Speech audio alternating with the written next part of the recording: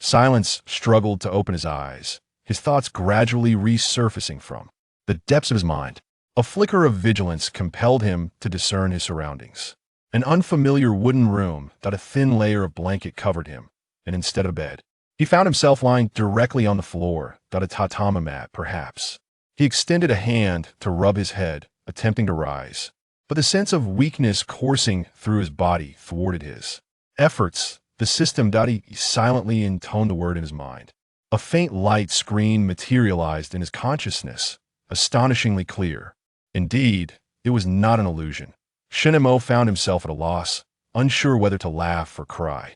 Once merely an ordinary game planner on a blue planet, he was abruptly thrust into a countdown of transmigration, unable to resist in the final moments. He managed to exchange a substantial life insurance policy for his family through this so-called universal trading system. The sensation was dismal, utterly dreadful. Shun-emo murmured to himself. The notion of transmigrating with a golden finger was a dream cherished by many, yet the reality was that such systems were undoubtedly human-made regardless of the mastermind. Behind it, their presence was undeniable. After a prolonged moment of contemplation, Shin-emo seemed to accept this reality. There is a saying, if one cannot resist, then one must learn to enjoy it. As long as he did not set his expectations too high, life could be a source of enjoyment in every aspect. The universal trading system, is it? Shun-emo scrutinized the functionalities of this system. It was remarkably straightforward. Transactions with others, regardless of what was exchanged, could be transformed into something called trading points within the system. This currency could be utilized to purchase anything within the systems. Marketplace truly anything that he even beheld a time machine akin to Doraemon's Can You Believe It? Though he hesitated to count the zeros that followed a lengthy string of numbers. It was, after all, a time machine, a genuine artifact capable of altering the past. There must be limitations, Shun-emo mused, as his thoughts began to coalesce. He examined the trading terms. Indeed, there were constraints. Both parties must consent to the transaction, and the value of the exchanged items had to be confined within a range of 1/5 to 5 times the original value. Currently, Shun-emo possessed 110,000 trading points. This amount mirrored his savings accumulated over 3 years of work, though. He had depleted a portion of it for the insurance policy. From the perspective of a box of instant noodles, the prices seemed rather reasonable. Fortunately, it was not the type of system that would exploit the host in the exchange. Ah, how unfortunate I was so close to winning. Suddenly, a woman's voice resonated from outside the room, capturing Shin-mo's attention. He swiftly placed several formidable defensive items into his shopping cart. With a loud thud, the wooden door was rudely flung open that a woman clad in a light gray sleeveless outfit appeared at the threshold, her pale golden hair and golden eyes gleaming, her features exquisitely crafted. Is this not a cosplay of Tsunade? Although not an avid enthusiast, Shun-emo held a fondness for anime as a form of entertainment. Thus he recognized the character at a glance. This character? Ah, you are awake, a woman resembling Tsunade from the anime exclaimed upon. Seeing Shun-emo open his eyes, her delight evident as she approached and unceremoniously sat beside him, extending her hand. As you can see, I saved you. Now, where's my payment for medical expenses? Shun-emo blinked in response. From the moment she uttered her first sentence, he exchanged 30,000 trading points for a basic understanding of Japanese. His gaze shifted to another woman, unmistakably dressed like Tsunade's disciple. Shizune thought a premonition began to form within him. It is as follows. Shizune knelt beside him. We found you collapsed outside and brought you in for treatment. What she wouldn't disclose was that Tsunade had originally remarked, this fellow is delicate and likely a wealthy noble, intending to extort a hefty fee for treatment. I see. Shun-emo replied in the newly acquired language. I will pay for the medical expenses. I'm most grateful, but could you prepare some food for me first? Preferably a liquid diet. TSK, you certainly know how to delegate. Tsunade remarked nonchalantly as she stood. Shizune, this fellow is your responsibility. He must not escape without paying. She had already examined him. His muscles were relaxed, and there was no chakra within him, that he was merely an ordinary noble or affluent individual. Tsunade routinely treated wealthy patients in exchange for gambling stakes, so bringing Shun Mo in was merely a casual decision. In contrast, Shizune's demeanor was much more accommodating after agreeing. She instructed Shun Mo to remain still and then went to prepare some liquid food. Shun Mo watched them depart, his taut nerves finally beginning to ease from their appearance. The likelihood of them being mere cosplayers was slim. Could it be the real deal? Had he traversed into the world of Naruto? If that is indeed the case, it may prove advantageous that I end that moment. Shin Mo pondered not about the thrill of encountering characters he once adored, but rather how to maximize his own benefits, ensuring his safety as the primary requirement and seeking pleasure as a further objective. But a familiar narrative world undoubtedly presented more advantages than an unfamiliar one. To illustrate, selling a resurrection coin to Tsunade could undoubtedly fetch 5 times its highest value. In fact, if he disregarded converting it through the system into trading points, surpassing 5 times would not be difficult, given Tsunade's demand. However, meeting the other party's needs is merely the most elementary level of transaction. A subtle smile graced Shun Mo's lips. Executing a transaction that the other party does not require is the true art of maximizing profit. In his previous world, there was a quintessential business tale known as selling combs to monks. This tale was denounced by a certain tycoon as deceitful, for monks had no need for combs. Yet this form of deception thrived in the realm of gaming. Indeed, what Shinamo referred to as the act of opening cans, or more generally, drawing cards, unboxing, or bag opening, players willingly squander vast amounts of money in pursuit of coveted items, often ending up with a plethora of worthless trinkets, yet they remain content that a game planner. Shinamo was all too familiar with such tactics. Thus, he had already made up his mind. After all, Tsunade is famously known as the legendary big fat sheep. It would be a shame to let her go. After consuming a simple liquid meal to regain some strength, Shun Mo dutifully placed several life-saving items in his shopping cart, ready for purchase at any moment. Subsequently, he prepared to initiate his first transaction. He presented his request regarding medical fees and was escorted by Shizune to Tsunade. He had already inquired the current timeline was set after the Third Shinobi World War, with the Fourth Hokage having been deceased for over a decade, and Tsunade having left Konoha. This legendary figure among the Sannin was now drinking alone, her porcelain-like skin already showing hints of a rosy hue from the alcohol. Coupled with her voluptuous figure, she hardly resembled a woman in her 50s. Even with Shun Mo's extensive exposure to countless films and television, he couldn't help but admire her beauty. "Kid, your gaze is quite intriguing," Tsunade remarked, casting a sideways glance at Shinamo. With her keen perception, she easily discerned the admiration reflected in his eyes, which he did not attempt to conceal. Although it was a rare occurrence, she merely deemed it interesting. "Once again, I extend my heartfelt gratitude for your assistance." Silently, he smiled in appreciation, displaying remarkable politeness. He was determined not to allow trivial matters to jeopardize a transaction that had yet to commence. In truth, he had always exhibited considerable self-control.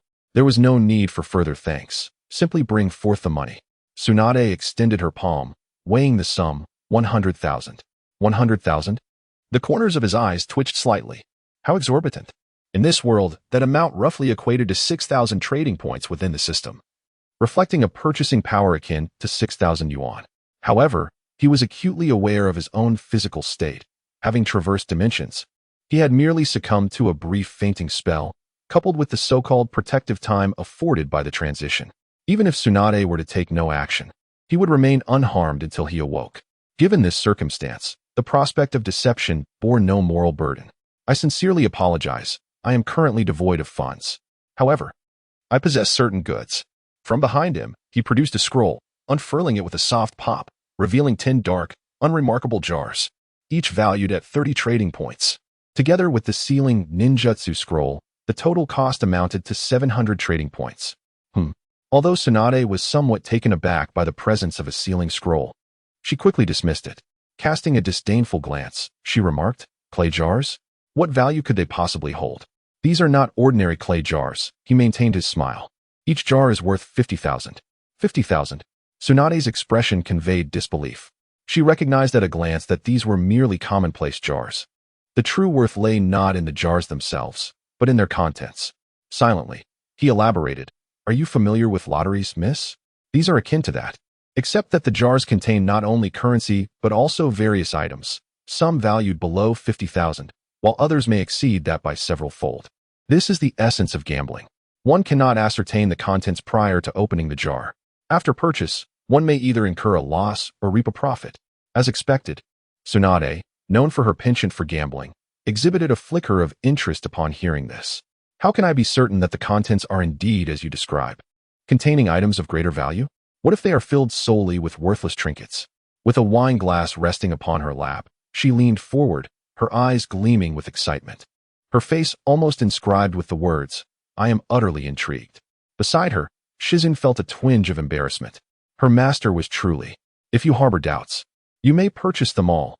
I assure you, there will be jars of substantial worth, though overall, you may still incur some losses." Recognizing that she had taken the bait, he smiled confidently. "I am not in the business of one-time transactions. Those who profit will surely return for more." "You possess a keen business acumen," Tsunade complimented. Having grasped the concept, these jars, indeed, bore resemblance to lotteries, and the odds were not as minuscule as one might presume, rendering them quite alluring for those with a penchant for gambling. "These jars are not of my own making.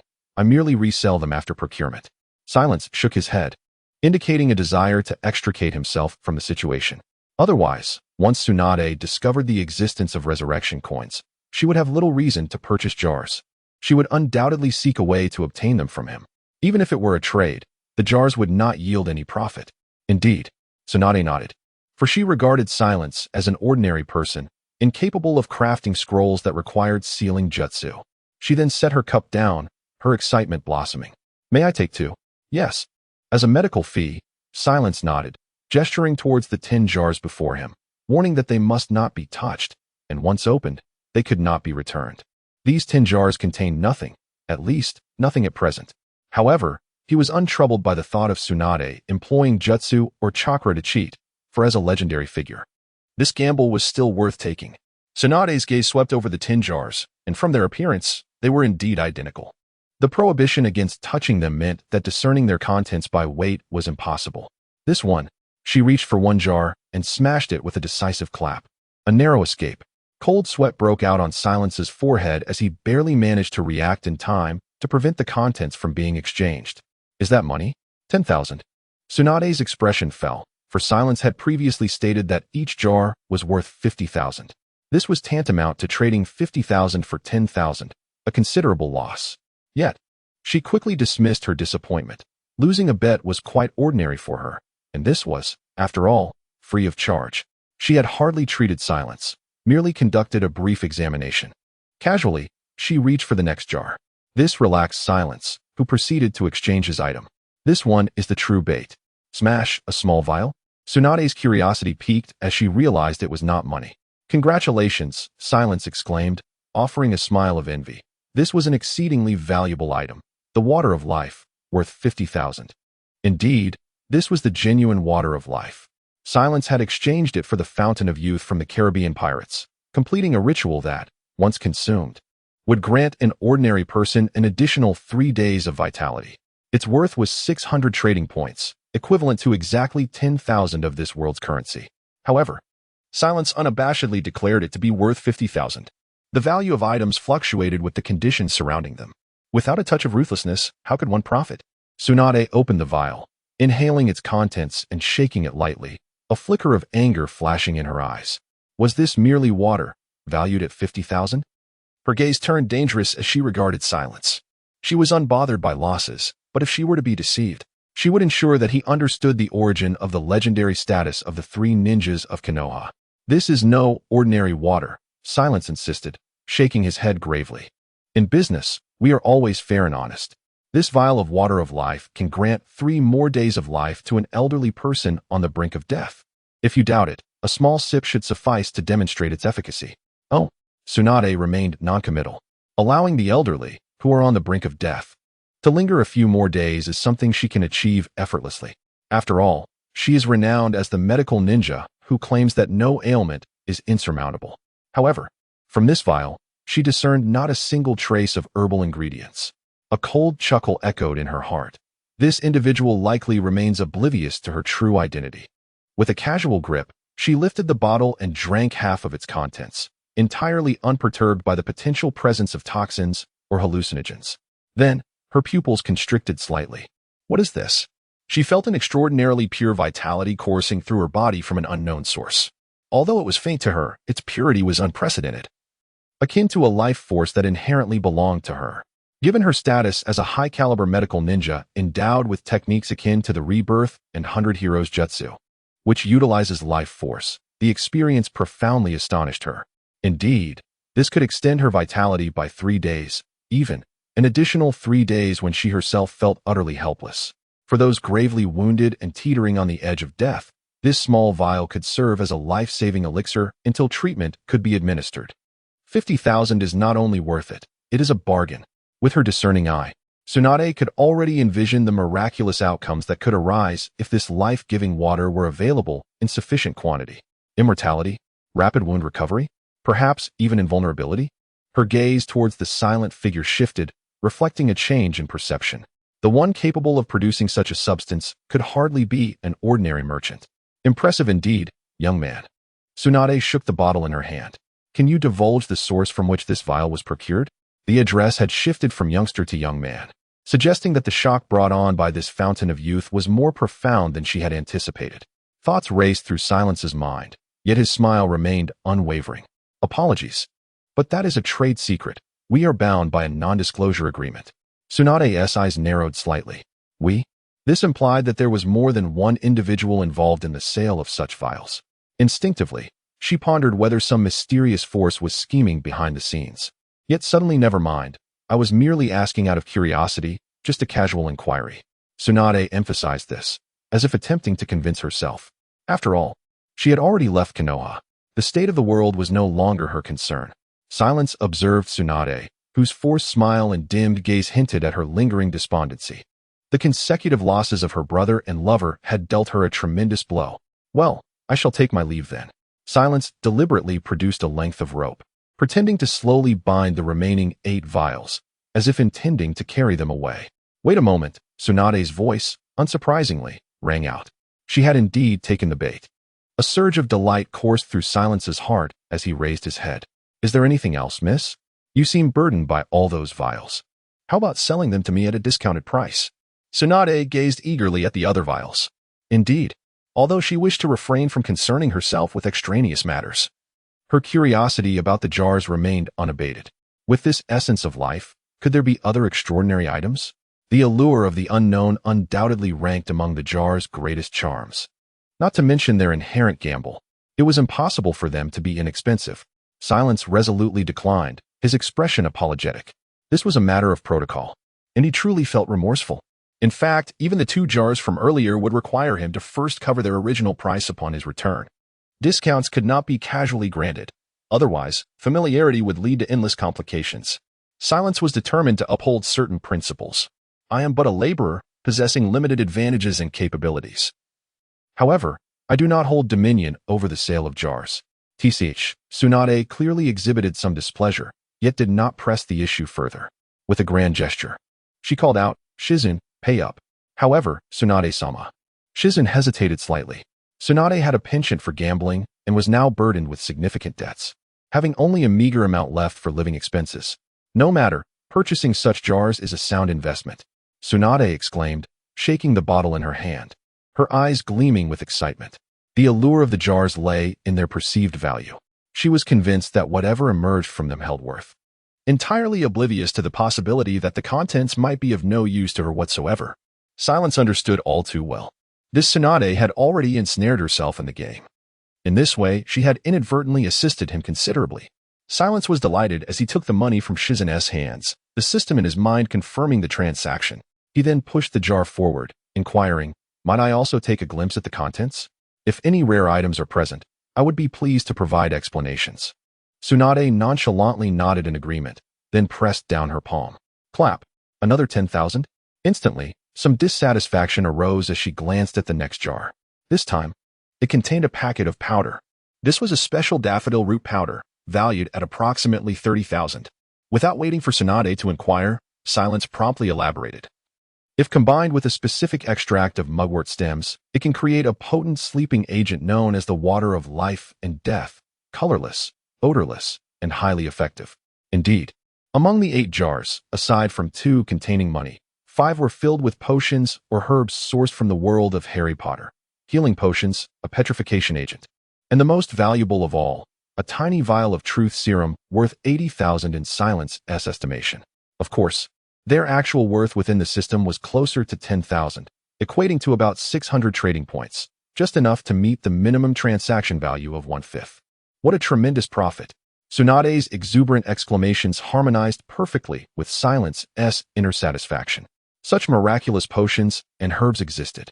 She gazed at Silence, her face flushed with excitement. A woman who invariably lost at gambling had never before experienced such substantial gains as she did now. Your luck is indeed remarkable. Silence generously offered a remark, coincidentally accompanied by an admiring gaze. Even though this was merely a collection of medicinal jars, the chance to acquire such a plethora of invaluable potions was indeed a rarity. Ha! Tsunade laughed heartily, casting aside any semblance of decorum, and then, with a swift motion, shattered the last jar. Inside was a book. Here it comes. Silence's gaze sharpened. This was the grand gift he had prepared. What is this? Tsunade picked it up and flipped through its pages, revealing its content on the application of chakra and cellular regeneration. Could it truly be this? Silence's acting prowess erupted, displaying a look of astonishment. This was a treasured tome for medical ninjas, and it was said that whoever could collect the entire series would become the most illustrious medical ninja. The most illustrious medical ninja? Tsunade cast a sidelong glance at Silence, scoffing dismissively, as she herself was already a renowned medical ninja. It seemed this was the most useless item. She skimmed through a few lines, only to suddenly change her expression. Lady Tsunade. Ino, standing nearby, quietly inquired. But Tsunade raised her hand to silence her. The room fell into an unexpected hush, with only the sound of pages turning lingering in the air. This book contained numerous entries that mirrored her own research and concepts, and even included many clarifications and supplements that she herself was unaware of. Silence merely smiled in observation. In truth, the author of this book was none other than Tsunade herself. However, Silence had unearthed a medical manuscript penned 15 years later, and he had only extracted a small portion of it, deliberately expending a significant amount of trade points to omit any potential names, dates, or other identifying information. The system truly lived up to its reputation for omnipotence. What else? Tsunade delved deeper, only to suddenly discover that it was nearing its end.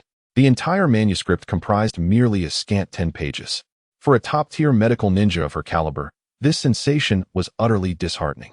It was but a series. Silence shook his head in resignation. Such items were only found within the medicinal jars, yet collecting the entire set proved to be quite a challenge. The allure of the jars lay in their collection. Much like a certain game of drawing for a spouse, some treasures were useless, others possessed low damage. While some felt like mere bystanders, and yet others seemed to beckon her to collect them fully. How infuriating! Tsunade clenched her fist, clearly vexed. Yet, upon witnessing Silence's innocent demeanor, she relaxed her hand. In moments like these, the prior laborer's words rang true. Regardless of fortune, it had no bearing on him. Do you have any left? I'm referring to those medicinal jars. Tsunade fixed a fierce gaze on Silence, feeling a buildup of frustration that could only be alleviated by opening another jar. Of course, Silence nodded, his heart brimming with delight. He understood this sentiment all too well. The better the items revealed, the more one desired to continue opening them. Ino. Tsunade gulped down a hearty sip of liquor and waved her hand dismissively, demanding payment. My lady Tsunade, a soft voice from Shizune interrupted, we're out of money. What? Tsunade blinked in disbelief, momentarily stunned. Have you forgotten how much you lost yesterday? Shizune's expression was one of deep lament. Silence enveloped the room as Tsunade pondered. Aside from the 2 complimentary jars, they had only opened 8, which amounted to a mere 400,000. In terms of trading points, that was barely around 24,000. How could this be all the money they had? A renowned medical nin, one of the legendary Sannin of Konoha, and a princess of the Senju clan, reduced to such a paltry sum? Ha ha ha. Tsunade let out a few awkward chuckles before slamming her palm down on the floor, leaning forward to glare fiercely at Shizune. Let us put it on credit. Shizune's expression darkened immediately. I'm truly sorry, but this is a small business, and we do not extend credit. What nonsense is this? While Tsunade is a decent gambler, she simply cannot keep up with her mounting debts. Just look at the struggling souls in the original story chasing their debts. Even Tsunade, having repaid some of her debts, remains unaware of how many years it has taken. Hey, don't be so stingy. Tsunade patted Shizune's shoulder boisterously, her grip surprisingly strong. Do you know who I am? Tsunade, one of the legendary Sannin of Konoha. Do you truly think I would default on my debts? You may not default, but you will take a few years to settle them. Shizune refrained from voicing this retort, simply shaking her head resolutely. There's no room for negotiation. She wasn't concerned that Tsunade might lash out in embarrassment, for she possessed the protective talisman from the world of cultivation, which offered formidable defense. Ugh, Tsunade pouted in dissatisfaction. While she would not resort to forceful means, the thought of being unable to continue opening jars due to lack of funds was disheartening. Nevertheless, alternative items could be exchanged. Shizune added, knowledge. Items, anything of value can be considered, but I will determine its worth. Oh, Tsunade seemed intrigued. You will decide? How will you assess the value of something you do not understand? I have my methods, Shizune replied, a mysterious smile gracing her lips. I assure you the valuation will be fair. If you disagree, we need not proceed. This, indeed, was another perk of the system, free appraisal. When determining the worth of an item, it also provided a certain level of content evaluation. Shizune, show him the spoils from our last venture, Tsunade instructed, crossing her arms and emphasizing the word spoils with a hint of pride. While it was true that this individual's merchandise was astonishing, Tsunade could still ascertain that he was an ordinary person devoid of chakra and with relaxed muscles. Yes, my lady Tsunade. After a brief moment, Shizune returned, carrying several items. Though Tsunade had left Konoha, challengers were still abundant. These few scrolls were spoils acquired from the defeated ninjas. Behold these treasures. What might their worth be? Tsunade's face bore a trace of mockery. These are the belongings of ninjas, ninjutsu, and weapons. How could one not of the ninja realm possibly assess their value? Silence enveloped the air as he raised 2 fingers before his forehead, declaring, we possess an ability known as the all-seeing eye. As he spoke, a golden emblem slowly emerged in the center of his forehead, an ineffable aura spreading around him. Tsunade's mocking expression froze in place. What is this? She gazed at the emblem resembling an eye upon Shinma's forehead, feeling a slight sting even from her unwavering stare. In an indescribable wave of emotion, Shizune instinctively lowered her head. Nobility. Even without knowledge of its nature, one could sense an air of grandeur. It was unworthy of direct gaze, deserving of reverence. Tsunade had never encountered nor heard of such an eye pattern, and what had that person just said? The all-seeing eye? Shinma observed the expressions of the two with satisfaction. If a modern individual were present, they might recognize this symbol, the Eye of Agamotto, the very one worn by Dr. Strange around his neck. Yet, Shinma had merely customized a superficial artifact through the trading system, investing a staggering 25,000 trading points to bestow upon it a faintly noble and arcane aura. This was its sole function. Although not inexpensive, it was indeed worthwhile. This also served as a pretext, justifying his ability to appraise the value of items, and could even hint at abilities such as foresight during verbal duels. 3 ninjutsu scrolls lay before him. Shinma feigned contemplation over the items, reading aloud the assessment results provided by the system. C rank Earth Release, Earth Flow Wall Technique. C rank Earth Release, Crumbling Earth Palm Technique, and B rank Water Release, Exploding Water Shockwave Technique. The B rank ninjutsu contained insights pinned by a jonin, while among the weapons, only one was classified as elite. The total worth, approximately 360,000. In terms of the system, this equated to over 20,000 trading points, more than Shinma had anticipated. However, it made sense. B-rank ninjutsu was already considered formidable in this world, typically mastered by elite ninjas. A-rank techniques would see their value soar dramatically, as they usually encompassed forbidden knowledge. Have you not even opened them? Tsunade regarded Shinma with a profound gaze. And after a moment of silence, she suddenly removed her necklace. What is the value of this, Lady Tsunade? Shizune could not suppress her exclamation. Yet, Tsunade offered no response. Her focus unwaveringly fixed on Shinma, her eyes suffused with palpable sorrow. An ominous necklace. Shinma beheld the necklace, bound by a cord and resembling some kind of mineral. As memories of its narrative significance surfaced in his mind, it was an heirloom of the first Hokage, a chakra crystal that resonated only with the chakra of the first Hokage. Tsunade once gifted this necklace to her younger brother, Shizune, who tragically passed away the following day, and in a most dreadful manner. Later, she presented it to her lover, Cat Dan, who likewise met an untimely demise, with his kidneys having been violently expelled. Thus, Tsunade has come to refer to this necklace as the Death Necklace. So, how shall one respond? This is a crystal of high-purity chakra, responsive only to specific chakra types, capable of countering the power of the human pillars, with an estimated value of around 3 million. Silence ultimately spoke the truth. Is that all? Tsunade pressed for more. That is all. Silence affirmed with conviction. There is, in fact, no curse upon this necklace. As for Shizune and Cat Dan, in the world of Naruto, who has not lost a few loved ones? The fault does not lie with the necklace, but rather with the world itself. Tsunade fixed her gaze upon Silence, her brows knitting together in agitation.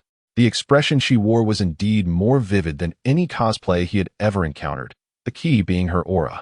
Miss Tsunade, Silence addressed her for the first time with utmost seriousness. You must understand, I am no ordinary merchant, nor do I peddle ordinary wares. Such an item alone is insufficient to lead me astray. Ah, the enigmatic figure. Tsunade clutched the necklace tightly, feeling an indescribable tumult within her. This necklace is a relic of my grandfather. She too did not believe in the curse it supposedly bore. Yet, upon receiving some form of validation, the shadows looming over her heart did not dissipate, but instead deepened. Open it! Open it! She cried out in frustration, downing the remainder of the wine in the bottle in one swift motion, her face flushed from the alcohol's effects. She tossed the empty bottle aside, and in silence sought more drink. Silence observed her demeanor, fully aware of the implications. Tonight promised to yield substantial profit. Some individuals, when beset by melancholy, find solace in unearthing treasures, as if fortune might alleviate their spirits. Of course, if misfortune were to beset them, it would only amplify their discontent. In light of this, it seemed prudent to prepare some fine items. Silence retrieved a scroll, carefully stowing away the recent acquisitions. Do not sit idly here. Let us drink together, Tsunade exclaimed, shattering yet another jar, casting a bleary glance at Silence. A businessman ought to indulge his clients in drink. Silence felt a sense of resignation. He harbored many secrets and could not afford to become inebriated casually. Nevertheless, he did not decline. Then I shall comply, he said, raising his hand to accept the small cup of liquor offered by Tsunade, downing it in one gulp. He then spent some trade points to purchase an antidote to inebriation, ensuring he would remain sober regardless of how much he drank. Excellent. Tsunade clapped her hands as another jar shattered, her excitement palpable as she scrutinized the treasures within. Silence regarded her, contemplating such a woman.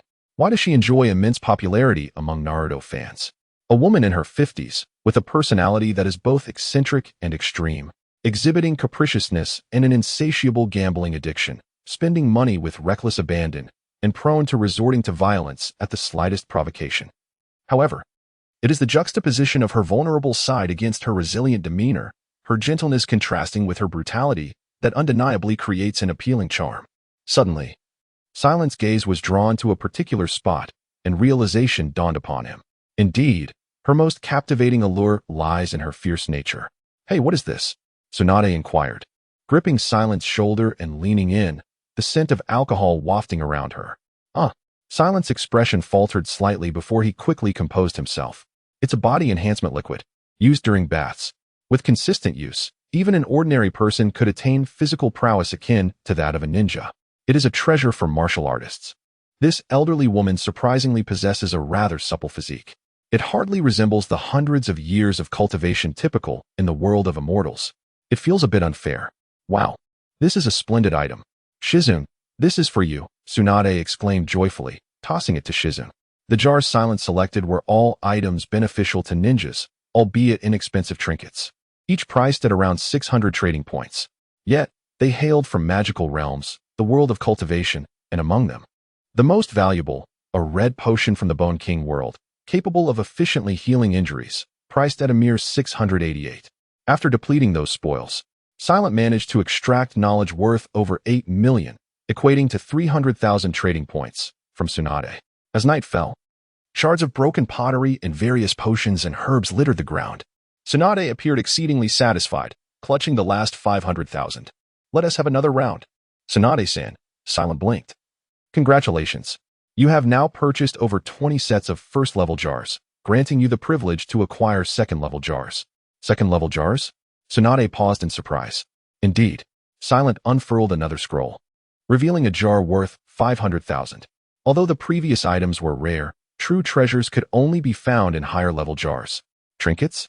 Tsunade's eyes narrowed slightly, her previously inebriated state momentarily clearing. The potions and herbs before her were beyond even her capabilities to produce. If presented to the various hidden villages, they could easily incite shock and potentially spark conflict over the secrets of their creation. Yet merely trinkets? Her interest was evidently piqued. Silent opened the scroll, and a jar, significantly larger than the last, materialized. With a swift motion, Tsunade shattered it, revealing a cross-shaped necklace within, valued at 6,000 trading points. Congratulations. Silence raised his voice, revealing a congratulatory smile, as he unexpectedly discovered the first secondary container contained a special item, the Cross of Courage. The Cross of Courage? Tsunade picked up the necklace, examined it for a while, and ultimately abandoned her scrutiny, muttering about its utility. As its name suggests, it enhances the courage of the wearer. Silence elaborated, stating that wearing it would dissipate fear to some extent, empowering individuals to confront misfortunes with greater bravery. Such a spiritual enhancement item is indeed rare. Valued at approximately 700,000. It originates from a gamified world, boasting a special effect of courage too. Indeed, it was an item of significant worth for Tsunade. Hemophobia. After consecutively losing important individuals, Tsunade developed a fear of blood. Merely the sight of blood would induce uncontrollable terror. For one of the legendary three ninjas, renowned on the battlefield, this was nothing short of ironic. Upon hearing Silence's explanation, Tsunade stared at the necklace in a daze, her expression intricate. Courage? Slowly, she adorned herself with the necklace, allowing it to softly collide with her skin. The effects were immediate. In that instant, as the necklace graced her neck, Tsunade felt a palpable difference. Most notably, the painful memories that once plagued her thoughts now, while still agonizing, lacked the unbearable despair that had previously accompanied them. It was as if she were clinging to the last straw on the edge of a precipice, with an abyss beneath, yet still refusing to relinquish hope. This is courage, she murmured, her eyes involuntarily glistening with tears. She now faintly understood why Shinsuke would charge forward, why Kato would throw himself into danger. To safeguard what must be protected, even in the face of pain, crisis, and despair, one must bravely advance. This is the essence of courage. Lady Tsunade. Ino gazed at her with a mix of concern and sorrow. She had never witnessed Tsunade weep, not even during solitary moments spent drinking. Tsunade seemed to have a moment of realization. She looked at her fair arm and suddenly, with her fingers painted a vivid crimson, she drew a harsh line across her skin. The flesh broke, dark blood seeping forth. Lady Tsunade, Ino exclaimed, rushing forward to assist Tsunade in staunching the flow of blood. Ino, Tsunade shouted emphatically. Ino froze, gazing at Tsunade's serious expression. She was aware that Tsunade's hemophobia caused her to tremble uncontrollably at the sight of blood. Wait, Ino suddenly realized there was no trembling. Tsunade, fixated on her arm and the vivid crimson liquid, though her gaze still bore the fear of the painful loss she had endured, was not quaking. Silence sipped his drink, a barely perceptible smile gracing his lips. As expected, the Cross of Courage acted much like the courage aura of the DNF healer, serving as a positive buff enhancement. Tsunade's blood phobia is fundamentally a psychological affliction, and under certain conditions, her resistance to fear has significantly improved. Although she has not been entirely cured, with time to practice, adapt, and adjust her mindset, complete recovery is merely a matter of time. I wonder how Orochimaru will feel when he eventually confronts her, discovering that she no longer exhibits fear and possesses a plethora of potent elixirs. However, that concern is of little relevance to him. While Tsunade diligently strives to overcome her phobia, Silence begins to assess today's gains. He has acquired goods worth a total of 10,040,000, equating to 600,000 trading points from Tsunade. The costs, including the ceramic vessels, sum up to approximately 150,000 trading points, yielding a pure profit of 450,000 trading points, a threefold return. Indeed, selling jars proves to be the correct path in trading, a business capable of extracting every last coin from others. Regrettably, Tsunade is poorer than anticipated. Silence scrutinizes several items of particular interest. The dark fruit is valued at 21 million trading points, Wolverine's immortality at 11 million, and Dr. X's telekinesis at 17 million. The impressive and formidable abilities command prices exceeding 10 million trading points. However, without corresponding fantasy worlds, customizing goods with trading points would only double the cost, rendering it unprofitable. He remains in a state of financial constraint. While he could opt for less formidable items, Silence understands his own circumstances well. He lacks combat awareness and interest in battle. His definition of ability revolves around self-preservation. After all, not everyone embodies the principles of righteousness like Tsunade. Had he encountered Orochimaru today, he would have had no choice but to flee with the scant remaining funds, perhaps acquiring a subordinate, if he is unwilling to engage in combat. Hiring a capable and loyal subordinate could prove beneficial. Suddenly, a figure flashes through Silence's mind, one of his favorite characters, the strategic all-purpose angel, Icarus, hailing from heaven's lost property. She is immensely powerful and, most importantly, aesthetically pleasing. Her obedient nature upon bonding with a master makes her the type Silence favors. He hastens to check for her availability. Indeed, she is present, valued at 80 million. Silence exerts considerable effort to suppress his changing expression. Why is she so exorbitantly priced? Dr. X's telekinesis is merely over 10 million. After dedicating time to a meticulous examination, he comprehends the reason. Whether it be fruit or ability, they merely signify potential. A growth capacity reliant on personal development and cultivation to reach such heights. This also elucidates why Wolverine's immortality costs over 10 million. There's no need for growth. Gazing at the various items in his mind, Silence is suddenly invigorated. Earn money and acquire Icarus. Miss Tsunade. He gazed at Tsunade, who had averted her eyes, allowing the silent treatment to heal her arm, and then presented her with an object, requesting her to accept it. What is this? Tsunade inquired as she reached out to take it. Although her complexion still bore a hint of pallor, she was beginning to comprehend the extraordinary nature of the item before her. It was merely a necklace, yet it possessed the power to instill courage within her. The object in her hand was an exquisite badge, adorned with a design identical to the symbol that had previously appeared on Shun Mo's forehead. The Omniscient Eye. This badge is a privilege reserved for secondary clients, intended for communication, Shun Mo elucidated. By merely infusing a small amount of chakra, you can notify me. If Miss Tsunade wishes to procure jars in the future, she can reach me through this. This item held considerable value, amounting to 3,000 trading points, primarily due to its custom nature. However, it was undoubtedly worth it. Though Tsunade currently lacked funds, her status and capabilities would allow her to amass wealth with ease. She was, after all, a premium client. Oh, are you leaving? Tsunade mused as she toyed with the badge, its material indiscernible. After all, I am a merchant. Shun Mo replied with a smile, the implication clear. You have no money left. Why should I stay? This mark.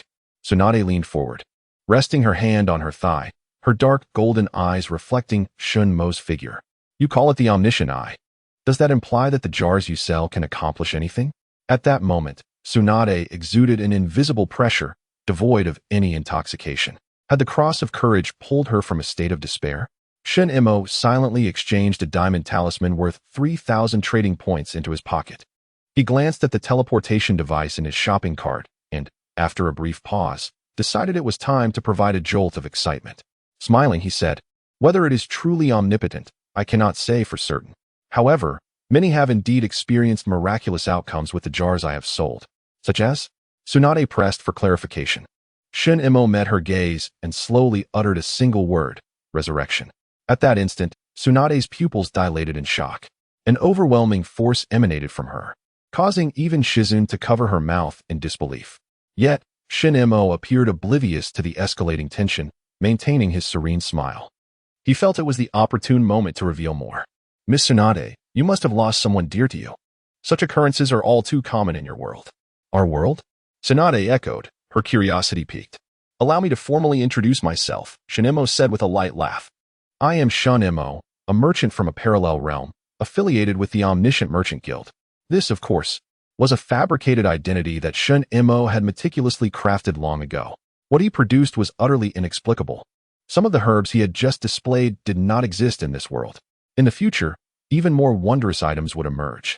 By adopting the persona of a merchant from another realm, he could not only elucidate the origins of these goods, but also augment his own mystique when necessary. He could even raise a banner that would deter certain individuals from acting rashly. Moreover, as long as he sold enough jars, given the profit margins, he would soon amass great strength. An alternate world? Tsunade appeared even more perplexed. Within the Naruto universe, although there was an abundance of advanced technology, it remained fundamentally a society lacking in technological advancement. The common populace had no conception of other worlds. Indeed, the world is not singular.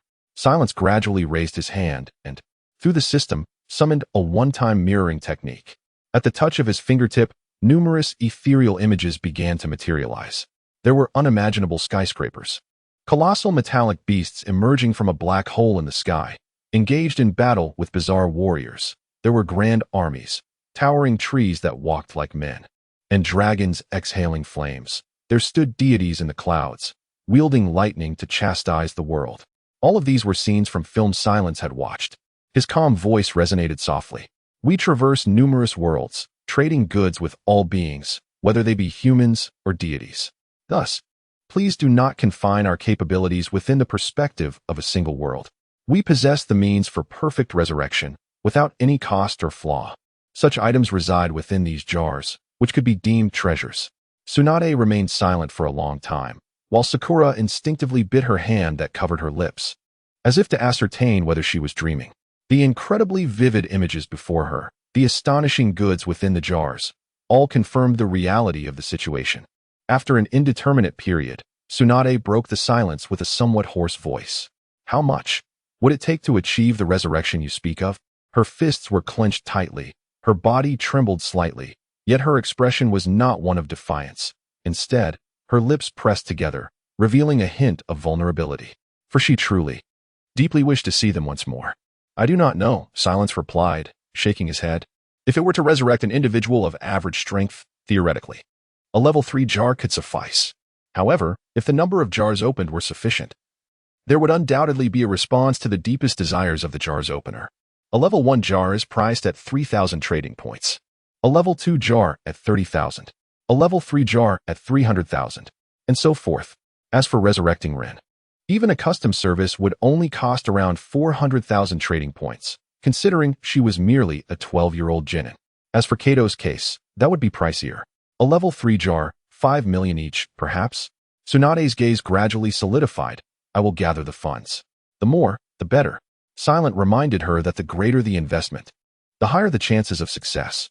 While he felt some sympathy for Tsunade, he did not forget the principles of his merchant nature. Let us save the resurrection coins for last. After all, other valuable items will not be lacking. The more, the better. Tsunade looked at Silent, her brow furrowed. Did you come to our world merely to sell goods? To traverse different realms and possess so many wondrous items? Are you truly so enamored with wealth? Only that kind of elixir of life. Even a feudal lord would spare no expense to acquire it. With the courage of the cross and a newfound purpose, Tsunade had emerged from her despondency. The consequence of this was that she began to confront the significance of Silent's presence and his intentions. What we engage in is not merely a transaction of wealth. Silent produced a piece of paper currency, pinched between his fingers, and smiled. Currency embodies the collective yearning of a world for it. This is a valuable commodity for us, and its worth can only be realized through trade. I see. Tsunade pondered for a moment with her chin in hand, then lifted her gaze. What do you mean? Silent felt a slight headache. In any case, our purpose is simply to trade jars. A lie is always concealed by a multitude of other lies. It's all about deception. If it's incomprehensible, there is little that can be done. Is that so? Tsunade was uncertain whether to believe him, but a sudden confident smile graced her face. I will keep a close watch on you to see if your claims hold true. Should I discover any ulterior motives? Humph. Lady Tsunade. Ino's eyes sparkled with excitement.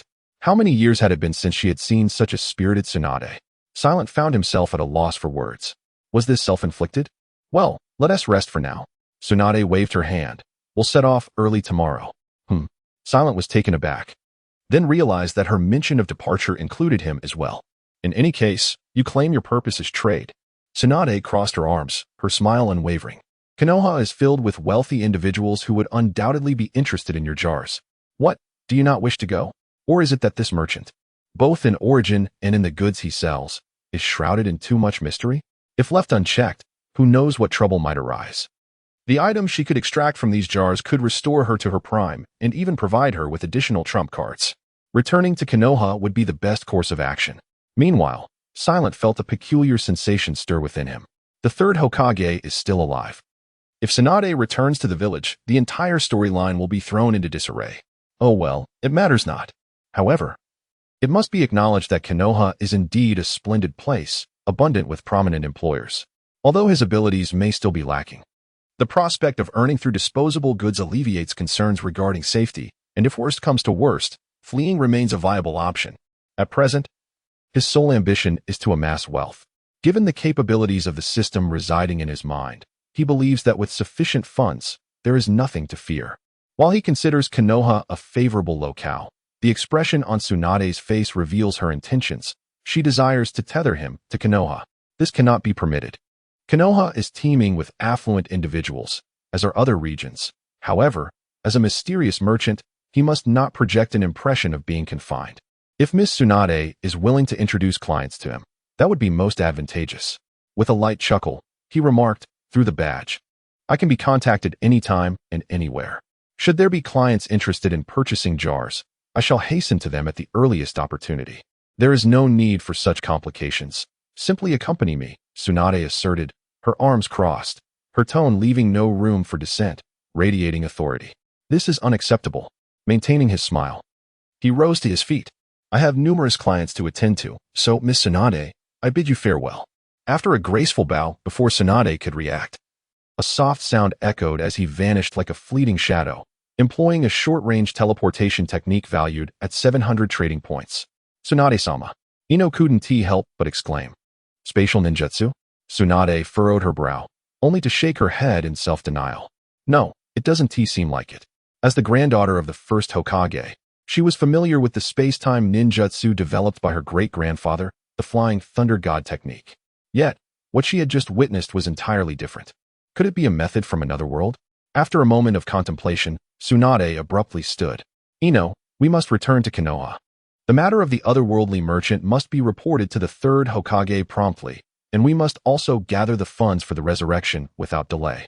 After decades of wandering, Tsunade made the momentous decision to return to Konoha for the first time. The ensuing consequences would bear no relevance to Shinma, who now meandered through the tranquil streets of this small town.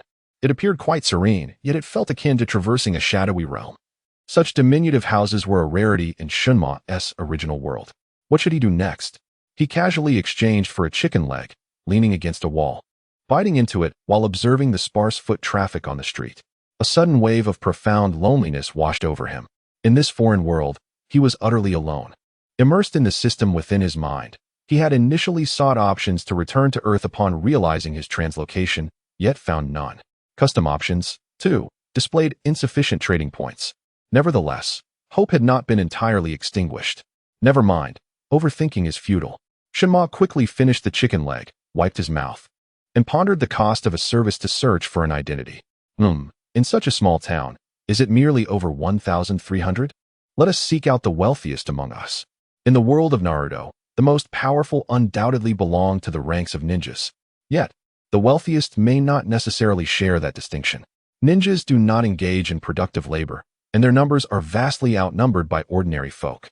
In this realm, it is ultimately the common people who govern, be they merchants or nobles, wielding wealth that may rival that of the ninjas.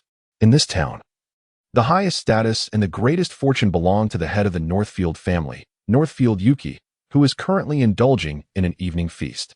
He is in his 50s, appearing remarkably aged and haggard, his face etched with wrinkles. Nevertheless, there is an inherent air of authority about him, perhaps stemming from his exquisite attire or the wealth and power he possesses. Suddenly, with a soft thud, an individual appeared abruptly before him. Who could it be? In an instant, several figures surged forward. Those were the ninjas sustained by the Northfield family. Silent and composed, Shinsel silently recited within his mind, "Exchange, mirror space." In that fleeting moment, an enigmatic aura swiftly enveloped him and the Northfield family, a formless barrier manifesting around them. The magic derived from the Doctor Strange realm, which conjured a confined space for 10 minutes, required the expenditure of 2,000 trading points. Yet, the outcome was exceptional. The ninjas outside abruptly halted, their expressions a mix of confusion, as if they were unable to perceive anything, despite being so close. This unexpected turn of events caused Northfield Yuki to rise abruptly, his eyes wide with disbelief. His two sons, overwhelmed, trembled and retreated. One cried out in alarm, while the other instinctively positioned himself protectively in front of their father. Greetings. Shinsel had already donned a pristine tailcoat, a finely crafted cane in hand, smiling gently as he addressed the trio before him. What is the meaning of this? Was it your doing? Who are you, and what do you intend? Though Northfield Yuki did not vocalize his thoughts, the tension in his body and the slight tremor of his hands revealed his fear of this bizarre occurrence. The ninjas outside, including the reputed Nin in attendance, seemed oblivious to the anomaly, and moments later, they departed. While the means by which this individual achieved such an effect remained a mystery, one thing was clear: he was someone beyond their capacity to resist. Allow me to introduce myself. Shinsel gracefully bowed. I am a merchant, a purveyor of extraordinary goods. With a delicate sweep of his cane, 10 small jars silently materialized before them. I believe you may find my wares of interest, Mr. Northfield. Shinsel's lips curled into a smile. A merchant? Northfield murmured, casting a glance at the jars, his heart somewhat reassured. As long as monetary gain was involved, the situation was not the direst it could be. Yet, these were no ordinary jars. Silence seemed to perceive his thoughts, and with a smile, he spoke leisurely. For countless years, we have traversed myriad worlds, offering people wondrous jars filled with incredible miracles. If fortune favors the guests, they may even attain immortality, immense power, and boundless authority. So, Mr. Kitahara, would you care to try a set? Kitahara found it challenging to grasp the essence of Silence's words. Yet, given the current circumstances, he felt he had little choice but to acquiesce. He opened his mouth to speak, only to be interrupted by Silence. Your wealth is already prepared. As if anticipating his thoughts, Silence waved his staff, and a cascade of coins, including gold and silver treasures, materialized before them. This wealth belonged to the Kitahara family, specifically to the patriarch standing before him. A customized service will cost 5,000 transaction points. Kitahara Yuki inhaled deeply, recognizing among the coins the ring his mother had left behind, hidden in the most secretive corner of their home. Such an enigmatic method had never crossed his ears, even with his close ties to ninjas. Yet, if such means existed, why not simply seize the riches? We only engage in sincere transactions, Silence remarked with a smile, waving his hand once more to cast a calming spell. Thus, the guest need not worry. At that moment, Kitahara's heart raced with excitement. The Kitahara family possessed assets exceeding 10 million transaction points. His substantial investment was not in vain. Even before the transaction commenced, he had already spent nearly 10,000 to impress. Silence's words indeed provided some solace to Kitahara Yuki. In this situation, there seemed to be no reason for the other party to deceive him. His gaze shifted to the jars, and he felt beads of cold sweat form in his palms. He was a man of great ambition, having built a vast fortune as an ordinary individual, but this very success made him more fearful of death. He tentatively inquired about the value of these jars, casting a sharp glare at his eldest son, who was still trembling, while his second son, having composed himself, appeared far more capable. These are merely first-level jars, valued at 50,000 each. Silence raised 5 fingers. 50,000. Kitahara Yuki was taken aback, not due to the price being steep, but rather that it was surprisingly affordable. After all, in Silence's words, these jars could grant immortality and power. Naturally, we start small in business to build trust. Silence seemed to read his mind, chuckling softly. As a merchant, I place great importance on the concept of trust. Very well. Kitahara Yuki summoned the resolve befitting a family patriarch, extending his hand to respectfully place 500,000 coins before Silence. Then, the transaction is established. With a wave of his hand, the coins vanished. Would you not like to take a look?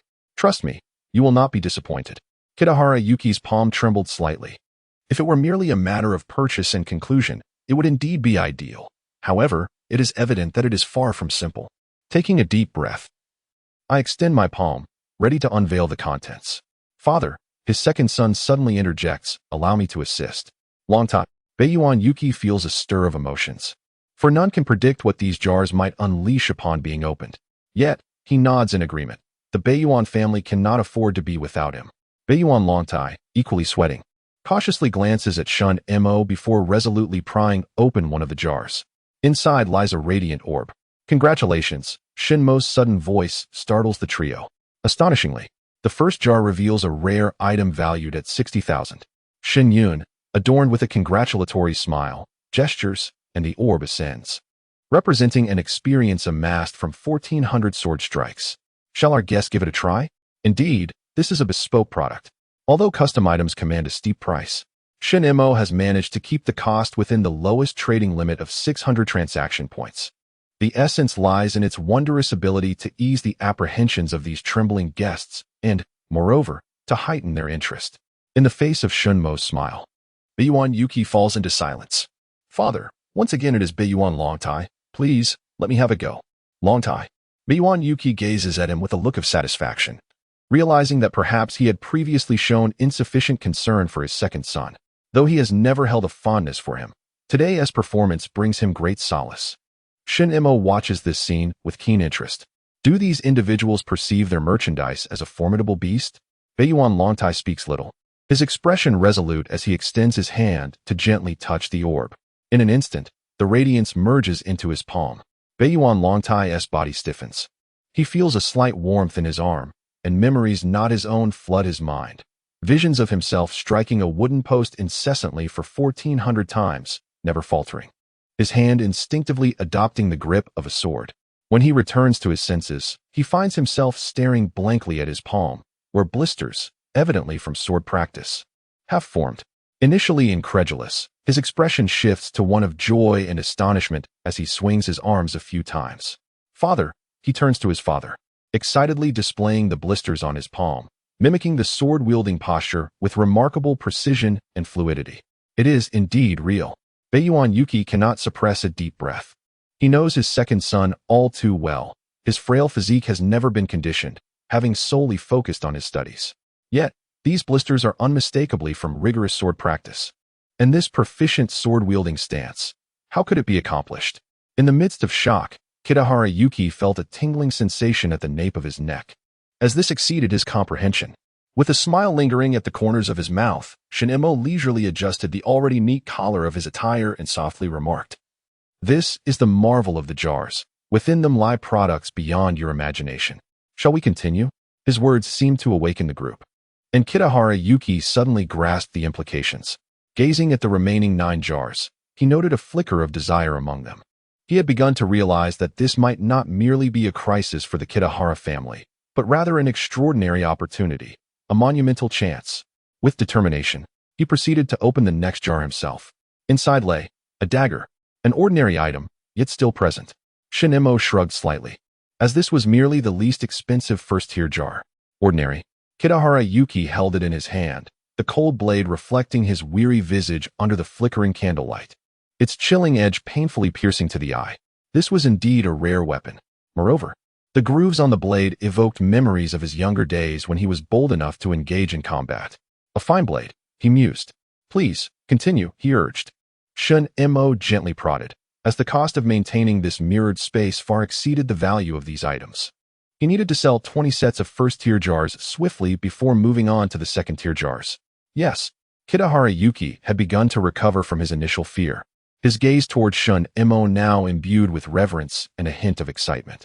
Even his eldest son, who had previously displayed weakness, ceased trembling and looked upon the remaining jars with curiosity, even longing. Shin-Mo foresaw the unfolding events, transitioning from fear to anticipation, then to fascination, and ultimately to bankruptcy. One by one, the jars were opened, revealing an array of wondrous items. This series, as conceived by Shin-Mo, belonged to the swordsmanship category of jars. Thus, he had placed weapons, sword training experiences, fragments of sword technique manuals, and even a fleeting essence of sword intent from the realm of sword immortals within them. Though minuscule and ephemeral, this still left the 3 men before him astonished. They did not grasp anything substantial. It was as though they had glimpsed the might capable of cleaving mountains and rivers.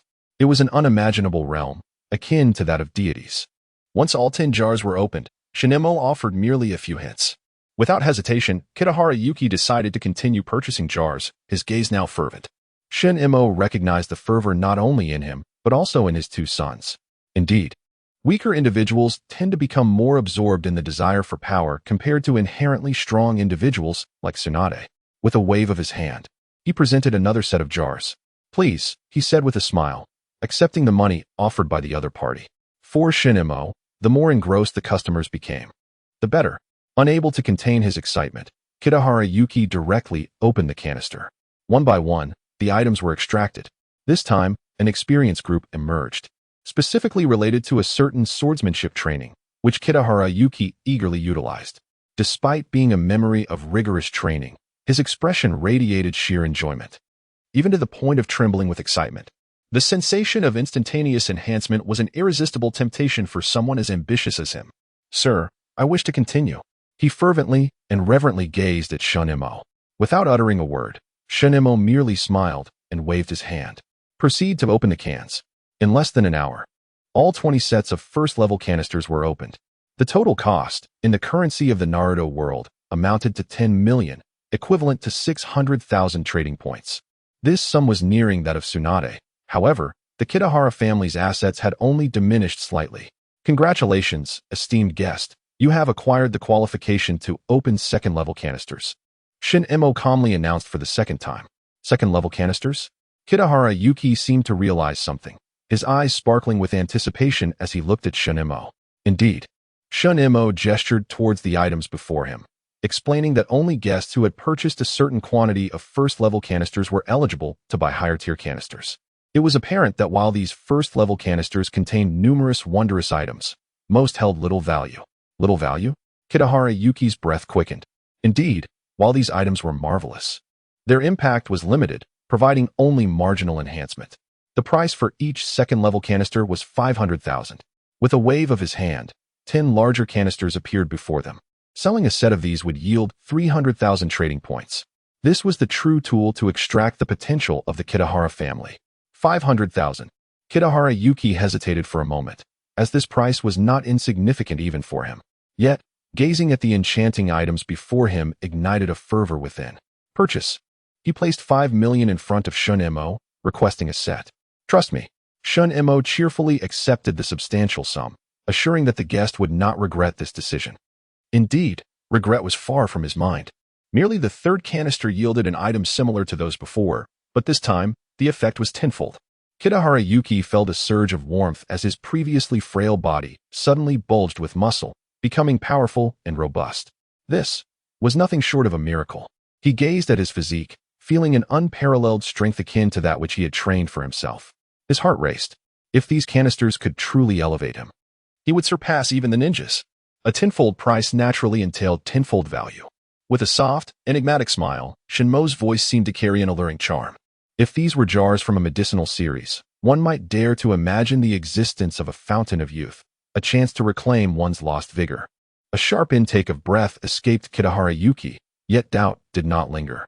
The wonders before him had already validated the jar's extraordinary powers, causing goosebumps to ripple across his arms in excitement. "Sir," he suddenly exclaimed, a spark of inspiration illuminating his expression. "Is there a more advanced series of jars?" The corners of Shinmo's mouth curled into a subtle smile as he gently nodded. Of course. In that moment, Kitahara Yuki's eyes blazed with fervent intensity. Gasping for breath, he paused momentarily before dramatically pushing all the money he had towards Shinmo's father. His eldest son was taken aback by this audacious act. After all, this was the entirety of their family's wealth. "Fool." Kitahara Yuki kicked his son, veins bulging at his neck. "As long as there is strength, as long as I can regain my youth, what does it matter if the entire Kitahara family's fortune and assets are lost? Everything can be reclaimed." The notion of rejuvenation that Shinmo had uttered had truly ignited his desire. He had previously hesitated, contemplating leaving some of their assets for his son, but now, his ambitions, once shackled by limitations of talent and ability, soared rapidly in the face of the miracles these jars promised. The total value of their wealth amounted to 200 million. Shinmo spoke with measured calmness. "This can procure 40 sets of secondary jars. May I inquire which series the customer wishes to purchase?" "Only the secondary jars?" Kitahara Yuki was taken aback. This was the culmination of their family's efforts over several years. Even the gold hidden within the folds of their garments was included in this sum. After acquiring 50 sets, they would qualify to purchase the tertiary jars. Shin-Emo smiled slightly. That is the rule. The moment those final 4 words were uttered, an unsettling chill swept through the minds of the 3 present. Death awaits. If the rules were violated, death was assured. Though the fear lasted but a fleeting moment, Kitahara Yuki found himself drenched in sweat. His gaze towards Shun-Emo grew increasingly filled with awe. If these miraculous jars were merely commodities sold by this man, one could only imagine the depths of his true nature. Shin-Emo reveled in such regard.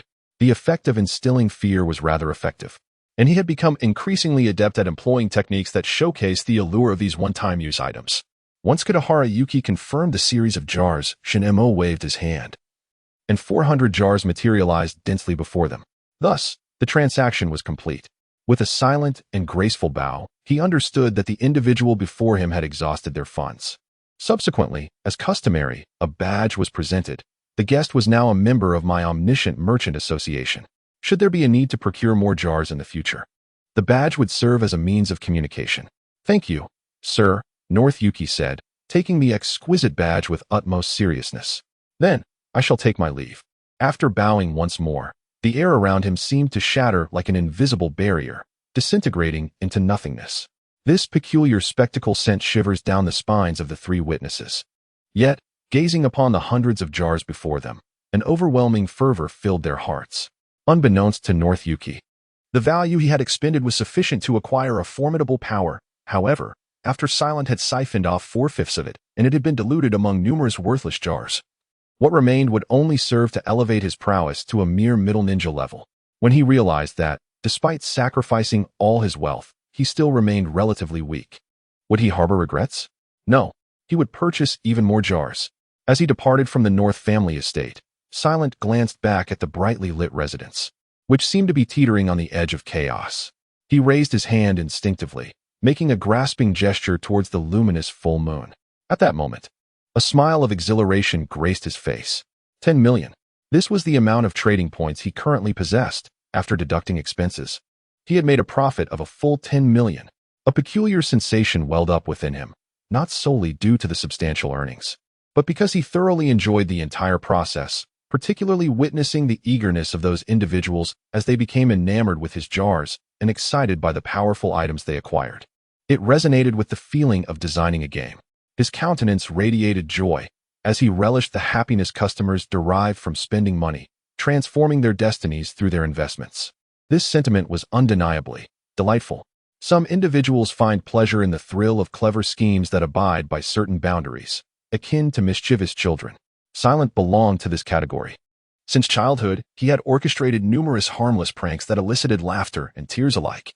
Upon entering the realm of game design, he devoted himself to crafting joy with sincerity. In any case, this further solidified Silent's resolve to become a merchant of jars. So, what lay ahead? He turned his gaze towards the tranquil street illuminated by moonlight. This town was not particularly small. It was part of the Land of Fire, surrounded by towering walls akin to those of the Hidden Leaf Village, warding off the threats of ferocious beasts. Here, wealthy families abound, but the North family was the most prominent among them. Nevertheless, Silent was not in haste to seek out the next establishment. Possessing over 10 million trading points greatly alleviated his anxiety stemming from the abrupt change in environment. Thus, for now, he sought a place to rest and alleviate his weariness. For a mysterious merchant such as himself, staying in an inn seemed rather beneath his standing. Silence enveloped as he searched through the system. I recalled a remarkably practical travel item, and there it was, the door without a room. A spatial tool from the world of Doryman. By affixing this door to any wall, one could access a room that does not exist, and upon removing it from within, the door on the outer wall would vanish as well. Essentially, it served as a means to create a residence in an alternate dimension. Its value was set at 230,000 transaction points. Indeed, I validated my hypothesis, compared to devices like the time machine or the telephone booth, which are terrifyingly potent and correspondingly priced. This marvel, while enchanting, possessed a more modest utility and thus a reasonable cost. The system assesses the value of items based on their effectiveness. Therefore, purchased. With a fortune amounting to tens of millions, I generously treated myself to a comfortable and secure room. Earning money is meant for enjoyment. Excessive frugality, apart from necessary savings, only diminishes the intrinsic value of wealth. After the acquisition, I located a discreet wall, installed the door, and opened it. To my delight, I discovered a fully furnished space complete with modern amenities such as a microwave, washing machine, and electric water heater, akin to a tastefully decorated studio apartment. For a fleeting moment, I felt as though I had returned to the modern world. Truly, I must strive to earn more.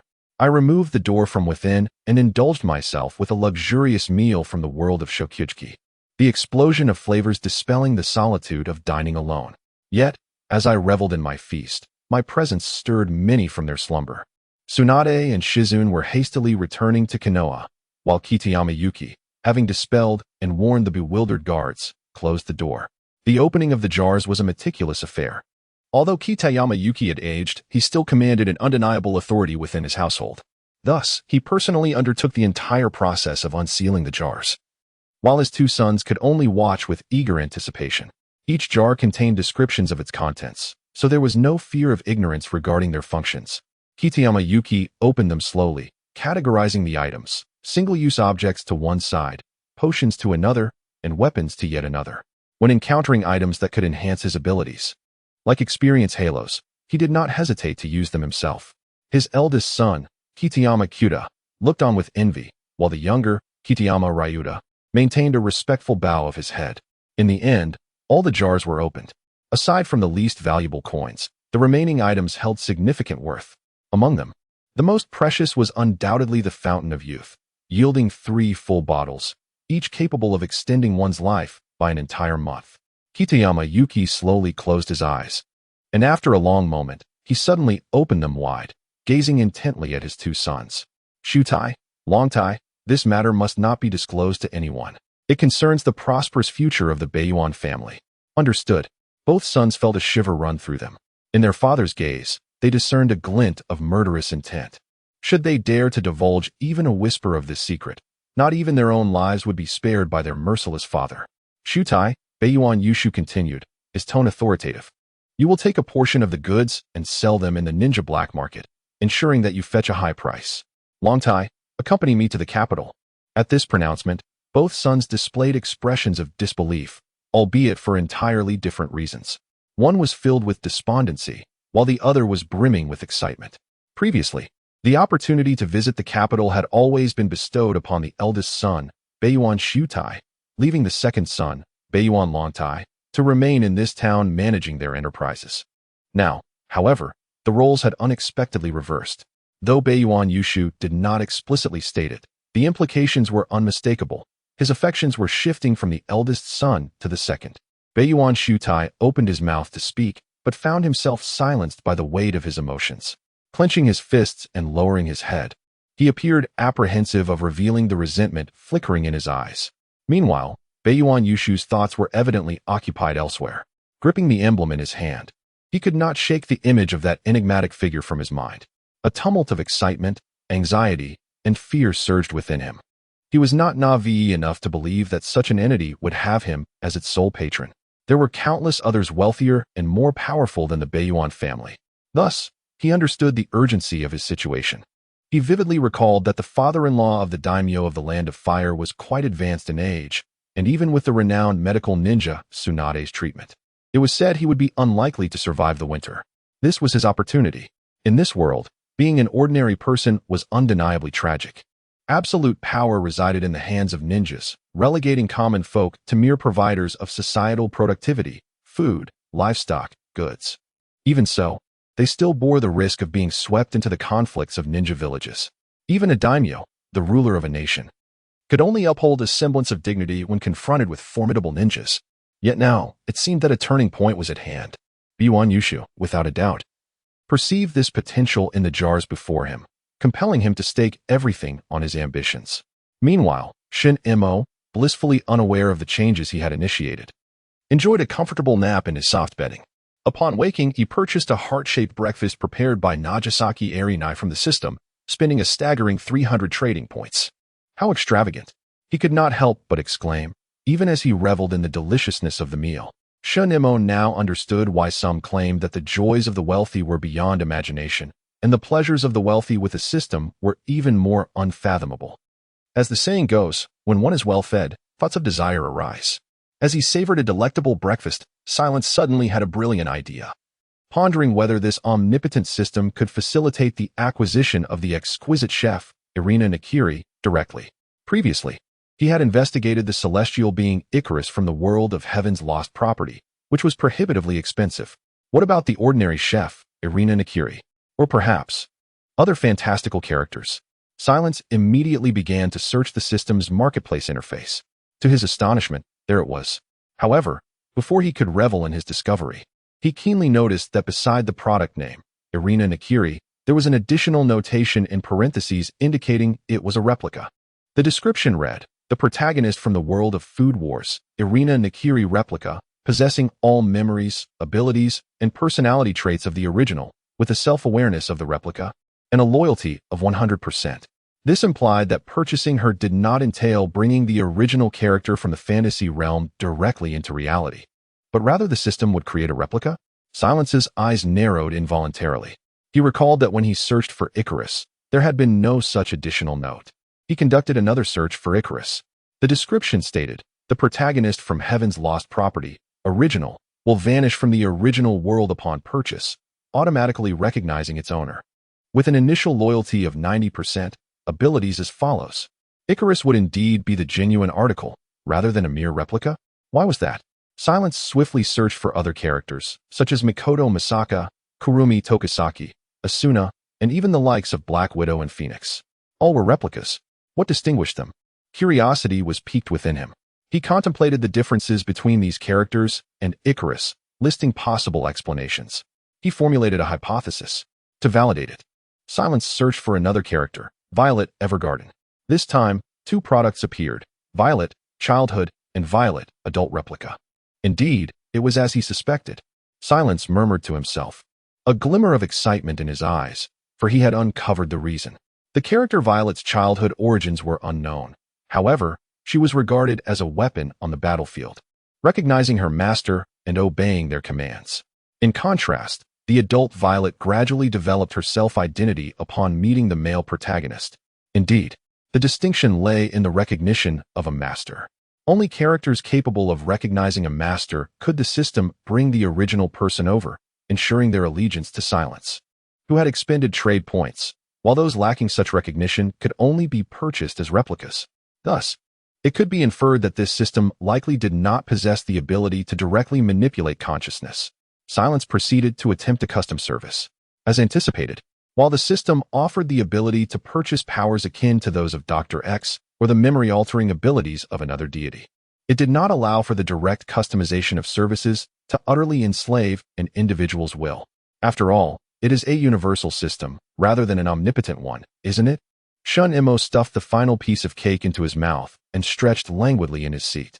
It appears that the system harbors numerous undisclosed rules. However, there is no need to rush into exploration. For now, let us acquire a small pet to alleviate the solitude of being alone. Being in this non-existent room, Shun Imo unabashedly emitted a series of chuckles, then navigated the system to find the item he desired. The cost was 3,300,000 transaction points, and it was still in its original form. Purchased. In an instant, a figure materialized on the table before him. Meow, a delicate sound akin to a soft whimper. Wow. Incredibly adorable. Shun Imo could not resist extending his hand to gently stroke her velvety body. Meow. Another soft sound. The little creature seemed to relish the moment, nuzzling her tiny head against Shinmo's arm in an endearing manner. Indeed, what Shun Imo had acquired was a genuine pet, a snow-white kitten. With eyes resembling amethysts and fur as pure as freshly fallen snow, remarkably supple, adorned with pink pads on her paws, and a slightly pudgy belly. There was no doubt that this utterly charming kitten could captivate the attention of any girl in an instant. If placed on a short video platform on Earth, her mere antics would surely garner immense popularity. She was named Haiheim, the protagonist from Guardian Cat Girl Haiheim, embodying the bloodline of a cat demon. Of course, this was her youthful state before meeting the male lead. Her lineage also inherited a quality of loyalty, thus in her juvenile form. She was in a state of recognizing her master, making it possible to purchase even in her original form. Shun Imo had long desired to adopt a cute little kitten, but time had always eluded him. Now, he was finally able to realize that wish. Moreover, recalling a meme he had seen online previously, he couldn't help but chuckle again. Regrettably, he couldn't post about it now, Otherwise, he would certainly boast, "My cat can truly evolve into a cat girl beauty." What about yours? Come on, Hiheim, let us venture out to earn some money and buy you the finest fish treats. Shin Imo stood up, suddenly brimming with energy. Meow. Hiheim couldn't completely comprehend Shin Imo's words, but sensed that her master was about to leave. She hastily pawed at his sleeve and nimbly climbed onto his shoulder, curling up like a fluffy ball, gently nuzzling her face against his neck, radiating warmth. Although still just a kitten, her strength was no less than that of an ordinary cat, so there was no worry of her falling. The reason for purchasing Hiheim, as Shin Imo had articulated, was indeed to alleviate his loneliness. Being alone in a foreign world is an uncomfortable sensation. Even though this realm is filled with many characters Shin Imo had once cherished, they now merely appeared as strangers. Moreover, as a mature adult, Shin Imo was acutely aware of this reality. Affection is best bestowed upon those who equally cherish oneself. Take, for instance, the little kitten resting upon my shoulder, whose initial loyalty reaches a remarkable 90%. Under such auspicious conditions, as long as kindness is extended toward her, she shall reciprocate this devotion in kind. Unable to resist, I reached out to scratch her chin, earning a few delightful mews. With a contented smile, I withdrew my warm demeanor and shifted my focus to the clients of the day, particularly the other families within this town. Dressed meticulously in formal attire, the enigmatic merchant with his jars made another appearance. Meanwhile, as I engaged in lucrative transactions, reaping substantial profits, Tsunade, after 2 days and nights of rapid travel, finally returned to Konoha. Gazing upon this familiar yet strangely distant environment, her steps involuntarily slowed, her eyes reflecting a myriad of complex emotions. "Is that Lady Tsunade?" A gasp echoed from the village entrance. Despite years away from the village, she was instantly recognized by the guards at the gate, her appearance unchanged. "Indeed, it is Lady Tsunade. She has returned. Lady Tsunade, you have finally come back." From the guards at the gate to passing ninjas and even ordinary townsfolk within the shops, anyone of a certain age greeted Tsunade with palpable excitement, highlighting her popularity in Konoha. Not merely renowned as one of the legendary Sannin, a war hero, and the granddaughter of the first Hokage, her exceptional medical ninjutsu had saved countless lives during the war, both ninja and civilian alike. Lady Tsunade, in her wake, Shizune followed closely, feeling the villagers' warmth, her eyes glistening with unshed tears. "Humph, these people remain unchanged." Tsunade's expression darkened slightly, yet her pace quickened, her clenched fists betraying an inner turmoil beneath her seemingly calm exterior. Along the way, she was greeted with surprise and joy at every turn, until she finally arrived unimpeded at the Hokage's office. With a decisive push, she entered. Inside sat the third Hokage, Hiruzen Sarutobi, in the Hokage seat, accompanied by several ninjas relaying missions. "I heard you were back, and I can hardly believe it." The third Hokage smiled warmly at Tsunade. "It's good to see you. You still look so youthful." "Only in comparison to you, Sensei," Tsunade replied, opening her mouth to speak, ultimately adding, "Have you truly become an old man?" "Haha." The third Hokage, Sarutobi, paid no heed to his pupil's teasing, laughing heartily as he waved his hand, signaling the other ninjas to depart. "Is this return temporary, or have you encountered some matter of urgency?" In fact, a day prior, Sarutobi had received word of Tsunade's return to Konoha. After all, even in her absence, she was seldom without the watchful eyes of ninja spies, with many from various hidden villages keeping tabs on her whereabouts. Thus, Sarutobi Hiruzen faintly grasped certain information, yet it remained rather incomplete. "Take a look at these," Tsunade stated as she produced a sealing scroll, placing it upon the table. Upon opening it, a soft sound emanated, revealing an array of small vials, medicinal herbs, and peculiar items. "These are..." Sarutobi scrutinized the assortment. "I procured them from a mysterious merchant," Tsunade remarked, her expression grave. "They are remarkably extraordinary. Some potions possess effects beyond imagination, and this merchant claims to hail from another world." "Another world?" Sarutobi paused, for as Hokage, he was well versed in many secret arts, such as the Shiki F gene, the Reaper Death Seal. At the very least, the existence of an afterlife was acknowledged. However, what Tsunade spoke of was clearly different. "He showcased numerous scenes to me," Tsunade described, recounting the images of entirely distinct realms she had witnessed. He identified himself as a merchant from a place called the Omniscient and All-Powerful Merchant Association, and indeed, his wares, these jars, contained a plethora of wondrous items. some herbs and potions that even I had never encountered. Elaborate on your experience. Sarutobi's demeanor shifted to one of seriousness. Although the ninja world seemed to be in a rare period of peace, the storm had never truly receded. The Akatsuki, various other ninja villages, and myriad threats still loomed. Tsunade recounted her encounter with Shuren and their dialogue in full, with Shizune providing supplementary details. Ultimately, she produced the emblem that Shuren had entrusted to her. Are you saying that when you examined him, you confirmed he was merely an ordinary person? Sarutobi keenly discerned the crux of the matter. I can assure you of that. However, upon his departure, he exhibited abilities reminiscent of the Flying Thunder God technique, and, when that symbol appeared upon his forehead, Tsunade recalled Shuren activating his omniscient eye, her brow furrowing. That sense of nobility is truly indescribable. I understand now, Tsunade. Sarutobi puffed on his pipe, lowering his head in contemplation. The sensations Tsunade experienced, the extraordinary items before them, and the myriad signs all hinted at the merchant's enigma. From another world? Regardless of the credibility of such claims, one could not underestimate the allure of these wondrous artifacts. After a prolonged silence, Sarutobi suddenly chuckled, a tender smile gracing his aged visage. Now that you have returned, you shall not depart again. The position of director of the medical institute will always be reserved for you. By the way, your ailment has been resolved. Tsunade fell silent for a moment, retrieving a cross from around her neck. This is the sole item I extracted from the secondary jar I purchased, the Cross of Courage. Simply don this, and you shall possess courage. Oh? Sarutobi's eyes, though somewhat clouded, fixated upon the glimmering silver necklace. It suits you perfectly. The cross holds a medical significance in this world as well. Tsunade took a deep breath, gazing at her mentor, and spoke slowly. He said that within the third-level jar lies a treasure that can resurrect the dead. The atmosphere fell into an abrupt silence. Sarutobi Hiruzen took slow puffs from his cigarette, and soon the Hokage's office was enveloped in a haze of smoke. Eventually, it was Sarutobi Hiruzen who shattered the silence. His voice imbued with a sense of age, yet carrying an undercurrent of strength. I understand your feelings, but both Rope Tree and Dankato sacrificed themselves to protect Konoha and the village.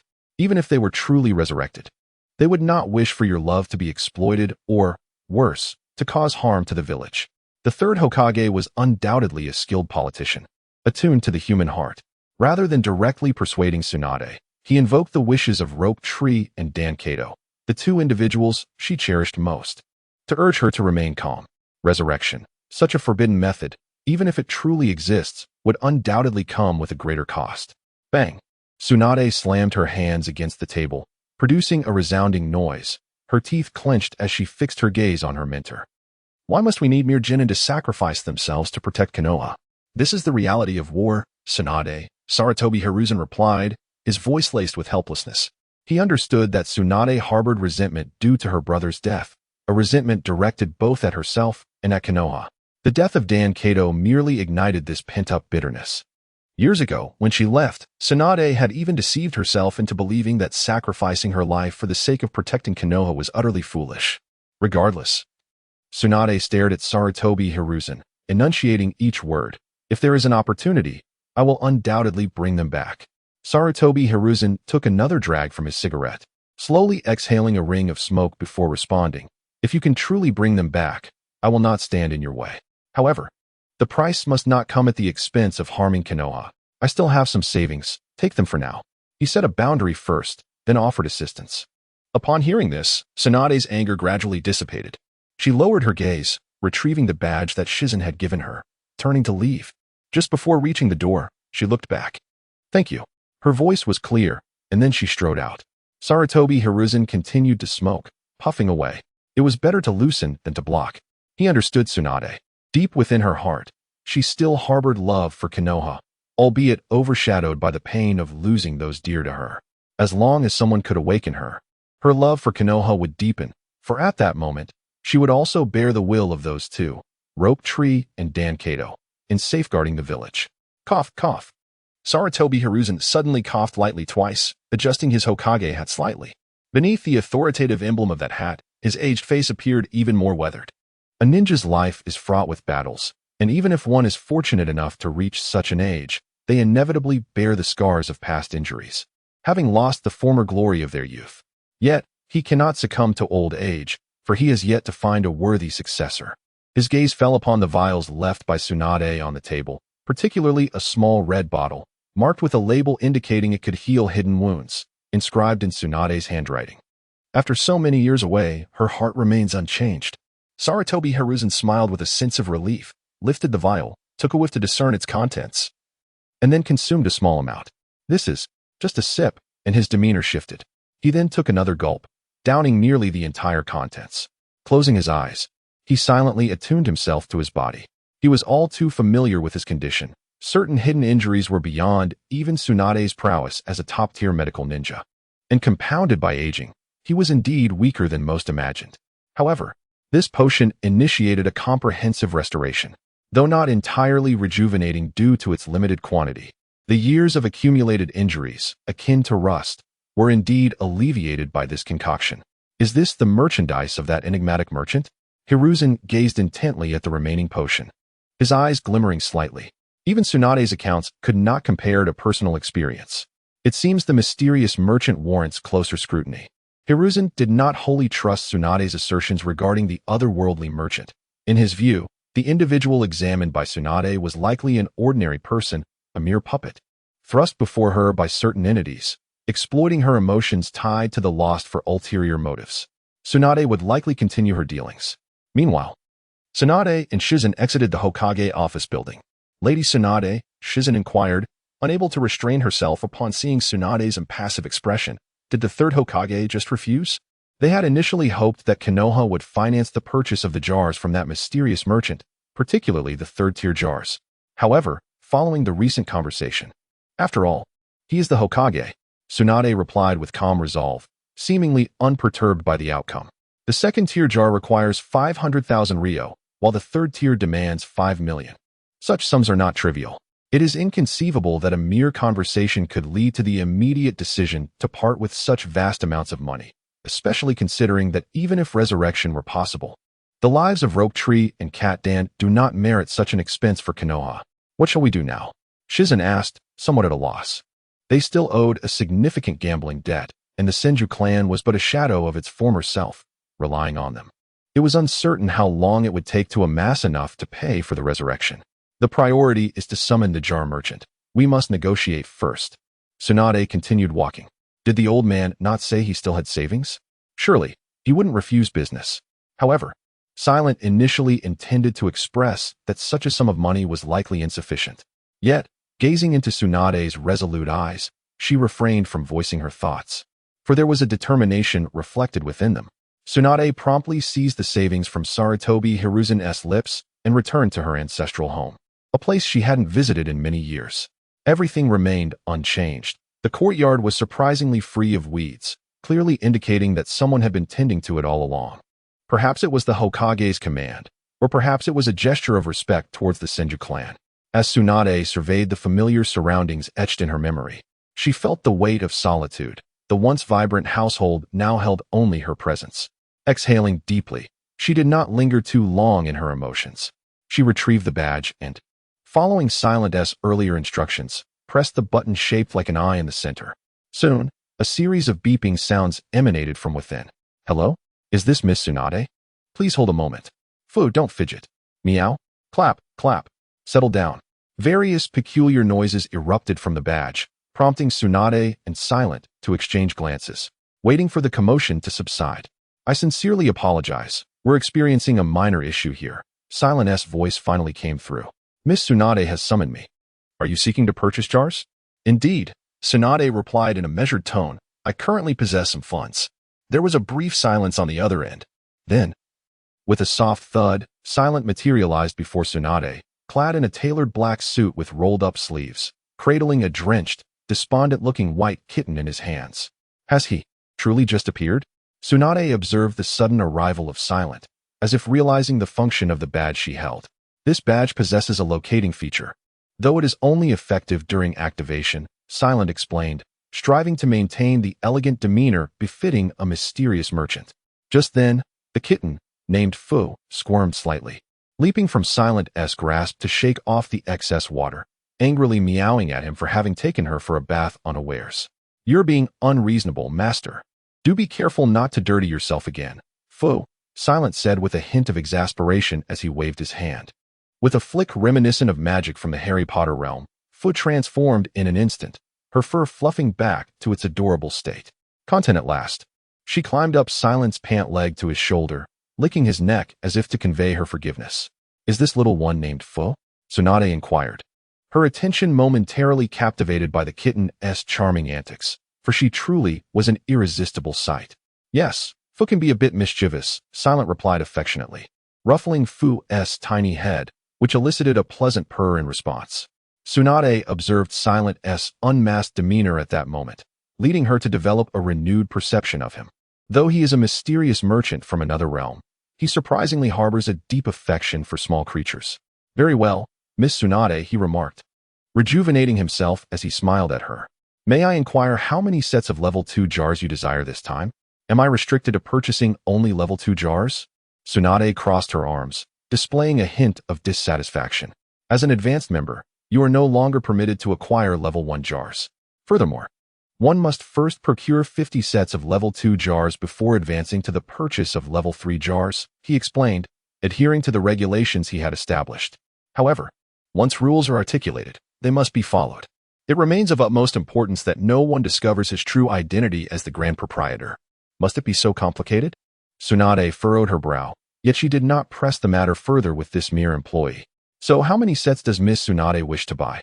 He inquired once more, only to witness her extend a single hand. 5 sets, he replied, somewhat regretful. The grand transactions he had conducted in recent days made 5 sets seem rather paltry. 5. Tsunade quietly corrected him, was taken aback. How many? 5. I spent tens of thousands of trading points to teleport to Konoha. And now I am only making a deal for 5 jars? What kind of look is that? Tsunade retorted defiantly. Who told you your jars were so exorbitantly priced? Yet our jars are indeed worth their weight in gold, he countered, uncertain of what expression to wear. Returning to Konoha and still being impoverished, what was the purpose of his return? He resolved to apply a bit of pressure on Tsunade. Miss Tsunade, if a certain trading volume is not reached within a designated time frame, your membership may be revoked. At that point, you might have to revert to purchasing level 1 jars. And most importantly, you may not be able to contact me again. Upon hearing this, a dangerous glint appeared in Tsunade's eyes. What I mean is, I may be in other worlds. He spread his hands, a look of helplessness upon his face. Humph, bring me the jars. Tsunade gritted her teeth, stating emphatically. Were he the one who had established these vexatious rules, she would undoubtedly have struck him first. Unperturbed by the brewing storm, he waved his staff gently, summoning 5 level 2 jars into view.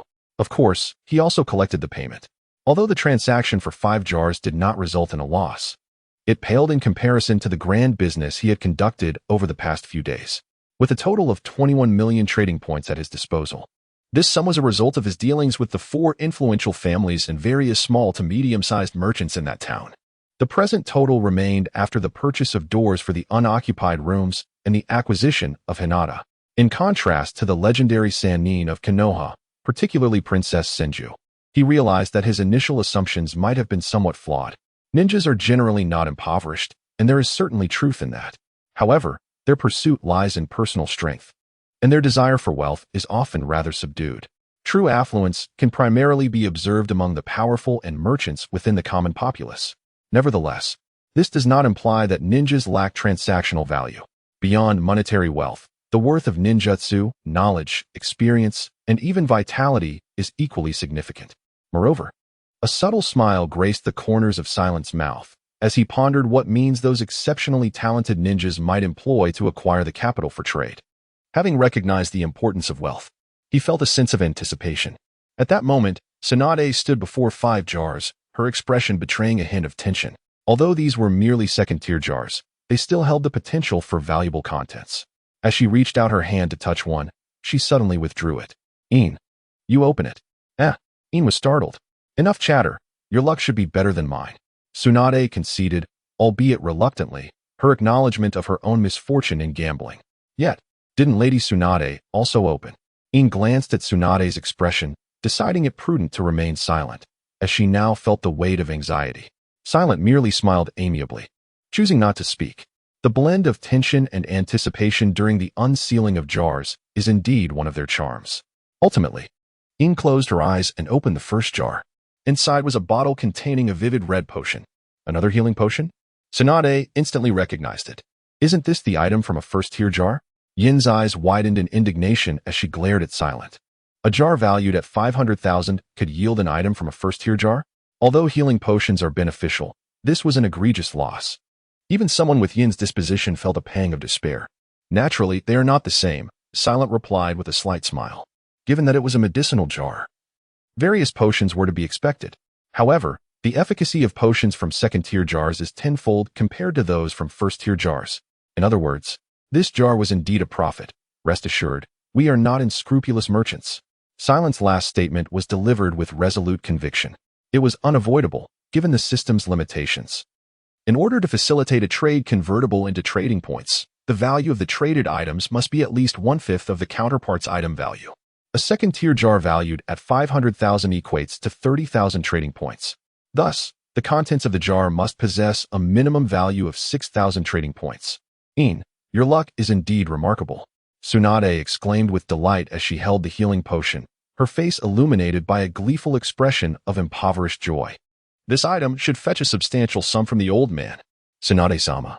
Felt a twinge of shame for the brazen deceit directed at the Hokage. Continue opening them. There are still 4 left. Tsunade, however, seemed utterly unconcerned.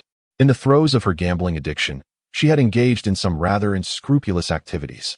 She would concoct extraordinary items and exchange them for money, only to continue her reckless pursuits. It was only a matter of time before the elders recognized the true value of these jars. Harnessing the collective strength of the village, she was determined to resurrect Rope Tree. This was Tsunade's current scheme, and her resolve was palpable to Shinsilence, which, of course, was a positive development for him. Thus, he decided to bestow upon her some valuable items. Kino continued to unveil the next 4 jars. One contained a potion for body enhancement, another a halo of surgical experience. A third was a medicinal herb from a realm of fantasy, and finally, a small vial of elixir said to bestow good fortune. This last item was of utmost significance. An elixir of good fortune? Tsunade gazed at the tiny vial, pondering its implications. Miss Kino, you may very well be under the protection of an omniscient merchant guild, Shinsilence remarked with a tone of admiration. The 5 second-tier jars were indeed commendable, particularly this specially crafted elixir, which promised to enhance the drinker's luck for the next hour. This was not the Felix Felicis from the world of Harry Potter. Rather, it was a custom creation by Shinsilence, valued at the minimum price of 6,000 trading points. Yet, its wondrous effects could yield even greater results. As the original luck was merely an illusion under enhanced circumstances, can luck truly be manipulated? Tsunade pondered, gazing incredulously at the transparent liquid. The very notion of luck, so ethereal, seemed even more miraculous than the crucible of courage. Suddenly, a thought struck her, and she inquired, could it be used to open jars? Opening jars was inherently a gamble, perhaps. No, it is ineffective for that purpose, Shinsilence interjected, dispelling her fantasy with a mysterious smile. Only the jars themselves are special. No entity or method can influence the outcome of jar opening. Thus, Miss Tsunade, you need not worry about your gambling fortune. It is best that you engage in the act yourself, for it symbolizes a transformation in the fate of the jar opener. The act of opening jars could not be swayed. After all, the contents were all placed there by Shinsilence. However, he could not reveal this truth. Transformation of fate? Tsunade murmured, repeating the phrase softly. Indeed, Shinsilence nodded, methodically weaving his words. The items within the jars do not belong to this world. Your destinies were never meant to intertwine with them. The moment they emerged, the wheels of fate began to turn, hence your unique fortune will hold no sway here. Tsunade understood that luck only shifted from decline to prosperity in the face of significant loss. This had been the case when the 3rd Hokage perished, and similarly when Jiraiya met his end. Such mystical notions. Tsunade fell silent for a moment, shaking her head as she regarded Shinsilence, arms crossed. In any case, I am out of money. I can see that, Shinsilence replied, somewhat resigned. In his heart, Tsunade was indeed a prized catch, yet she appeared so impoverished. Could she not devise a means to acquire some funds? Suddenly, a series of rumbling sounds erupted. Shun Imo widened his eyes in astonishment, gazing at Tsunade. The sound emanated from her stomach. Even for someone as bold as Tsunade, her cheeks flushed with embarrassment, though she forced herself to maintain composure. Then, another round of rumbling echoed, this time from Shizune's direction. Shinmo's expression turned peculiar. Could it be that she had not eaten? After all, Lady Tsunade had exhausted all their money. Shizune, cradling a small pet pig, bowed her head, clutching her belly, appearing exceedingly pitiful, though he appreciated their attentiveness to his business. Shin Imo sighed, covering his forehead in exasperation. Reluctantly, he proposed, "Given your enthusiasm for the jar, I shall treat you to dinner tonight. Let us find a place in Konoha." His decision was not born of pure benevolence. Establishing a rapport with Tsunade would naturally foster goodwill among certain residents of Konoha, facilitating future business endeavors. Moreover, irrespective of how the narrative unfolded, Tsunade was the sole candidate for the position of fifth Hokage, and the resources at her disposal would be considerable.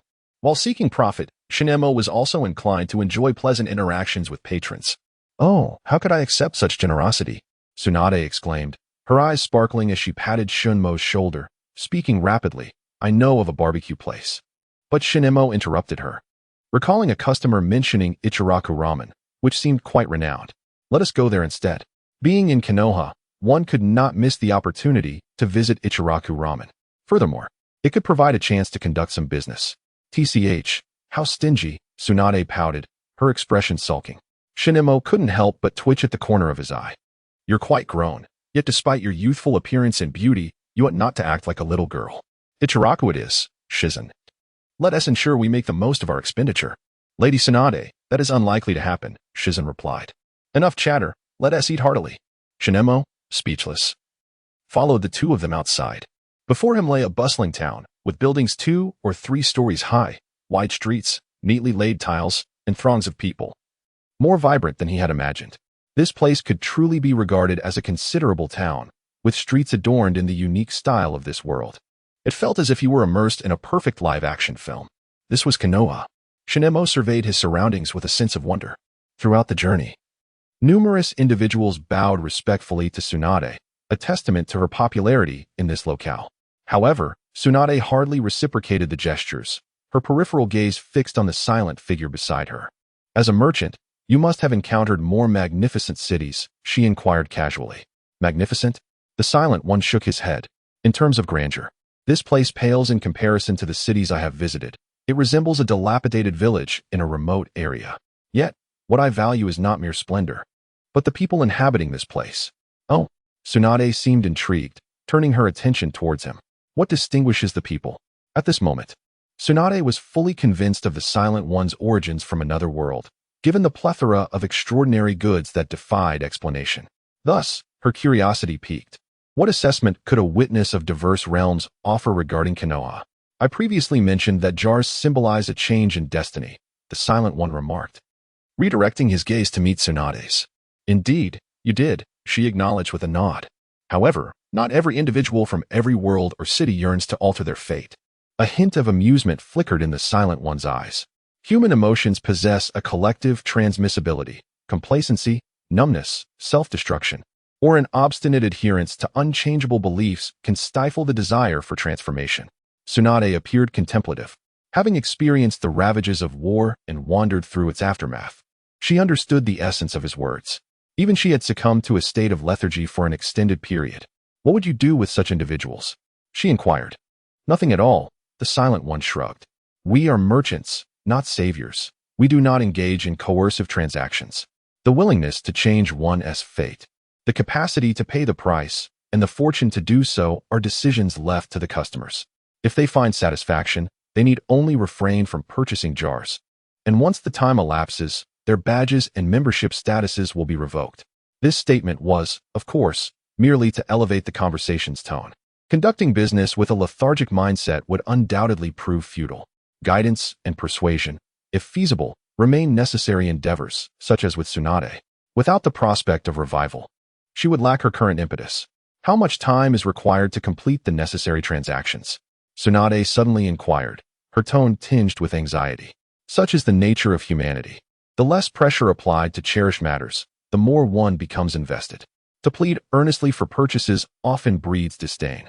For a basic membership, one must purchase at least 10 sets of secondary jars within 6 months. The Silent One provided an approximate figure. Tsunade exhaled in relief. It was not as burdensome as she feared. The trio continued forward in silence for a stretch, until Tsunade's voice pierced the quiet once more. You mentioned the desire to change one's fate, yet you have not shared your perspective on Konoha. Perspective? He mused. Undoubtedly, it brims with opportunities for commerce.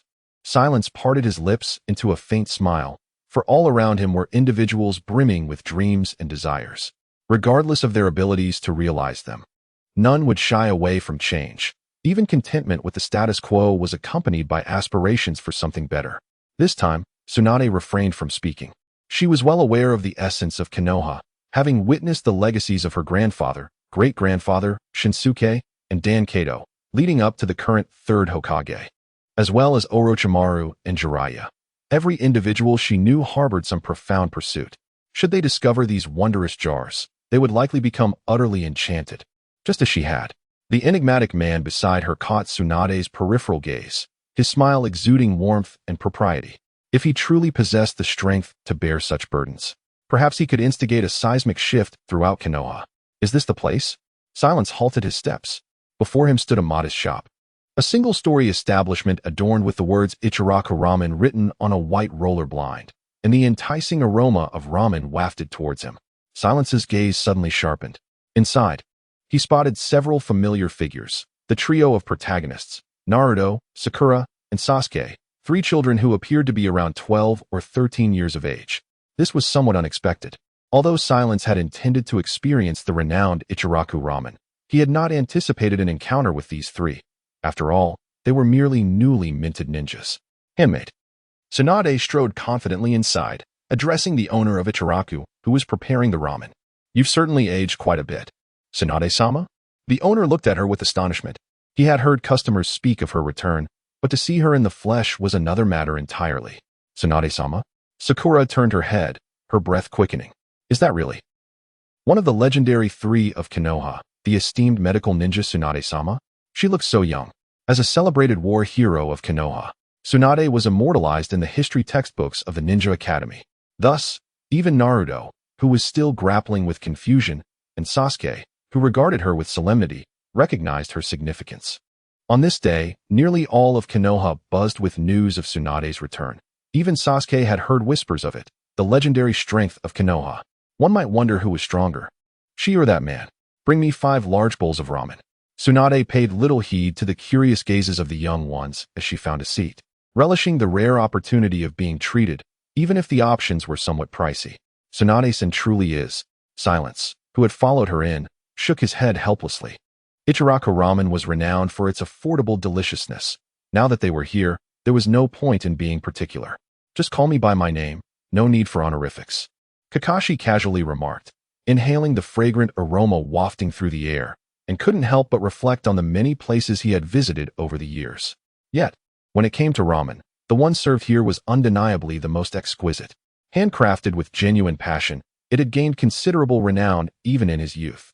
Kakashi had indeed accumulated numerous memories within these walls. This was truly something to anticipate. Silently, Shizune took a seat beside Kakashi, casting a meaningful glance at the ramen chef. However, I am rather a discerning patron. Though only a few days had passed, after savoring the explosive flavors from the world of culinary battles, Shizune felt that the ramen here might not evoke his admiration. After all, once one has tasted the opulent, it is challenging to appreciate the modest. Nevertheless, the chef exuded unwavering confidence. In that case, I must recommend the best flavor, he proclaimed, pointing to the largest font on the menu. This is my proudest creation. Indeed, sir. Naruto chimed in from across the room. This is the most delicious ramen. Sir? Shizune glanced at Naruto and then around the room. Stop looking around. He is calling you.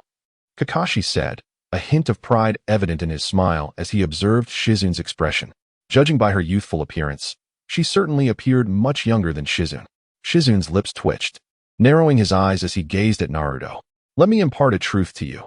The term sir should never be used lightly, regardless of the context. You'll know once you taste it, Naruto retorted, completely unfazed, and continued his fervent recommendation. Shizune chose not to respond further. However, the smile on his lips seemed to deepen. The chef must have considerable savings, for as he had mentioned earlier to Kakashi, Shizune's clientele were individuals with aspirations and goals. Such pursuits were not solely about power. They encompassed other endeavors as well. The chef busied himself behind the counter, his expression earnest, clearly motivated by Shizune's earlier comments and his apparent familiarity with Kakashi. As a ramen enthusiast, his objective was to win over his patrons with his culinary creations, pure and resolute. "Please enjoy," he said, as a steaming bowl of ramen was swiftly presented before Shizune. The chef wore a confident smile, knowing that this bowl, in terms of ingredients and execution, was nothing short of perfection, truly the best he could offer. Naya, perched on Shizune's shoulder, the little cat, Fubuki, stretched her neck slightly, her adorable nose twitching as she displayed a look of disdain. Indeed, it was a look of disdain. Despite her fluffy feline face, she bore an anthropomorphic expression, particularly in her gem-like amethyst eyes, reminiscent of a picky little girl confronted with vegetables she loathed. The chef's mood turned somewhat delicate. Would a cat truly enjoy human food? There are indeed ninjas who bring their ninkin to enjoy ramen. After all, the enticing aroma of meat should be universally appealing. However, Silence paid no heed to the mood surrounding hand-pulled noodles, nor did he indulge in customary phrases such as "let us dig in." Instead, he adhered to the art of savoring ramen, using a spoon to first ladle some broth into his mouth, tasting it meticulously. In that initial moment, his brow furrowed, and he felt a tightening in his chest as he gazed at the hand-pulled noodles. Though he struggled to articulate why he found it less than satisfactory, he refrained from voicing such thoughts aloud. On the other side, Tsunade rested her chin on her hand, leaning casually against the table, her gaze laced with evident amusement. "In fact, I believe the craft of hand-pulling noodles has improved beyond previous standards." Silence smiled and shook his head, setting down the spoon. It was not that the dish was unappetizing. Rather, in comparison to the ramen he had previously tasted, it could only be deemed average. This was the truth. While the flavor could certainly be classified as delectable, it lacked the transcendent quality of the culinary delights from the world of Food Wars, which could evoke a profound stirring of the soul. "Hey, old man." Naruto suddenly stood up, indignantly exclaiming, "Just now, this Sister Tsunade said that the ramen outside the village pales in comparison to what you make, so you must be doing this on purpose." "Naruto," Sakura quickly interjected, attempting to silence him. After all, this was someone who had come alongside Lady Tsunade. Although his identity was unknown, his exquisitely tailored attire suggested he held a significant status. This could hardly be dismissed as a trivial matter. Tsunade, too, shook her head in agreement. "Unless you can prove your claim." In truth, everyone present seemed to align with Tsunade's belief in Silence's authenticity, particularly since he hailed from another world. However, belief alone did not equate to speaking on Silence's behalf. This enigmatic man always maintained an air of calmness, as if he were detached from this realm. It would indeed be amusing to witness him falter. "Prove it, then." Naruto continued to protest, despite Sakura's efforts to restrain him. Hand-pulling, after all, was the closest connection Naruto had to anyone in the village, aside from Irika-sensei. "If proof is what you seek, how about tasting it personally?" Silence suggested slowly. "Are you planning to cook yourself?" Tsunade asked, surprised. "No," Silence replied, shaking his head as his gaze shifted to hand-pulling. "As an ordinary chef, you have undoubtedly reached the limits of your craft. However, beyond this lies an immeasurable expanse of culinary realms. Have you awakened to the realization necessary to witness the true world of gastronomy?" At that moment, Silence's demeanor shifted, becoming solemn and dignified, infused with an air of mystery. Even Naruto, enveloped in this inexplicable atmosphere, fell silent, his fists clenched tightly, feeling an unaccountable tension. After a lengthy pause, hand-pulling finally exhaled deeply. "True gastronomy?" he replied, his expression becoming serious as he straightened his chef's uniform, looking at Silence with a newfound respect. "If such a thing exists, I would naturally wish to bear witness. Even if it means losing faith in your culinary prowess?" Silence inquired. A chef unwilling to confront challenges shall never progress. Hand expressed his fearless resolve. Then, with a subtle motion, raised his palm and gently waved it. In an instant, a covered bowl of ramen appeared abruptly on the table. "What is this?" Hand's eyes widened slightly, and the others were equally startled. "Is this some sort of magic trick?" Glanced at the large bowl, then at, seemingly attempting to discern where he had concealed the ramen. Two, wore a look of disbelief. There was no sign of a sealing scroll, nor any smoke from its use. He could discern nothing at all. "Please, indulge yourself," gestured. This bowl of ramen, crafted by the renowned culinary master from the world of Shokyuji, epitomizes the pinnacle of culinary achievement. Hand felt his heart begin to race uncontrollably. Cautiously, he extended his hand and touched the bowl. The temperature. Perfect. It felt as though it had just been served. He glanced at, gritted his teeth, and abruptly lifted the lid. The aroma instantly enveloped the air. Everyone present, including, involuntarily inhaled deeply, their mouths watering. Gulp. In unison, they swallowed hard. What is this fragrance? Could hardly contain his drool. His gaze fixated on the bowl of ramen. Meanwhile, hand trembled, overwhelmed by disbelief and excitement as he savored the enticing scent. What an exquisite broth. He regarded the ramen before him as if it were a priceless treasure, murmuring to himself. It bore no trace of impurities, retaining an appetizing hue. And the arrangement of the noodles and slices of meat, what kind of meat is this? Hand, a man who adored ramen to his very core, had devoted over 30 years of his life to it. Now, he experienced a sensation akin to his first taste of ramen. The optimal time to savor ramen is limited. Reminded him. Right. Hand seemed to finally grasp this. Cautiously, he scooped a spoonful of broth and slowly brought it to his lips. All eyes, including S, were fixed on him. Then, tears welled up in his eyes. This feeling, akin to being cradled by a mother, overwhelmed him. Despite his age, Hand trembled, unable to contain his tears, yet adorned with a blissful and enchanted smile. How wondrous, how delicious. So this is what true ramen is. Satisfied, smiled inwardly. It seemed the newly launched gourmet jar series had found a buyer. He could only wonder how much Hand would be willing to invest. Lost in his emotions, Hand savored the ramen, tears streaming down his face. Uncle. Naruto suddenly leaned closer to Shunemo, seemingly filled with anticipation as he inquired. Is there any more of this ramen, uncle?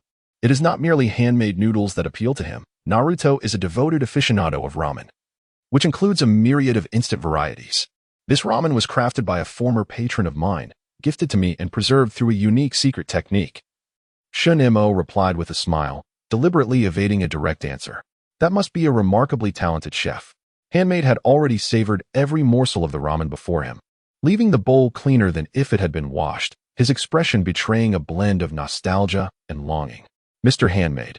Shunemo regarded him meaningfully, slowly shaking his head. Surely you do not believe that this bowl of ramen represents the pinnacle of culinary art? How could it be? Handmaid gasped in astonishment. This bowl of ramen, with its distinctive texture and rich aroma, evoked deep emotions reminiscent of one's mother.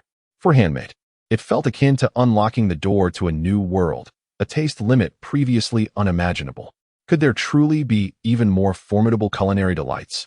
The reason I only presented you with this level of ramen is that you are only capable of enjoying such fare.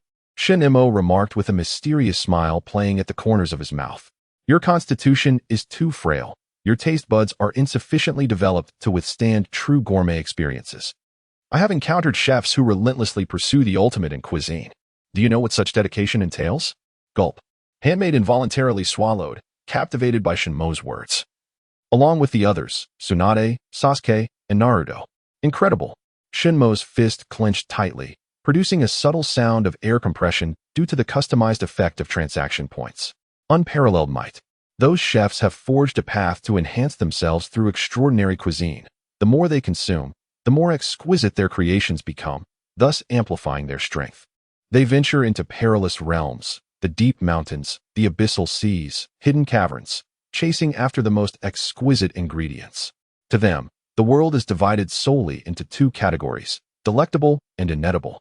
They refer to themselves as culinary hunters. Indeed, what Shunemo spoke of was the culinary hunters from the realm of gastronomic captives, a world where food transcends imagination.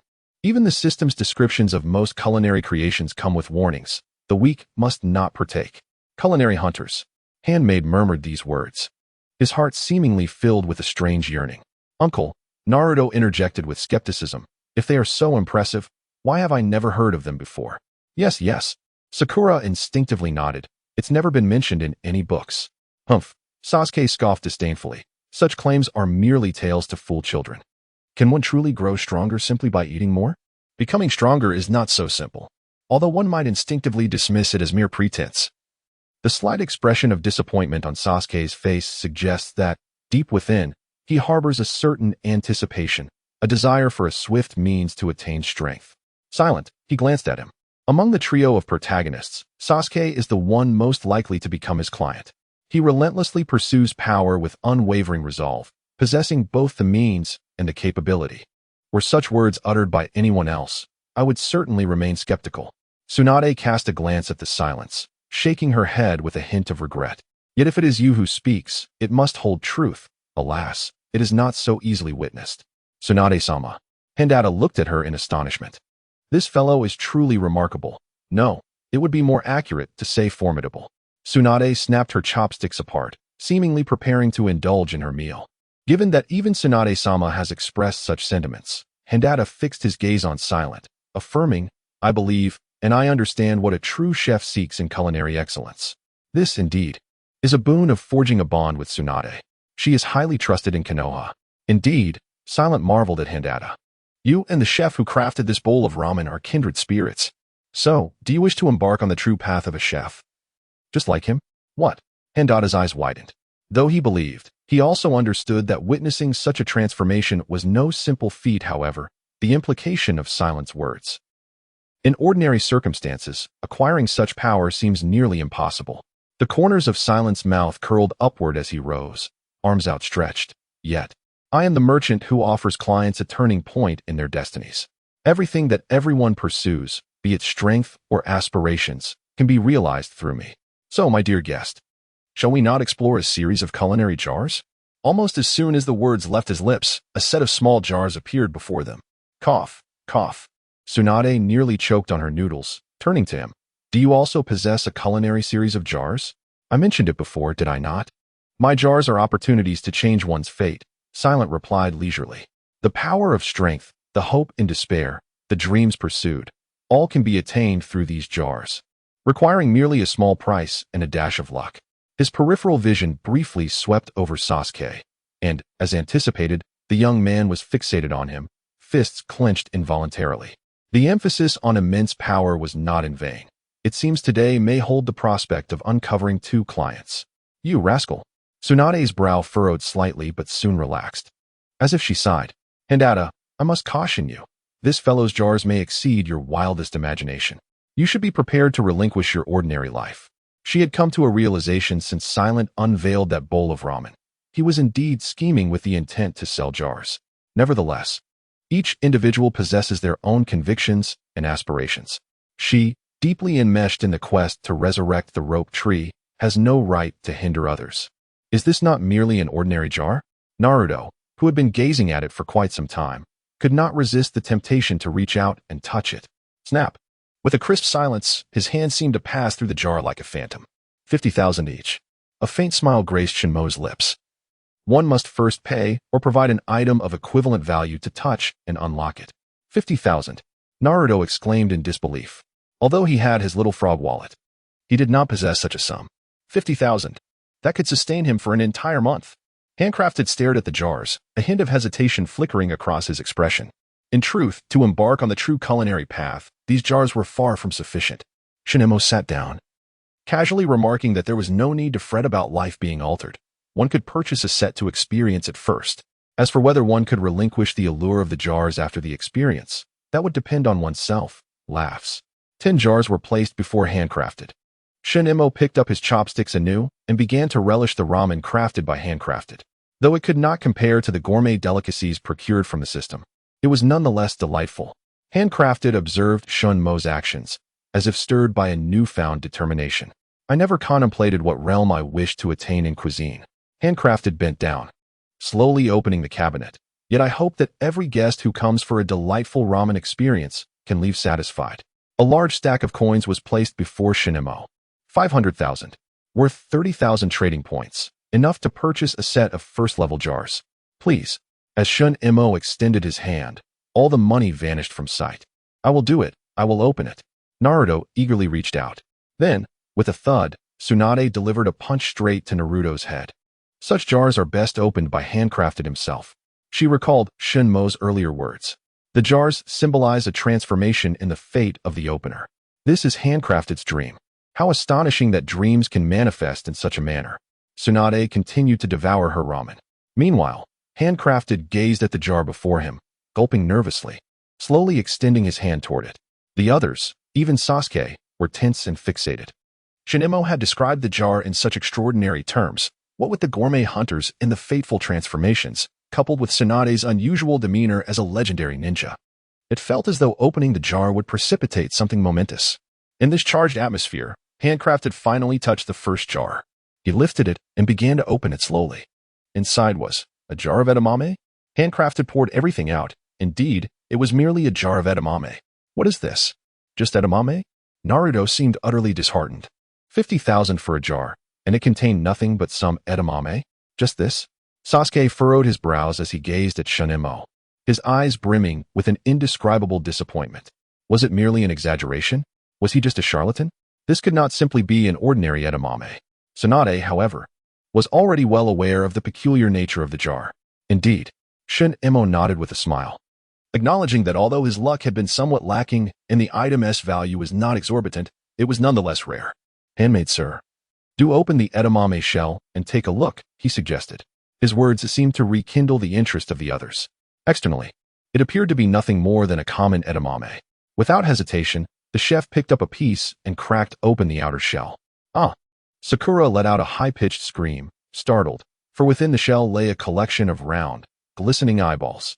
Indeed, aside from the absence of blood vessels, they resembled nothing but eyeballs, white sclerae, and black pupils. Not even Sakura, but Naruto and Sasuke alike felt a chill run down their spines. This was a special type of edamame known as the branch demon eye. Shunemo explained with a smile. Though its appearance may be terrifying, the flavor is exquisite. When paired with wine, it offers a unique aroma, a rare delicacy for connoisseurs of spirits. This peculiar culinary delight undoubtedly originated from the world of gourmet captives. Within these jars, Shunemo had placed a plethora of extraordinary ingredients. Delicacy to accompany wine? Tsunade seemed intrigued. Handmaid, you must have some fine liquor here. Do pour me a taste. Though it was a ramen shop, many ninjas held a fondness for alcohol. Hence Ichiraku Ramen stocked a modest selection of fine spirits. At that moment, a bottle was procured. The chef first poured a glass for Tsunade, then filled a small cup for himself, pairing it with the grotesque edamame as he placed it in his mouth. At the very instant of tasting, the chef's eyes widened in astonishment, his face aglow with wonder. What a marvelous aroma! Though it still bore the essence of edamame, it felt as if it had blossomed under the influence of the liquor, indescribable. See, Shunemo shrugged. Handmaid uncle, is it truly delectable? Naruto observed the chef's expression, appearing somewhat conflicted. There's no way I would ever eat such a thing. Sakura shivered involuntarily. If it could be used for brewing wine, no, for crafting aromatic ramen. The chef's gaze grew fervent. Equally fervent was Sasuke's gaze. Did this jar truly contain extraordinary items? Could it possess something capable of enhancing one's strength? As this individual claimed? The chef delicately stowed away the edamame before opening the next jar. Inside were a luminescent orb of cutting experience, a sweet ginger box to eradicate lingering flavors, delectable seasonings, and aloe vera for treating wounds, all items of extraordinary and unheard of nature. Of course, there was also the most disappointing 10,000 yuan. Finally, in the penultimate jar, he uncovered the most valuable item of all, a recipe for a secret ingredient fragment. Mr. Silent, why is this formula only 1/3 complete? The expression on Han's face was tinged with a sense of urgency, as if he were engrossed in a captivating novel only to suddenly find the pages abruptly cut off, leaving his heart feeling as if countless ants were incessantly crawling over it, a most distressing sensation. Humph, not this tactic again. Tsunade's expression reflected her displeasure. I still have yet to gather all the medical secrets from my end. She had opened 20 sets of primary jars, yet the elusive medical techniques remained incomplete. And to add insult to injury, there were even duplicates. When it comes to knowledge, redundancy is akin to worthless paper. There is nothing to be done. Silent shrugged his shoulders. The price of the primary jars was insufficient to yield a complete formula. Indeed, there was no alternative. This method of collection was a prime tool for enticing expenditure, and it would be unwise not to exploit it fully. Han, too, felt the weight of that sentiment, the irresistible urge to open yet another jar. However, there remained one final jar. With utmost care, Han tucked the incomplete formula into his bosom, his heart now a blend of anxiety and anticipation as he opened the last one. Inside, there lay a tiny, vibrant red fruit. To his astonishment, it was this. Silent glanced at it, exclaiming, "Hand, your luck is truly remarkable. This is the Jujio fruit. Its taste is mediocre, but upon consumption, it can enhance one's strength slightly. Hailing from a fantastical realm, it could potentially augment the strength of one's arms by about 10 pounds, not insubstantial. Enhanced strength?" Sasuke interjected suddenly. Isn't this jar from the culinary series? Although Sasuke spoke sparingly, he had been attentively listening. From the conversation between Silent and Tsunade, he deduced that this type of jar encompassed a multitude of series. The one Hand had purchased was from the culinary series, which is why it contained various ingredients and secret recipes. Being a chef requires strength. For instance, sufficient force is necessary for kneading dough, Silent elucidated, turning to face Sasuke. Sasuke, though striving to conceal his emotions, could not hide the glimmer of desire in his eyes. He was intrigued. The allure of the jars is manifold, yet at its core lies a singular essence, the yearning for possession, power, a paper doll wife, tools. The more one desires, the more one is prone to obsession. Sasuke's internal longing may even surpass that of Tsunade. After all, one is a mature adult while the other is a misguided child. Thus, Silent was keenly anticipating the potential returns Sasuke could bring him. Even in the present, as the last remaining heir of the Uchiha clan, he must possess considerable assets. Mr. Silent.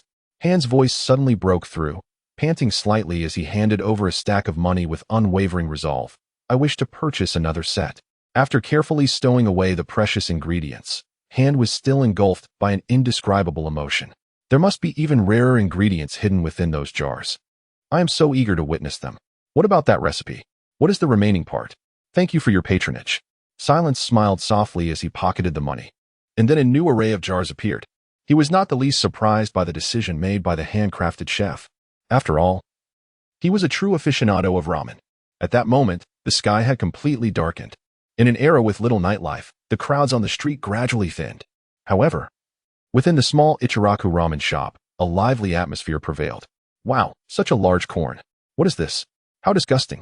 Mr. Silence. Why is this incomplete recipe another type of seasoning? Handcrafted, please give me another bowl of ramen. While preparing ramen for Tsunade, he continued to open jars. Initially, he intended to stop after just one more set, but suddenly, he uncovered another part of the previous incomplete recipe, leaving only the last third. Naturally, he had to continue. Then, until the 8th set of jars, nothing was revealed. Instead, several other different incomplete recipes emerged. In the end, Handcrafted had run out of money. Mr. Silence. Handcrafted, with red eyes and trembling hands, gazed at the 3 recipes, each containing the last piece of the puzzle. Could you wait for me? I will go home to fetch some money. I only need to open 12 more sets to earn your membership badge, right? Of course. Silence smiled and nodded, stroking the round belly of the plush toy in his arms. Once I have the badge, I will be a member of our omniscient and omnipotent commerce guild. And you can reach out to me anytime. Very well.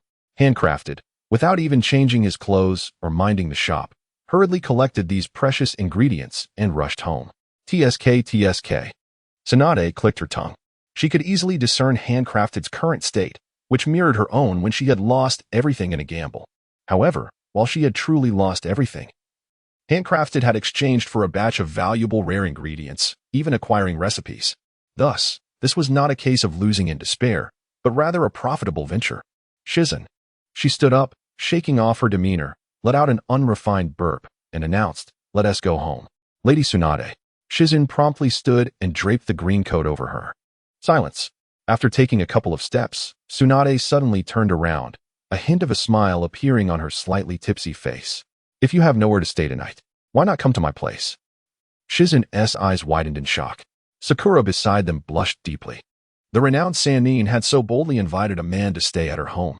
Is this truly the world of adults? Nevertheless, Silence remained unfazed, merely smiling at Tsunade. Unless you're extorting rent, I would gladly accept. TCH. The smile on Tsunade's face vanished in an instant. It seemed as though her plan had been uncovered.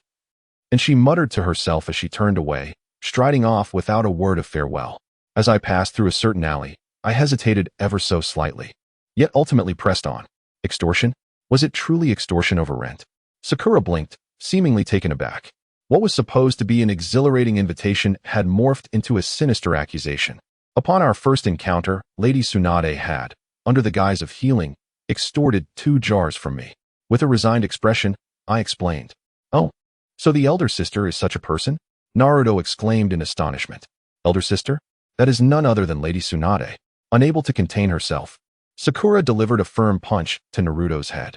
Did you even pay attention in history class? Lady Tsunade is the granddaughter of the first Hokage and is now over 50.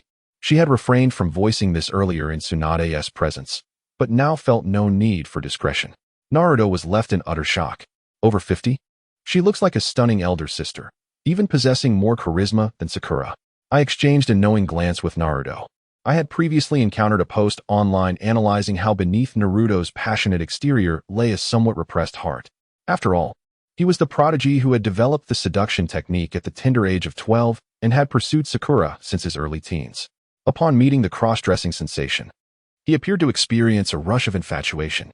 Now, witnessing her in person, I sensed a certain charm.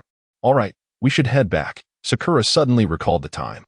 Jumping down in a flurry. It's already quite late. I must leave now. See you tomorrow, Naruto, Sasuke. I'll go with you. Naruto naturally followed Sakura before turning back to Sasuke. You two go ahead. Sasuke waved his hand dismissively. I want to take a closer look. Naruto hesitated for a moment, but, seeing Sakura move further away, hurried after her. Then I'll return home with Sakura. What do you mean, return home together? We'll each head our separate ways. We're still on the same route, Sakura-chan. As their voices faded into the distance, only I and Sasuke remained at Ichiraku Ramen. Sasuke continued to observe me, while I merely focused on the soft, pink paws of Hinata nestled in my arms, gently teasing her delicate pads with my fingers. The atmosphere fell into silence for a moment. Mr. Silent. Sasuke could no longer contain himself and called out. Sure. I placed a finger to my lips, silencing him. Then turned to the shadow cast by the light and chuckled softly. As a businessman, I value the order of arrival. So, what sorts of jars do the patrons who have been following me wish to purchase? What? Sasuke abruptly turned his head. From the shadows emerged a figure that seemed to blend seamlessly with the environment. Then, figures emerged, 7 or 8 in total, on the deserted street that had long since lost its inhabitants. It was deep into the night. The sky was devoid of moonlight and stars. Enveloped in darkness, the only illumination came from a modest ramen shop and a dimly lit street lamp before it. In such an atmosphere, the presence of these masked ninjas standing silently evoked a truly chilling ambience. Sasuke felt a profound shock within. The Umbu? He cautiously uttered the name. Upon becoming a ninja, one is informed of certain fundamental details, including the existence of Konoha's Umbu, a special assassination unit that directly takes orders from the Hokage. They possess no names, no identities, only code names, their faces obscured by masks. Most importantly, that man, the one Sasuke loathed beyond measure, had once been a member of the Umbu. But why had they appeared here? Sasuke glanced at the enigmatic merchant. Silence. Perhaps he was the reason. What troubles you, guests? Silence maintained his smile, while the figure in his arms, the adorable red-haired girl, slightly parted her lips to reveal sharp fangs, yet her charming demeanor held no intimidation. Come with us. The first Umbu ninja took a small step forward. His voice altered through some means beneath the mask. Sasuke's expression changed subtly. They were indeed targeting this mysterious merchant. No, if this person were taken, then he. Reason? Silence's expression remained unwavering. There is no reason. The Umbu ninja stepped forward once more. Silence noted that his mask differed from the others, not resembling an animal but adorned with more intricate patterns. A member of the root within the Umbu? How intriguing. Silence had been aware that these individuals were trailing him since the moment he stepped out of Tsunade's abode, activating a simple mapping function that was low in cost yet highly practical.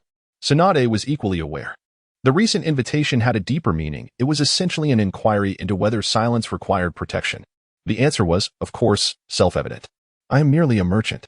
Silence continued to smile, slowly rising to his feet, as if oblivious to the tense atmosphere, leisurely stating, in my eyes, all individuals fall into 2 categories, guests and unwelcome guests.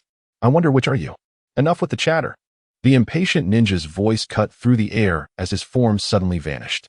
Sasuke's pupils constricted sharply. Where? As he turned his head, he froze completely. The ninja had already reached Silence's back. So fast. Sasuke clenched his fists tightly. He could not even discern the opponent's speed. Was this the prowess of an Umbu ninja? Clang. A crisp sound of impact echoed as the ninja's hand struck forcefully against a thin barrier radiating a faint golden hue. From the world of celestial heroes comes the talisman known as the Diamond Talisman. What is this? A hushed voice murmured from the side. Yet, in that fleeting moment, the remaining Umbu ninjas materialized around Shinmao, weapons drawn, their vigilance fixed upon him. Not a single glance was cast toward Sasuke. He was utterly disregarded. Sasuke clenched his fists tightly, his body trembling slightly, as if pierced by a painful sting. On that nightmarish day, he too had been overlooked by that man, as though he were so feeble that even his demise held no significance. Power. A profound yearning shimmered within Sasuke's eyes.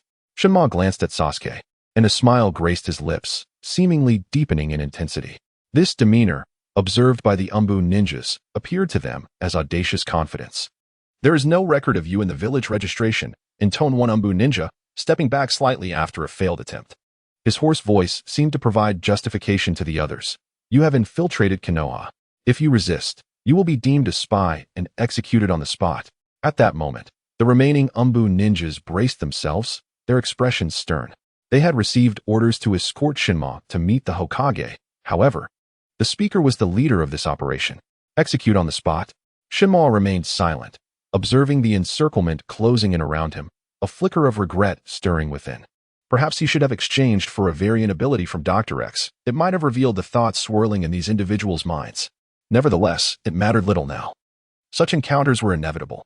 Why, in every world, must there exist these foolish malevolent guests? Shinma sighed softly, as if conversing with himself. One must pay a price to reap rewards. This is the truth of the world. To wish for a change in fate without expenditure is truly strike. Without waiting for Shinma to finish his thought, a low cry erupted, and all the ninjas launched their assault simultaneously. The leader of the root unit inhaled deeply, chakra surging violently within him, his hands forming seals at a speed that left behind afterimages. Earth-style, sand-binding coffin.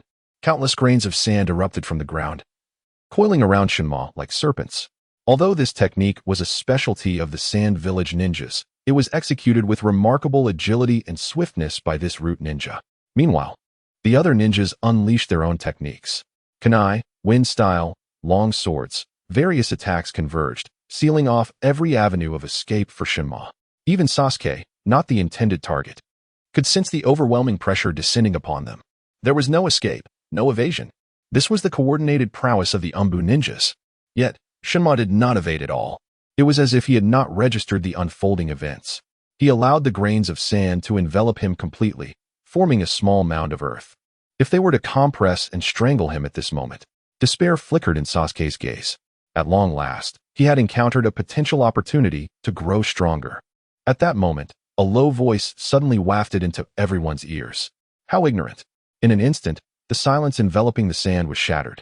Within it, the silence remained encased in a faint golden barrier, showing no signs of wear. Then, he stepped forward with a heavy footfall. Boom! A thunderous roar erupted, not in their ears, but resonating in every heart, leaving their minds blank, as if everything in the world had vanished. In this white haze of consciousness, only one thing remained, a pair of golden eyes surveying the world with boundless majesty. The dragon's might from a fantastical realm. All present, including Sasuke, began to tremble uncontrollably. Unable to stand, unable to meet his gaze. By the time they realized, they had fallen to the ground. Their heads bowed as if the being before them was no longer human but an indescribable, colossal entity resembling a prehistoric beast. They did not know what it was. Yet they could not resist the primal fear emanating from the very essence of life. Every cell in their bodies seemed to cry out in despair.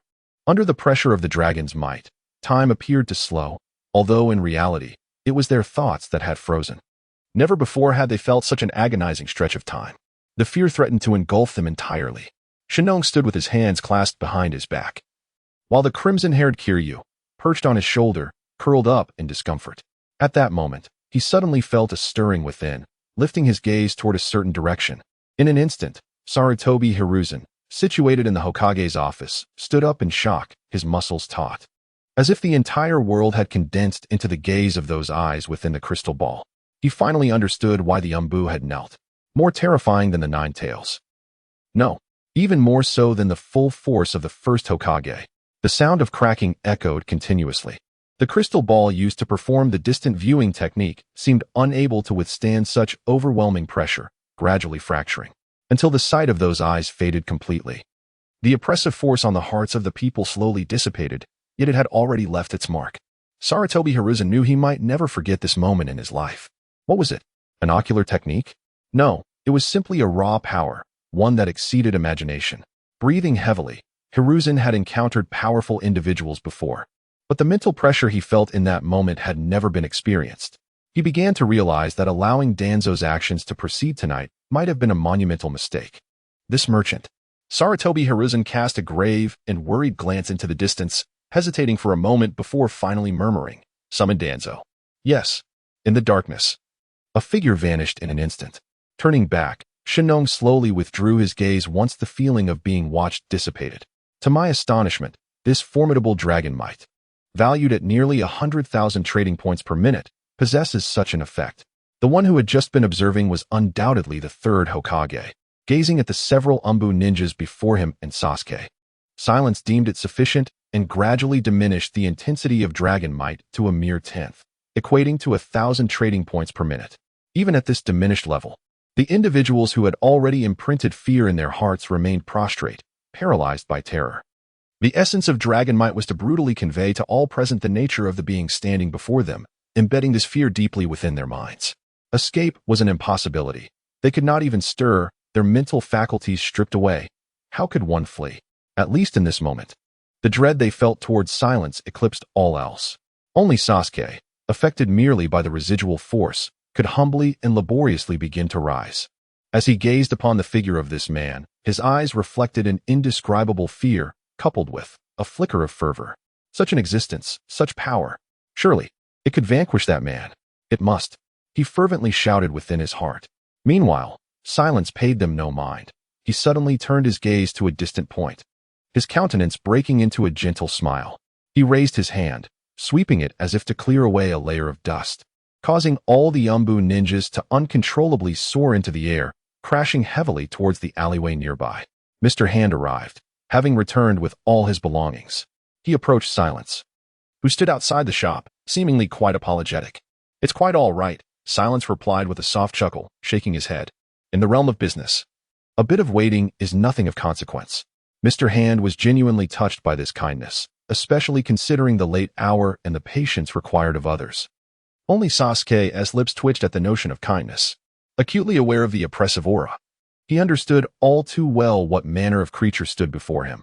He was uncertain if even the term human still applied, if not for the hatred driving him.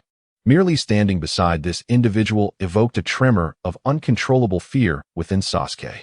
"It's but a trivial matter," Silence beckoned Mr. Hand to return to the shop and take a seat. "So, how many sets of jars does the customer wish to purchase?" Given the recent battle, his visit to Konoha had resulted in considerable losses. Although such expenditures were anticipated, he still hoped to recoup some of the losses. "Mr. Silence, this is all my savings accumulated over decades," Mr. Hand declared, unhesitatingly handing over a small box, his eyes gleaming with eagerness. "In total, it amounts to 12 million. Apart from the remaining 12 sets of first-level jars, I would also like to purchase a set of second-level jars." 12 million? Silence expressed surprise. "That is quite a sum. Converted to trading points, it amounts to over 600,000. Just moments ago, his battle seemed to stretch on for quite a while. However, in reality, it was merely a matter of 2 or 3 minutes following the eruption of Longwei. When I reflect on this, I realize that today has not been a loss, but rather a modest gain, which is more than sufficient." Shinemo gazed at Shoda and decided to offer him a subtle hint. "Do you know how my previous culinary guest ventured onto the path of a gourmet hunter?" he queried. "At the outset of his transactions, he possessed even less capital than you, Mr. Shoda. I believe it must have been an expansion of his culinary business." Shoda chuckled, acknowledging that for a chef, there are no other lucrative avenues outside of this. Even if alternatives existed, he would not pursue them. A genuine chef would be reluctant to squander significant time on matters unrelated to their craft. Indeed, this holds true, yet not entirely. Shinemo smiled mysteriously here. "I can even engage in transactions using culinary creations." Upon hearing this, Shoto appeared pleasantly surprised. Although he had invested all of his savings, it was still insufficient. Even without Shinmo's revelations, he was aware that the secondary jars contained even more extraordinary ingredients and superior recipes, with the potential for even higher-grade jars to follow. After witnessing the journey toward culinary excellence, he felt an insatiable itch. Regrettably, his funds fell short. "Every valuable item can be traded here," Shun Emo elucidated with a smile. "For chefs, the most valuable assets are, of course, the dishes they create. As long as your culinary skills continue to improve, whether you craft exquisite dishes or develop valuable recipes, all of these can be exchanged for jars here, with prices that are honest and fair." eliminating any concerns about our credibility. The system's transactions are based on value. The worth of money is not fixed. Should the authorities print in excess of currency, resulting in inflation, it is undeniable that the exchange rate between currency and transaction points will widen. Thus, Shinemo does not solely focus on monetary wealth.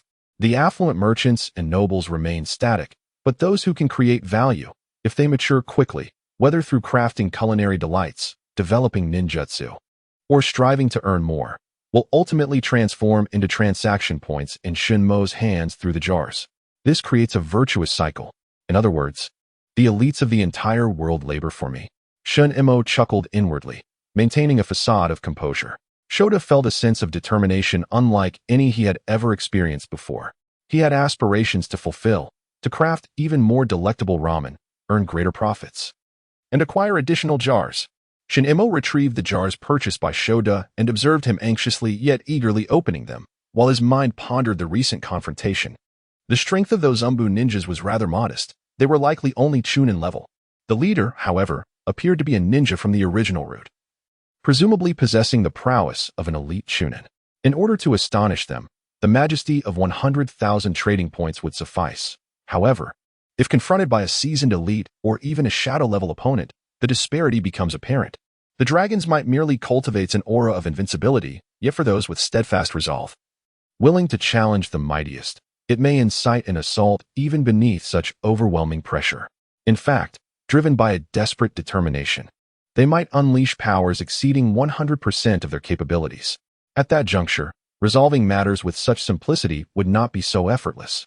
Silently assessing, he deduced that excluding means such as poisoning, curses, or assassination to exert a dignified dominance over the third Hokage would demand no less than 3 million trading points, a sum required merely for a single battle.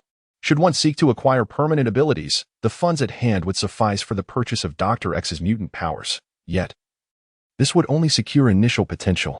To cultivate oneself to the pinnacle of Dr. X's prowess would necessitate over a decade of relentless development, unless one were to upgrade directly with trading points, which still commands a hefty price.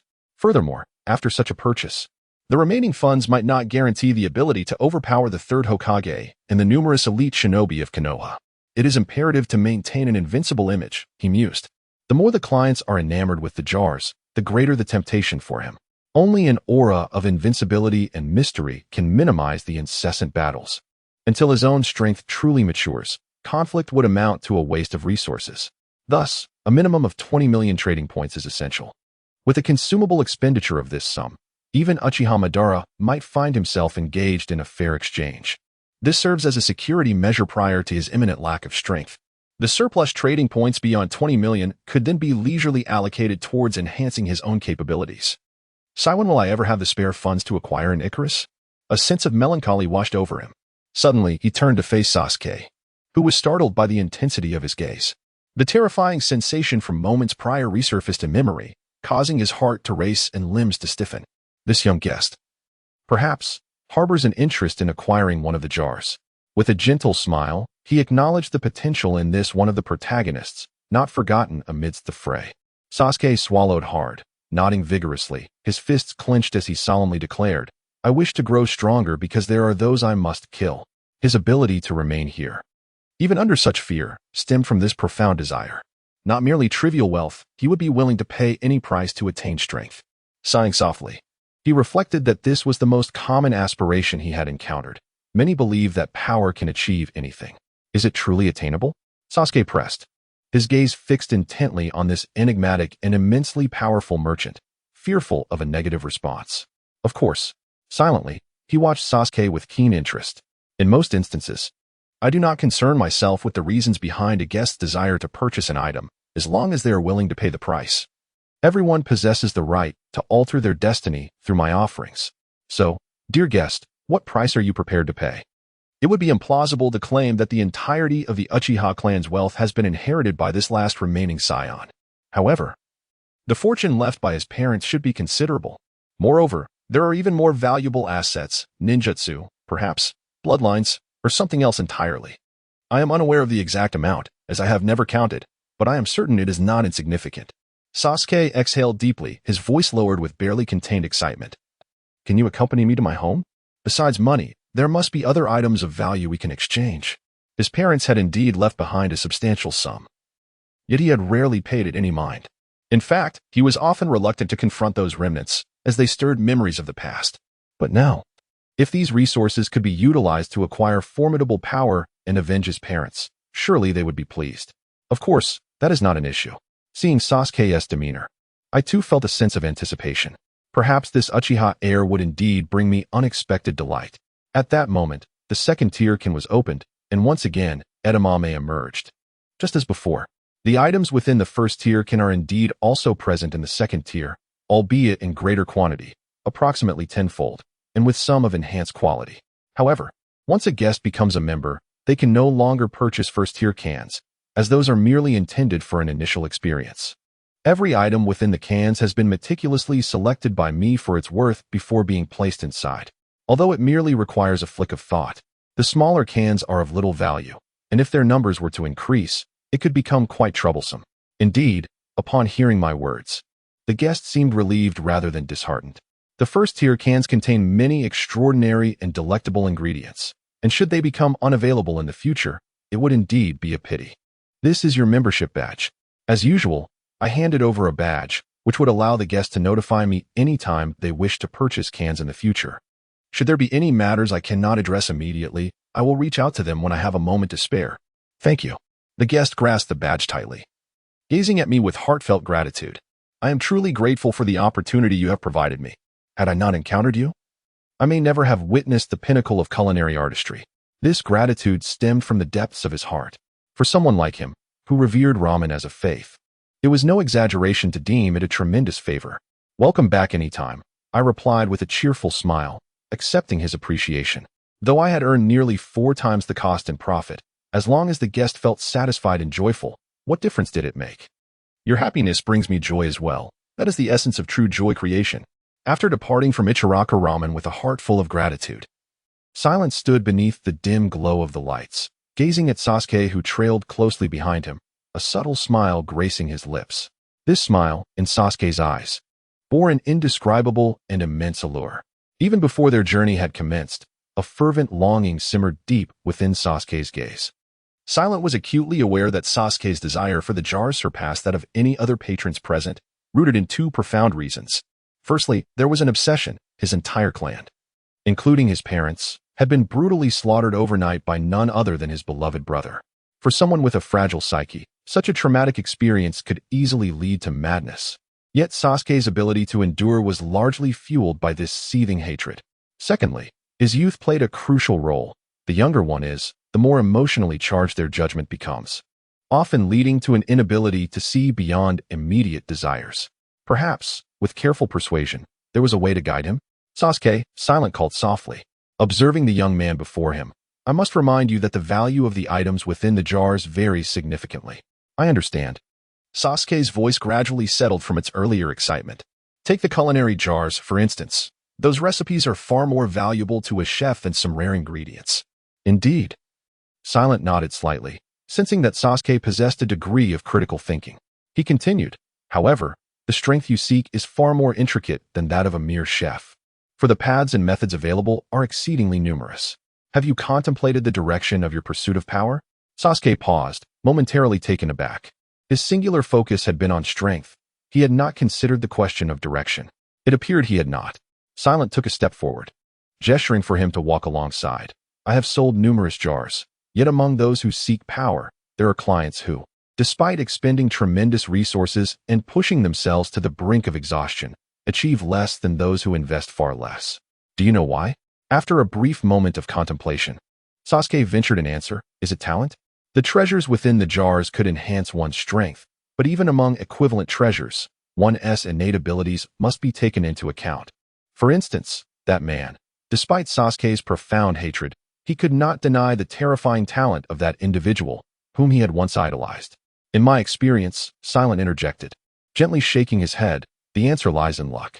Opening jars is ultimately a matter of fortune.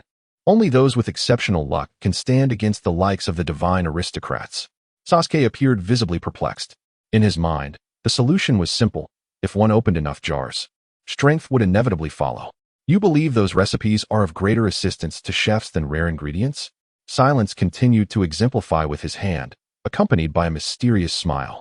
However, within the culinary jar, there exists a unique ability known as the Tongue of God, which allows one to effortlessly discern the most subtle imperfections in gourmet dishes. Those endowed with such a tongue can advance far more swiftly than ordinary chefs, relying solely on this exceptional gift, a phenomenon colloquially referred to as a cheat. The tongue of God, naturally, is not easily attainable. Yet, Silence boldly declared this, instilling in Sasuke a glimmer of hope regarding fortune. Before the unveiling, each individual harbors the wish that they might be favored by the god of luck, even when their heritage is firmly established, engaging in self-deprecating humor, all the while secretly yearning for a day when they might transcend their origins. Sasuke's rate of growth is undoubtedly remarkable. To prevent him from swiftly completing the game and subsequently losing interest in the jar, Silence must cultivate and subtly suggest, perhaps even tempt, him. The idea that such extraordinary abilities could be acquired directly left Sasuke in disbelief. Initially, as he watched Silence unveil the culinary jar, his true focus was on the miraculous orbs of experience, which could enhance physical attributes, and the formidable skill books within. Silence chuckled softly, asserting that his jar contained a myriad of unimaginable treasures. Suddenly, he halted, extending his hand to gently touch the space between Sasuke's brows. In an instant, Sasuke's expression became vacant, his mind inundated with terrifying visions. He beheld a figure wielding a vibrant lotus, shattering continents, the flames of destruction igniting the heavens. This was a term denoting otherworldly flames. He witnessed a colossal puppet, transformed into a drill, breaking through the skies. This was the mech. He also glimpsed the astonishing devil fruits, a sword immortal cleaving the very fabric of reality, and a stand imbued with unfathomable powers. These were authentic forces, powerful entities not belonging to this world. Sasuke's body trembled uncontrollably, his face alight with frenzied excitement and desire. Amidst such boundless possibilities, what worth does that self-proclaimed powerful man hold? He was already eager to witness his brother, that formidable and ruthless figure, as he confronted these unimaginable powers. How would he react? What astonishment would grace his visage? The mere thought filled Sasuke with a delightful glee, akin to laughter in the stillness of night. As Sasuke stood on the precipice of a newly opened world, he felt a flicker of hope rise within his long-burdened, shadowed heart, a newfound anticipation for the future. Now, you should grasp the true essence of what my jar represents. Silence mused meaningfully, extending his arms wide. An endless world, boundless power, infinite possibilities. If fortune favors you, you might even acquire the power to alter your destiny this very night. I can scarcely contain my excitement. Sasuke pressed his palm against his forehead, a manic smile etched upon his face, wholly unable to restrain himself. After all, he was merely a child on the cusp of adolescence. At this moment, his mind began to conjure visions of the formidable power he would attain this very night. Regrettably, Shima observed him with a hint of amusement.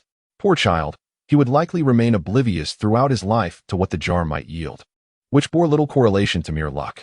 For he, the official, was secretly manipulating the probabilities. Thus, with a sincere smile gracing his features, Shinma preemptively wished him good fortune. I shall surely acquire immense power, Sasuke proclaimed with unwarranted confidence, hastening his steps to lead the way. Shinma suppressed a chuckle, cradling the drowsy and somewhat unsteady Hibari in his arms, keeping pace alongside Sasuke. As they passed the alley where the discarded Umbu ninjas lay, he cast a fleeting glance within. It was utterly vacant. Had they departed? Though his previous methods were rather crude, they had not inflicted any severe harm apart from the psychological terror, for the objective had been accomplished, rendering further expenditure unnecessary. The only uncertainty lay in how the elderly third Hokage would react, as well as the one known as the Konoha Pot King, Danzo. Shinma glanced at the system within his mind, the digits representing transaction points, his demeanor calm and unruffled. The Uchiha clan's territory was situated far from the bustling heart of Konoha, nestled in a remote corner near the Konoha prison. However, Shinma was in no rush to proceed. As he walked, he pondered what type of jar to recommend to Sasuke.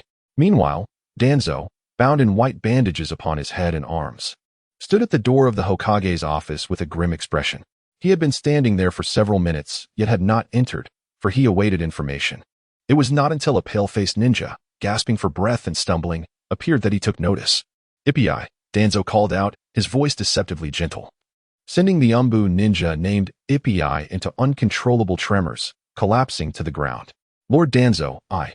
Suddenly, the door to the Hokage's office swung open. Sarutobi Hiruzen, clad in the Hokage's robe, stood with his back to them, gazing out the window. Come in, he commanded, his voice aged yet powerful.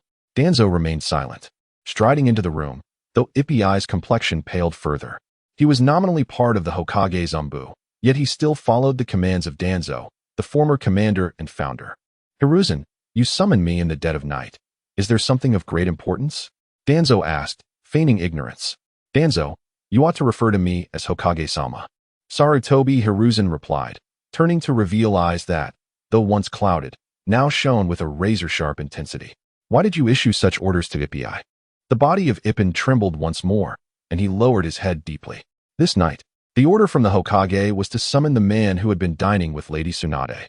However, just as he was about to depart, Danzo issued new instructions, urging Ipin to seize the opportunity to gauge the man's strength. Should he prove weak, he was to be brought directly before Danzo. The results of this assessment were now starkly apparent.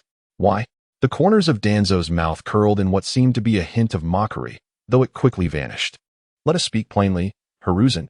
You dispatched Ipin for this task. Did you not implicitly hope for me to issue such an order? The Root, although disbanded by Hiruzen after the Uchiha clan's annihilation, still retained many members who served in the Umbu, loyal to Danzo. Hiruzen was keenly aware of this. In such a context, sending Ipin, a former Root member, to invite the enigmatic man by Tsunade's side was an obvious ploy to prompt Danzo to take action. Ipin was drenched in cold sweat. He had not anticipated that the Hokage's intention in sending him on this mission was to suggest Danzo's involvement. Now, if the mission were to fail, would the responsibility not fall squarely upon Danzo?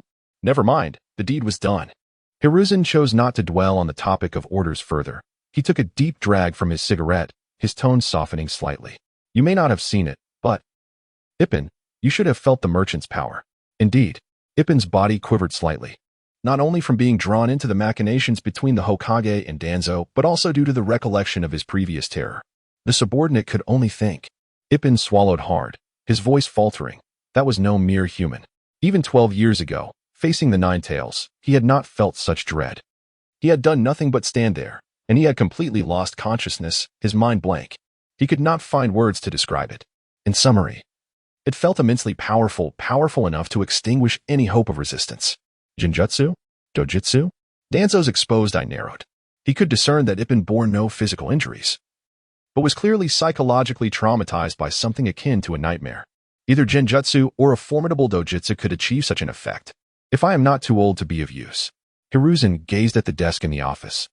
It must have been merely an overwhelming pressure stemming from sheer power, something the first Hokage possessed as well. Yet, this was on another level.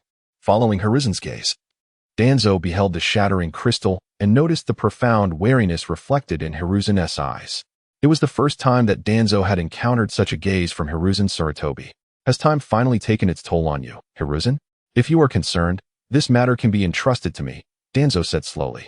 He was not being arrogant. Rather, a flicker of ambition surged within him, a desire to surpass Hiruzen Sarutobi.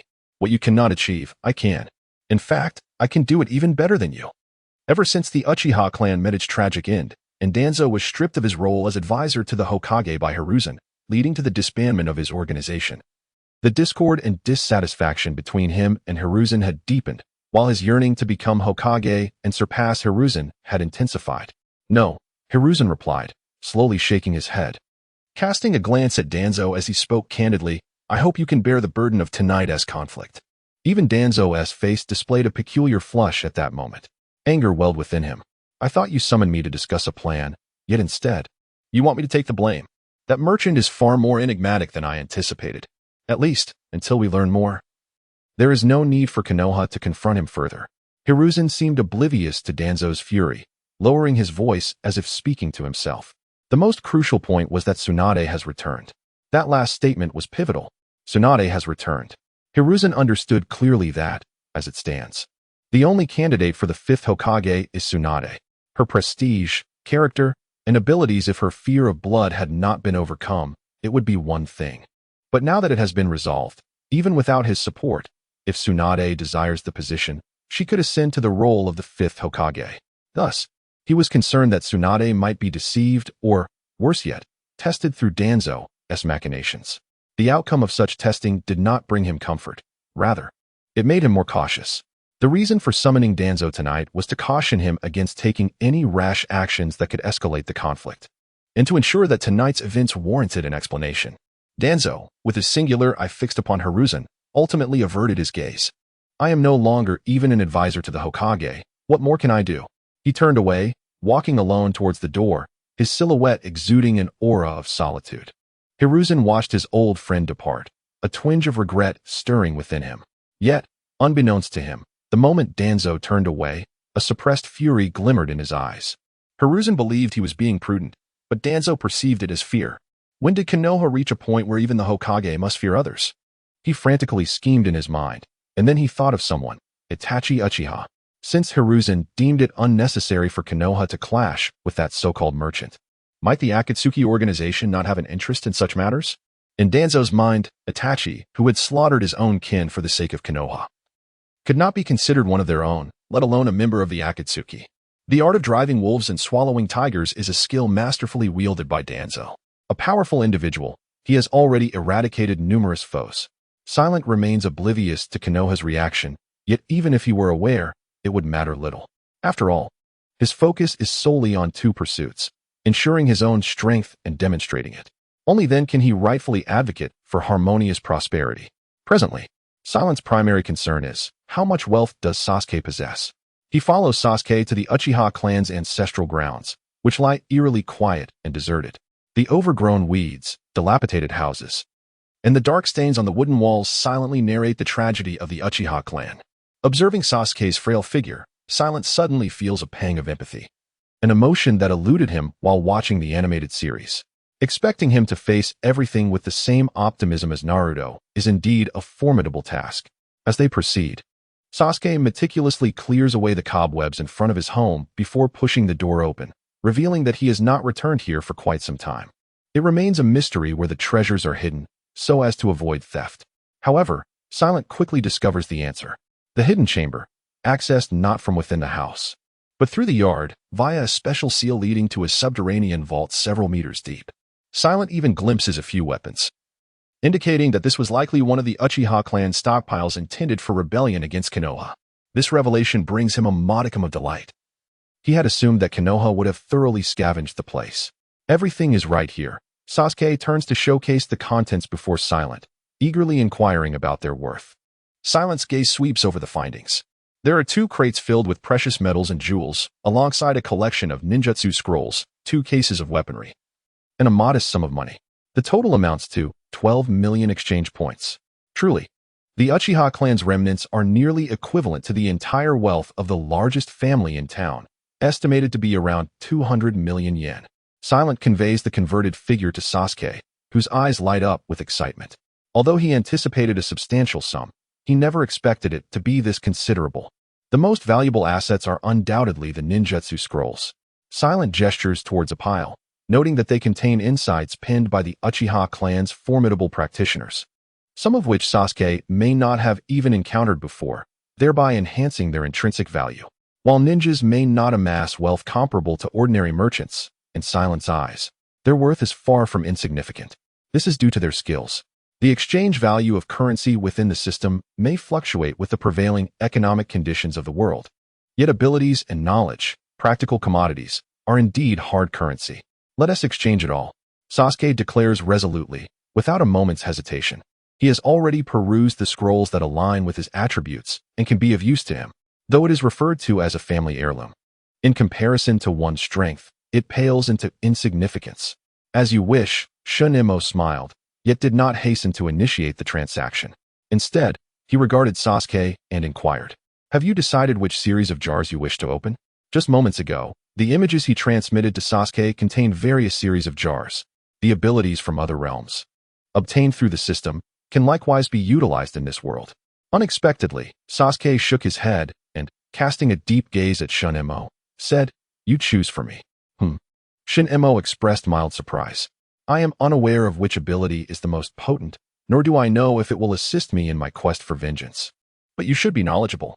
Sasuke struggled to suppress his inner urgency. He yearned to open the jars at once, to grow stronger, and to seek revenge on that man. Yet, he found himself at a loss as to how to make a selection. Each power depicted in those images appeared immensely formidable, capable of achieving vengeance with ease. However, he desired to be quicker, better, and stronger. He sought the counsel of this powerful individual before him. Since the guest places such trust in me, Shun Mo smiled slightly. I shall certainly provide superior service. Permit me to ask, what is the most prominent strength of the individual you wish to avenge? The most prominent strength? Sasuke seemed momentarily taken aback. If the goal is revenge, one must aim for the best outcome at the least cost, which necessitates specificity. Shin Mo patiently elucidated, for instance, if your adversary excels in close combat, I would recommend a focus on high mobility and powerful ranged attacks. Of course, this is merely an example. Sasuke understood.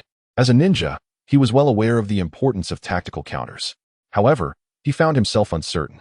Reflecting in his mind, it appeared that there were no evident weaknesses. In every regard, that man was exceptional. Sasuke had always focused on becoming stronger and seeking revenge, but he had never meticulously considered the details. Ultimately, his strength was still insufficient for contemplating such matters. At this moment, he felt an acute awareness of his own limitations. His skills in physical techniques, ninjutsu, and jinjutsu. I see now, Shinemo thought to himself, suppressing a smile. It seemed Sasuke was quite balanced in his abilities. He was well aware of Itachi's prowess, which, aside from his illness leading to diminished stamina, had nearly no shortcomings. This individual was a prodigy capable of excelling in any discipline. In light of this, he had reason to recommend a more lucrative path. Swordsmanship, Shun Mo slowly articulated, is the path of slaughter, most suited for revenge. Those who are powerful possess the ability to shatter myriad techniques with a single strike. Regardless of your opponent's means, I can assure you, a single sword will prevail. You have already witnessed the might of a swordsman. Sasuke's eyes brightened as he recalled the images from earlier. A single sword cleaved the heavens and shattered the earth. Its brilliance too intense to behold directly. A sword can pierce through ninjutsu? Easily accomplished, Shin Mo affirmed with unwavering certainty. And can it also break through jinjutsu? The inner demons can be vanquished. What is but a mere illusion? Shin Mo, cradling the crimson ball, spoke as if it were a matter of course. Very well. Sasuke tightened his fists, envisioning himself standing before that man with a sword in hand, his excited form trembling once more. I choose the path of the sword. Bring me the jars. His impatience was palpable. Of course, Shin Mo replied with a smile, waving his hand to reveal 200 first-level jars materializing on the ground. The art of the sword is indeed formidable, yet to reach a level where it can shatter all techniques, it comes at a cost. Though the jars appeared unremarkable, their sheer quantity, coupled with the significance they carried, was profoundly striking. Sasuke's breath quickened. However, he refrained from opening a jar, instead continuing to gaze at Shun Mo. What about the second-level jars? You mentioned that whatever is contained in the first-level jars is also present in the second-level ones, only stronger and more plentiful. Sasuke's tone grew urgent. Indeed, Shin Mo replied, observing Sasuke's eagerness with a knowing smile before waving his hand again. This time, 380 markedly larger second-level jars appeared. Unable to contain himself, Sasuke reached out to open one, but as his fingers neared the surface, he hesitated, his heart racing with anticipation. What wonders might it contain? Though he had begun to grasp the jar's extraordinary nature from the culinary ones, the recent visions had made him acutely aware of how little he understood about the enigmatic man's wares, particularly regarding the swordsmanship jars. A mix of tension and excitement coursed through him as he finally decided to open one. Inside, a radiant orb awaited. It seems luck is on your side. Shinmo's voice resonated perfectly at that moment. Indeed, luck favored him, having placed numerous items within those jars. Sasuke had chanced upon a remarkable treasure on his very first attempt. An experience aura? Sasuke recalled the previous magical culinary aura, feeling a surge of exhilaration. This would equate to an extensive training session, a genuine enhancement of his capabilities. With a sufficient number of experience auras, even those of average talent could swiftly grow formidable. No, it is not an experience aura, Shin Mo interjected with a smile, shaking his head in denial. What you have discovered is a legacy aura, which contains the essence of an exquisite sword technique. Upon absorption, you will instinctively learn it. However, to master it and achieve any level of success, diligent practice is essential. This is indeed impressive. Eagerly, Sasuke extended his hand to make contact, already familiar with the method of utilizing such aura. In an instant, the aura surged into his being, revealing a venerable man in peculiar attire, wielding a double-edged sword, dancing atop a mountain peak.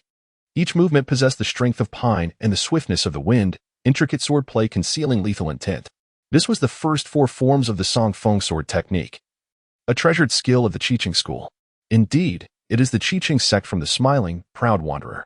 Although its power level may not be particularly high and it lacks widespread renown, the intricacy of its techniques is not to be underestimated.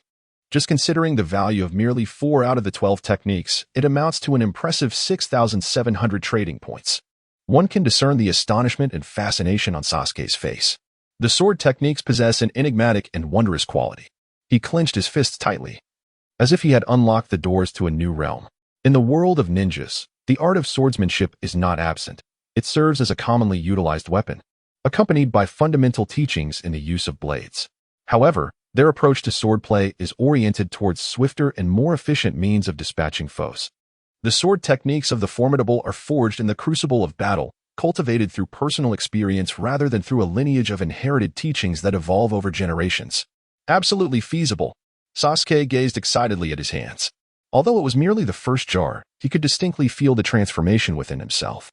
This inheritance bore another advantage. Shun Emo noticed Sasuke's satisfaction with the first jar and, seizing the moment, added, if the subsequent jars reveal similar legacies, it would not be in vain. Re-experiencing this inheritance would deepen comprehension and elevate one's realm. The reasoning behind his assertion was evident. The remaining jars contained similar illustrious treasures. Not in abundance. Mind you, 2 from the initial 4 techniques, 3 from the middle 4, and the final 4 graciously completed the set, especially since one jar contained the most formidable treasure. Shinemo had placed that item there as a grand prize. Let us proceed. After opening the first jar, Sasuke's excitement was uncontainable, and he hastily opened the second. Inside, 100,000 cash. Sasuke's expression momentarily went blank as he looked at Shun Emo, seemingly hoping for an explanation regarding this cash. Haha. Shun Emo could not suppress his laughter, spreading his hands. Such things are always present. It cannot be helped. But rest assured, there is little chance of encountering anything inferior to 100,000 cash. This was indeed the truth. Shun Emo had simply adhered to the principle of having both fortune and misfortune, randomly placing 3 or 4 such items, not expecting this outcome. Despite having drawn an undesirable item, Sasuke remained undeterred as it was only the second jar. He carefully set the cash aside instead of discarding it, recognizing its potential utility for purchasing more jars. As he opened the 3rd, 4th, and 5th jars, a myriad of wondrous items emerged.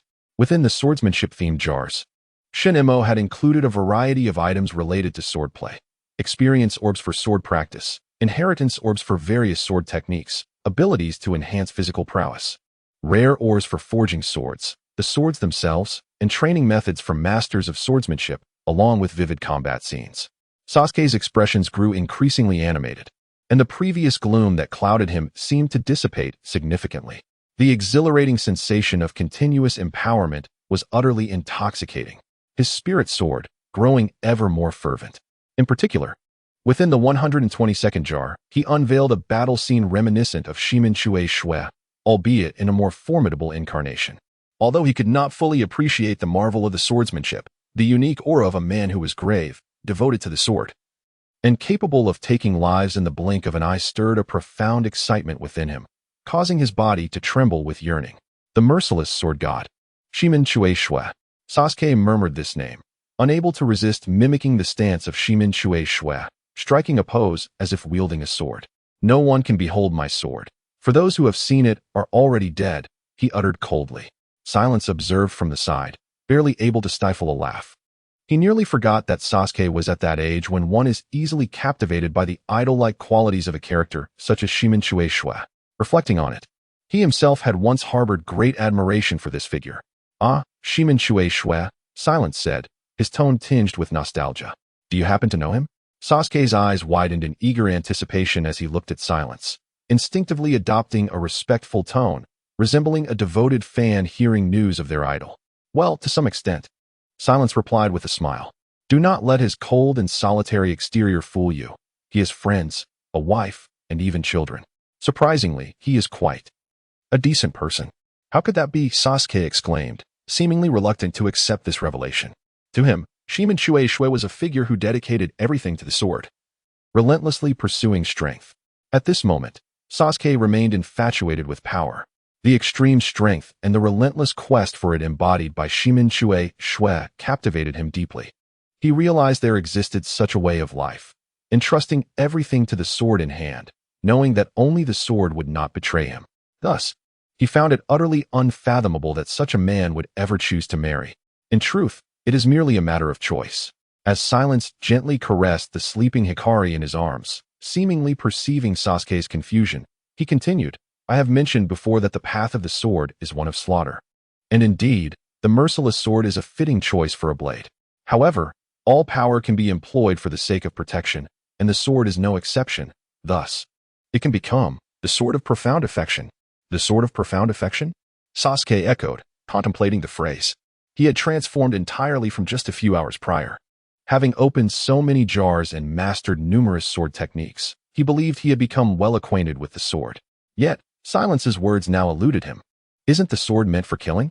He inquired. Ha ha. Silence chuckled, shaking his head. You still have a long way to go on the path of swordsmanship. At this point, do not even mention the sword of profound affection. You cannot even wield the merciless sword. He discerned that Sasuke was becoming somewhat overconfident. Reminiscent of the animated Sasuke, imbued with unwarranted confidence, only to face dire consequences. Having learned the Thousand Birds technique, he boldly confronted Uchiha Itachi, the outcome of which is, of course, self-evident. Indeed, throughout the entirety of the series, Sasuke has endured countless beatings. Unsurprisingly, Sasuke's sense of indignation fueled his resolve. Anyone who dares to obstruct my quest for vengeance shall meet their demise without hesitation. Is this not the essence of a merciless sword? He slightly lifted his chin, his gaze unwavering. He had transformed entirely from his former self. Shin Mo observed him in silence, inwardly shaking his head. This was not a favorable path. In the realm of commerce, particularly in such ventures, the core principle is not merely to extract wealth, but to ensure that customers perpetually feel a sense of unfulfillment. Believing one can succeed solely through personal effort is folly. One must recognize the necessity of purchasing the right tools. Fortunately, Shin Mo had anticipated this reality. If you perceive the sword in such simplistic terms, you will never achieve success on this path, Shin Mo remarked thoughtfully, before Sasuke could interject. However, it is of little consequence. It is only natural to be unaware at this stage. Continue to open the jars. For their greatest purpose lies in allowing you to accomplish feats you could never achieve on your own. Sasuke fell into silence, his gaze fixed on the jar with an air of yearning. He could become even more powerful. He resumed opening the jars, unaware that within the remaining ones lay a grand gift prepared by Shun Mo for him. At last, within the 194th jar, there lay a solitary jade. Astonished, Shin Mo exclaimed, What luck you possess! What is this jade? Sasuke inquired, intrigued, though he was not entirely certain of its nature. He knew from past experiences that whenever Shin Mo expressed such sentiments, it was invariably something remarkable. This is an experienced jade, Shin Mo said, looking at Sasuke with a knowing expression. Experienced jade? Sasuke echoed, astonished. Indeed, such items are exceedingly rare. They allow a person to experience the realm of the sword firsthand. If one possesses extraordinary talent, they might even retain a fragment of that realm, transforming it into a part of themselves, resulting in a significant surge in power. Shin Mo paused before adding with a hint of amusement, You do not believe your sword to be a merciless one? Ironically, this jade will allow you to truly experience the essence of a merciless sword. This jade was not something Shun Mo had hastily acquired. It had been prepared well in advance. Why does the path of swordsmanship entail greater expenditure? Because the average individual lacks the requisite talent. Those who achieve greatness in the sword arts, irrespective of the world, are undeniably exceptional. The demands it places on a person's aptitude, character, and comprehension are exceedingly rigorous. Certainly, the power it confers is genuine. Excessively diminishing the player's sense of achievement can also dampen their desire to invest financially. Having once been a game designer, Shin Mo understood this principle well. His objective was to strike a balance between the two, ensuring that customers derive joy from their investments without becoming so overwhelmingly powerful that further financial commitment seems unnecessary. At this moment, Sasuke found himself gradually ensnared in the trap of financial investment. He gazed at the experienced jade in his hand. A surge in power? I am intrigued. Sasuke, without hesitation, adhered the jade to his forehead as per Shun Mo's instructions, dismissing the mention of the exceptionally gifted genius. In that moment, the white jade radiated brilliance, resembling countless slender, flowing swords piercing into Uchiha Sasuke's mind. His body quivered. Indeed, Sasuke felt that realm, for a fleeting instant. It was as though he became a third party observing his own inner self. Within, there was nothing, no emotions, not even hatred, merely an expanse of white as pure as snow. With only one object present, a sword. Nothing else. He had fused with the sword. Even without one in hand, he understood that his sword existed everywhere. As long as it was his will, all things in heaven and earth became his sword. How formidable! Such power was overwhelming. Sasuke felt he no longer needed to move. With merely a glance or a thought, he could sever all things. Yet, there was no joy. He had become the sword, and swords do not experience joy. Even when reminiscing about Itachi Uchiha, his clan, or the night of his parents' murder, his heart remained utterly unmoved. That hatred seemed insignificant, akin to dust. In the presence of such a realm, he could still take lives, but not for revenge, nor for emotions, only for the practice of swordsmanship. This was the pinnacle of ruthlessness. In Sasuke's gaze, it appeared as if all vitality had been extinguished, leaving only lifelessness. Awaken! Suddenly, a thunderous shout erupted within him, akin to a clap of thunder, shattering the sword in his heart completely. Gasping, he collapsed to the ground, clutching his heart, breathing heavily, his eyes filled with indescribable terror. What was that? That sensation. It felt as though he had perished, transformed into a sword, with every aspect of his humanity mercilessly stripped away, leaving only the sword. Was that the heartless sword?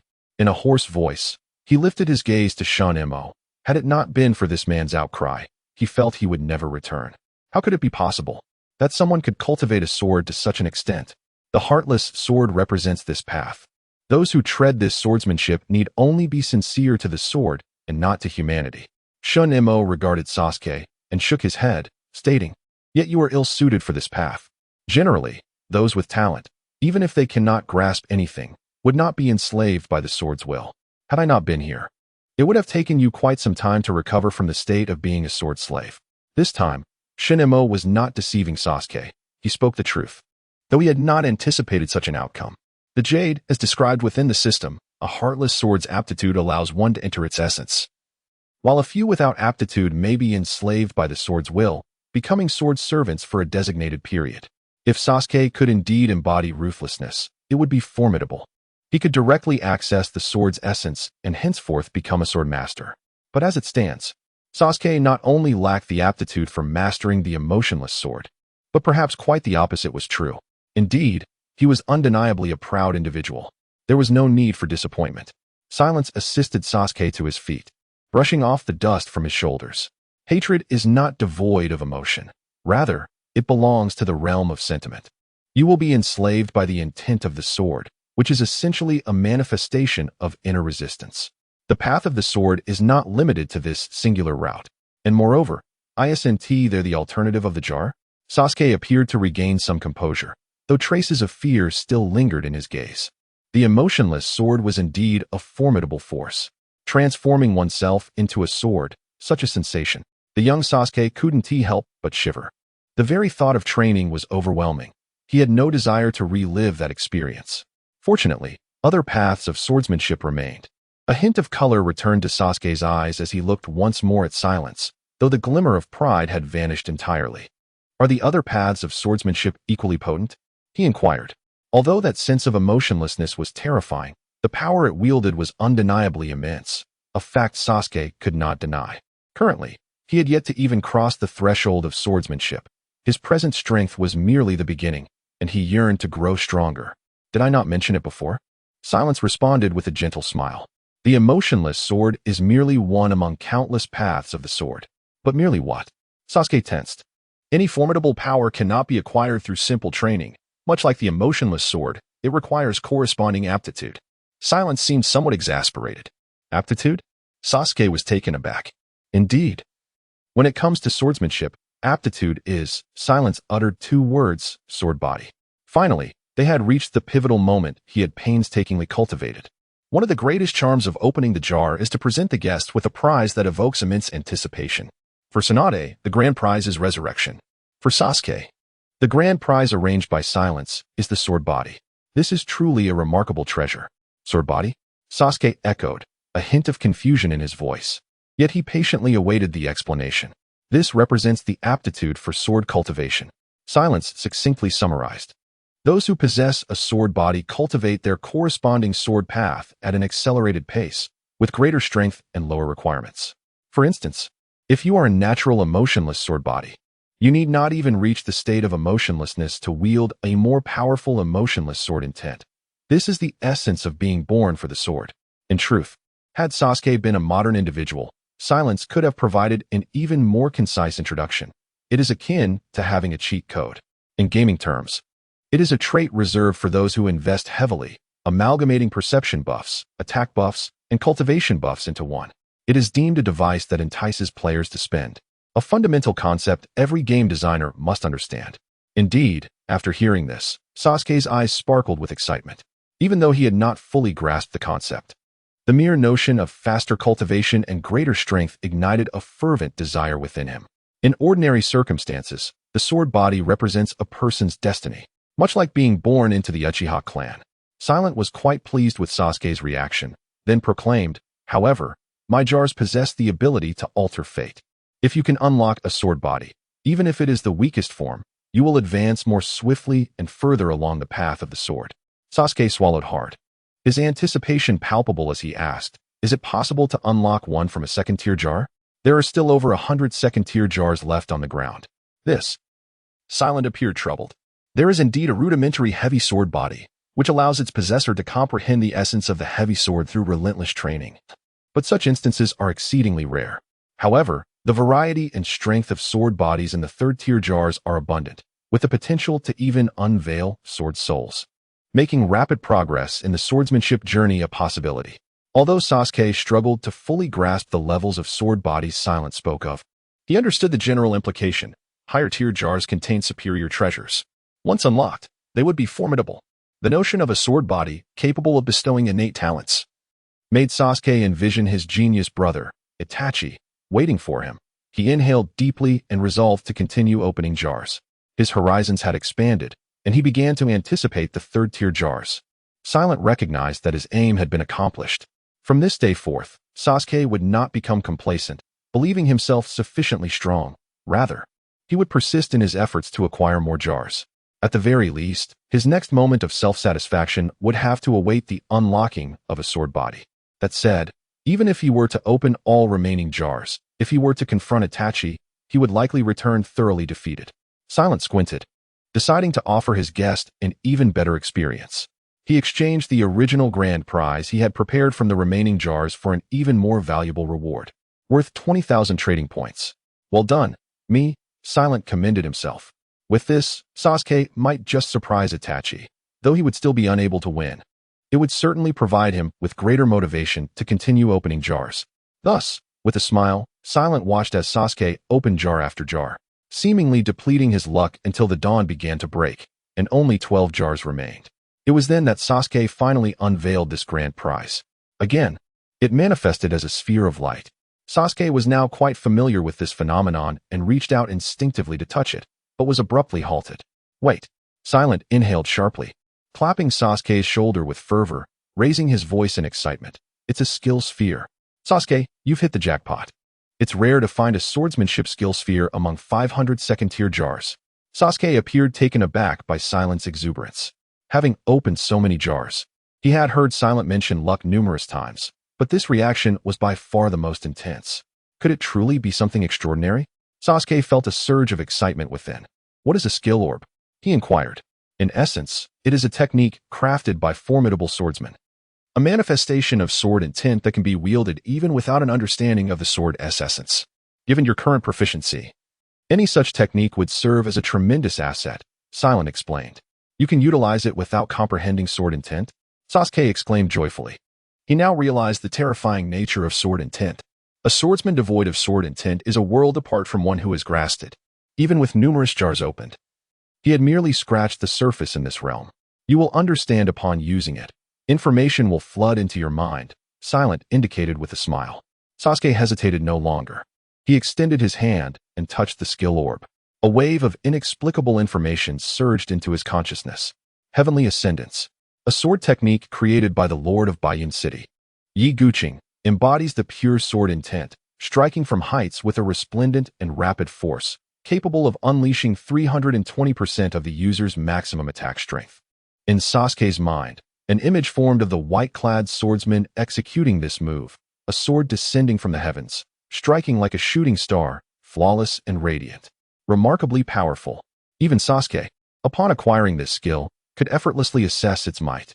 The sheer speed alone, akin to lightning, rendered evasion impossible. This was a decisive blow. If this skill could slay that man. Sasuke's eyes sparkled with intensity. Silent observed and understood that Sasuke had begun to indulge in fanciful thoughts again. Oh well, it matters not. After all, Itachi Uchiha would never be able to kill Sasuke, so let it be. It seems to be quite a commendable skill.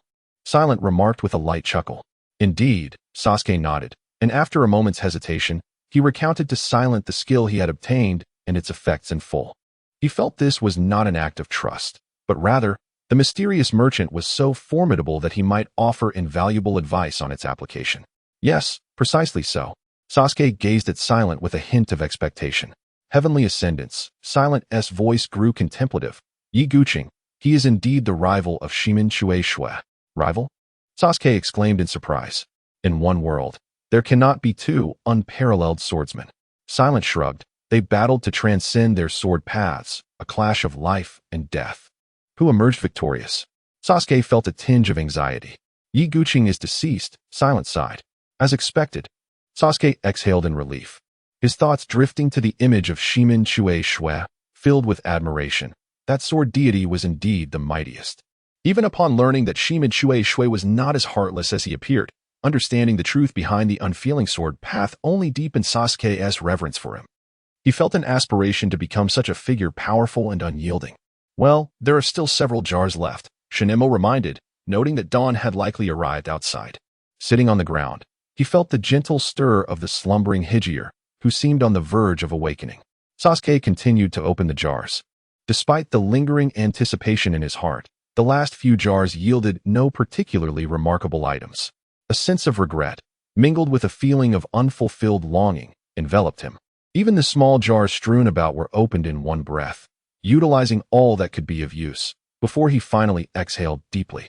Only then did an incredible sense of disorientation wash over him. Memories surged in his mind, the strength of his body, and the blade he wielded in hand, all had undergone a transformative shift overnight. Sasuke glanced at Shinemo, hesitating as he opened his mouth. "What are you, exactly?" he inquired. "Why do you sell these extraordinary jars?" To Sasuke, the wealth he had expended seemed trivial compared to the treasures within the jars, which did not belong to this world. "Did I not mention it before?"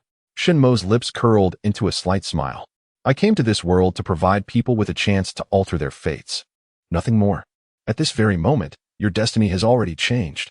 Your strength, your circumstances, your future, all have transformed since you opened these jars. Is it not so?" "Indeed." Sasuke nodded vigorously, his gaze sharpening as he looked at his hands. "But it's still not enough. I am powerful now, yet I can become even stronger.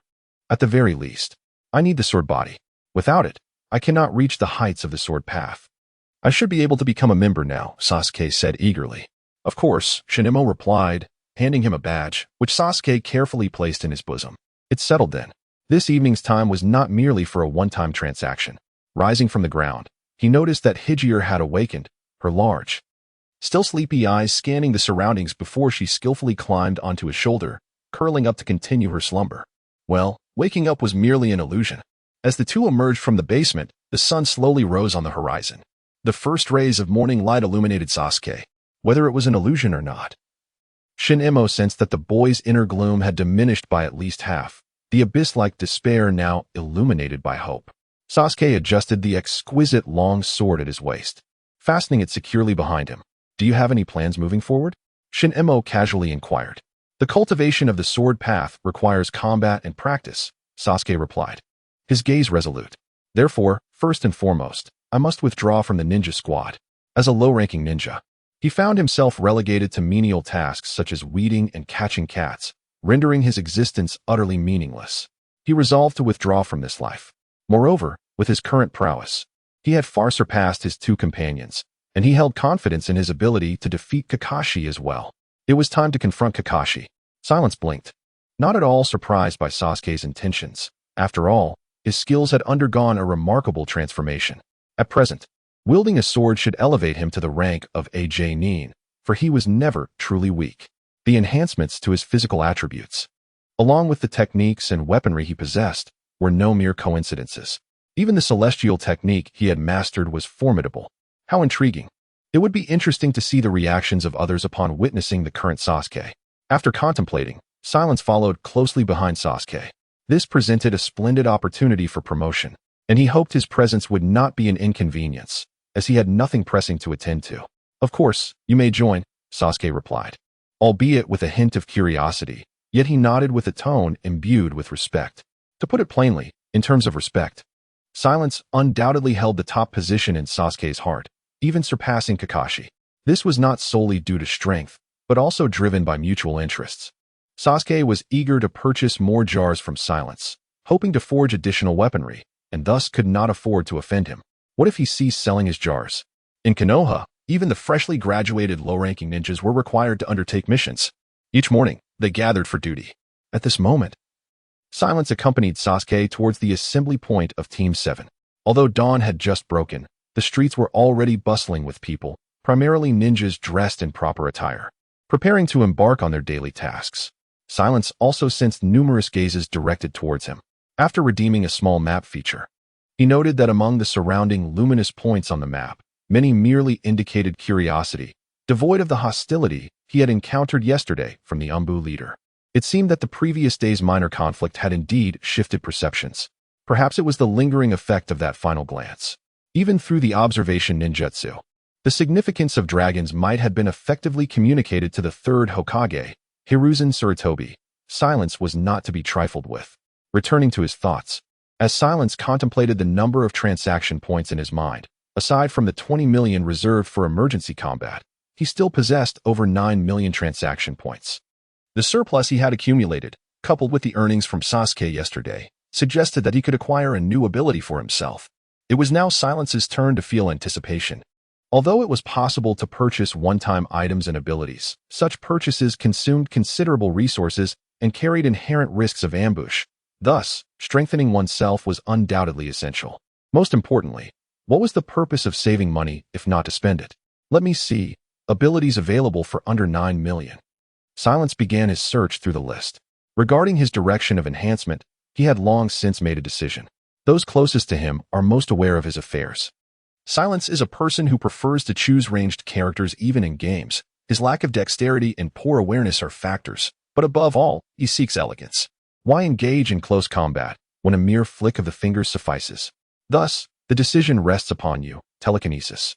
As one of the most frequently encountered superpowers in the realm of fantasy, the applications of telekinesis are indeed vast.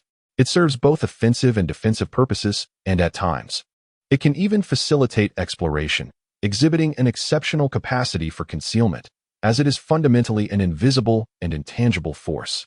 The pressing question now is, which type to purchase? The cost of the abilities available in the system is considerably lower than that of custom abilities of the same nature.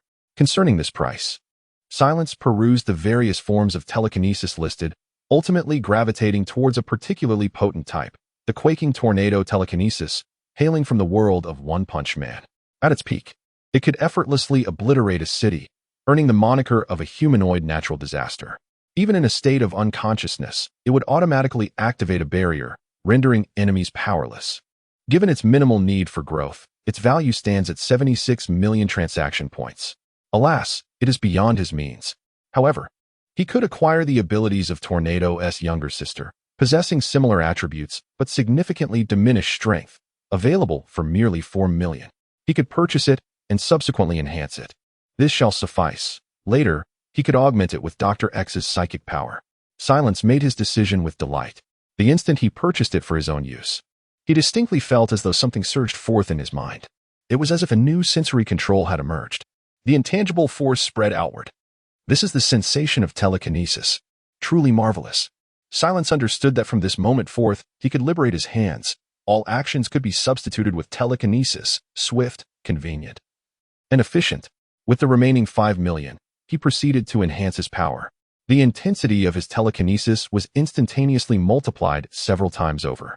Having invested merely 9 million transaction points, Silence felt that his destructive capability now rivaled that of lesser shadows. Indeed, it is essential to earn more. Silence felt invigorated. Meanwhile, Sasuke remained oblivious.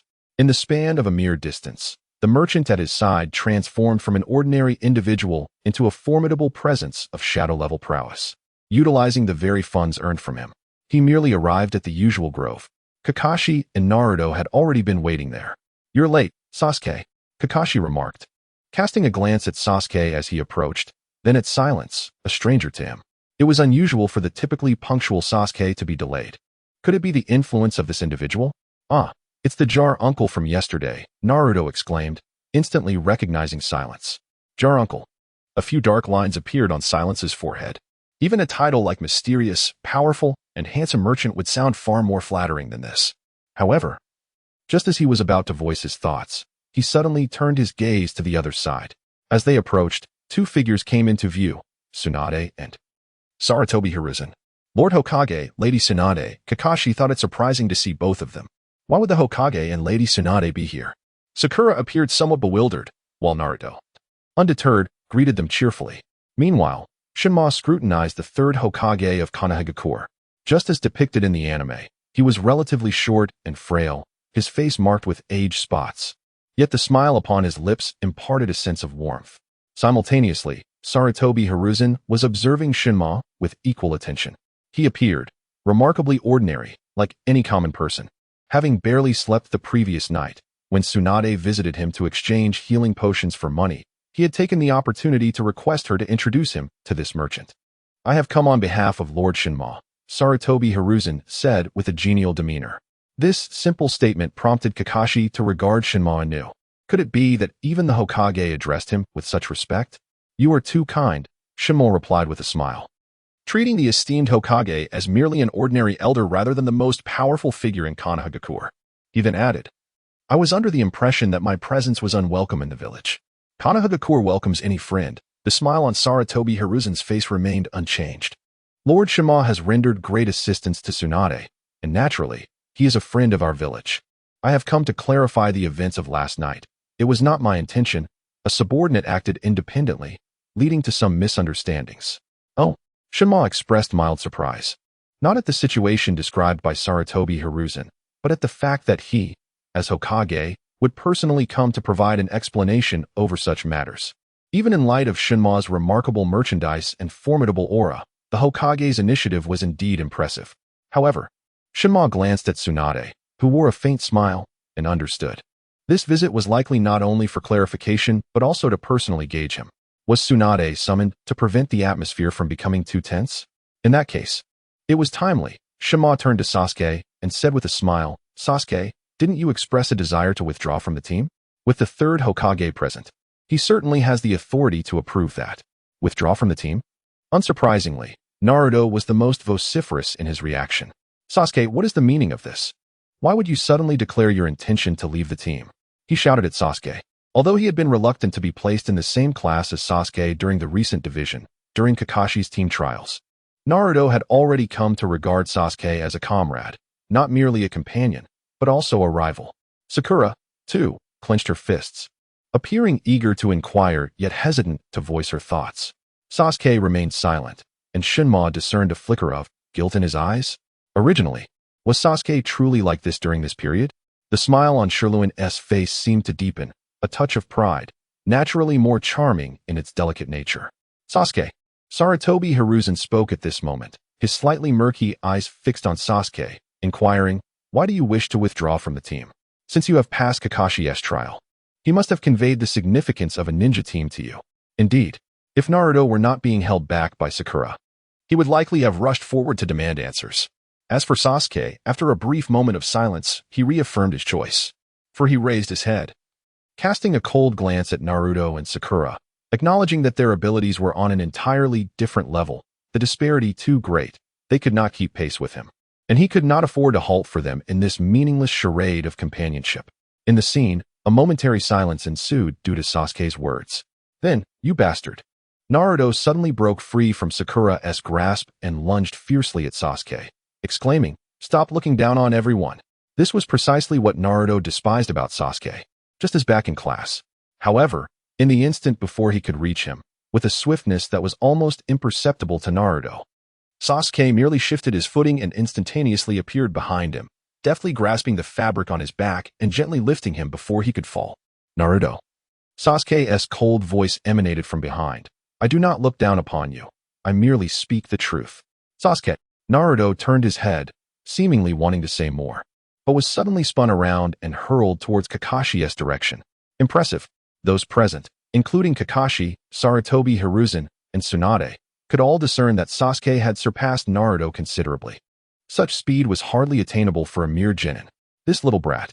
Only Tsunade quickly reacted, glancing at Shirluen. "Did you sell him a jar?" "Indeed." Shirluen beamed with a radiant smile. "Sasuke possesses the will to alter his fate and has paid the price. I could not refuse such business." As expected, Tsunade regarded Shirluen with a knowing look.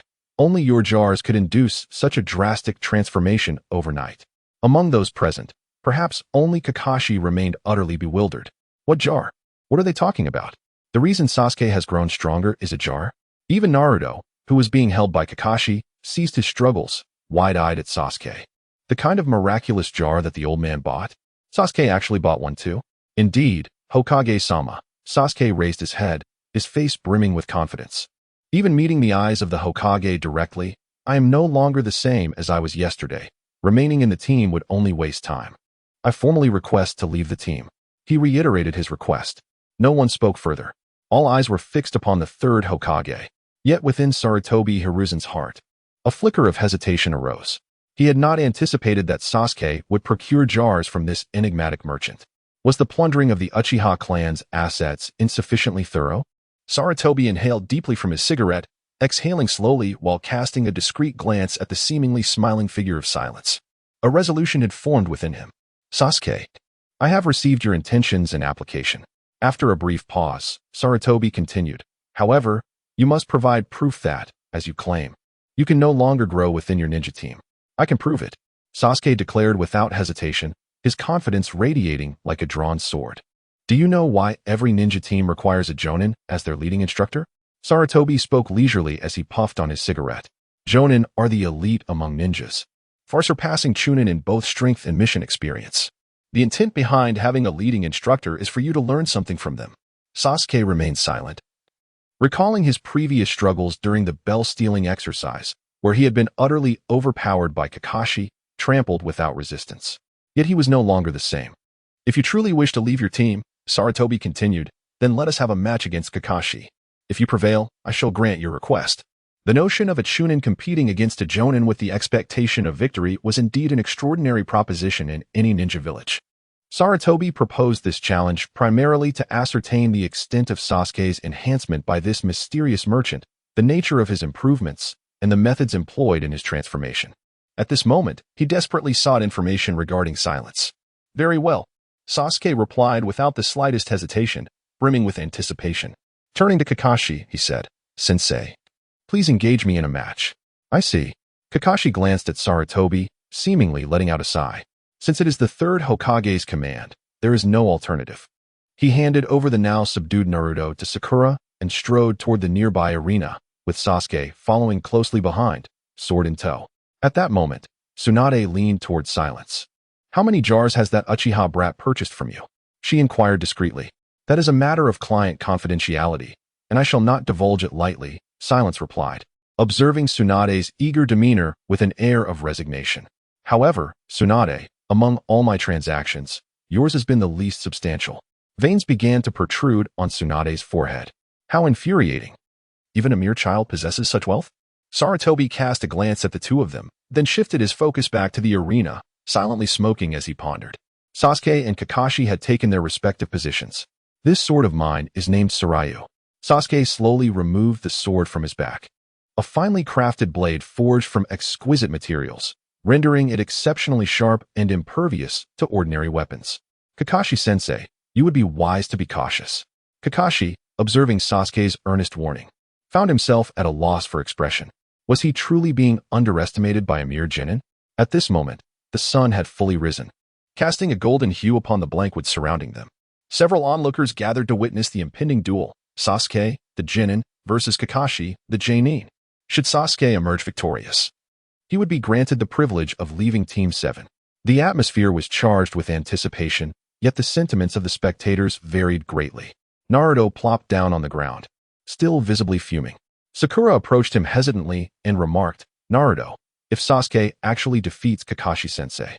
Before she could finish, Naruto interjected vehemently, "No way. That's impossible. Didn't he fail to secure the bells last time?"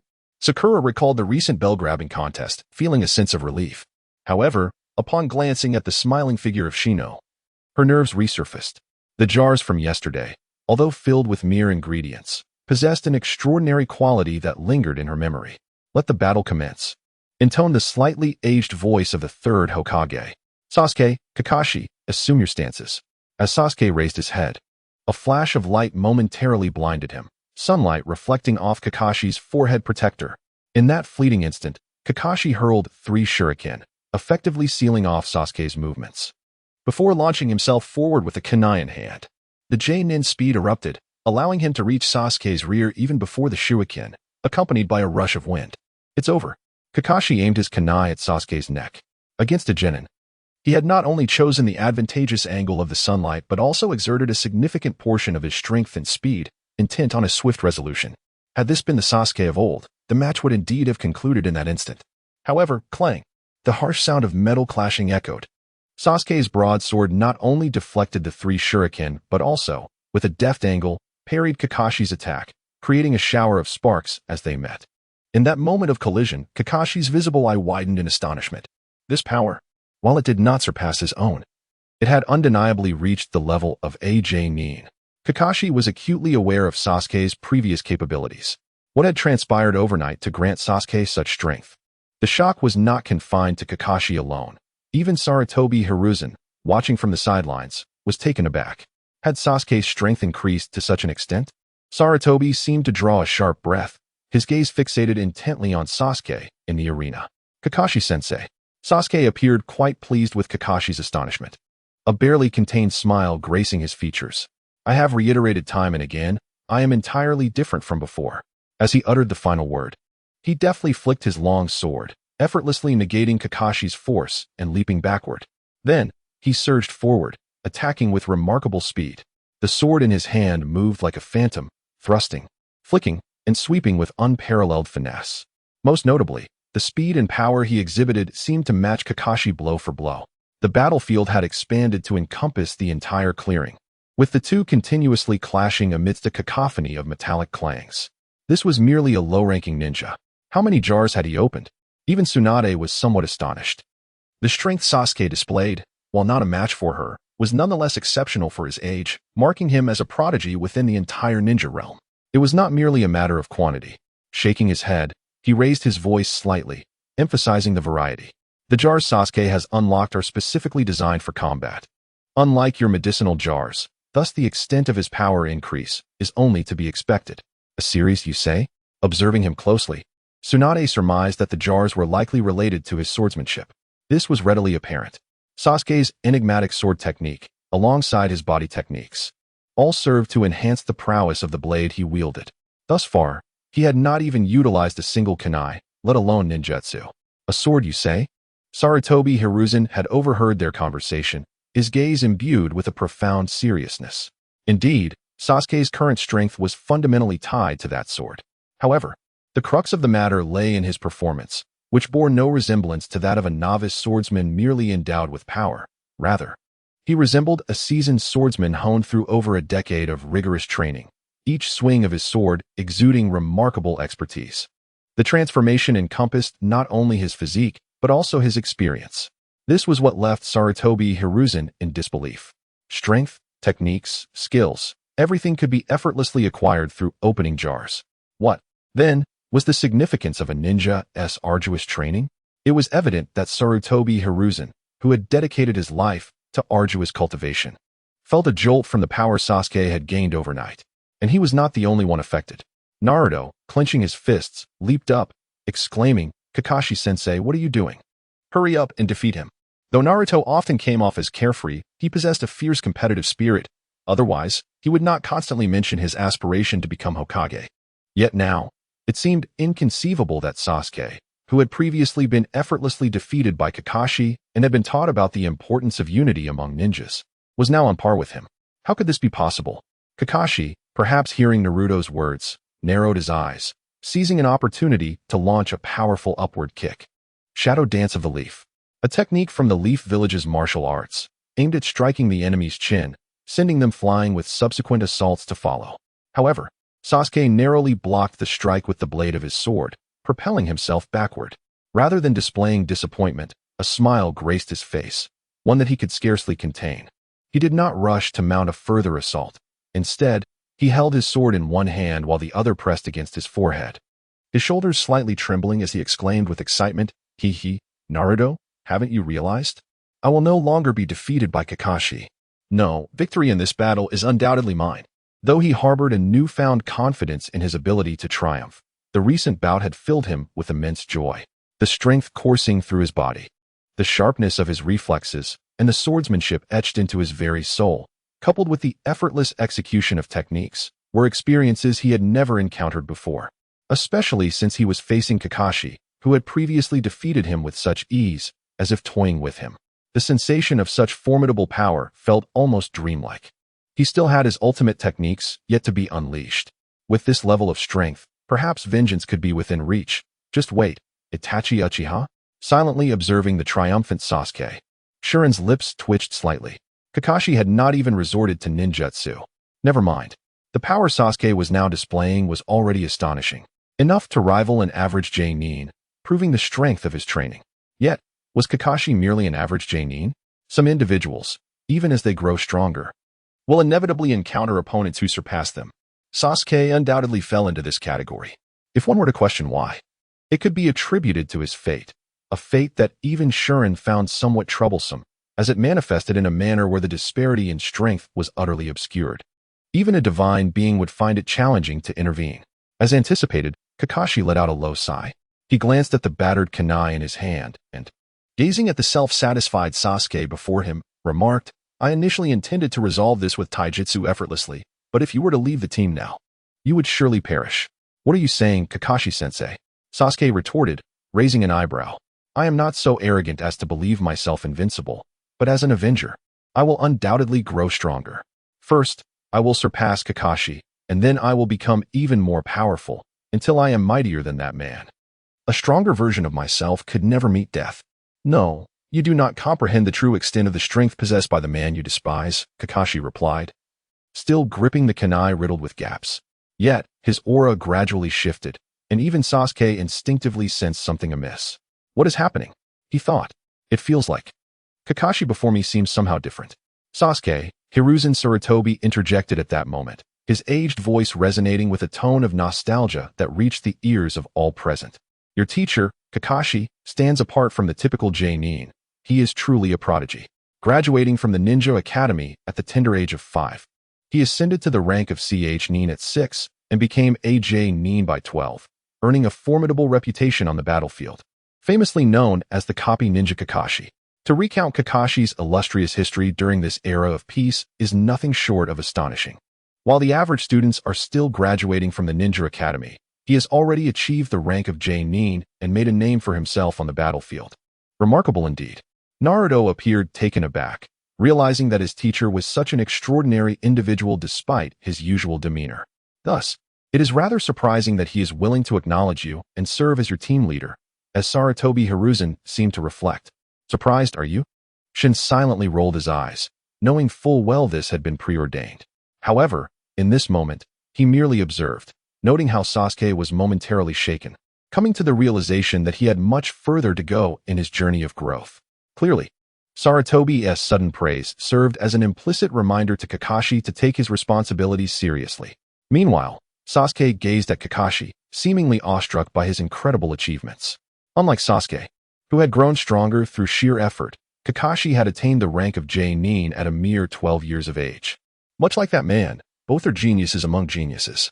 With that thought, Sasuke raised his sword, pointing it at Kakashi with fervent determination. believing that defeating him would signify that he had become powerful enough to seek vengeance against that man, Uchiha Itachi. He boldly uttered Itachi's name. Indeed.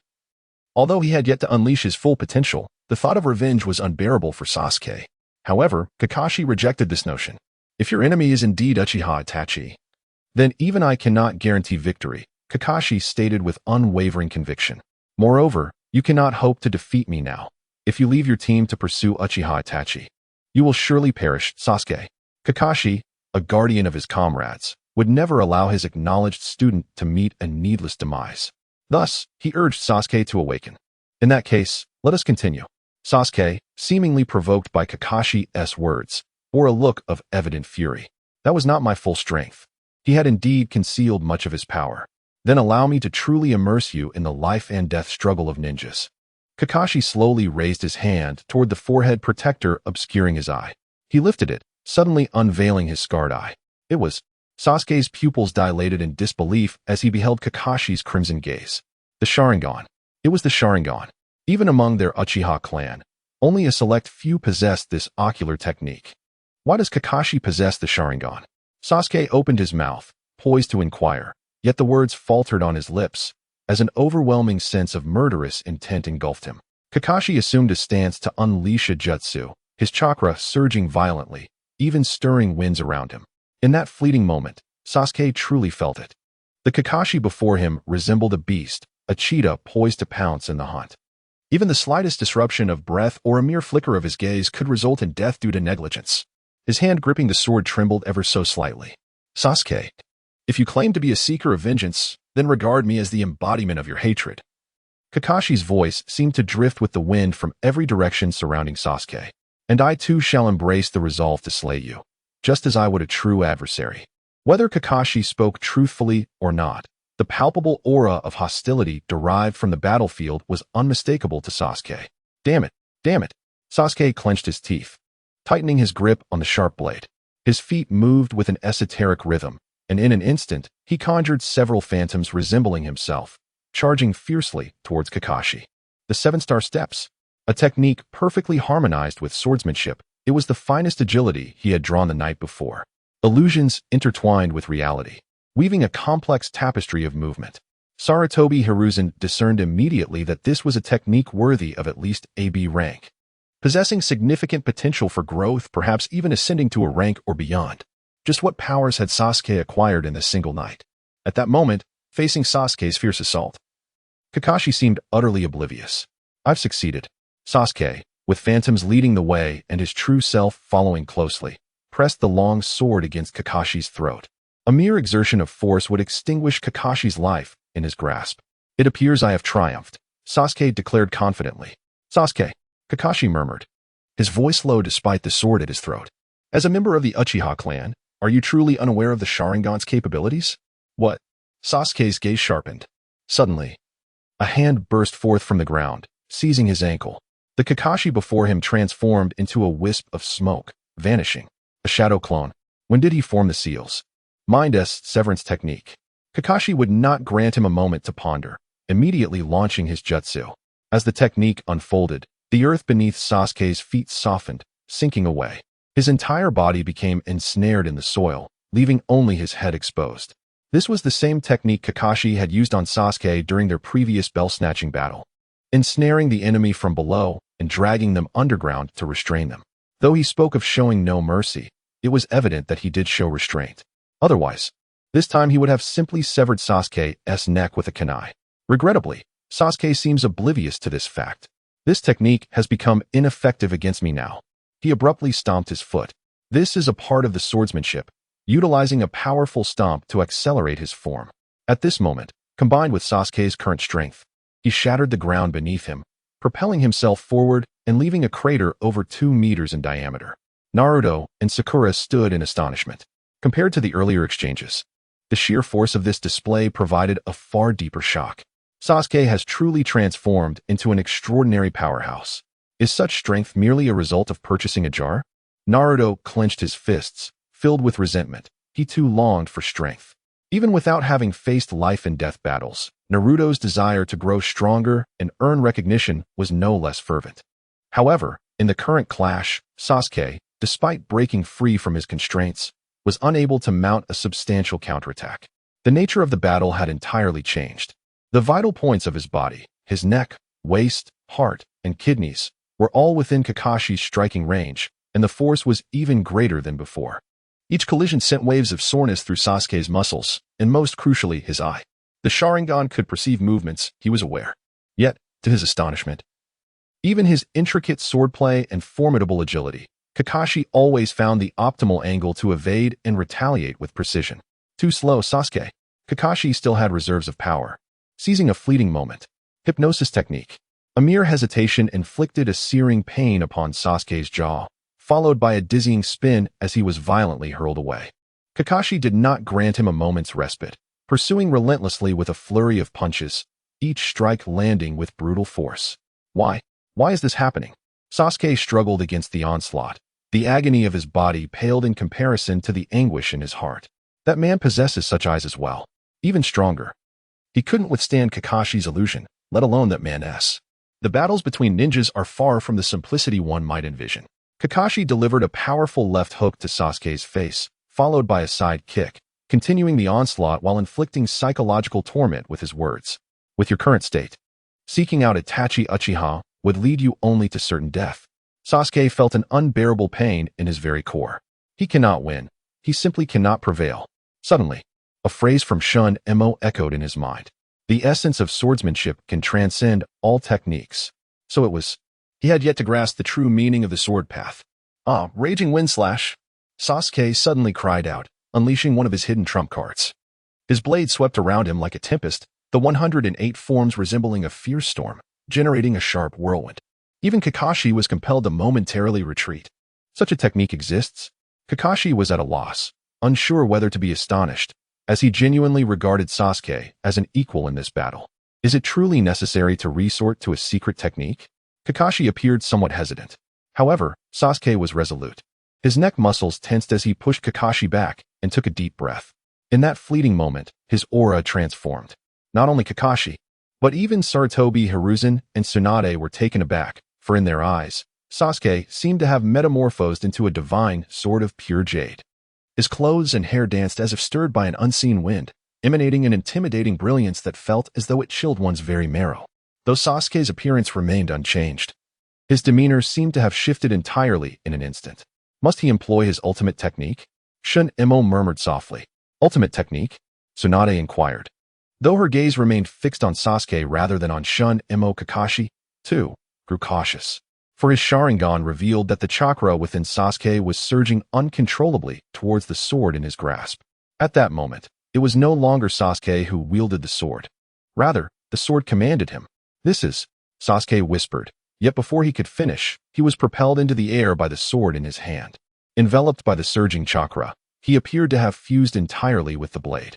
Kakashi felt an ominous sense of being locked onto. What kind of technique is this?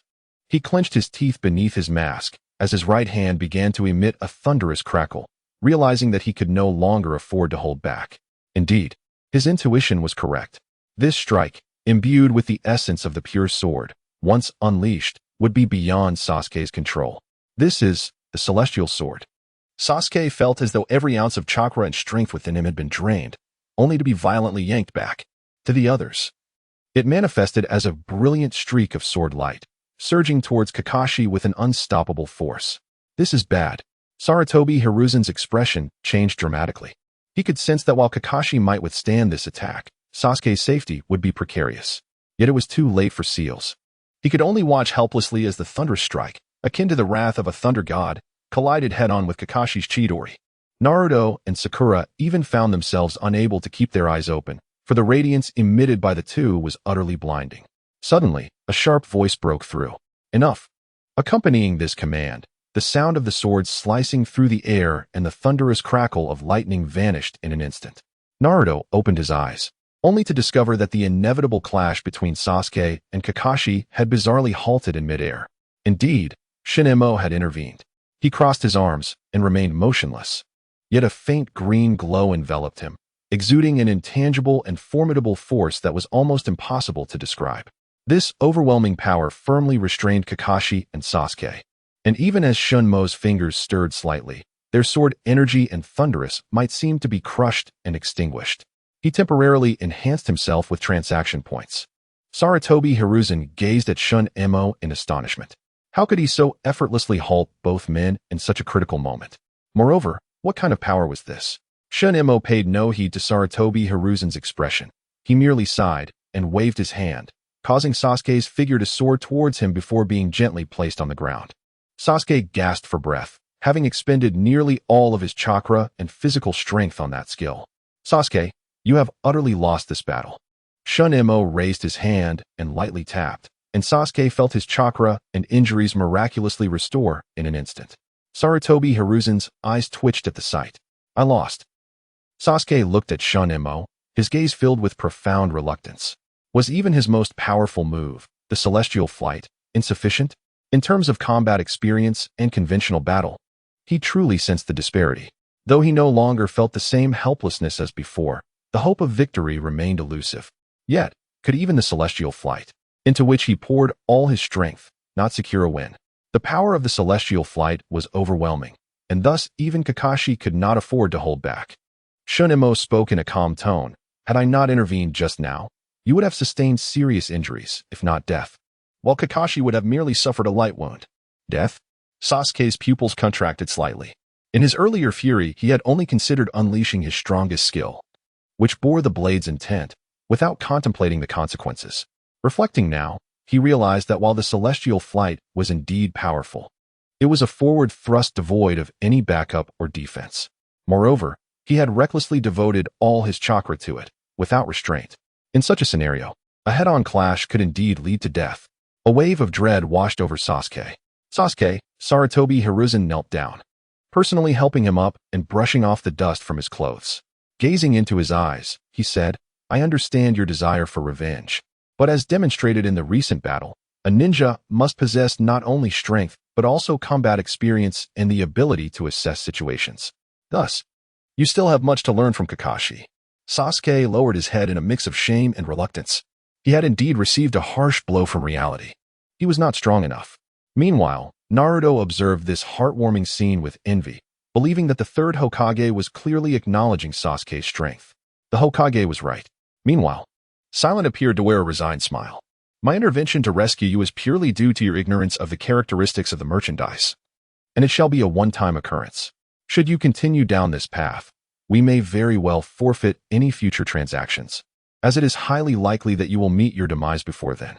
Sarutobi Hiruzen nodded in silent agreement, surprised to find that this merchant would also counsel Sasuke. Thus, Silent suddenly shifted his tone, strongly recommending that you procure additional sets of the Combat Experience series jars. Sarutobi Hiruzen exclaimed in disbelief. Are there really jars for combat experience? Sasuke's eyes widened in astonishment. Indeed, Silent replied with a light chuckle, exuding confidence. Never attempt to speculate on the contents of a jar. That is the motto of our omniscient merchant guild. The Combat Experience series jars can effortlessly bestow upon you formidable combat experience, enabling you to set traps, achieve victory against stronger foes, and execute miraculous counterattacks. Had you possessed combat experience surpassing that of Kakashi, the outcome of today's battle would indeed be uncertain. Sasuke found it difficult to fathom. Not only him, but even Sarutobi Hiruzen and Tsunade felt an unshakable sense of incredulity. Even if power could be swiftly acquired, the nuances of combat experience cannot be obtained directly. It requires prolonged and perilous engagements. Your jars are truly extraordinary, Tsunade finally remarked, expressing her amazement. Each time I believe I have grasped the essence of these jars, they reveal even more wondrous items, perpetually renewing my imagination. Sasuke recalled last night, nodding in deep agreement. Yet a renewed desire flickered in his eyes. Jars. He needed to purchase more jars. I want to buy jars too. Suddenly, someone voiced the thoughts of everyone present. Indeed, it was Naruto. He clenched his fists, pushing through the crowd, pointing at Sasuke and shouting, "This is so unfair. Just by buying jars, one can become so powerful. It's downright cheating." Though Sasuke had lost to Kakashi today, even Naruto could perceive the glaring disparity. The current Sasuke could effortlessly defeat 100 of him. Even the ever-optimistic Naruto felt a profound sense of despair in the face of such a conspicuous gap. Humph, Sasuke scoffed. Those jars come at a price. I have money. Do you? This statement struck a nerve. Sarutobi Hiruzen inhaled deeply, a bittersweet smile flickering across his face. Money. Indeed, possessing wealth enables one to grow stronger. But the reality is that acquiring money is not so simple. As Hokage, he has toiled tirelessly to secure greater benefits from the feudal lords. The previous conflicts ultimately revolved around the concept of profit. With a limited number of ninjas who do not engage in production, they must rely on commoners for sustenance. Yet, there are only so many commoners to support them. Through the reckless seizure of power, it is undoubtedly akin to killing the goose that lays the golden eggs. Which hidden village would dare to engage in such folly? They would surely face a collective retribution from all the ninja villages, for such individuals are nothing short of madmen, jeopardizing the interests of all. Money. I possess it as well. Naruto tilted his head back, albeit with a hint of uncertainty, nervously glancing at Sasuke. How much did you spend? Not much, Sasuke replied with a sardonic smile, lifting his chin. 200 million. 200 million. The exclamation came not only from Naruto, but also from Tsunade, who stood nearby. How much is that? Naruto counted on his fingers, struggling to recall how many zeros were in 100 million. In any case, it is a vast sum. Sarutobi Hiruzen's gaze reflected surprise. On one hand, spending 200 million for such power seemed exorbitant, while on the other, he pondered how the Uchiha clan could have amassed such wealth. It was a painful thought. What were the ninjas responsible for handling the aftermath of the Uchiha doing? In truth, they were somewhat misled. Shuren, who had been silent, spoke softly here. Transactions are not solely based on monetary exchange. Indeed, why do these ninjas all think of accumulating wealth to purchase jars? Tsunade was no exception. She had developed her own ninjutsu and medical techniques, only to use them to further advance her craft. She could even study the herbs she had cultivated, innovate upon them, and sell them back. This virtuous cycle of creating value is not appealing? Shuren felt it necessary to provide some guidance, shifting their focus from mere finances to broader horizons. Tsunade should understand that, in my presence, all things can be appraised for their worth. The price of a jar is merely a numerical representation of its value. Shuren pointed to his forehead, and in that instant, the omniscient eye that had previously appeared before Tsunade manifested once more, exuding the same noble aura. The individuals who first encountered it, including Sarutobi Hiruzen and Kakashi, visibly shifted in demeanor, particularly Hiruzen, for even though he had heard Tsunade's descriptions, witnessing it firsthand was a far more profound experience. The essence of such presence can only be genuinely appreciated through direct experience. Thus, having felt Shuren's overwhelming aura, Sarutobi Hiruzen treated him with utmost caution, even doubting whether the Akatsuki could pose any threat to him. Conversely, Shimura Danzo, who had not experienced this, harbored different thoughts. At this moment, Sarutobi Hiruzen's regard for Shuren elevated to a new level. The Merchants of Another World, the Omniscient Merchant Guild. This organization is indeed shrouded in mystery and power.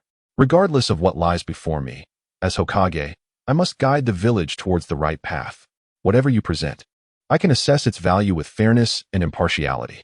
Shuren was unaware of Sarutobi Hiruzen's thoughts. He merely smiled as he gazed past the others, finally focusing on Kakashi.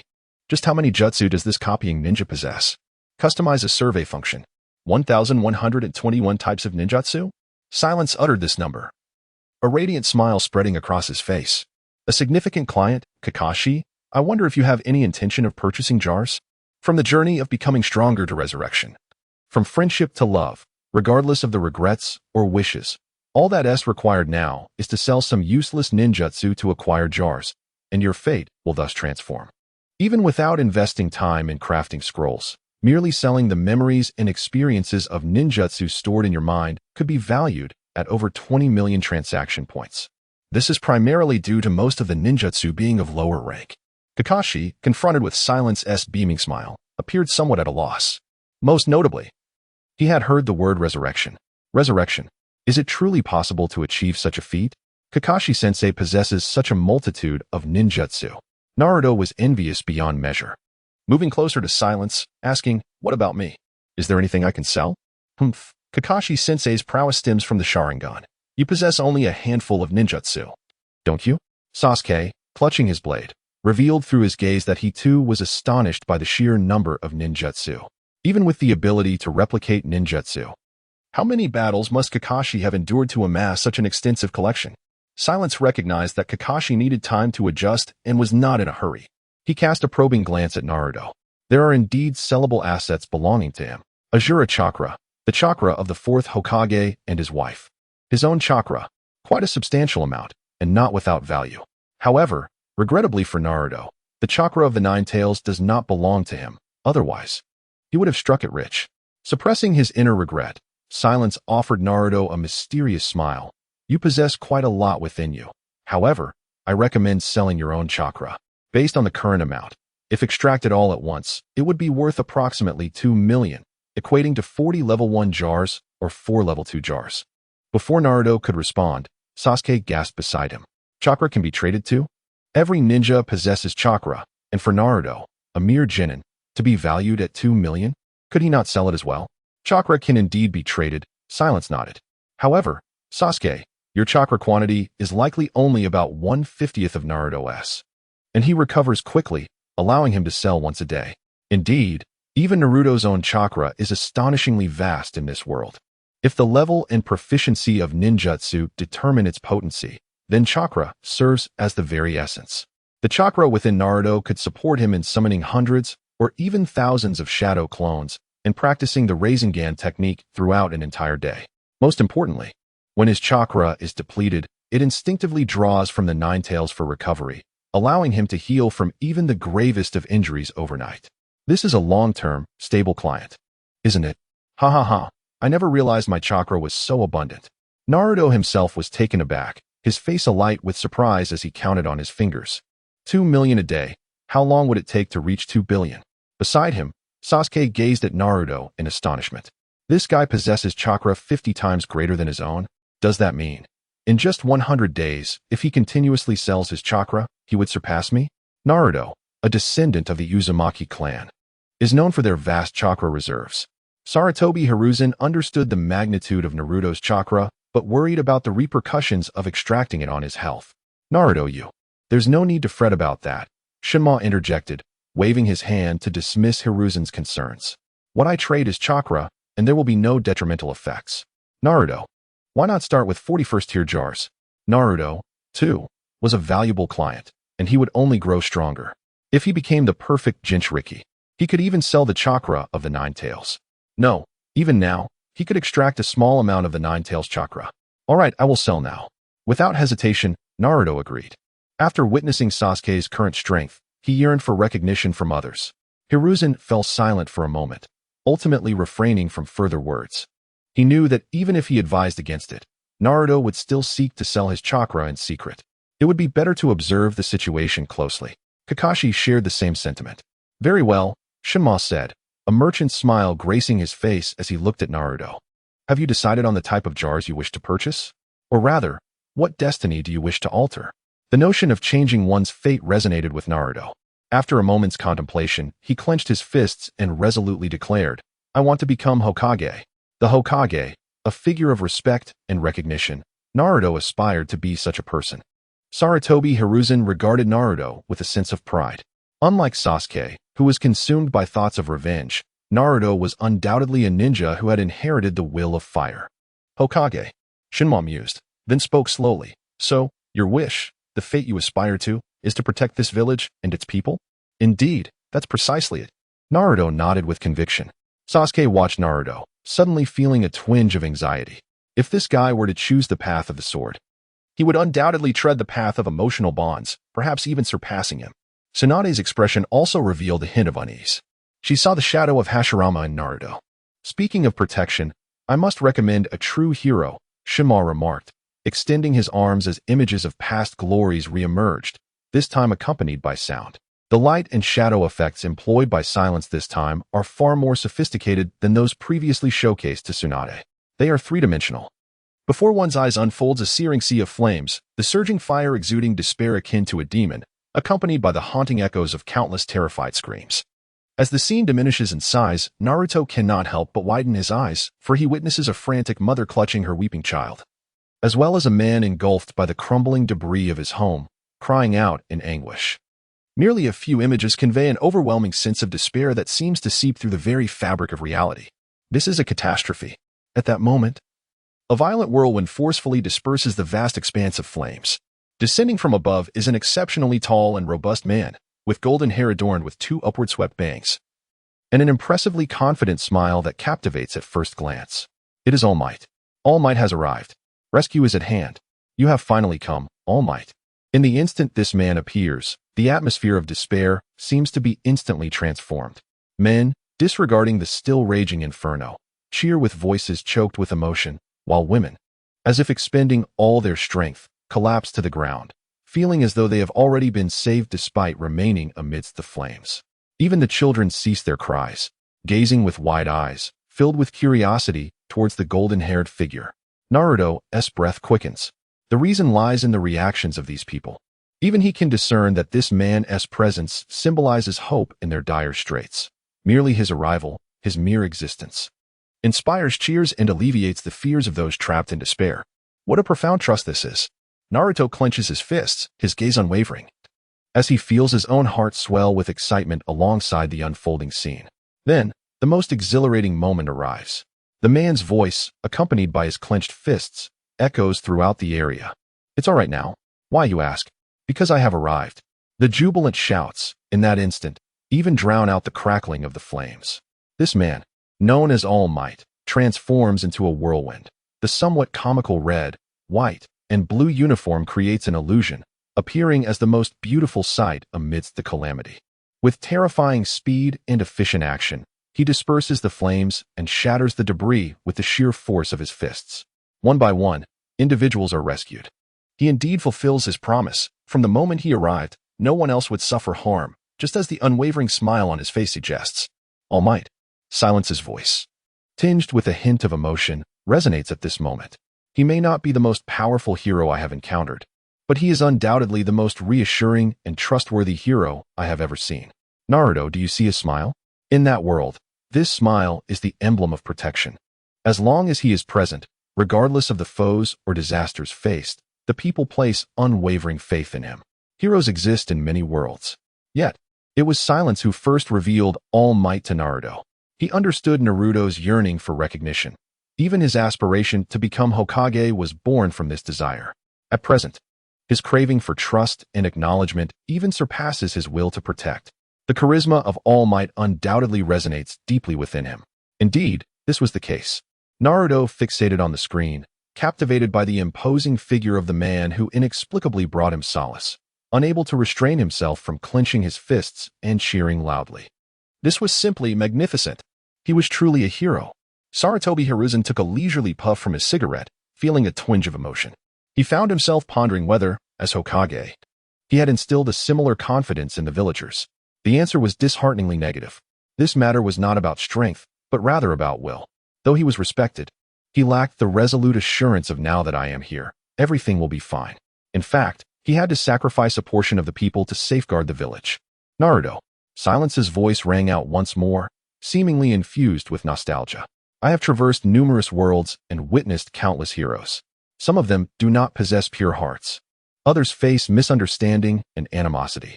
However, they all share a common trait, an unwavering determination to protect others, coupled with strength. Silence snapped his fingers, and the second scene materialized.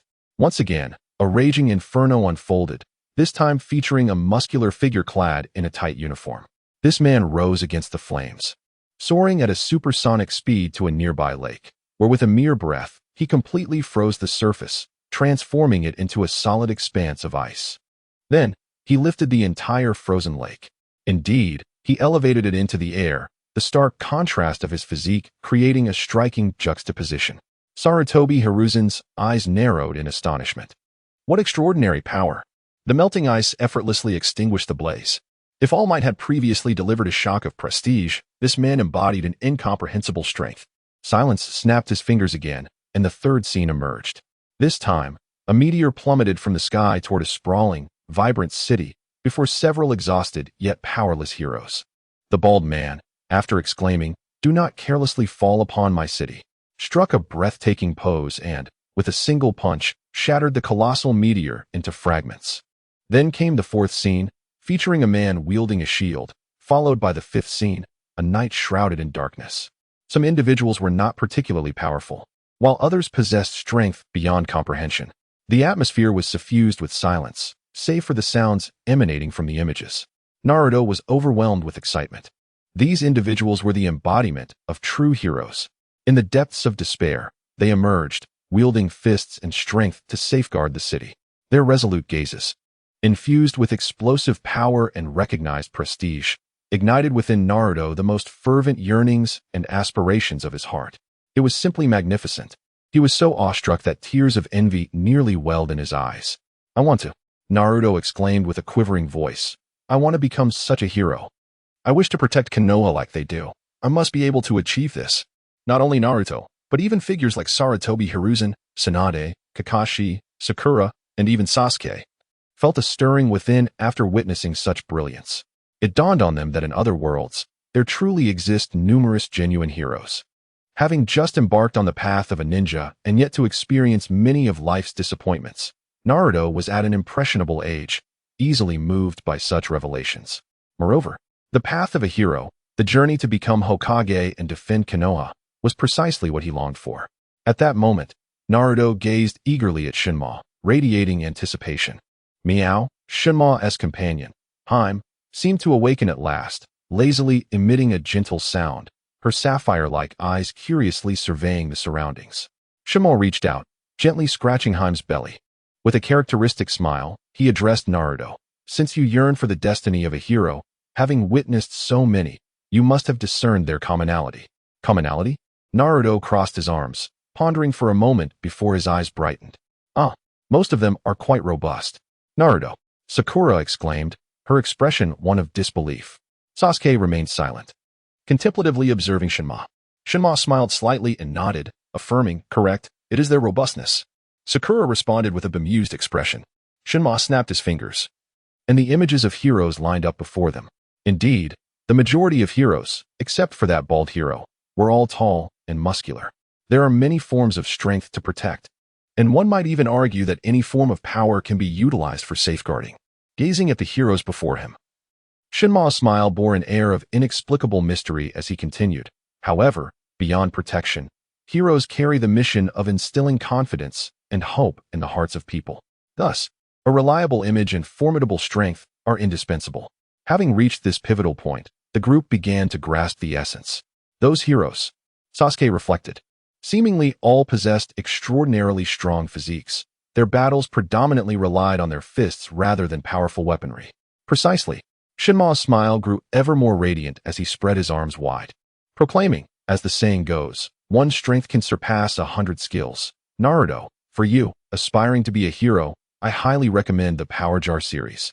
Having articulated so much, we have finally unveiled the fundamental objective, to promote the jars. Sasuke's jar series embodies the art of swordsmanship. However, this discipline does not suit Naruto.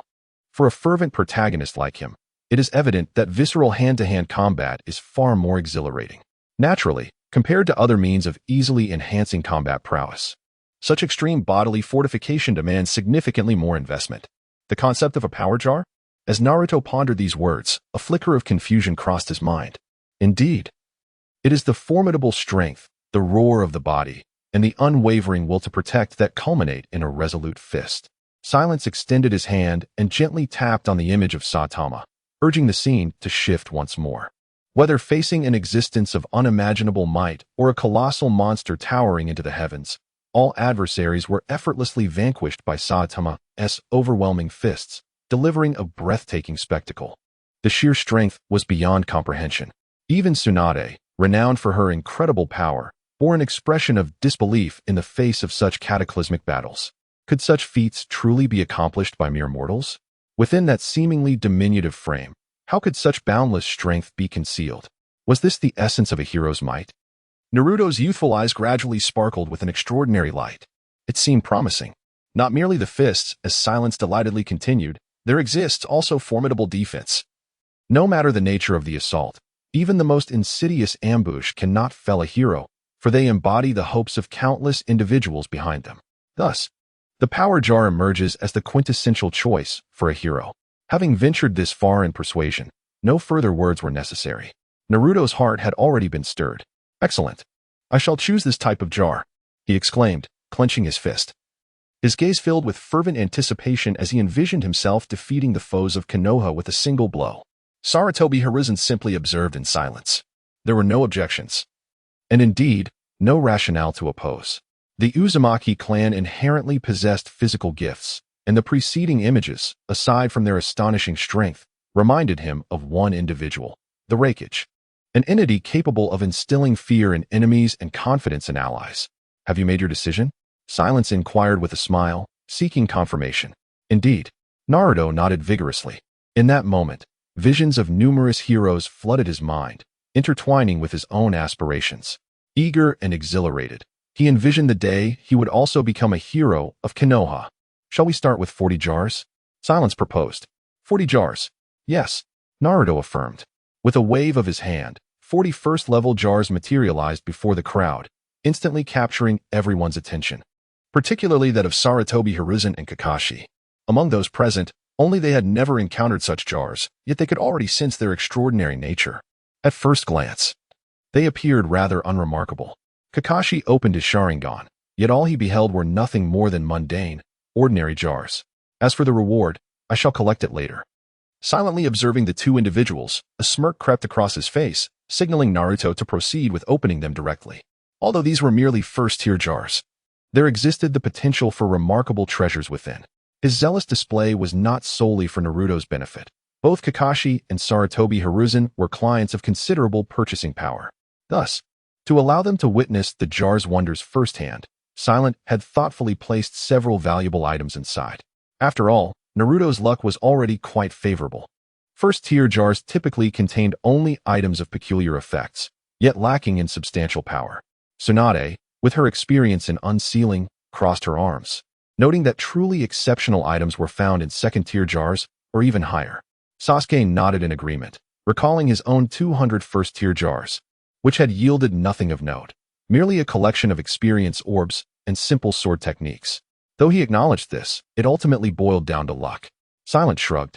Jars had the capacity to alter destinies, but they too were embodiments of fate. Throughout his extensive career as a merchant, he had encountered individuals blessed with extraordinary fortune. Each jar opened was an opportunity filled with anticipation. The contents of Silent's jars were meticulously selected by him, thus luck played a minimal role. However, this was a fact he could not disclose, as selling jars represented a means to maximize transactional benefits. It was far more lucrative than directly selling the desired items to clients. All one needed to do was open them.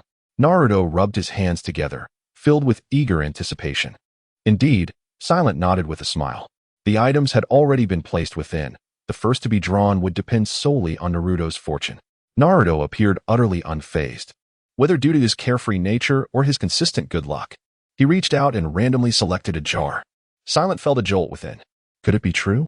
Out of 40 jars, the very first he randomly chose was, astonishingly, the highest value prize. This defied logic. Naruto opened the jar without a second thought, flipping it over to spill out a red object resembling a boxing glove. What is this? He exclaimed, excitement radiating from his gaze as he looked towards Silent. Before Silent could respond, Sasuke interjected, "It's merely an ordinary glove. First-tier jars often contain such weapons, though it pales in comparison to my Chi Feng sword, which could sever it with a single strike." An ordinary glove? Sarutobi Hiruzen observed the seemingly unremarkable item with a hint of disappointment. It appeared that even within first-tier jars, one could encounter mundane objects. "Don't lose heart," Tsunade encouraged, giving Naruto a reassuring pat on the shoulder, her charming smile reflecting a camaraderie among fellow misfortune bearers. "A glove is still preferable to a $1,000 item. That would be the real letdown." Initially, she opened an entire day's worth of first-level jars. In comparison to the second-level jars, it is indeed rare to find anything of exceptional quality within the first-level ones. On to the next. Naruto, ever the optimist, displayed no signs of disappointment. At that moment, Shinemo let out a deep sigh. "Why, you might wonder, would you consider this merely an ordinary pair of gauntlets?" In an instant, an eerie silence enveloped the scene. Tsunade regarded Shinemo with suspicion. "Is this not an ordinary pair of gauntlets? Naruto, your fortune is truly remarkable." Shinemo exclaimed with genuine admiration, raising his voice in congratulation. "You have, within your very first opened first-level jar, unearthed a piece of extraordinary equipment whose value far surpasses its price. Even in my extensive career of selling jars, your luck is indeed rare." Extraordinary equipment. Tsunade recalled the courage cross hanging around her neck. Could it be that these gauntlets also? This is the gauntlets of justice. Shun-Mo proclaimed the name of the gauntlets, then cast a meaningful glance at Naruto. The reason extraordinary equipment is deemed special is because it often possesses remarkable abilities. Do you know what power these gauntlets hold? What is it? Naruto's curiosity was piqued, though he still struggled to comprehend the significance of extraordinary equipment. He could discern from Shinmo's expression that these gauntlets were likely something remarkable. A modest enhancement to strength, of course, is not particularly noteworthy. However, the greatest added feature is that they possess a certain probability of delivering critical strikes against individuals of malevolent intent. The more wicked the individual, the greater the chance of a critical hit. You must understand, unless one is a true saint, nearly everyone harbors a shadowy side. Shun-Mo unveiled the extraordinary ability of the gauntlets. Indeed, critical strikes, originating from a particular game's equipment, if utilized against the undead or the bosses of evil dungeons. Their effects could be unexpectedly profound, valued at 3,000 trading points.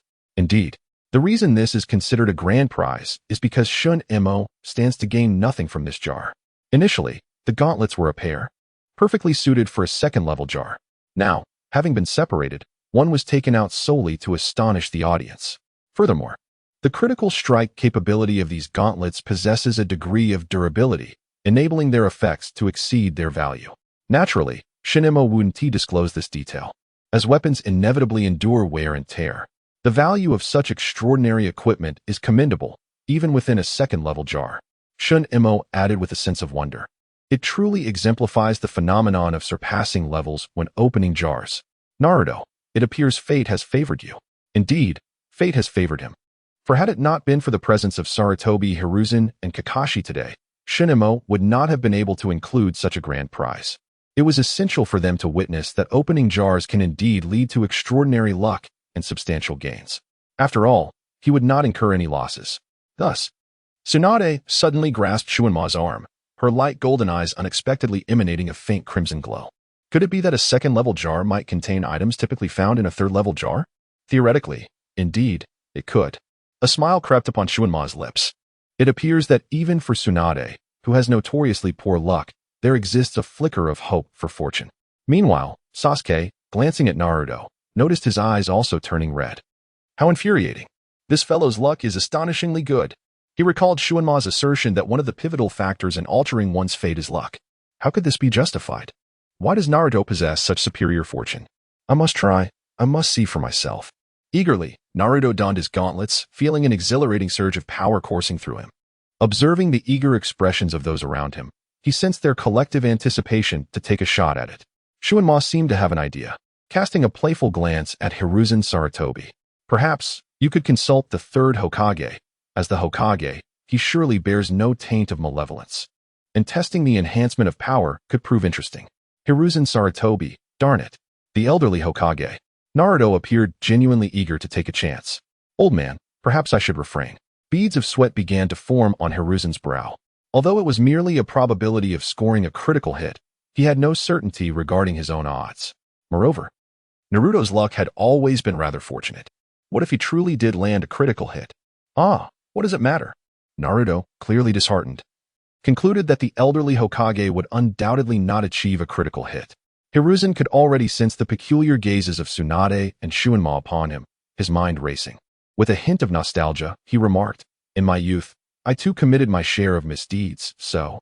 Naruto, unperturbed, quickly redirected his enthusiasm towards Kakashi. "Teacher Kakashi, why not give it a try?" Facing the exuberant Naruto, who seemed intent on landing a punch, Kakashi felt a cold sweat break out. Sin. If sins could be quantified, then personally slaying one's most vital comrade would surely yield a significant level of malevolence. Best not to test it. Kakashi waved his hands in refusal. Having witnessed Sasuke's power, he had no desire to be on the receiving end of Naruto's critical hit. Could it be that teacher Kakashi too has committed wrongs? Naruto's eyes widened in surprise. Naruto. Kakashi's voice carried a hint of melancholy. I have, after all, seen the battlefield. In such a place, who truly remains innocent? If you do not kill, you will be killed.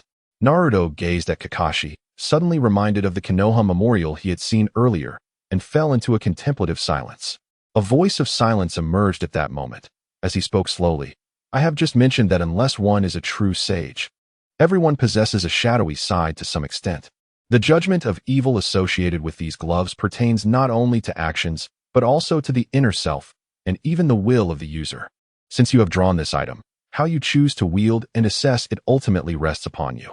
In Silent's eyes, these gloves are akin to the protagonist's essential gear, capable of delivering a devastating blow to adversaries. Particularly when combined with Naruto's spirited rhetoric, the imagery conjured is indeed exhilarating. Naruto seemed to ponder this. Yet his gaze revealed his lingering naivety. He had yet to experience the myriad challenges that would shape him. If you wish to test your strength, Naruto, Kakashi suddenly suggested, forming hand seals before forcefully pressing his palms to the ground, invoking earth technique, earth flow wall. The ground trembled slightly as a wall of earth rose before them. Silent discerned at a glance that the wall's strength was unlike the ordinary. Its surface was loose, growing denser within, clearly designed for the purpose of testing power. Try hitting this wall, Kakashi instructed Naruto. Hit the wall. How is that supposed to yield a critical hit? Naruto retorted, his face scrunched in disdain. Less chatter. Just remove the gloves and throw a punch, Kakashi replied, exasperated. Curiosity peaked among the others as they watched Naruto remove the gloves and assume a stance, delivering a punch that merely left an imprint. As a genin, that was to be expected. After donning the gloves again, he struck with renewed vigor. Boom. The impact echoed with a noticeably deeper thud, leaving a small crater nearly 30 centimeters in diameter on the wall. Indeed, he had become significantly stronger. Moreover, Sarutobi Hiruzen observed Naruto with keen eyes, recognizing that the enhancement was not limited to his right hand. It emanated from his core, manifesting through the explosive force of his arms, an all-encompassing augmentation. What could be the principle behind this? His strength had truly increased. Naruto himself was equally astonished. Humph. Still not formidable, Sasuke scoffed from the side, though the envy in his eyes was nearly palpable. Why had he not drawn any exceptional equipment? If only he had a sword capable of delivering critical hits to vanquish that malevolent figure who had slain his parents, it would be immensely powerful. Go on, Naruto. Silent encouraged with a smile. The enhancement provided by the gloves was merely supplementary. However, Naruto's innate strength was still lacking. Nevertheless, he took pleasure in witnessing the awe of others regarding this formidable equipment. Having tasted success, Naruto naturally grew exuberant, exclaiming, "Let us continue. Let us open more jars." He bounded over with glee, softly humming as he reached for one of the jars, causing Silent's heart to skip a beat. Fortunately, all was well. In the end, Naruto picked up another jar beside him. It seemed that his fortune, akin to Tsunade's gambling luck, while robust, was not consistently favorable. Otherwise, Tsunade would not have continued her bets, for what significance lies in 100% loss? Shinyan also let out a sigh of relief. The jar he opened this time merely contained an experience aura for physical training, which, upon use, slightly enhanced his physique. Apart from the initial wonder experienced by Sarutobi Hiruzen and Kakashi, both Sasuke and Tsunade simultaneously exhaled in relief, for they understood that such experience orbs were rather commonplace. In the subsequent jars, remnants of incomplete martial arts techniques, fragmented body training methods, and experience orbs emerged. Each item was far from ordinary. Sarutobi Hiruzen's expression grew increasingly grave. Those martial techniques and secret methods, if collected in their entirety, would undeniably benefit the collective of Konoha's ninjas significantly. Could it be that such extraordinary items resided within these mere first-tier jars? Upon reaching the 7th jar, Naruto once again unveiled an orb of light. An orb. Naruto felt elated. In contrast to the untrainable incomplete techniques, the orb was a tangible enhancement to his strength. However, just as he prepared to absorb it, Shinemo intervened, seemingly scrutinizing the orb intently. Sasuke, standing nearby, was suddenly gripped by a foreboding sense, as a similar scene had unfolded the previous day. "Mr. Shinemo." Sasuke gulped, his voice faltering. Could this orb be? Indeed, Shinemo nodded affirmatively. It was a skill orb. Hiss, Sasuke could not help but draw in a sharp breath. A skill orb. He had drawn numerous jars yesterday, and the most precious item was undoubtedly that celestial skill orb. How could Naruto have drawn a skill orb from a first-tier jar? Even though Sasuke had never played games, he felt an overwhelming urge to curse at the sheer luck. It was said that within 500 jars, one might not even find a single orb. What is a skill orb? Naruto seemed to sense that he had drawn something remarkable, grinning broadly. Even without knowing its nature, his spirits were lifted. "Do not worry," Shin-Emo reassured as he patted Sasuke's shoulder. "While it is indeed rare, most orbs from first-tier jars are not particularly powerful and cannot be compared to your celestial skill." Sasuke lowered his head, feeling no comfort in the words. In the realm of lotteries, it was not the risk of being unlucky that was disheartening, but the existence of comparisons. Countless individuals had gone mad from envy, even resorting to extravagant spending. The celestial skill was the very technique Sasuke had employed last. Sarutobi Hiruzen seemed to grasp the implications. Indeed, Silence nodded. The so-called skill orb was, in essence, the acquisition of a skill that could be utilized directly. Sasuke's heavenly flying immortal was a technique created by a master of the sword, yet he had not reached such a pinnacle, and still, he could execute such a move. This is the nature of skills. As for Naruto's ability, although it was a skill orb, its value was rather modest. It merely cost 1,000 trading points. And the reason Silence provided it was solely to demonstrate its usage. Skills of this nature do not require arduous training. They are wondrous and powerful, holding a magnetic allure. Upon elucidating the concept of skills, not only was Naruto brimming with excitement, but Sarutobi Hiruzen and others also felt a sense of anticipation. It sounded as though it was a formidable ninjutsu that could be wielded without the need for study. Naruto reached out to touch the skill orb, and in an instant, an inexplicable consciousness surged into his mind. Skill, Iron Block. By exerting strength, one increases the hardness of their body, enhancing defense, but movement is restricted during use.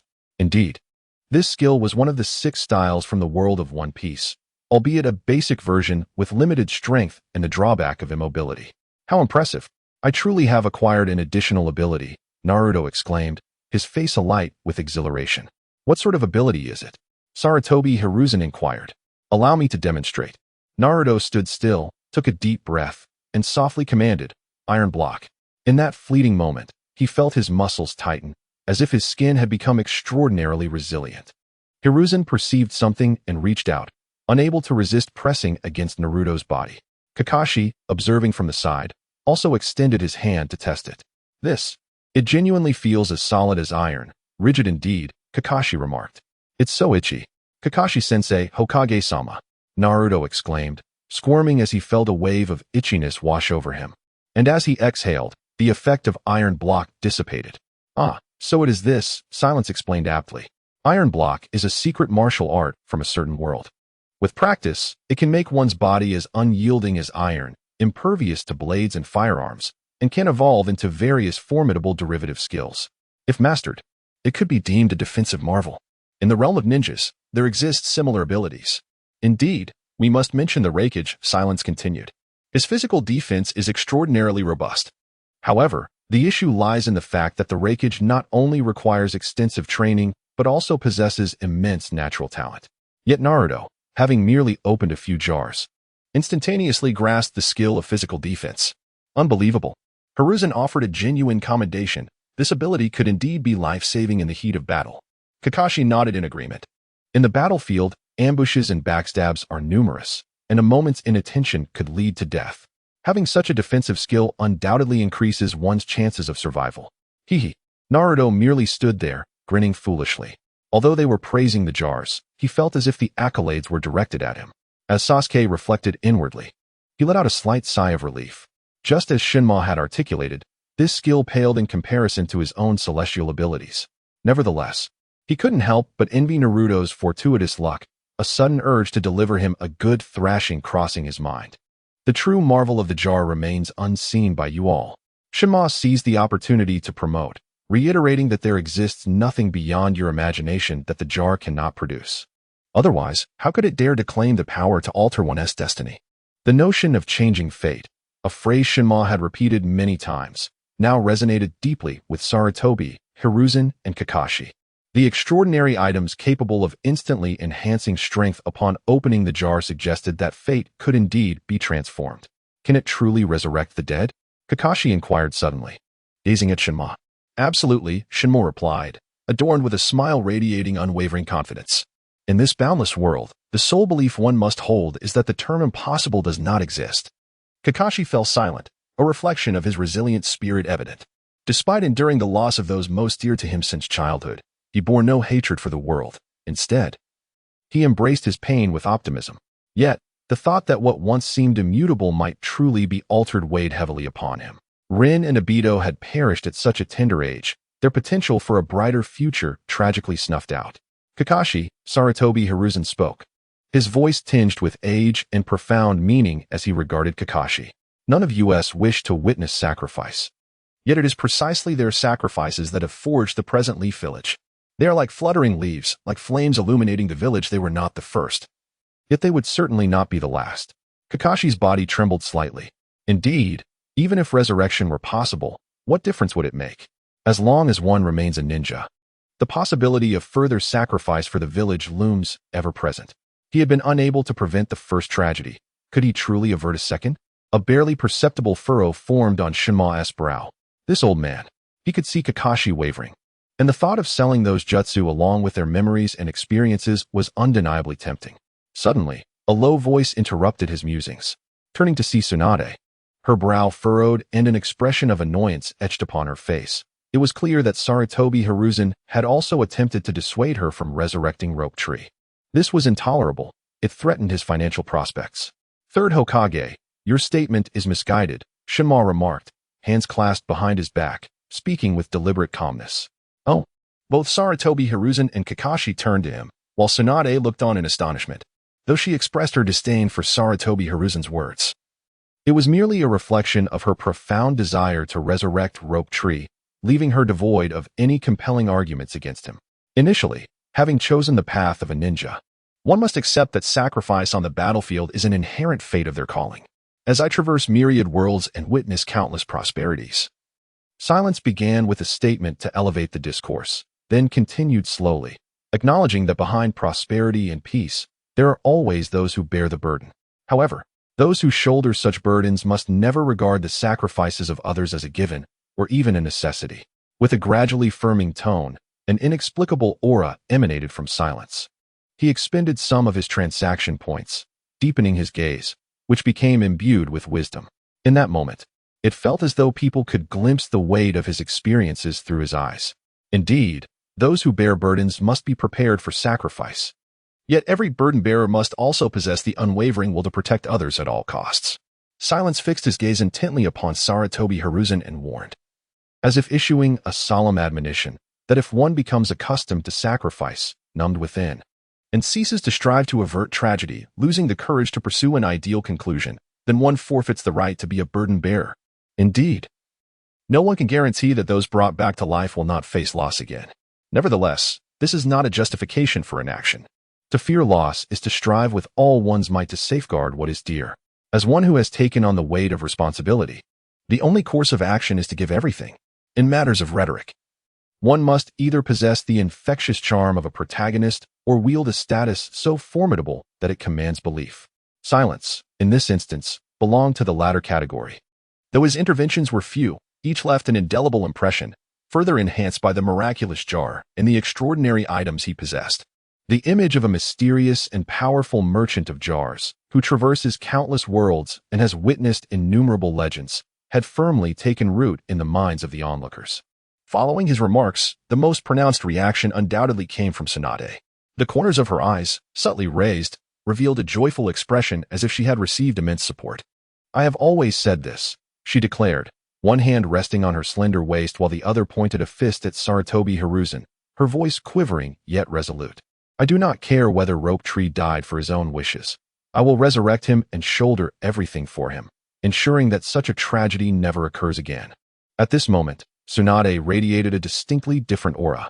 Her posture was erect, her skin aglow, and a faint smile of confidence danced at the corners of her mouth. Sarutobi Hiruzen gazed upon Tsunade's youthful visage, unchanged over time, as if he were witnessing once again the spirited girl who had once stood at the pinnacle of her strength. To lose the right to be a burden-bearer, he mused with a soft sigh.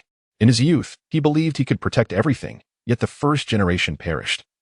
The second generation fell, and even his son met his demise. He came to the sobering realization that sacrifice was inevitable. Thus, when Kikisakumo faced slander, he chose not to intervene, deeming it necessary. During the battle at the Rope Tree, he again refrained from action, believing it was unavoidable. Silence, at least, articulated one truth. He had grown numb to the concept of sacrifice. Kakashi, Tsunade's gaze turned fervently toward him. If you two yearn to resurrect someone, let us strive together. I have already opened numerous jars, and pooling our resources will not take long. At that moment, Kakashi felt a flicker of hope. At the very least, Rin, the girl who died by his hand to protect the village, if it were the current him, surely he could safeguard such a girl. In truth, there is no need for excessive concern. Silence perceived Kakashi's stirring heart and resolved to further ignite the flames. If you open enough jars, reaching level 3 or even 4, you will discover that reviving 1 or 2 individuals of lesser strength is hardly a challenge. Moreover, I have long asserted that jars embody hope and destiny. As long as I remain in this world, there exists no notion of impossible. If 1 resurrection is feasible, then 2 are certainly attainable. The weaker the individual, the lesser the cost of revival. Silence's words undoubtedly served as the tipping point. Kakashi's resolve solidified as he gazed at Sarutobi Hiruzen. Lord Hokage, I still wish to resurrect them.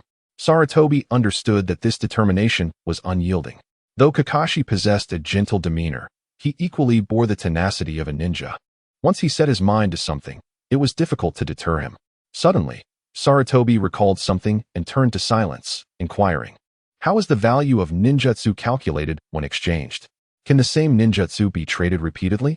Indeed, there are numerous ninjutsu in Konoha. While Sarutobi sought to prevent Kakashi from opening jars for revival, it was solely because he aspired to uncover something of greater value for the village. Having witnessed the jar's miraculous nature, the Hokage understood that unless he could firmly contain the jar merchant before him, they must remain ahead of other villages. Silence's earlier imposing presence had vanished. He comprehended that a significant business opportunity was at hand. As for ninjutsu, it can be delineated into 2 components, knowledge and power. Silence elucidated that the value of knowledge is characterized by its rarity. Thus, the initial transaction of a particular ninjutsu yields the highest value, diminishing with subsequent exchanges. Unique knowledge holds far greater worth than widely disseminated information. If one were to create a scroll, it would also encompass the labor value of its creation. The system's assessment of the value of traded items is, in fact, quite comprehensive. For instance, a one-of-a-kind wooden carving crafted by a master carpenter holds the highest value, while mass-produced wooden carvings from an assembly line possess the least. Even if the latter may be more exquisite, it accounts for the rarity of the items, their inherent quality, and the labor value involved in the manufacturing process. The specifics remain unclear even to Silence. Nevertheless, no one has yet discovered a loophole for rapid monetary gain. After Silence's explanation, everyone, including Sasuke, had a clearer understanding. He realized that if he developed new sword techniques, they could also be utilized for trade. Essentially, it revolves around the creation of techniques, a realm in which I excel. Naruto, brimming with enthusiasm, suddenly pondered, can my seduction technique be used for trading? The seduction technique is arguably the most formidable ninjutsu he has developed thus far. Silence's eyes lit up as he nodded. Indeed, it can be. And if you continue to refine it, its value will not be negligible. This technique, while seemingly frivolous, possesses considerable power and is even more effective against stronger opponents. Even Kaguya, the progenitor of chakra, fell victim to it. Furthermore, it is classified as a rare ninjutsu. As of now, it appears that only Naruto has mastered it, thus adding a rare attribute. Such ninjutsu can indeed be traded. Sasuke seemed incredulous. However, Sarutobi Hiruzen instinctively touched his nose, saying nothing. This technique is indeed quite impressive. Silence chuckled softly, appearing in good spirits. All right, Naruto, continue opening the jars. You haven't finished even 10 yet. Oh right, Naruto exclaimed joyfully, humming a tune he had just composed. Open the jar everyone. Let us open the jars together. The lyrics resonated with Silence's thoughts. However, there wasn't much of value left. Due to Naruto's extraordinary luck, he had only prepared 2 or 3 grand prizes, and he had already uncovered the 2 best ones from just 10 jars. The remaining one was a somewhat better item, a body-tempering elixir. This potion could refine internal organs and expel certain impurities, proving quite effective. With long-term use, even an ordinary person could become an adept in physical techniques. Silence explained with a smile, such items are quite rare in a level 1 jar. A fine treasure indeed. Although Naruto didn't fully comprehend, he recognized it as a good item and promptly consumed it. Beside him, Sasuke wore an envious expression. He had only managed to uncover such treasures from level 2 jars. Albeit with 10 pieces, Yet Naruto was undoubtedly the luckiest of them all. All right, the trade is complete. Silence smiled as he observed Naruto opening the last jar. Now, I shall collect my payment. The so-called payment was the chakra within Naruto's body, a form of energy produced by the body. Oh, bring it on. Naruto showed no concern. He had never experienced the sensation of chakra depletion. Sarutobi Hiruzen felt a twinge of anxiety. Although Silence had assured him that there would be no harm, the act of extracting chakra itself constituted a form of harm. It's done. Silence beamed, appearing to have done nothing at all. However, Naruto's chakra had, in that fleeting moment, been entirely depleted. The manifestation of this was evident in his overwhelming fatigue. Without uttering a sound, Naruto collapsed, succumbing to a deep slumber. Tsunade and Hiruzen Sarutobi exchanged glances, both aware of the gravity of the situation. Tsunade approached Naruto's side, meticulously examining him. She clicked her tongue in surprise, noting that despite the considerable extraction of chakra, there was not the slightest damage to his meridians. It was as though the chakra had simply vanished without a trace, leaving only the consequence of an extended slumber lasting 2 or 3 days, a conclusion drawn from her observation of Naruto's recovery rate. Yet, Tsunade appeared to have overlooked a crucial fact: the Nine Tails. Indeed, the current state of the Nine Tails was one of utter bewilderment. That little brat's chakra had disappeared abruptly. The Nine Tails was entirely oblivious to the events that had transpired. Sealed? It did not seem so, nor was it a peculiar ninjutsu. Nonetheless, regardless of its thoughts, wisps of Ninetail's chakra began to emanate involuntarily, not by its own volition but rather as a forced extraction. The advantages of being a Jinchuriki were evident here. Under these circumstances, by nightfall, Naruto's chakra would likely be fully restored. If he remained undisturbed in his slumber, he could even sell his chakra once more. It felt as though he was not merely expending his own life force, but was siphoning the Ninetail's essence instead. I shall take Naruto back, Hiruzen declared, stowing away his pipe. Lifting Naruto in a princess carry, and turning to Shunma. My lord, I require some time to gather the funds necessary for purchasing jars. Might I impose upon you to stay in Konoha for a few days? Tsunade will be responsible for your hospitality. Of course, that poses no issue. Shunma replied with a smile, understanding that fundraising indicated substantial purchases. His dealings with Naruto had yielded minimal profit, primarily for the sake of Hiruzen, the Hokage, and Kakashi, the affluent ninjutsu practitioner. Tsunade, please extend your utmost hospitality to Lord Shunma, Hiruzen reiterated. Aware that this direct engagement with Shunma had significantly elevated his standing in the Hokage's eyes, reaching unprecedented heights. The merchant's mysterious methods, formidable prowess, and enticing jars had made his presence palpably real. Tsunade, seemingly unfazed, was among those who had engaged with Shunma the most. Once Hiruzen departed, she appeared invigorated, rubbing her hands together with a beaming smile directed at Shunma. Come, let's open some jars. I managed to exchange quite a sum from the old man this time. How many shall we procure? Let us start with 10 second-tier jars, Shunma replied.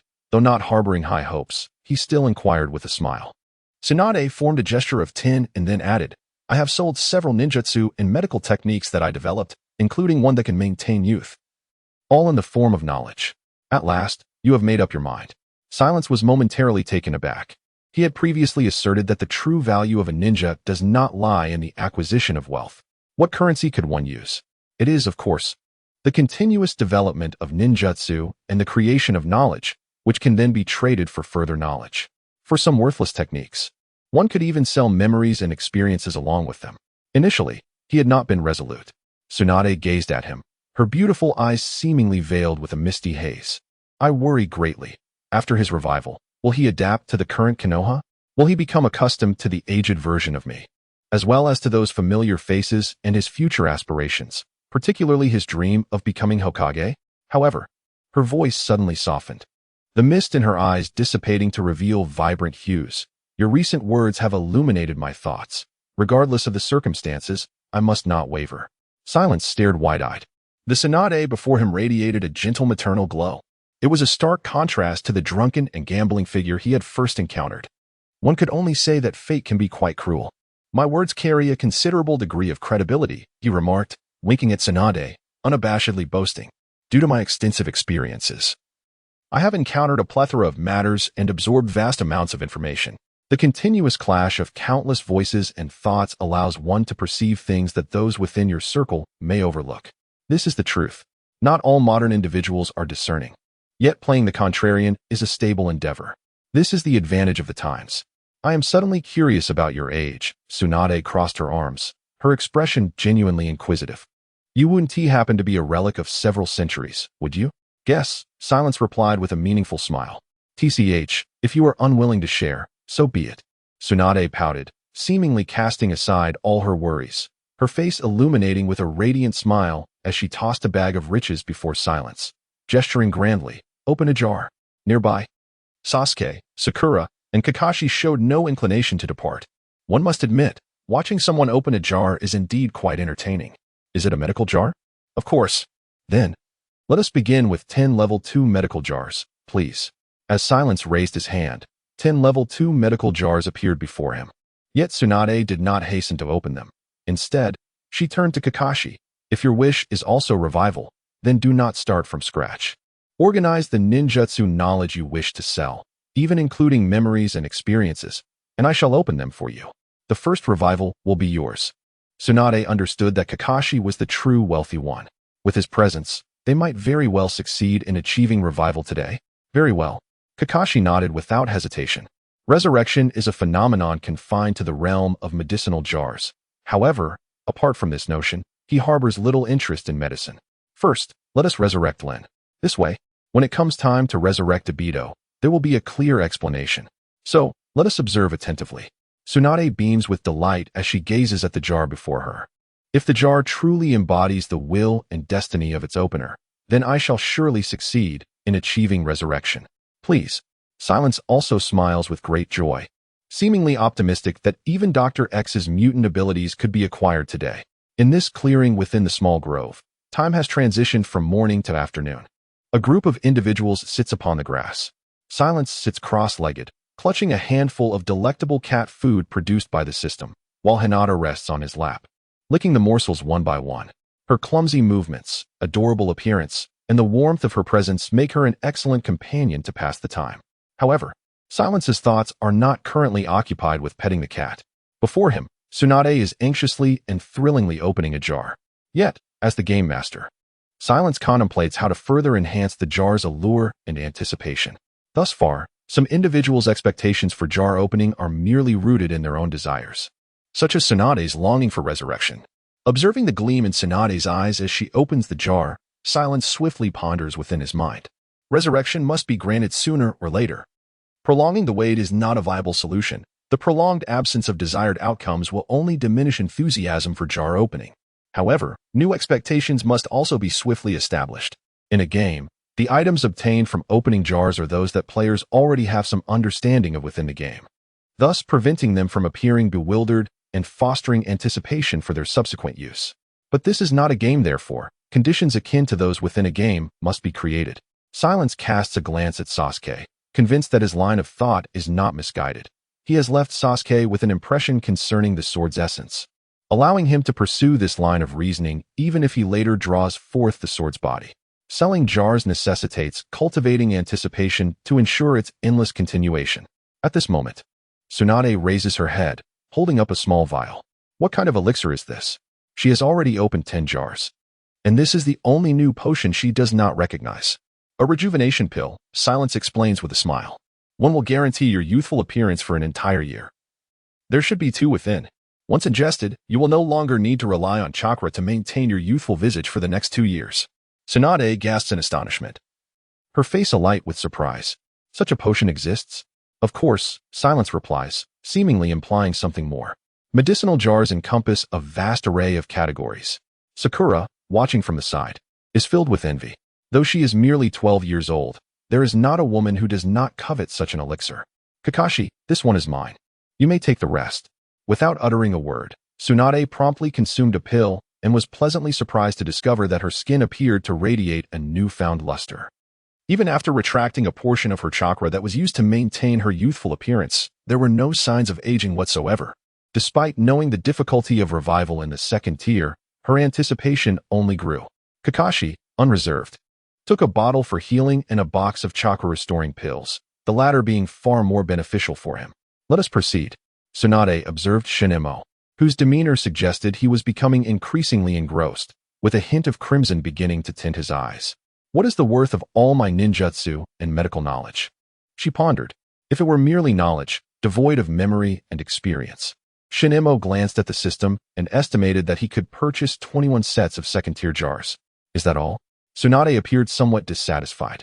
21 sets equated to approximately 100 million, and she had initially believed her unique techniques would hold greater value. The true worth lay predominantly in the few jutsu she had innovated, her researched medical techniques, and her exclusive experiences. Shinemo spread his hands, explaining that the valuation of over 100 million was primarily due to the fact that many of the insights were sold to him for the first time. Otherwise, the value could diminish by 70 to 80%, unless she was willing to sell her memories alongside her knowledge, which could potentially increase the value twofold. Knowledge widely known held little worth unless paired with the memories and experiences of its application. Kakashi could leverage such a method, as many of his ninjutsu were of little use, particularly the myriad of low-level techniques, which could still possess considerable value through experience and memory. Whatever the case, bring forth the jars. Tsunade began to regret not having delved deeper into her studies. Though she was renowned as a formidable medical ninja, her own research was limited. Most of her techniques were a synthesis of learned practices. Among the three legendary ninjas, it could be said that she possessed the least diverse jutsu. However, Tsunade quickly dismissed such thoughts. Regret held no significance now. She focused on the jars before her, filled with a mix of anxiety and anticipation as she prepared to open one. Kakashi leaned closer to Shinemo. Your Excellency, how much can all my knowledge and experience be exchanged for? He inquired. If we speak solely of knowledge, your worth is not significantly greater than Tsunade's, as your self-created techniques are few. However, Shinemo's gaze fell upon Kakashi's eye, obscured by his forehead protector. That eye alone is valued at over 90 million. Before Kakashi could respond, Sasuke gasped in astonishment. What? One Sharingan is worth over 90 million? That could purchase nearly 200 second-tier jars? Sasuke, Kakashi's eye is not an ordinary Sharingan. Shinemo chuckled softly. The price of a Mangeki Sharingan within the system was indeed high, but not to such an extreme. Its primary capability, Kimui, allows for the opening of an alternate dimension, showcasing remarkable potential for expansion. Moreover, the powers of the Sharingan are not akin to those of the Devil Fruits or the abilities of Dr. X, which require extensive time for independent development and growth. Were it not for the numerous drawbacks, such as excessive energy consumption and the risk of blindness from overuse, its worth would be immeasurably higher. Kakashi extended his hand, caressing his eye. Could it be that the eye left to him by Obito is so extraordinarily precious? This eye, I could never part with. Kakashi shook his head and sighed. In that case, there is no other option. I shall sell all my knowledge of ninjutsu, along with some memories and experiences related to it. Should I enumerate them? No. Silence shook his head, revealing a mysterious smile. My transaction is simple. As long as you agree to relinquish what belongs to you, the rest will be taken care of. I shall manage everything. Once Kakashi confirmed the transaction and Silence presented him with the jar, the deal was sealed. Silence could withdraw at any moment and present it to the system, determining whether to convert it into trading points. How wondrous! Kakashi murmured, yet did not forget to inquire about its value. The items you wish to sell are worth approximately 310 million, Silence replied. Kakashi is indeed ruthless. After the sale, the number of ninjutsu within his repertoire plummeted to fewer than 100. Silence had initially estimated that selling all his memories and unique experiences would yield around 30 million trading points. Now, it amounted to a mere 18 million. Only some essential memories of usage remained. Following this, common ninjutsu in this world would essentially hold little value. However, the combined profit from these two individuals would indeed bring forth the mutant abilities of Dr. X. Chapter 47. Tsunade's grand prize in truth, compared to telekinesis. Silence has a greater affinity for Dr. X's mutant abilities. How impressive they are. The ability to effortlessly infiltrate another's mind and manipulate their body is akin to being an omnipresent, inscrutable deity. Most importantly, in business, one must possess an understanding of human nature. Furthermore, this world is not devoid of mental attack capabilities, necessitating a degree of vigilance. Do you wish to transact now? Silence gazed at Kakashi, striving to suppress his inner anticipation. At the very least, his longing must not be easily discerned. Let us do it now. Kakashi had made his decision and did not wish to hesitate any longer, transferring all his trading points to Tsunade. All of them. Silence regarded him, gently shaking his head.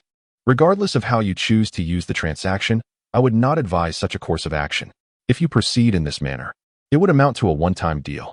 Once Tsunade is revived, he would lose all sense of expectation. That is not acceptable. In business, one must pursue substantial opportunities while also cultivating a steady flow. The jar alters the fate of the one who opens it. Silence once again activated his persuasive mode. He gazed into Kakashi's eyes and slowly spoke. You are unlike Tsunade. Rather than saying your wish is to resurrect them, it is more accurate to consider it a lingering regret, a burden of guilt. Yet, even so, your fate remains unchanged. My fate. Although Kakashi wore a mask, Silence could sense the bitter smile that crossed his lips. The most significant distinction between Kakashi and others who have endured suffering lies in his lack of desire to alter his fate. Instead, he simply accepts it, bears it, and even confronts it with a smile. Since you have yet to come to a conclusion, why not observe Tsunade for now? Silence chose not to elaborate further but turned his attention to Tsunade, whose yearning to alter her destiny was palpably intense. He began to anticipate where her true fate would lead her, guided by the jars. Kakashi followed Silence's gaze, noting that Tsunade indeed appeared different from him. He harbored only hopes of resurrection. In contrast, Tsunade, whether it was the cherished elixirs, her medical knowledge, the herbs, or even the body-enhancing elixirs, exhibited an exuberance that was unmistakable. Even at this distance, one could faintly hear her incessantly murmuring, "This is for when SH Mura gets injured. This one is good. He won't fear severed arms or legs anymore. A healing badge? A perfect birthday gift. Wow. With this, SH Mura could marry 10 wives." Silence observed the spirit tiger whip, intended to nourish the body, and felt that Tsunade might have misinterpreted its use. Truly, it was remarkable how she had rekindled hope for her younger brother. It was almost terrifying. Kakashi couldn't help but break into a cold sweat, even beginning to mourn for SH Mura, who would be resurrected. However, Kakashi began to vaguely comprehend Silence's words. What Tsunade sought to change was not merely the resurrection of her brother, but rather the fate of loss. The current Tsunade would go to any lengths to protect her brother, and the medical jars endowed her with the fate and capability to do so.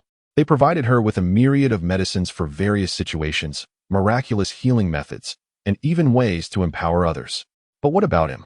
Silence discreetly glanced at Kakashi, who seemed to be deep in thought, and couldn't help but chuckle inwardly. The true fate lay ahead. Kakashi, resurrection techniques usually emerge at level 3. Tsunade had already unlocked 23 sets of level 2 jars. By unlocking another 27 sets, she would qualify to purchase level 3 jars. Silence had no intention of lingering any longer. He interrupted Kakashi's contemplation, saying, "I suggest you first purchase the remaining 27 sets of level 2 jars for her." Kakashi, who was still fervently hoping for Tsunade to unlock resurrection, would be allowed to pursue that. Just ensure not to expend everything, leaving some to unlock his own jars, thus nurturing his anticipation for what was to come. All right. Kakashi did not hesitate. Everything would wait until they resurrected them first. Then considerations could follow. 27 sets of jars amounted to 13,500,000 yen. With a wave of his hand, Silence conjured another 270 jars before Tsunade, extracting the vast memories and experiences of ninjutsu that Kakashi had prepared for sale. In an instant, Kakashi acutely felt the loss of many recollections. He could recall the images from the moments of copying, yet the hand seals remained obscured. Even the memories of his practice faded entirely. The sensation was profoundly unsettling. As if a void had suddenly engulfed his mind. He felt he could grasp the memories, yet when he strained to recall, an emptiness prevailed. Kakashi. Tsunade paused in her task of opening jars, gazing at Kakashi, perhaps making a silent promise. All the injuries of you, and those you wish to protect. Leave them to me. This debt of gratitude was rather significant. Although they had agreed that the first resurrection would be granted to the other, the medical jars were ultimately more beneficial to her. Kakashi did not refuse, even if he had no need for it himself. Rin and Obito might one day find themselves in need. Continue, Tsunade. Silence glanced at the sky, noting that this would likely extend into the night. Despite having exchanged for telekinesis, he was still an ordinary person, having gone without sleep the previous night. Now, he was merely sustaining his vigor through the consumption of some trading points. Enough prattling. I possess ample experience. Tsunade cast a discontented glance at Silence. Opening jars is akin to gambling. For luck to favor you, sincerity is essential. Yet I see no evidence of your luck being particularly favorable, Silence replied, shaking his head. Choosing not to engage further. He had previously monitored various peculiar metaphysical lottery methods online. If Tsunade wished to take her time, he would let her. After all, even Sakura and Sasuke were watching with keen interest. Time passed gradually. It became evident that, despite Tsunade's sincere approach, her luck remained poor, with the initial jars yielding only worthless items. It was not until the inferior items were exhausted that anything of value began to surface, and she delightedly believed in the efficacy of sincerity. Were it not for Silence's clandestine manipulations, not only would Tsunade have been disheartened, but Kakashi would have been brought to tears by her misfortune. As night descended, a radiant orb of light hovered above the clearing, a manifestation of Silence's abilities. Before Tsunade, another luminous orb floated, representing knowledge. Upon absorbing its essence, she opened her eyes, exclaiming in astonishment, "The 9-turn acupuncture technique is indeed a wondrous form of healing. It is a pity it is but a fragment." "A fragment is still ample for your endless benefit," Silence retorted, his expression one of incredulity as he regarded the last remaining jar on the ground. "What kind of luck is this? Even if Naruto hit the jackpot first, there was no need for you to wait until the last jar to strike it big. It's the final one." Tsunade stared at the solitary jar before her. After opening it, she would be able to purchase Tier 3. The treasures within had long been placed by Silence, valued at merely 10,000 trading points. However, it is but a seed. Whether it can blossom into a true masterpiece remains a mystery even to Silence. This undoubtedly pertains to the establishment of a new sense of anticipation for Tsunade. Yet, it equally concerns the essence of will and the choices of destiny. At this moment, Tsunade gazes at the final jar, hesitating to unveil its contents. Her exquisite features betray her astonishment, which does not escape the notice of those around her. Is she sensing something? Silence muses internally, though he refrains from voicing his thoughts. Tsunade instinctively clenches her fist. Initially, all seemed well. But as she prepared to open the last jar, an indescribable sensation surged from her heart, manifesting as a palpable pressure. Is this due to the jar? She inhales deeply. Tsunade despises the feeling of hesitation and struggle, prompting her to extend her hand with a swiftness surpassing the ordinary to open the final jar. In an instant, beneath the vast night sky, a divine white radiance blossomed forth. Indeed, it was sacred. Everyone, including Sasuke and Kakashi, found themselves enveloped in this luminous glow. Feeling as if they were cocooned in a comforting hot spring, it was so warm, so forgiving, so benevolent. It seemed as though their inner torment and suffering would be dissolved by its brilliance. What could possibly be contained within? Sasuke covered his face with one hand, leaving only his eyes to peer through the gaps in his fingers, astonished by the gentle light that did not dazzle. He noticed a tremor in his voice, as if he were stifling the urge to weep. Yet, no one mocked him. Nearby, Sakura was already in tears. As for Tsunade, whether due to her proximity or her role as the opener, her light golden eyes mirrored the frailty of a young girl, filled with confusion and uncertainty. She instinctively rose, quickly scanning her surroundings until she spotted the person she sought. "What is this? What lies within the jar?" she urgently inquired of Silence. Silence slowly rose, stepping toward the jar, yet his gaze remained fixed on Tsunade as he smiled and said, "Congratulations, Tsunade. I have mentioned more than once that the jar has the power to alter fate." "You have indeed said it many times," Tsunade replied, her urgency escalating, her fists tightening. "But what I am asking now is what is inside the jar. Explain it to me in the simplest terms, quickly. You fool. I detest this tantalizing suspense." Silence's expression faltered. He had prepared an elaborate speech to elevate the moment. Never mind, he thought, not worth quarreling with her. This is an exceedingly rare item. The likelihood of its appearance truly depends on the will of the opener. Let me put it simply. Silent gazed at the fist raised by Tsunade, letting out a resigned sigh. What you have obtained here grants you an opportunity to become a paladin, yet your ability to seize it hinges upon your own qualifications. Indeed, within this vessel lies a class-changing artifact, the paladin. This profession has appeared in countless games, generally exhibiting similar characteristics. But what Shinma possesses is not tied to any specific game. It is rather a semi-custom creation.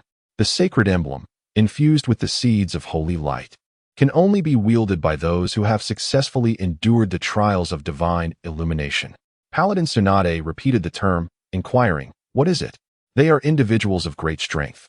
Both in might and spirit, Shinmo replied earnestly, his dark eyes fixed upon her. They are guardians of hope, typically embodying nobility and loyalty. Not only do they possess formidable power, but they also wield significant healing abilities, with their presence felt across many realms. The courageous cross around your neck is one such artifact belonging to them. This is already quite succinct. The paladin is versatile, capable of both offense and defense, often depicted as a pillar of strength in most games. Unsurprisingly, Tsunade's eyes brightened, sparkling with allure, clearly captivated by Shinmo's description. Doesn't that describe me perfectly? She exclaimed joyfully. You are indeed quite confident, Shinmo replied, his expression one of bemusement. However, it was precisely because he felt that the power of holy light and the identity of a paladin suited Tsunade remarkably well that he presented it to her. At the very least, she could both deal damage and provide healing, which was quite fitting. Of course, the significance of the class-changing artifact extends far beyond this. Shinmo observed Tsunade, who still seemed caught in her surprise. Oh, what else is there? She asked, her curiosity piqued. That is, Shinmo cast a brief glance at the others and uttered the crucial phrase, the eligibility for purchasing the limited jar series. This is the essence of the matter. A mere seed of holy light worth 10,000 trading points? Dream on if you believe that will make you a true paladin. This is not a game world. Slaying monsters does not grant you experience points. The growth of holy light, the learning of skills, and the acquisition of specialized weapons, all subsequent enhancements can only be attained through the vessel. This was Shinmo's line of thought, not within a game, yet creating the allure of one. Experiencing the power of holy light would foster a foundational understanding of what lies ahead, instilling a sense of anticipation. The scope of a mere medicinal jar is excessively broad and too chaotic. Similarly, Sasuke's swordsmanship jar and Naruto's strength jar follow suit. Should Sasuke unveil a specific sword intent, the only useful element for him thereafter would be the derivative skills of that sword intent or a more advanced sword form. Uncovering other sword forms or techniques would only prove to be superfluous. Naturally, in a vast array of containers, one is more likely to uncover unexpected treasures. This allure is what distinguishes the expansive prize pool from the more specialized limited selection. As the quality and price of the containers rise, the anticipation surrounding their opening must be cultivated through more sophisticated means, rather than relying solely on the initial desires of the opener. Silence has already been meticulously arranged. Meanwhile, the inquisitive Tsunade remains oblivious to the significance of the limited containers. She curiously inquires, what does the limited container series mean? It signifies that only those who have first become a paladin can purchase the paladin series containers. Upon observing Tsunade's apparent indifference, Silence casually remarked, causing her breath to quicken unexpectedly.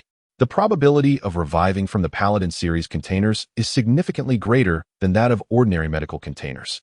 For resurrection is inherently one of the advanced skills possessed by paladins. Resurrection, is this truly an ability that paladins can wield? Tsunade is evidently taken aback by this revelation. Had she not encountered Silence, she would have believed that she would never again see Shinji. Yet, the existence of a profession that inherently possesses resurrection as a capability is astounding. Sasuke, Kakashi, and others share her astonishment. With just this seemingly light remark, they can already envision the nature of the so-called paladins. The items that emerge from this container could enable individuals to become paladins and even grant them the privilege to purchase exclusive paladin containers. How does one utilize such an item? Tsunade's gaze sharpens, her expression no longer relaxed, her brows slightly furrowed, indicating her intense focus. Setting aside the power of the paladins, the mere prospect of a higher probability of resurrection is an opportunity she must seize. Transmutation items differ from ordinary artifacts. Silence explains softly, in theory, they randomly appear within the containers, but in reality, every one of my patrons possesses the requisite qualifications to unveil such items. Your ability to uncover it signifies that you at least have the qualification to undergo trials. Silence's assertions hold truth, for before deciding to include the seed of light, he had assessed Tsunade's compatibility with the light. When converted into probabilities, it stands at approximately 64%, not particularly high, yet not low either. However, qualification is merely a preliminary step. Silence's tone gradually intensifies. Tsunade refrains from interjecting this time, listening with utmost seriousness, while Sasuke, Kakashi, and the others share her tension. They sense that this item might indeed be the key to the true destiny-changing potential of the containers. I previously mentioned that the paladin serves as the guardian of hope. A heavy burden indeed. Each paladin must uphold the belief that as long as they do not falter, their companions shall not suffer. However, Silence silently amended this notion in his heart, recalling the myriad of inept players he had encountered in past games. He mused that if those individuals were true paladins, the holy light must surely be blinded. Nonetheless, this did not deter him from his persuasion. Tsunade was evidently captivated by Silence's words. If her earlier remark, "Isn't that just me?" was merely half in jest, now a genuine yearning surged within her. Though she appeared brash and aggressive, her heart harbored an exceedingly gentle side. She was the first to propose the establishment of a medical ninja training system, exerting every effort to heal others amidst the chaos of war.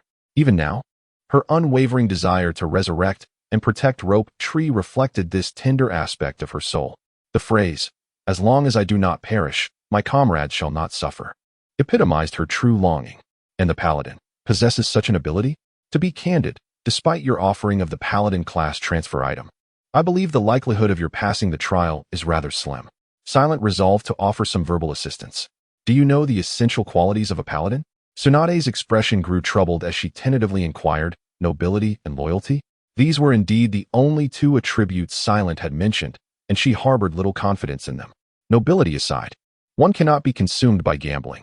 As for loyalty, she had abandoned her birthplace, Konoha, wandering for over a decade.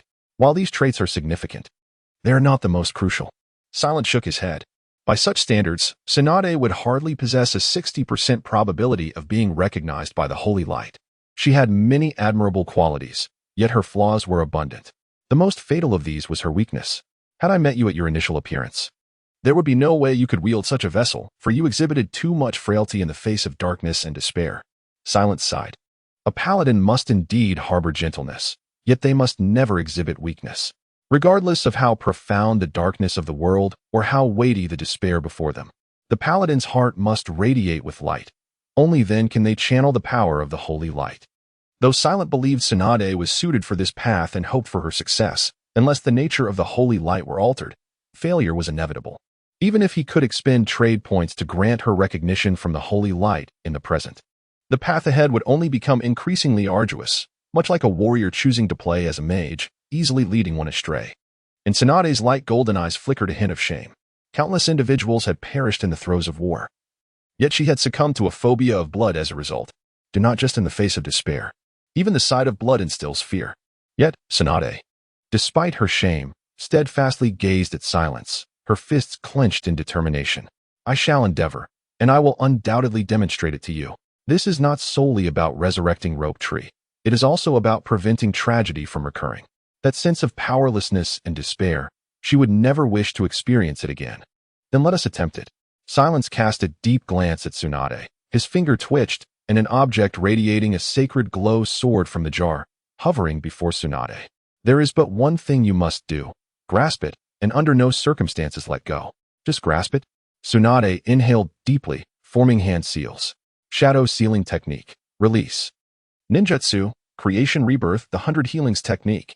The diamond seal upon her forehead unfurled, gradually transforming into black patterns that flowed from her eyelids to her face. In an instant, Tsunade's aura seemed to shift, entering what could be deemed her true strongest state. Then she extended her hand, seizing the orb of light. In that fleeting moment, it was as if she were in a state between sleep and wakefulness. The surroundings, the trees, the grass, even Kakashi and the others, began to fade away. Silence was the last to vanish. Do not let go. His final warning echoed in Tsunade's ears until she was enveloped in complete darkness. Though her feet remained planted on the ground, had it not been for the soft glow emanating from the orb in her hand, Tsunade might have doubted whether her eyes were still open. She surveyed her surroundings, but saw nothing. Darkness. In this realm, it seemed that only darkness existed. Perhaps due to humanity's innate fear of the dark, a thread of panic surged within Tsunade. She took a few steps forward, only to find that even the sensation of the ground beneath her feet had vanished, as if she had entered an endless abyss of darkness. With only the orb of light in her hand as her sole point of reference, in such profound darkness, Tsunade clutched the orb tightly in her palm, an instinctive reaction. Yet, the darkness appeared to expand, an intangible entity that somehow could be felt, pressing in on her, as if she were plummeting into an infinite chasm. Engulfed by a tide of shadow, What truly filled Tsunade with dread was the realization that the orb in her grasp was gradually diminishing, shrinking in tandem with the encroaching darkness. It is only in the depths of utter darkness that one truly comprehends the significance and rarity of the light that is often taken for granted. No, Tsunade could not suppress her cry, but no sound reached her ears. She was uncertain if she had even opened her mouth, or if she still possessed a body. Unable to hear the rhythm of her heartbeat, as the all-consuming darkness swallowed her very essence of humanity, fear burgeoned within her. The faint orb of light in her grasp seemed to represent the last vestige of hope. Yet, this light ultimately dissipated, leaving Tsunade in a state of sheer terror as it vanished completely. An unprecedented weight of darkness engulfed her entirely. Why? Tsunade was certain that she had not loosened her grip, even now. In a state where she could no longer feel the sensations of her body, she nonetheless remained conscious, holding tightly to whatever she had in her hand. Yet, it still vanished. When Sasuke died, she was not by his side, and she had always regretted not holding on tighter. When Kato met his end, she was present, yet the outcome was the same, no matter how fiercely she tried. Her final hope would cruelly slip away, much like the brilliance she now held. So, had she failed once more? Tsunade's spirit seemed to sink deeper into despair. To those around her, she appeared as a fragile maiden, curled upon the ground, her hair soaked in sweat, her complexion ashen, her eyes tightly shut. Even as she clutched that object, its light now barely perceptible. What kind of trial was this? Sasuke could not help but murmur. It is a test of the heart. Silent responded, his gaze fixed on Tsunade. Should she ultimately relinquish her will to hold on to the object? Releasing her grip would signify her inability to gain the recognition of the holy light. Conversely, if this impasse continued, the outcome would be identical. What happens if she fails? Sasuke inquired, unable to restrain himself. Nothing will happen, Silent replied, casting a glance at Sasuke. It merely means that one would have to pay a greater price to alter their fate, a price not everyone can afford. Sasuke clenched his fists, the words striking a nerve. He had expended a fortune of 200 million to gain such power, yet it remained insufficient for his quest for vengeance against that man. Was it to seize fate for himself, or to recklessly pay a hefty price? How infuriating! Sasuke watched Tsunade anxiously, hoping she would succeed in this trial. At that moment, Tsunade indeed seemed to be nearing her limit. In such absolute darkness, a mere moment would torment an ordinary person's psyche. Yet she had to continuously uphold her will to grip tightly, even uncertain of the significance of her actions. Her mind began to feel weary, and her fear of the darkness reached its zenith. Whispers seemed to echo in her ears. Let go. You have already failed. With her medical skills and potions, she could protect the resurrected Sasuke. Yet, she did not wish to surrender. Tsunade shouted within her consciousness. Even if it were not for Sasuke. She detested her own weakness and despair. Even if the light in her hand truly extinguished without mercy, she refused to succumb to the darkness. Indeed, whether she still held on to the light had become inconsequential to Tsunade in that moment. What she truly desired to grasp was, it is a self capable of resisting darkness. Such will, such a voice, resonates increasingly within Tsunade's heart. She seems to sense a new radiance. This light does not emanate from her hands, but rather from the depths of her own soul. Initially, this brilliance appears as an illusion, merely surfacing within her imaginative spirit. Yet gradually it expands, casting its glow upon the surrounding gloom. Even her palms, which had long lost the sense of touch, suddenly felt a burning heat.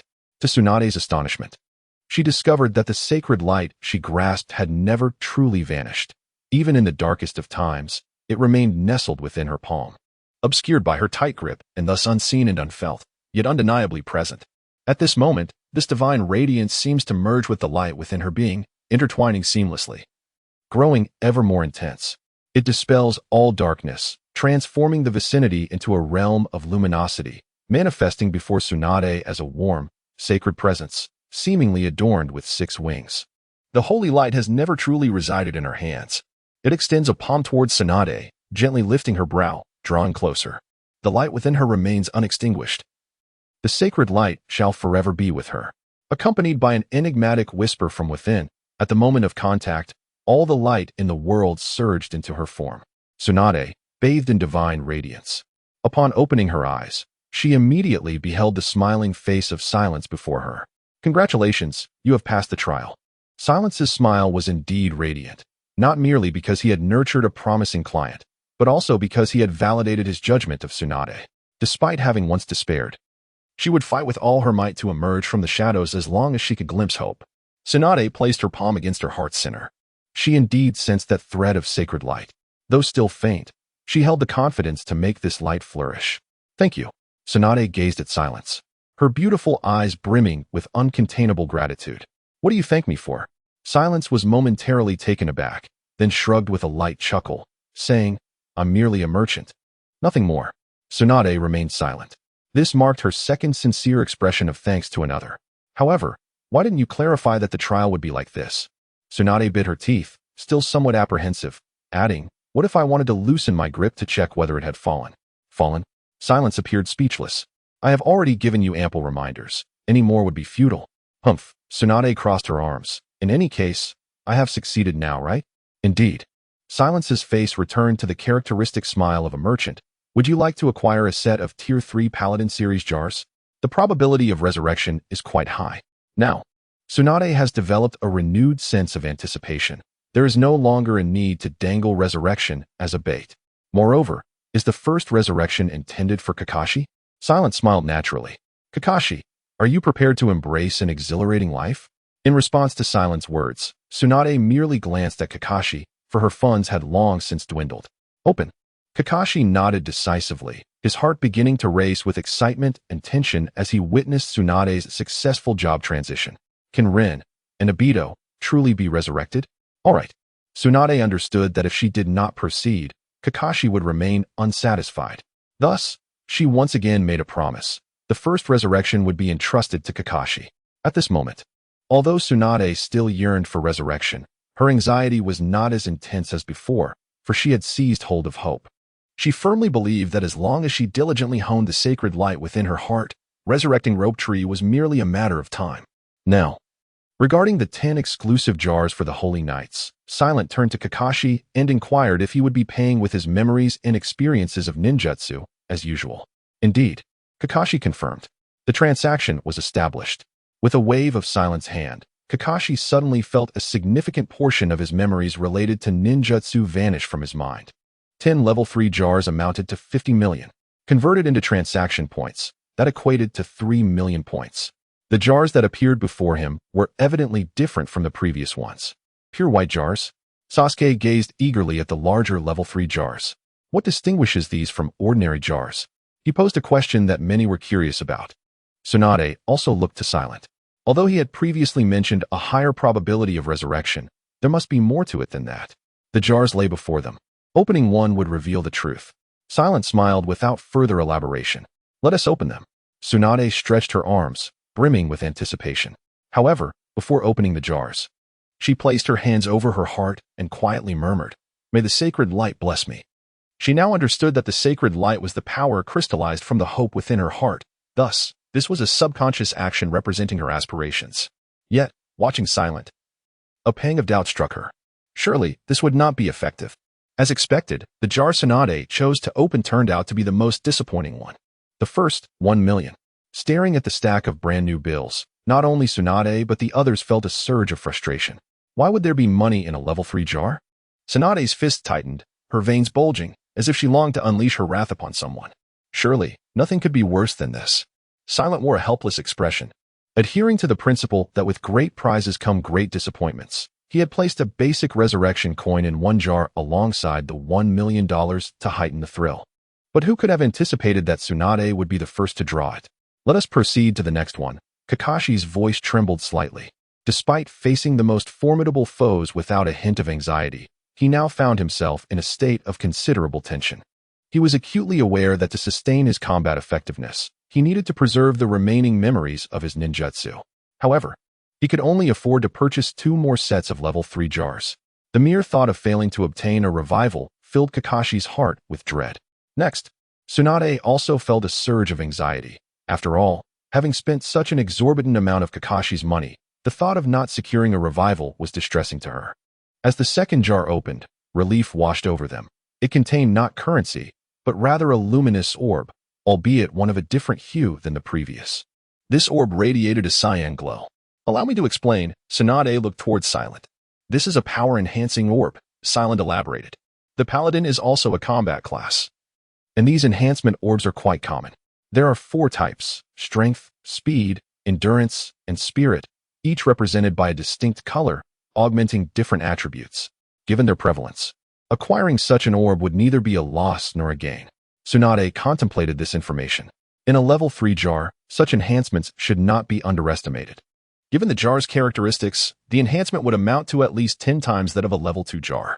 Furthermore, each orb could slightly amplify the intensity of holy light, making it exclusively usable by you. Others would not benefit from it. Silent perceived Tsunade's thoughts. In scenarios where defeating monsters does not yield experience points, these orbs represent a unique avenue for advancement, common yet practical. These high-priced jars fundamentally require such elements. While a small fraction of the funds might be frivolously spent to heighten the atmosphere, excessive expenditure would be inadvisable. As expected, although Tsunade felt somewhat disheartened by the orb's inability to enhance others' powers, the prospect of increasing the strength of holy light brought her considerable joy.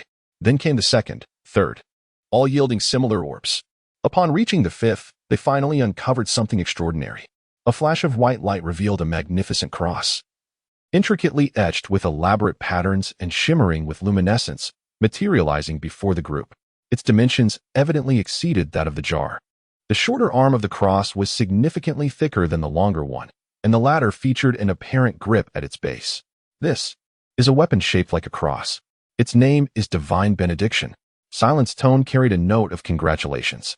This was indeed a remarkable item, an exclusive equipment piece for paladins, capable of augmenting strength by 80 points and endurance by 30 points. Additionally, it possessed a skill with a judgment attribute. By expending holy light, it could induce a state of panic in an enemy for a brief duration. The paladin, characterized by brute strength, was ideally suited to wield such a cross. Silent had prepared this item with great intention.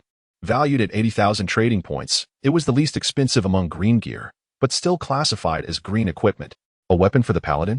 Tsunade reached out and grasped the indentation, her eyes sparkling with realization as she felt a surge of strength, akin to wielding a hammer. Taking a deep breath, she exhaled sharply, then raised the colossal cross, nearly equal to her height, and brought it crashing down with a thunderous whoosh. Boom! Everyone present felt the ground tremble beneath them, as soil erupted to heights of over 10 meters, revealing a massive pit, 2 to 3 meters deep, before their astonished eyes. Sasuke and the others gasped in awe. What kind of terrifying force was this? The very terrain had shifted. If it had struck a person, surely they would have been reduced to mere pulp before even uttering a scream. This was, in fact, a manifestation of the previous power orb. A remarkable enhancement worth 60,000 trade points. What a splendid weapon! Tsunade's face lit up with delight as she swung it a few more times, stirring up a gale. It felt incredibly effortless. Could it be that I am better suited to wielding a hammer? Tsunade, you are so powerful. Sakura's eyes glimmered with admiration. This overwhelming strength and bold combat stance exuded an inexplicable charm, though it was somewhat oversized. Clearly pleased, Tsunade contemplated for a moment before retrieving a length of rope from her possession and securely fastening the gigantic cross to her back. This was the 5th item from the 3rd-tier canister, yielding a rare special equipment. Sasuke and the others could already sense the distinct allure of the 3rd-tier exclusive canister. The enticing rewards that had previously seemed elusive now appeared readily available within this tier. Furthermore, they were superior and stronger. Tsunade continued to open the remaining canisters, unveiling yet another power orb, an endurance orb, and one that shimmered with the hue of holy light. She gazed at the last one, feeling the call and yearning of the holy light within her, as if she had an inkling of what it was. A skill orb, Shinmo explained with a quiet smile. Specifically a paladin's exclusive skill orb. The so-called limited series canisters have a greater probability of yielding items related to paladins. In other words, they are highly likely to contain what you need. This is the greatest allure of the up prize pool. Just look at Sasuke's envious expression. Regular series canisters still encompass too broad a range. Among the multitude of items he had drawn, the ones he truly yearned for and found most useful were few and far between. Yet Tsunade's rewards, aside from the initial monetary one, had proven immensely beneficial. Now, a particularly precious skill orb had emerged. Tsunade herself was filled with eager anticipation. This was her first skill she had unlocked. She extended her hand to touch it, and a clear message flooded into her mind. Skill, Paladin Plate Armor Specialization. Effect: when equipped with plate armor, strength, speed, resilience, spirit, holy light, and recovery will all experience a significant enhancement. This was a passive skill belonging to the paladin, providing a comprehensive boost. As Tsunade reveled in the astonishing outcome, a bittersweet smile graced her lips, for she knew she must don plate armor. Indeed, this world possessed such defensive gear, yet Tsunade harbored a disdain for it, as she found it overly constricting. Were it not for the paladin's specialization in plate armor, the silent smile that danced on her lips seemed laden with meaning, suggesting that one might explore the definition of plate armor. At times, structures dissimilar to conventional plate armor could indeed activate passive skills. The reason she offered this skill was purely due to its appropriate value. Neither too much nor too little, precisely 60,000 trading points. Naturally, the female paladin clad in form-fitting battle armor was a significant highlight within the game. With a sigh of relief, Tsunade contemplated the necessity of a meticulous design for the armor. However, her gaze fell upon the last two jars, and her expression soured. The most crucial item remained elusive. Beside her, Kakashi had bowed his head, his complexion nearly ashen. Was the Paladin series truly so unlikely to yield a resurrection? Tsunade furrowed her brows, feeling an ache of guilt. The weapons and skills she had drawn were exchanged for Kakashi's memories. If she failed to procure a resurrection, silently, Kakashi shrugged, accepting the fate of the last two jars. You should open them, Kakashi, Tsunade said, raking her fingers through her hair in exasperation. After a moment's contemplation, Kakashi inhaled deeply, approached, and seized one of the jars, twisting it open. Within, a silvery object, reminiscent of a coin, floated serenely. For a fleeting moment, even silence hesitated. As the others turned their attention to him, he seemed to regain his composure, eyes widening in delight as he proclaimed, "Congratulations, Kakashi. This is one of the most practical resurrection items. You truly have drawn a chance for revival." Kakashi's gaze shifted from blankness to astonishment, then to incredulity. Finally, he clenched his fists tightly, as if summoning all his strength to quell his trembling form. Had he genuinely drawn a chance for resurrection? His despair had almost consumed him. Yet, an unbelievable joy surged forth. This silver coin before him could indeed revive them, allowing him to see his most cherished companions once more. Silence merely smiled, affirming with unwavering certainty that this was no mere dream or fantasy. In a sense, the overwhelming joy of this moment was one of the greatest charms of opening jars. Congratulations, Kakashi. Though Tsunade shared in the genuine excitement and elation, a twinge of inexplicable conflict lingered in her gaze. After all, she had opened 8 jars herself, yet had failed to draw a resurrection. Kakashi casually picked up an object, only to discover that it had the power of resurrection. Tsunade suddenly realized that her desire to revive Rin would likely require her to endure more trials. How does this work?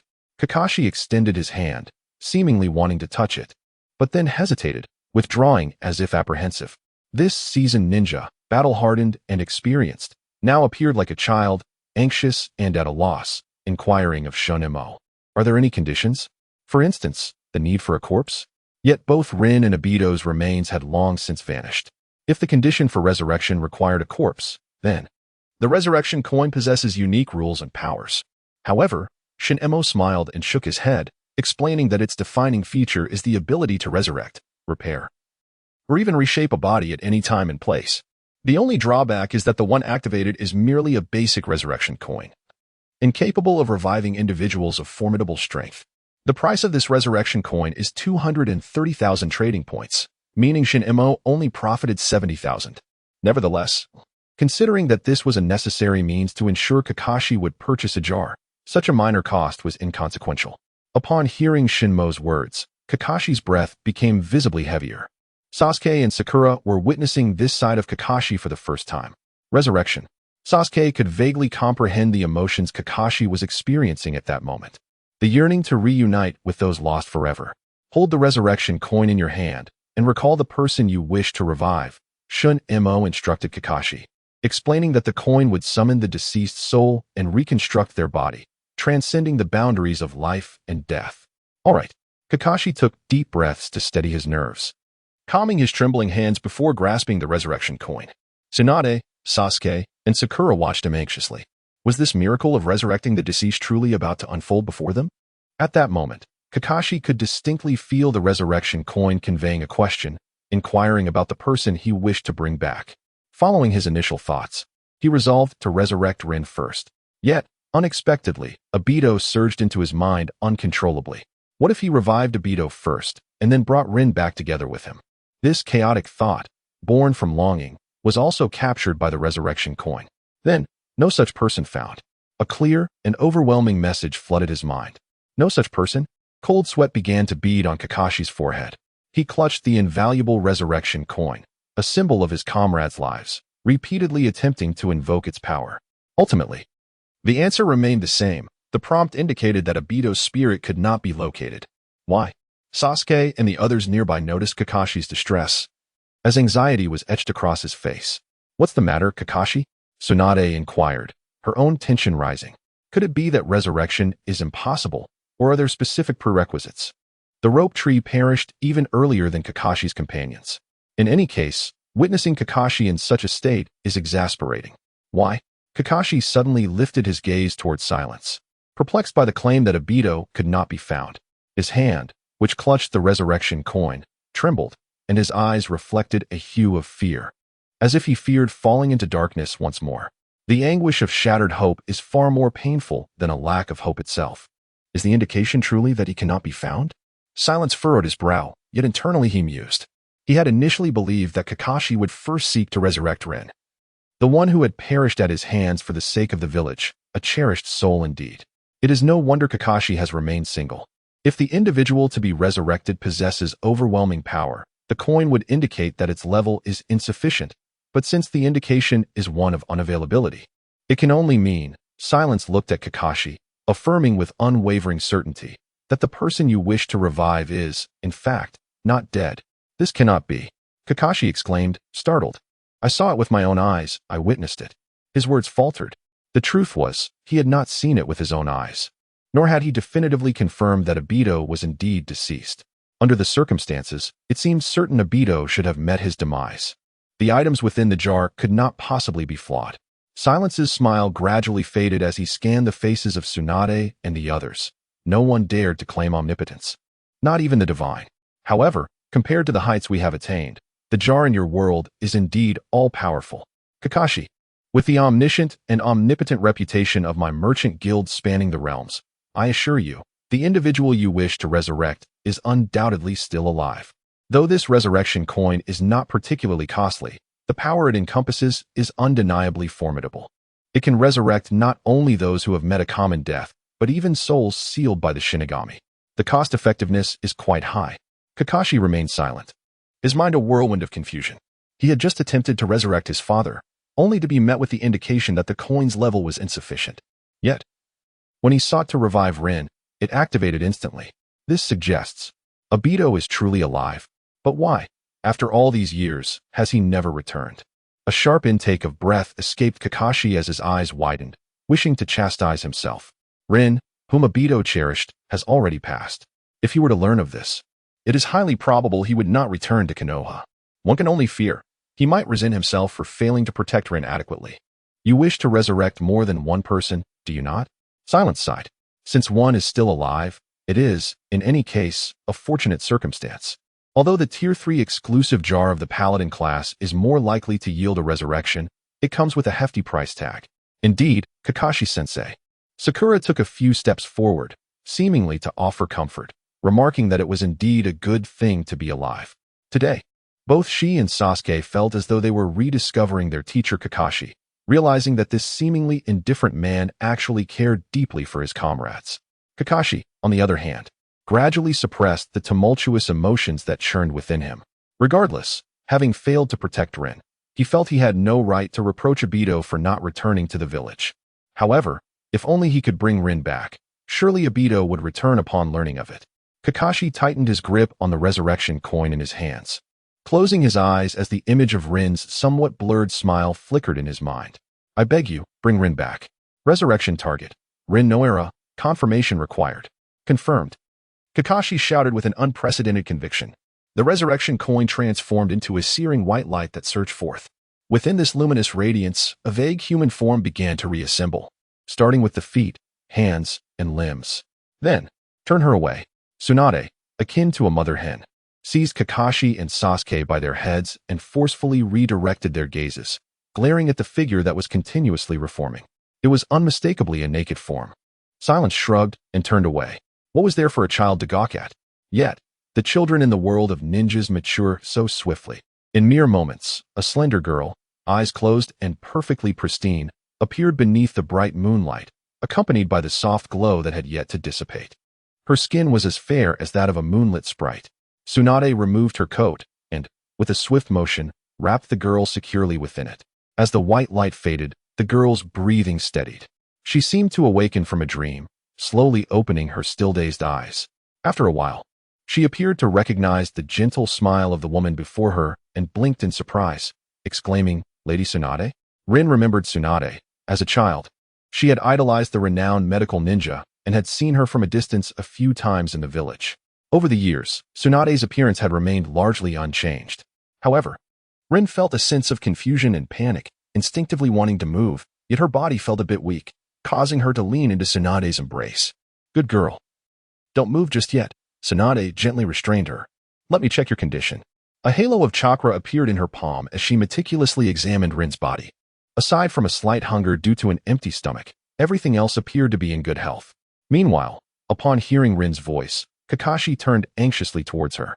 The moment I beheld that youthful visage, a torrent of memories surged forth, intertwined with ineffable emotions, crashing against my mind like relentless waves. Rin's smile, her exasperated voice when advising Obito during their playful banter, and the haunting finality of her last words, "Kill me." For Kakashi, those words once epitomized despair. At that moment, he was rendered oblivious to his own actions, merely staring blankly at the girl before him.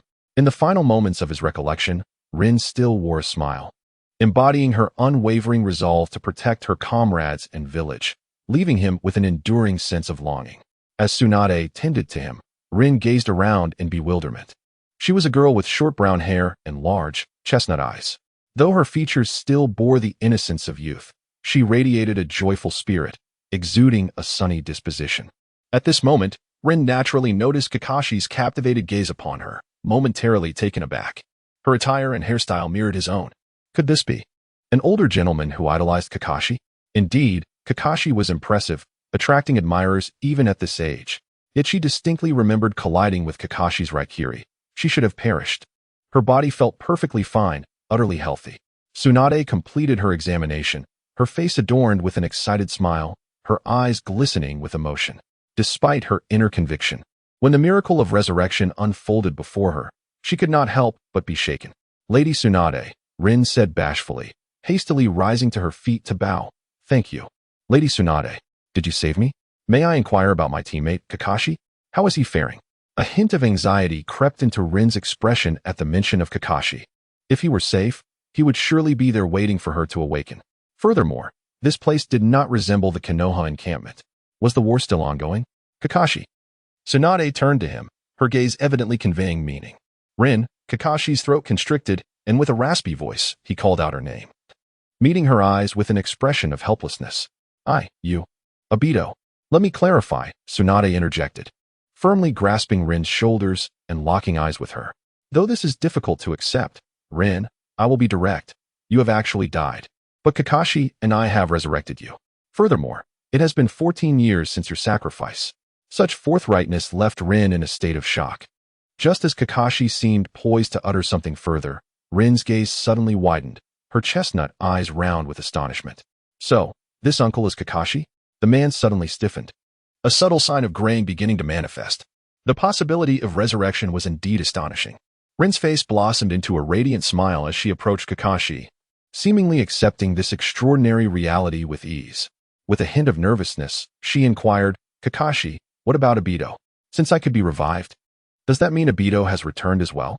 Gazing at the familiar smile so close to him, Kakashi felt a wave of tension dissipate within him, his tone becoming noticeably more relaxed. "Obito should still be alive." He shook his head, "but I am uncertain of his current whereabouts. For over a decade, I had believed him to be dead." A fleeting shadow of disappointment flickered across Rin's eyes, quickly replaced by a bright smile as she jumped up and playfully slapped his shoulder. "Look at you. You've grown so tall. 14 years have passed, making you 26, right? Wow, could it be that you've gotten married? Perhaps even have children?" "No." Kakashi interjected hastily. "I've never even had a girlfriend." A sudden silence enveloped the scene, only to be broken by Sakura, who couldn't suppress a laugh, covering her mouth in astonishment. What on earth? This version of Kakashi-sensei is too adorable. Kakashi's face flushed crimson. Even beneath his mask, the visible portions turning red as he quickly pulled Rin away, exclaiming, "Let me briefly explain the events of these years. Come over here." Rin instinctively glanced at Tsunade before following Kakashi with a smile. "What a wonderful girl," Tsunade remarked softly with a chuckle. Indeed, Shizune nodded in agreement. Noting that Rin had not fully accepted her revival, her smile was driven by a sentiment of, if this is real, I must not let those around me worry. A girl whose heart is wholly dedicated to the well-being of others. Tsunade's voice softened as she observed the figures of Kakashi and Rin in the distance, her gaze seemingly lost in contemplation. Shizune remained silent, gently cradling a drowsy Himawari in her arms. The night was tranquil. After a considerable time, Kakashi returned with Rin, clearly evident that she had embraced this new reality and confirmed Kakashi's identity. Kakashi's eyes sparkled with an overwhelming happiness. Perhaps never before had he felt such joy in the past decades. "Tsunade-sama, Shizune-san," Kakashi addressed them. "I wish to take Rin to meet the Hokage and officially restore her identity." "Go ahead," Tsunade waved her hand dismissively. "I owe you much today. Since Obito is alive, consider the remaining arrangements as something for yourself." Though Kakashi's intention was to revive his companion, the majority of his actions were, in effect, directed towards Tsunade. As he nodded in agreement and prepared to depart, silence unexpectedly called out to him, taking a few steps forward. He advised Kakashi to ponder carefully on the type of jar he wished to acquire. While uttering these words, he cast a fleeting glance at Rin, his smile under the moonlight imbued with an air of enigma. Subsequently, his lips moved slightly, and his voice, akin to a gentle breeze, reached only Kakashi's ears. "In this young woman, I perceived boundless anguish, a war from which none could escape, and conspiracies lurking within the depths of the world. To alter the fate shared between you and her, it seems that more jars may be required. Noera Rin, the woman who ignited a war, she is returned. How will Obito react? What of Kaguya?" Kakashi's life is destined to become increasingly exhilarating. Yet, at that moment, Kakashi appeared utterly bewildered. What is happening here?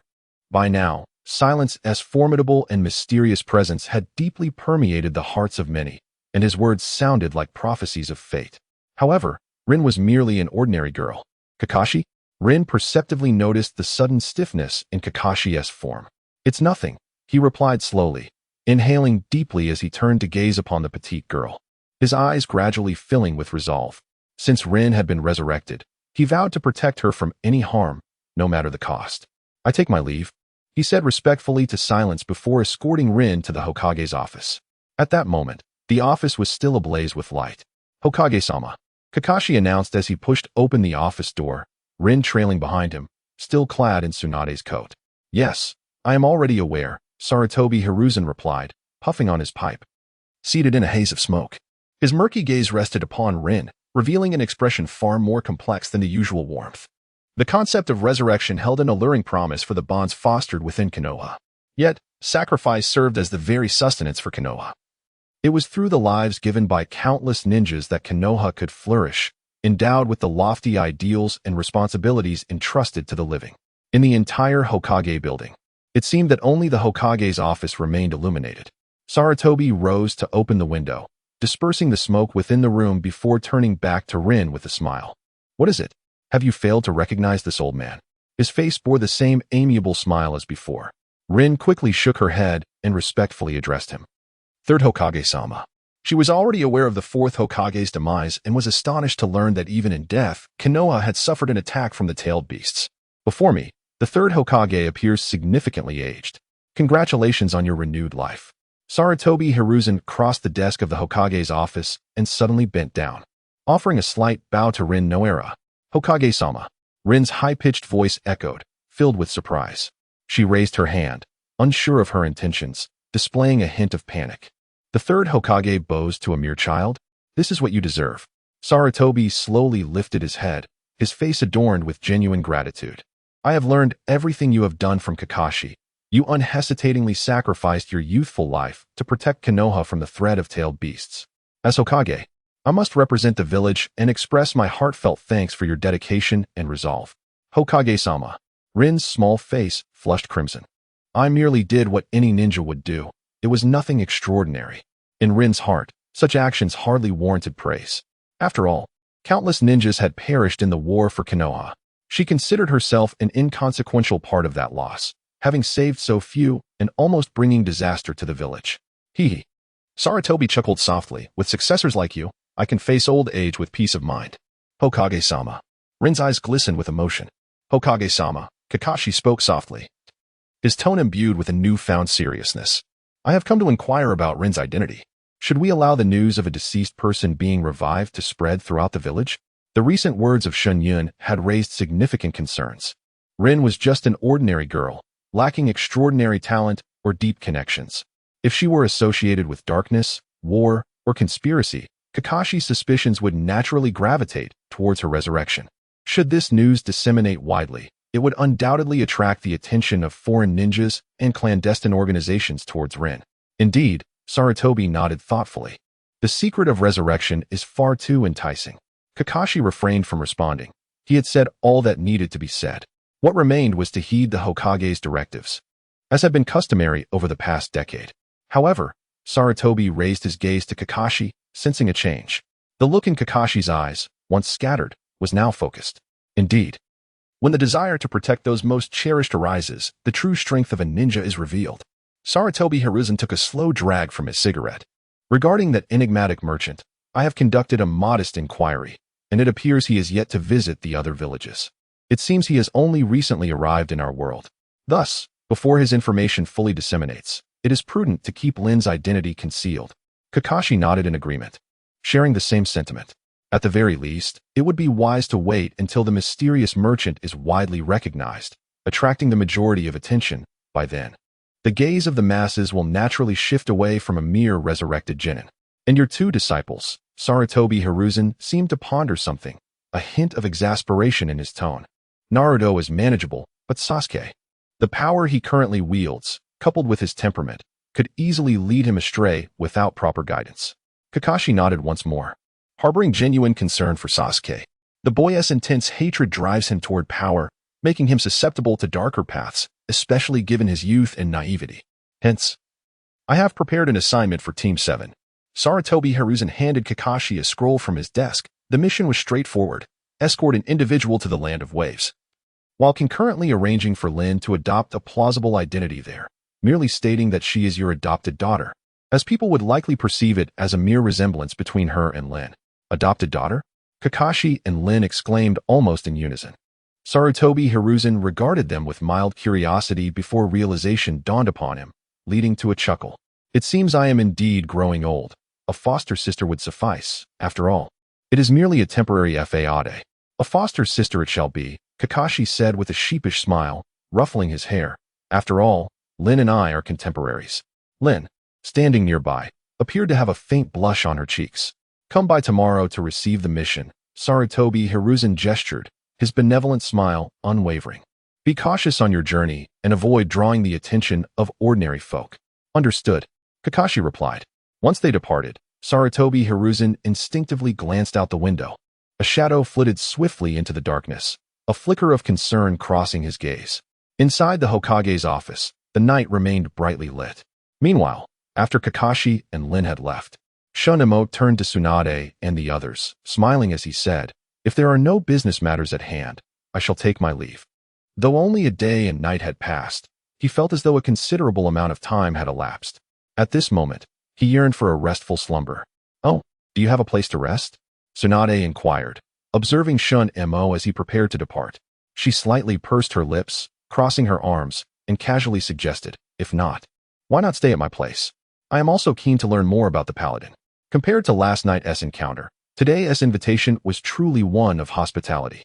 Having witnessed the miraculous revival of Tsunade, an exhilarating thrill lingered in her heart.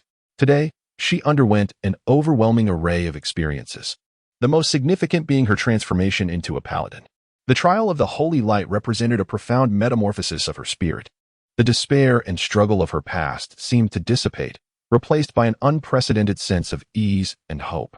Although she yearned to understand more about the paladin's path, her curiosity and dependence were predominantly directed towards the enigmatic figure of silent, and the mysterious jar that had instigated this transformation. Silent regarded Tsunade, his understanding of her sentiments evident. This woman possessed a nature that easily fostered gratitude towards others. Yet, he shook his head with a smile, assuring her that he indeed had a comfortable place to rest, so she need not worry. A flicker of disappointment crossed Tsunade's eyes. A mysterious merchant like him would naturally not deprive himself of comfort. Then, farewell, she said. Silent offered a final bow, and in an instant, he vanished from her sight. In truth, he merely sought a secluded spot in Konoha, retrieved a door to an empty room, and returned to his own quarters. Finally, he collapsed onto the soft embrace of his plush bed, letting out a long sigh of relief. Meow. Heim, the cat, seemed to echo his weariness, burrowing into the blankets and curling up in the corner of the pillow, quickly succumbing to slumber. Being still in her youthful stage, Heim was naturally prone to sleepiness. The comfort of home was incomparable to any outside resting place. With a chuckle, Silent teased the lazy feline before using telekinesis to shed his clothes and don a cozy set of loungewear.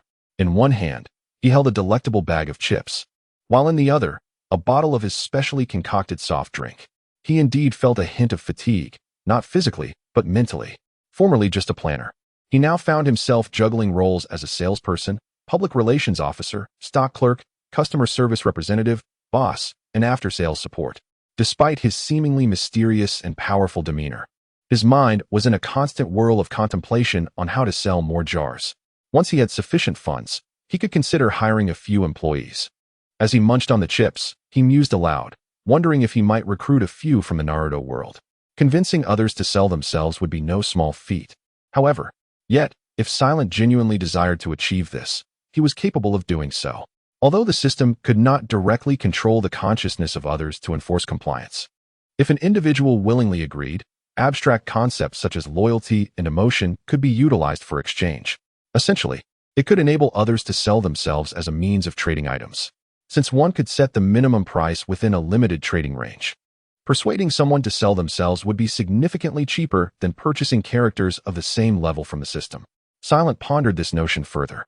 As for companions, the one he eagerly anticipates the most in Naruto is, of course, Konan. Regardless of right or wrong, happiness or destruction, she consistently stands by her comrades, dedicating herself wholeheartedly. Although Konan is wealthy, she cannot resist the allure of her current companion. Nagato is quite the burden. If he truly valued her, even without deliberate actions, there would be hope of luring her home. This woman would undoubtedly sacrifice everything, including herself, for her comrades. Well, he decided to postpone these thoughts for now. It was more prudent to focus on earning money. Icarus had no idea how long it would take to save enough. Speaking of which, today he earned a total of 14 million trading points from Tsunade and Kakashi. 490 level 2 jars, along with 10 level 3 jars, brought his sales volume close to 18 million trading points. The pure profit amounted to 14 million trading points. How much did Dr. X's mutation ability cost? 17 million trading points. He bought it. He decided to temporarily withdraw 3 million trading points from his emergency savings. After all, with his increased strength, there was no need to reserve so much for emergencies. Having made up his mind, he hesitated no longer. After making the purchase, he closed his eyes, feeling as if something within his mind broke free and began to extend outward. He seemed to glimpse a bed, a table, furniture, and within this small space, there was a small, luminous orb. That was Fei Ju's spirit. He sensed that Fei Ju was currently at peace, comfortable, seemingly lost in a beautiful dream. As his mental energy further intruded, an entirely new spiritual realm unfolded within his consciousness, filled with cat food, dried fish, and an ever-present figure radiating warmth, himself. No wonder she is my cat. He finally understood his position in Fei Ju's consciousness. Reaching out, he gently stroked her soft body. Fei Ju's nose twitched, instinctively extending her delicate tongue to lick his palm before drifting back into slumber. Dr. X's telekinesis was indeed powerful. It could not only read hearts, but also perceive the deepest emotions of a being. If Dr. X were not constrained by his own morals, he would not have allowed his beloved sister, whom he had raised for so many years, to be swayed by others. Silent was akin to a child with a newly acquired toy, using his sole experimental subject, Fei Ju, to introduce various elements into her dream. For instance, a shower of dried fish falling from the sky, a large black cat suddenly appearing to snatch the treats, only for him, as her master, to chase the black cat away and confiscate most of her fish, leaving just a few. He watched her little expressions with amusement. In a moment of exuberance followed by a fit of frustration, then back to elation, only to be enveloped in despondency. Ah, indeed. The power of manipulating human emotions. Shin-emo enjoyed a restful slumber. The following day, he was roused by the incessant notifications from the membership badges. Who dares to disturb my repose at such an early hour? As Shin-emo opened his eyes and assessed the situation, he discovered it was Tsunade. He increasingly felt the need for more companions. Otherwise, with an influx of guests, the notifications from the membership badges would become incessant. Though slightly irritable upon waking, he quickly rose, driven by a sense of professional duty. With a snap of his fingers, he transformed into a refreshed version of himself, while his familiar, Hinata, skillfully leaped onto his shoulder, settling in for more rest. She had experienced a myriad of dreams the previous night, leaving her quite fatigued. "Tsunade, have you already gathered enough funds for the new jars?" Shin-emo inquired. "Not me," Tsunade replied, glancing at the individuals standing before her, indicating that there were others interested in purchasing jars. "In that case, I shall come over now." Shin-emo was taken aback, yet decided to dismiss the thought, maintaining his signature smile as he admired his reflection in the mirror, nodding in satisfaction. After securing the door to the unoccupied room, his form vanished. When he reappeared, he found himself beside Tsunade, facing none other than Shimura Danzo. One eye and one arm were wrapped in white bandages, his expression somber and serious. Clad in a white samurai outfit, this was the infamous Shimura Danzo, often referred to as the Black Mark of Konoha. While Tsunade might initially evoke thoughts of a mere cosplay, Danzo was far from such misinterpretation, though similarly obscured by a single eye. Kakashi appeared as a dashing youth lost in his fantasies, whereas Danzo exuded the aura of a defiant gang leader. Using his remaining eye to scrutinize every passerby with the utmost malice from the shadows. Any sign of discord would prompt him to issue cruel commands with merciless precision. Of course, Shinmo's ability to observe such details stemmed from his newfound mental prowess. To an ordinary observer, Danzo would merely seem like an eccentric elder entrenched in power. What Shin-emo did not anticipate was that Danzo would approach him directly. "You must be Shun-emo, the jar merchant," Danzo stated, his gaze fixed on the suddenly materialized figure. The manner of his appearance was enigmatic. This alone caused unease within Danzo. He had little patience for matters beyond his control. Every detail must align with his intentions for him to feel at ease. Yet this man, from the very moment of his emergence, had transcended the boundaries of Danzo's dominion. Reading the thoughts of Shimura Danzo, Silent found it somewhat amusing, and he couldn't help but chuckle. Indeed, every world has its share of guests. I had been pondering when the power seekers of this world would come to seek me out, and lo and behold, here they are. Power seeker? Tsunade glanced at Danzo, and then at Silent, seemingly questioning. It refers to those who possess an insatiable desire for power. Silent replied with a calm demeanor, a light smile gracing his lips. Such individuals often yearn to control everything, including the fates of others, which inherently conflicts with my profession. However, they are far more eager to wield their own destinies. Thus they can be considered my guests. In Silent's mind, Shimura Danzo embodied this very archetype. He yearned to exert control over Silent, as well as to acquire jars. "Oh," Tsunade appeared to comprehend, turning her gaze back to Danzo, nodding in a manner that suggested a deep resonance with his character. If it were Danzo, it would indeed be so. Even though Tsunade had just returned, her esteemed reputation and that of the Senju clan ensured that she was informed of recent events, including the Uchiha clan's annihilation years prior. The subsequent removal of Danzo from the position of Hokage's advisor was quite telling. Contemplating this, Tsunade regarded Danzo with a hint of disdain. Although she held little fondness for the Uchiha clan, instigating or even possibly participating in their genocide was an affront to her principles. Meanwhile, Shimura Danzo's expression had darkened, and in his eyes, Silent appeared akin to a jester, a power seeker. Remarkably, even Danzo found himself at a loss for a rebuttal. Beyond the desire for control lies inherent danger. Danzo's exposed eye seemed to squint slightly, fixating intently on Silent. "My lord, you seem quite familiar with me. Yet you have only been in Konoha for a mere 2 or 3 days. I wonder from whom you acquired your knowledge of me." Initially, he had not regarded Silent with much significance, considering him merely another enigmatic figure. However, the previous night, he dispatched members of the Umbu who encountered the deceased Rin.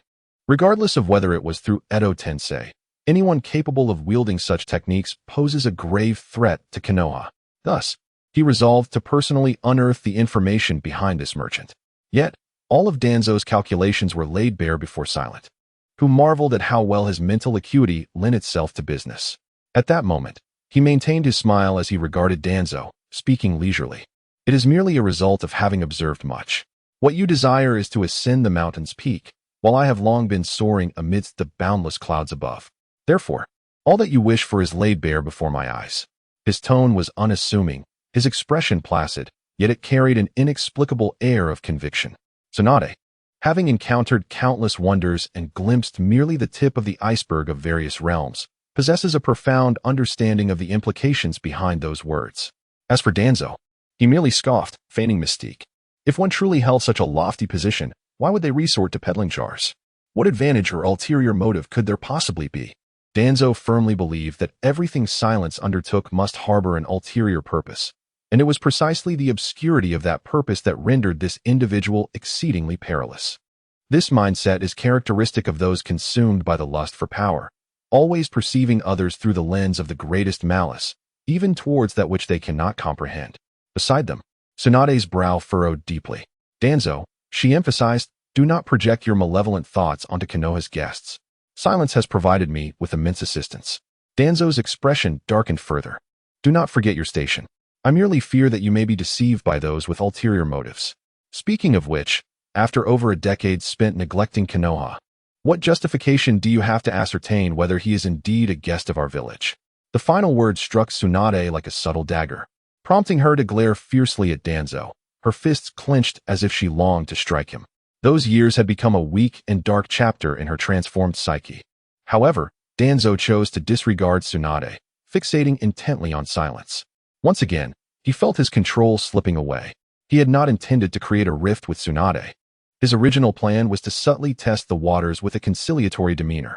Yet, this individual had immediately unraveled his thoughts with mere words, tarnishing his image in Tsunade's eyes and sowing discord. His actions were indeed insidious. Silence, having discerned Danzo's intentions, nearly chuckled aloud. To cultivate a nefarious image in Shimura Danzo's mind could be regarded as a minor triumph. However, it was clear that this individual was not there to purchase jars.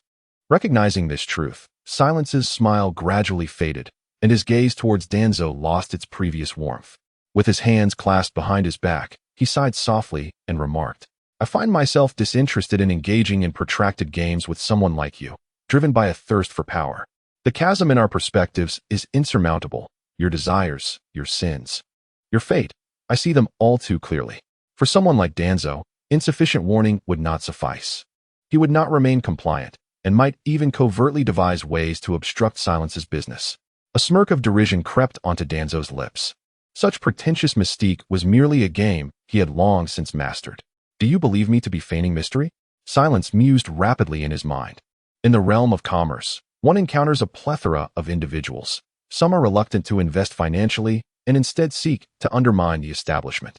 For such individuals, the options are either to impose sanctions or to deceive them into parting with their money through seemingly formidable yet ultimately futile enticements. For the official, the latter was, in fact, quite straightforward. Within his silent heart, thoughts began to crystallize. He spoke plainly, articulating, the destiny you yearn for is nothing less than to become Hokage, wielding the greatest authority over Konoha. No, it extends beyond that. You harbor aspirations to unify the ninja world and reign supreme, prepared to go to any lengths to achieve this. Indeed, Shinma expressed it candidly, the greatest ambition of Danzo. His expression seemed to freeze. A mix of astonishment and disbelief etched upon his face. He even began to question whether he had fallen victim to an illusion. Danzo, do you intend to incite endless war? Tsunade gazed at Danzo in shock. Unifying the ninja world? Even my grandfather, the first Hokage, did not accomplish such a feat. He could have, but it was precisely because he refrained that subsequent wars ensued. Danzo's fists tightened slightly, his gaze directed at Shinma, now laced with a chilling fury. This ambition, this desire, he had never confided to anyone. The time was not ripe. Should he voice such thoughts now, he would only incite suspicion. Even Sarutobi Hiruzen would not lend his support. Yet, at this moment, this man had effortlessly articulated it. Danzo had contemplated denial, But even in denial, every step he took towards his goal would be easily discerned. Use Konoha Tsukumi. Danzo's mind began to entertain the notion of employing that technique to subdue Tsunade and then eliminate this man. What, do you intend to employ that? Shunma, however, merely smiled slightly. This ordinary smile mirrored in the suddenly constricted pupils of Shimura Danzo. How could he know? How could he possibly be aware? Danzo staggered back a couple of steps. Uchiha Sasuke's eyes, Konoha Tsukumi. This was his most guarded secret. The most potent illusion capable of controlling others. Should this secret be unveiled, it would invoke terror in everyone. For no one could ascertain whether they might unknowingly fall under his control, becoming mere puppets in his hands. It appears you know nothing of me, Shima observed Danzo's thoughts keenly. He gently shook his head, speaking leisurely. I wondered how you could muster the courage to stand before me. Once you appear, everything about you becomes transparent to my gaze. Merely witnessing a revival prompts you to approach me. No wonder Danzo has ascended to the position of the shadow. He possesses ambition, yet lacks the capability and vision to match it. Such individuals only delve deeper into the wrong path. Even as a villain, he lacks any semblance of villainous charm. If he does not shoulder the blame, who will? In that moment, Danzo recognized his error. He should never have come.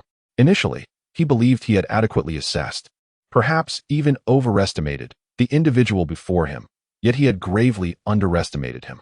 How could he know so many secrets? However, while Danzo may have lacked vision, he was not one to be paralyzed by the revelation of his secrets. His gaze remained fixed on Shinma, his mind racing with strategies. His subordinates awaited just outside.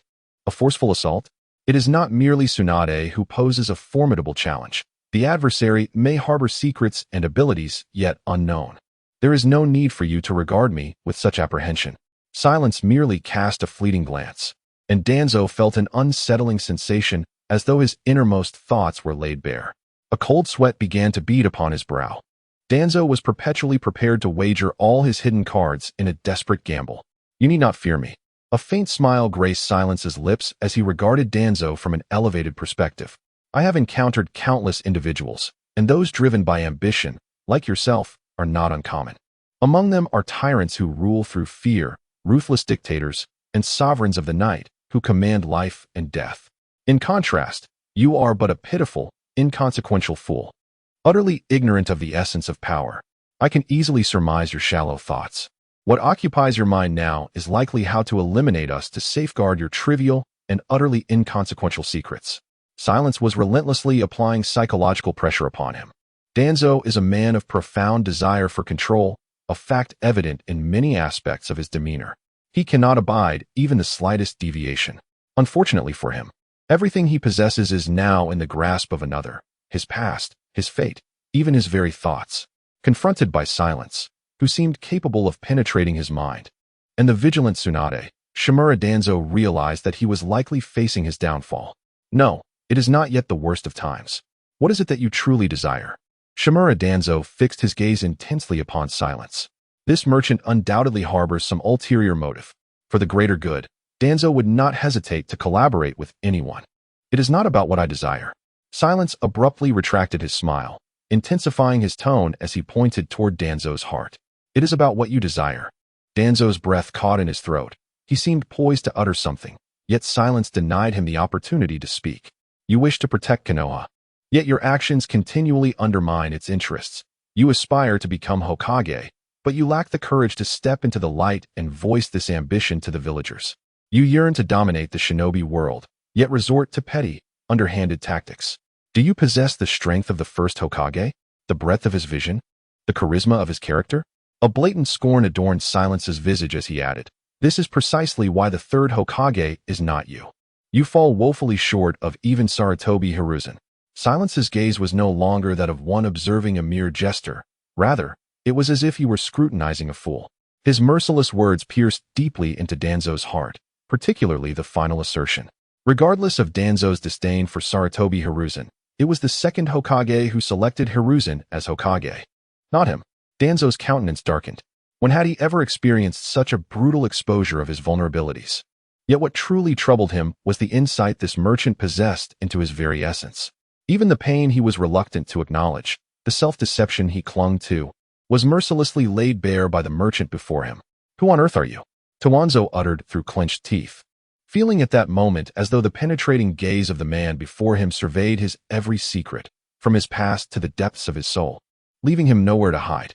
"And who am I?" "Just a merchant," he replied with a faint smile, "selling jars that can alter destinies." Tawanzo's breath quickened slightly as he regarded this unfathomable man who claimed to be a merchant, a bitter realization dawning upon him.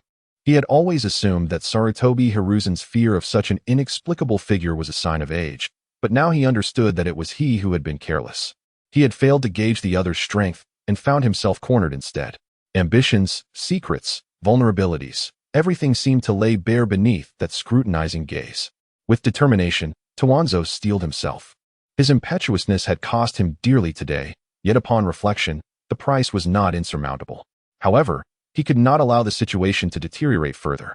"Since you claim to be a merchant, I presume you would not turn away a customer," Tawanzo's tone softened, deciding to play along for the moment and devise a strategy upon his return. "Naturally," the merchant replied, his smile unwavering. "Anyone who can afford the price may alter their fate here, even someone as defeated as yourself." Would he truly sell him a jar? Tsunade's brow furrowed in concern. She had long been aware of Tawanzo's desire to purchase a jar, unable to intervene. Even if she had not brought him to meet the merchant today, he would have sought him out independently. However, Tsunade was loath to witness someone like Tawanzo grow in power. The merchant remained silent. As a businessman, he would not easily forfeit a lucrative opportunity. Moreover, as a covert operator, he could not allow someone as power-hungry as Tawanzo to gain strength. Among the villains, Tawanzo alone pursued absolute authority. Should he grow powerful, the greatest threat would be the merchant himself. Akin to the original Demon King Piccolo who slayed the dragon after making a wish. Even if he could not confront Tawanzo directly, he would discreetly hinder others from gaining strength through him, as the profits from Tawanzo would pale in comparison to the losses incurred. Tawanzo cast a glance at Tsunade, oddly comforted by the notion that this man and Tsunade were not entirely aligned. This realization would mitigate his losses. The implications of the gaze had not been articulated by the merchant, though ambition brought its challenges. He could still endure. "Then let us see if you can indeed alter my fate." With a wave of his hand, a ninja suddenly darted in from outside, depositing 2 boxes before vanishing in an instant. As the boxes were opened, they revealed crisp, new banknotes, an impressive sum, totaling 10 million. Tuanzong initially had no intention of taking such a substantial sum. It was merely a reserve. Yet now he reveals it. His motives are quite apparent. Since he dares not test the waters, he chooses instead to extend a hand of complete allegiance. "Where did you procure such wealth?" Tsunade clenched her fist. "And that ninja from earlier, is Tuanzong not devoid of any position now?" A light chuckle escaped Tuanzang's lips. "The Shimura clan is not lacking in numbers. We certainly have a few adept in the art of commerce." His willingness to display such funds before Tsunade indicates his lack of fear regarding scrutiny. At that moment, he focused intently on observing Shunemo. However, Shunemo did not even cast a glance at the 2 boxes of riches on the ground. "The jars I sell are all about fate, yet." Shunemo calmly regarded Tuanzong, speaking at an unhurried pace. "Fate is ever-changing. With different choices come divergent destinies. The fate you yearn for is crystal clear to me, yet I do not recommend you pursue such a path." "Why?" Tuanzong inquired. "Because it is exceedingly arduous." Shunemo waved his hand dismissively. "To aspire to be the sovereign of the ninja world, to become a ruler, is more challenging than that faced by the common man. You are treading a path that is fundamentally erroneous, if not entirely contrary. The cost of acquiring a jar of royal destiny would be immense." Before Tuanzong could respond, Tsunade interjected in astonishment. "A jar of royal destiny? Such jars exist?" "Indeed," Shunemo replied, casting her a sidelong glance. "Within this boundless realm, there are countless individuals who wish to ascend as rulers. The jars of royal destiny are crafted for such souls. They possess the capability to elevate those who seem utterly hopeless onto the path of kingship. Even farmers in the fields or beggars by the roadside, those as humble as the very soil." Tsunade's expression grew tense. If Shinmo's jars possess such miraculous abilities. However, Tuanzong noted her reaction, and a flicker of realization sparked within him. He had ceased to underestimate Shunemo as he once had, and consequently began to regard Shinmo's jars with newfound seriousness. Could it be that these jars truly possessed such extraordinary power, even capable of elevating him to the position of Hokage? "A jar of royal destiny. It sounds perfectly suited for me. I shall purchase this one." Tuanzong resolved to acquire it, eager to discover its true nature. Foolish, Shin Imo shook his head, his expression impassive. Since it is the fate you have chosen, then keep it well. Without any visible movement, precisely 200 first-level jars appeared before him, and simultaneously, the 2 boxes of wealth vanished. Tuanzang's pupils constricted in astonishment. He could not discern the method. There were no scrolls, no hand seals, and he remained utterly unaware of how the other accomplished this. Though this man had not made a move, every gesture conveyed an unfathomable depth. Would you like to open the jars here? Shin Imo inquired almost casually. Why not? Tuanzong replied, yet he did not personally open the jars. Instead, he merely clapped his hands. In an instant, the sounds of over a dozen ninjas filled the courtyard of the Senju clan. Open these jars. Yes, the multitude of ninjas leaped toward the jars on the ground. But in an instant, everything came to a standstill, suspended in mid-air, utterly motionless, shimmering with a faint green light. Shin Imo stood with his hands clasped behind his back, a slight furrow adorning his brow. The jar represents your very fate. I suggest it would be wise to open it yourself. Tuanzong remained silent, his solitary eye, shrouded in shadows, scrutinizing his subordinates, among whom were several formidable jonin. In that moment, not only could they not move, even their eyes were rendered immobile. What sort of ninjutsu is this? Never mind, Tuanzong managed to utter, his voice a mere whisper, casting a deep glance at Shin Imo. This saves time. As you wish, Shin Imo replied nonchalantly, uttering no further words. He was merely fulfilling a customary obligation. In an instant, all the ninjas regained their freedom, gasping for breath, their eyes wide with astonishment. Yet they dared not make a move, obediently opening the jars and pouring their contents aside. Over 200 jars were present, approximately 100 orbs of light, alongside numerous exquisite artifacts, various plant seeds, books, and what seemed to be fragments of blueprints. Tuanzong glanced over them briefly. Indeed, those artifacts could be deemed treasures, delicate and meticulously crafted. However, beyond that, there appeared to be nothing that could enhance one's strength. Is this truly all that the royal jars contain? Tuanzong queried, his tone tinged with disappointment. You spend your days yearning to become Hokage, yet lack the essential qualities that a Hokage ought to possess, Shin Imo remarked, casting a scornful glance at Tuanzong. With a mere flick of his fingers, all objects on the ground began to levitate. Treasures amassed, those artifacts belonging to wealth floated aside. Knowledge of governance, some of the orbs soared away once more. Military law, production, insight, weapon schematics. With each term Shin Imo uttered, items from the jars automatically sorted themselves away, until only 2 remained. He then turned his gaze, a hint of disdain in his eyes. Now, do you still require further explanation? Tuanzong, confronted by Shin Mo's piercing gaze and observing the items emerging from the jars, was enveloped in an indescribable feeling. He was not foolish. Upon hearing Shin Mo's words, he realized these items could indeed be of use to the Hokage, to Konoha, and if they possessed such miraculous properties, they would be invaluable. However, an inexplicable frustration lingered. Should he candidly express his desire for power, the kind that could subjugate all ninja villages, reminiscent of the first Hokage? Tuanzong inhaled slowly, fixing his gaze upon Shin Imo. Since this jar could lead him to becoming Hokage, surely, its power could not be feeble. Akin to that of the first Hokage? Shinyan crossed his arms, seemingly able to discern Tuanzong's thoughts, and chuckled lightly. Indeed, Tuanzong did not conceal his intentions. He boldly declared, power. As long as I possess the utmost strength, I shall naturally become Hokage. This was his fervent aspiration. The most formidable power must reside firmly within one's own grasp. Otherwise, it leads to annihilation. Silent, he gazed at Danzo, feeling a deep sigh escape his lips. Indeed, those with an insatiable desire for control stand in stark opposition to one who profits from the sale of humble wares. Such a person has no inclination to subdue or trust those who grow powerful. Their sole focus is on domination, and should they fail to control, destruction ensues. Fortunately, he had long since prepared for the art of persuasion. Foolishness. He emphasized his words, raising an eyebrow in apparent disappointment, for in your eyes, the definition of strength is woefully narrow. Danzo said nothing, merely awaiting the unfolding of events. He was curious to see what this individual would articulate. Your current strength, I dare say, is unlikely to be significantly weaker than that of Sarutobi Hiruzen. Merely a casual remark from him caused a subtle change in Danzo's expression, for he already anticipated the forthcoming statement. As expected, Silence's words resonated once more. Why is it that the current Hokage is Sarutobi Hiruzen and not you? A pang of anguish pierced Danzo's heart. Must you invoke Hiruzen once more? Even in the past, his prowess was not vastly inferior to that of Sarutobi. Yet his mentor chose Hiruzen. This indicated. Danzo glowered at Silence, realizing he was not strong enough. Is Uchiha Madara strong enough? Silence inquired again. This time, Danzo found himself at a loss for words.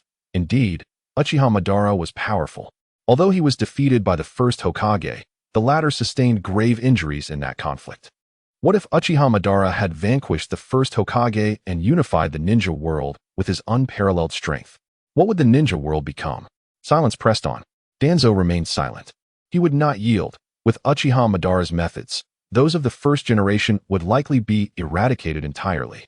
Under Uchiha Madara's iron fist, the ninja world would be embroiled in ceaseless conflict. Strength, undoubtedly, holds significance.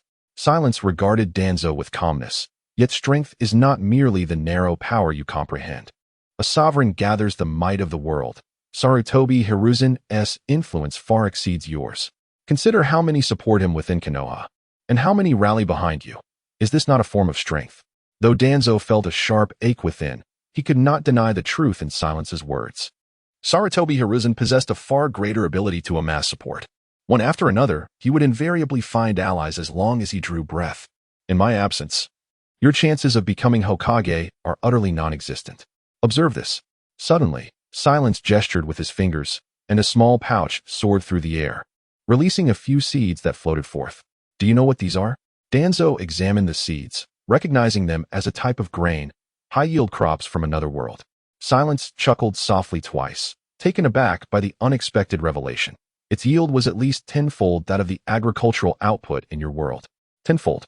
Tsunade's eyes widened, her gaze upon the small pouch transforming entirely. Over the years, she had traversed numerous locations. Aside from the towns, a significant number of ordinary individuals existed in dire conditions, struggling to make ends meet. Meanwhile, Danzo's expression shifted subtly. He was acutely aware of the substantial financial resources Konoha expended on food, as ninjas consumed far more than the average person. Glancing again at the pouch, Silence conjured a book to float towards him. Care of Sows during farrowing? TSK. It was regrettably incomplete and lacking in detail. There had once been an emperor who had procured the full version and, prior to launching a campaign to conquer the world, amassed a fortune through pig farming. Of course, that was merely a boast. Yet, Danzo was none the wiser. Gulp.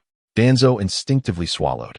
Even if he was not the Hokage, as a high-ranking official in Konoha, he understood the paramount importance of wealth. War, after all, was particularly expensive. Moreover, Silence retrieved a tattered blueprint. Glancing at Danzo as he raised it. Here is a more efficient method for steel refining, significantly reducing the cost of producing blades while greatly enhancing their quality. Tell me, if you were to wield such knowledge and deliver immense benefits to Konoha, do you not think the perceptions of the clans, not to mention the ordinary villagers, would undergo a transformation? The transformation would be profound. Danzo, more discerning than most, grasped the utility of profit. Although the clans would never betray Hiruzen Sarutobi, the moment Sarutobi met his demise, why not absorb a light orb and see for yourself? Silence noted Danzo's intrigue and encouraged him to take the plunge. Danzo glanced at the orb, but instead gestured for a subordinate standing nearby. The subordinate absorbed it, briefly closing his eyes before quickly reopening them. My lord, I feel I have grasped some knowledge, a concept known as the power of capital. His tone carried a mix of astonishment and even fear. This was indeed a valuable insight. Silence regarded Shimura Danzo with a slight smile. As a ruler, one must comprehend the power of capital, for all fame, profit, and authority were its manifestations. It was omnipresent, encompassing myriad elements, far more capable of swaying hearts than your concealed secrets. The nearby ninja, listening to Silence's words, could not help but nod in agreement. The orb he had absorbed succinctly elucidated several examples of capital application, instilling a sense of trepidation within him. The silent, insidious dissolution of hearts was ruthlessly formidable. Danzo appeared to be contemplating. After a moment's hesitation, he ultimately extended his hand to touch a light orb. In an instant, a surge of information flooded his mind. The Essential Course for Rulers, Economic Warfare Fundamentals, Lecture 3. It seemed to be merely an excerpt. However, This newfound knowledge bestowed upon Danzo a sense of enlightenment. The art of war could indeed be approached in such a manner. By employing economic strategies, one could seize the lifeblood of the enemy nation, even instigating civil strife within its borders. Danzo opened his eyes, eagerly absorbing the remaining orbs of light, one after another. Silent observed, fully aware that matters were progressing favorably. Given Danzo's disposition, discussions of morality and benevolence would hardly sway his convictions. Yet, when one speaks of interests, the application of power, and various means of acquiring authority, that is when one can truly appeal to his inclinations, ensnaring him in the allure of such concepts. Moreover, these are veritable tactics of national conflict, predominantly characterized by overt strategies that exude grandeur, thus preventing him from fixating on the minor concerns of himself and his guests. After a considerable time, Danzo absorbed all the orbs of light, seemingly digesting the information. Suddenly, he let out a deep sigh. The lessons of kingship are profoundly intricate. He now genuinely perceived the wonders of these vessels and began to understand why Silent had remarked on his narrow perspective.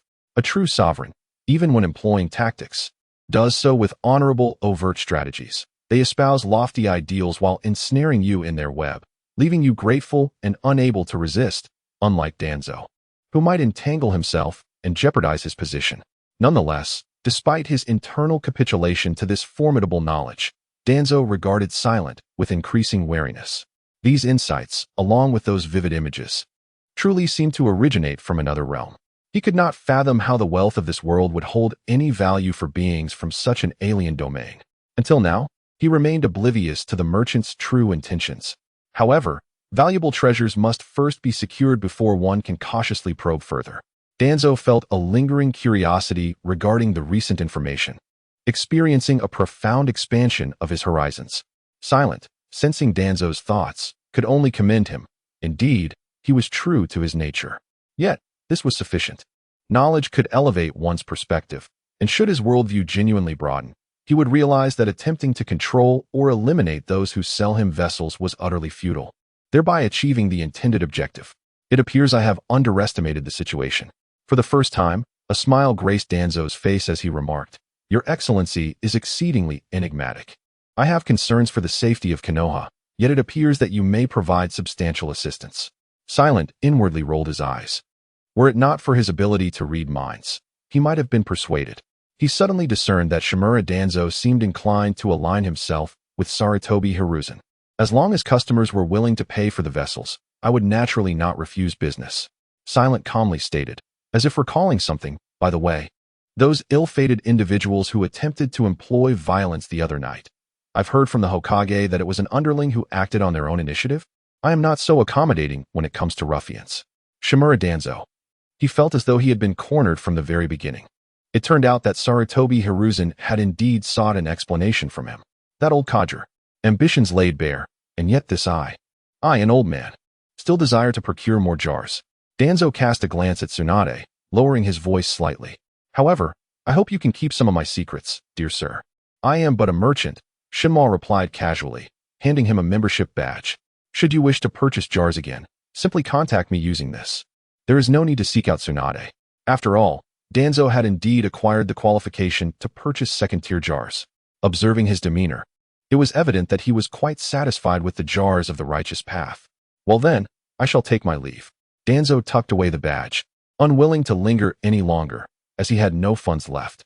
He instructed his subordinates to properly collect the remaining items before departing. However, as he reached the doorway, he suddenly paused and turned slightly. Tsunade, you may despise me, but everything I have done is for the prosperity of Konoha, and even more so, to ensure that war no longer plagues us. With those parting words, he turned away and departed, leaving behind what seemed to be an upright figure. Shinma couldn't help but marvel inwardly. Was it truly so effective? Nevertheless, having the ability to decipher Danzo's true thoughts, Shinma understood the reason for this change: confidence. In the past, Danzo had been lacking in self-assurance, masking his insecurities with ruthlessness and malice, hiding in the shadows, wallowing in self-pity. Yet now, he appeared to possess a newfound confidence.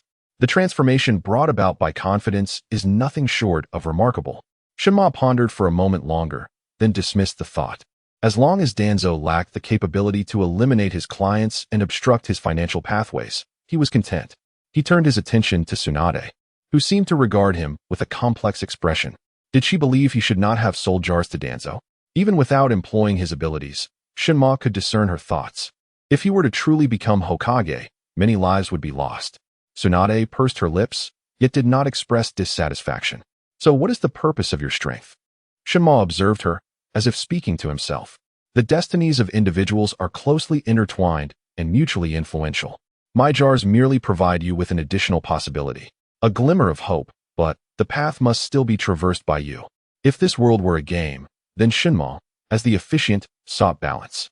Should Danzo possess power without vision, he might hastily eliminate Sarutobi Hiruzen, followed by every potential jar purchaser, even those yet weak, like Sasuke and Naruto, until he ensured that power resided solely in his hands. This mirrors those players in games who revel in tormenting novices, potentially ruining the entire gaming experience. However, aside from Danzo, the other antagonists of the Naruto series, whether it be the early Zabuza and Haku, or later Orochimaru, the Akatsuki, Obito, and Uchiha Madara, are not so lacking in sophistication, and they represent the potential players that Shinma anticipated. Thus, do not hold me in such high regard, Tsunade. Tsunade appeared to fall into a moment of silence, her gaze lowered, fixated on her own chest. You are right. She suddenly lifted her head, a semblance of her usual smile returning to her face. As long as there is hope, that is sufficient. I shall not fear that Danzo.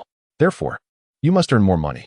Silent shrugged, deliberately averting Tsunade's gaze, glancing around in search of Shizune. She. Tsunade crossed her arms, her smile radiating even more brightly. I assigned her a task. She departed yesterday. You. Silent's eyes widened slightly, for he had gleaned from Tsunade's thoughts what Shizune was up to. Indeed, she has gone to earn some money.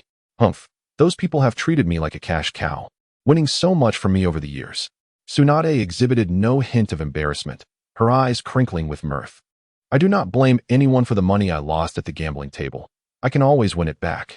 Just ensure you do not employ the fortune elixir when you win it back from the gambling table.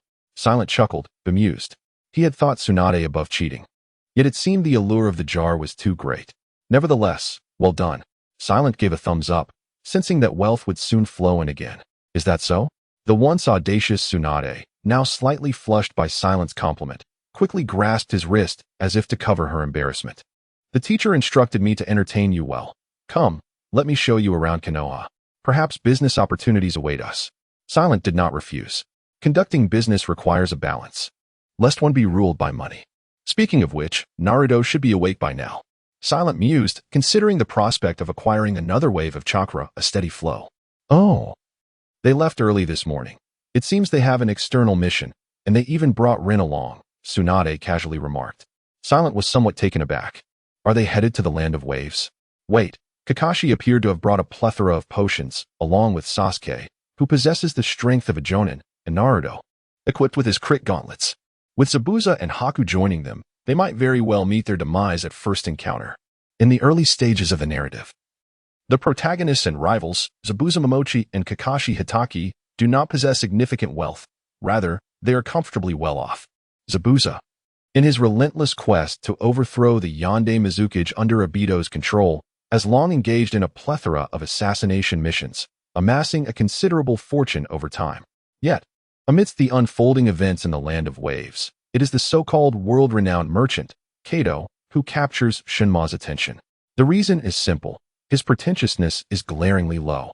A merchant purportedly capable of wielding influence over a nation, yet devoid of even a single competent bodyguard, exudes arrogance without a clear understanding of his own limitations.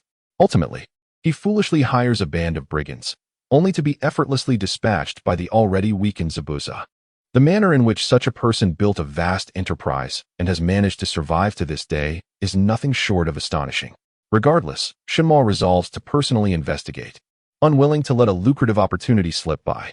It seems that the encounter with Zabuza is destined to occur on the very first day of departure.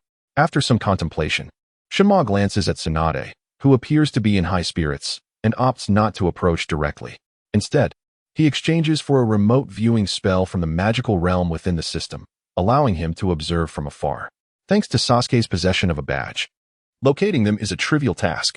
As he projects a bird's-eye view of the scene into his mind, Shinma casually accompanies Tsunade, the elder lady, as they stroll about. Meanwhile, Naruto and Sasuke have already encountered the first wave of assassins dispatched by Kato. In a notable departure from the original storyline, Sasuke shines with exceptional prowess, while Naruto, no longer paralyzed by the fear of life and death, displays an eagerness cultivated by Shinma's prior words, exhibiting a commendable spirit.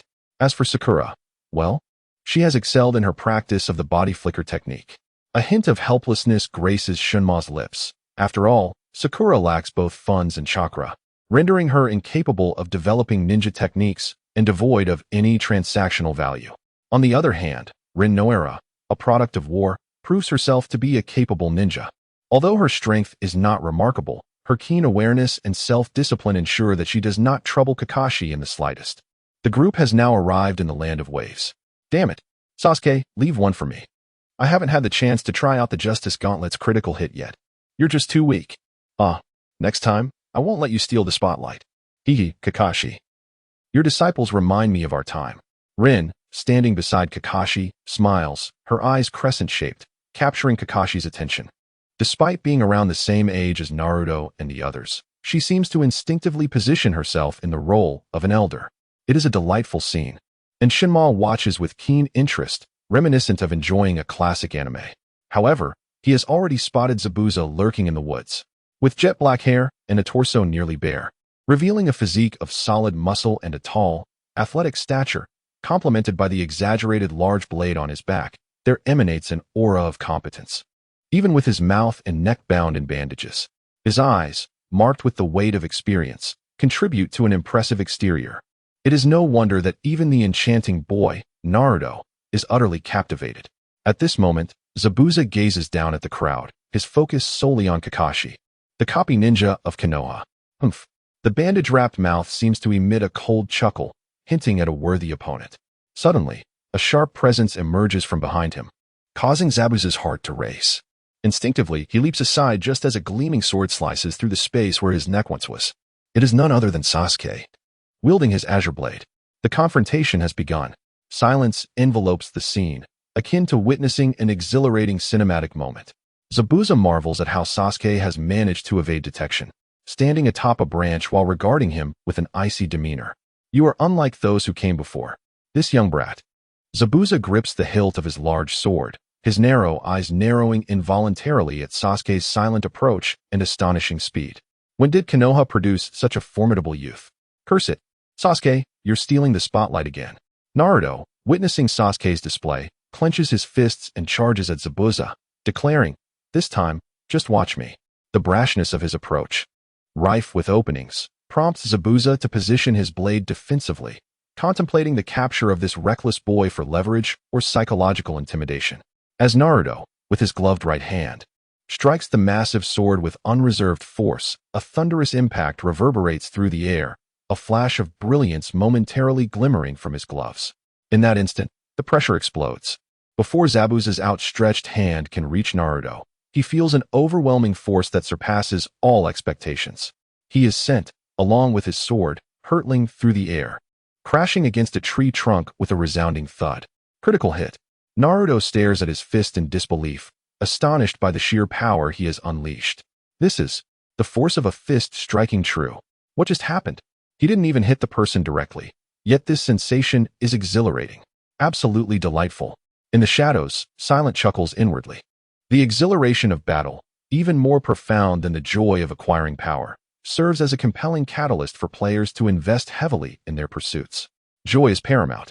Even in a game that demands financial commitment, it ultimately aims to create happiness. Yet, Zabuza feels no such joy. He senses a tingling in his wrist, his heart shaken. This is the strength of a mere child. Had that punch landed on his head, even he would have soared through the air in a dizzying spiral. Has he encountered a monstrous team from Konoha? Are you not Zabuza Momochi, the rogue ninja from the Hidden Mist? Kakashi strolled leisurely with his hands tucked into his pockets, casting a glance at the gauntlets in Naruto's possession, seemingly reflecting on the recent punch that had exceeded Naruto's original strength by an astounding 200%. An idea suddenly struck him. The copy ninja, Kakashi. Zabuza Momochi rose, propping his exaggeratedly shaped sword upon his shoulder. It was surprising to see the once-renowned Kakashi now reduced to the role of a mere caretaker for a bunch of young brats. A sense of foreboding settled within Zabuza. Just Kakashi alone posed a considerable threat, and now there were several other monstrous youths alongside him. Caretaker? No, no, no. Kakashi shook his head, declaring, I am not a caretaker, merely a team leader. If it's you, they should learn a great deal. Oh, Zabuza's gaze darkened. He intended to use him to hone these fledgling ninjas? Acknowledging that these youngsters were indeed prodigies, Zabuza, however, was still Zabuza Momochi.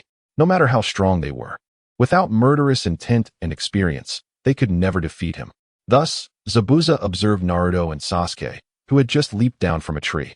Sensing that retreat was not yet an option, if he could capture such monstrous talents, they could be leveraged to achieve his target.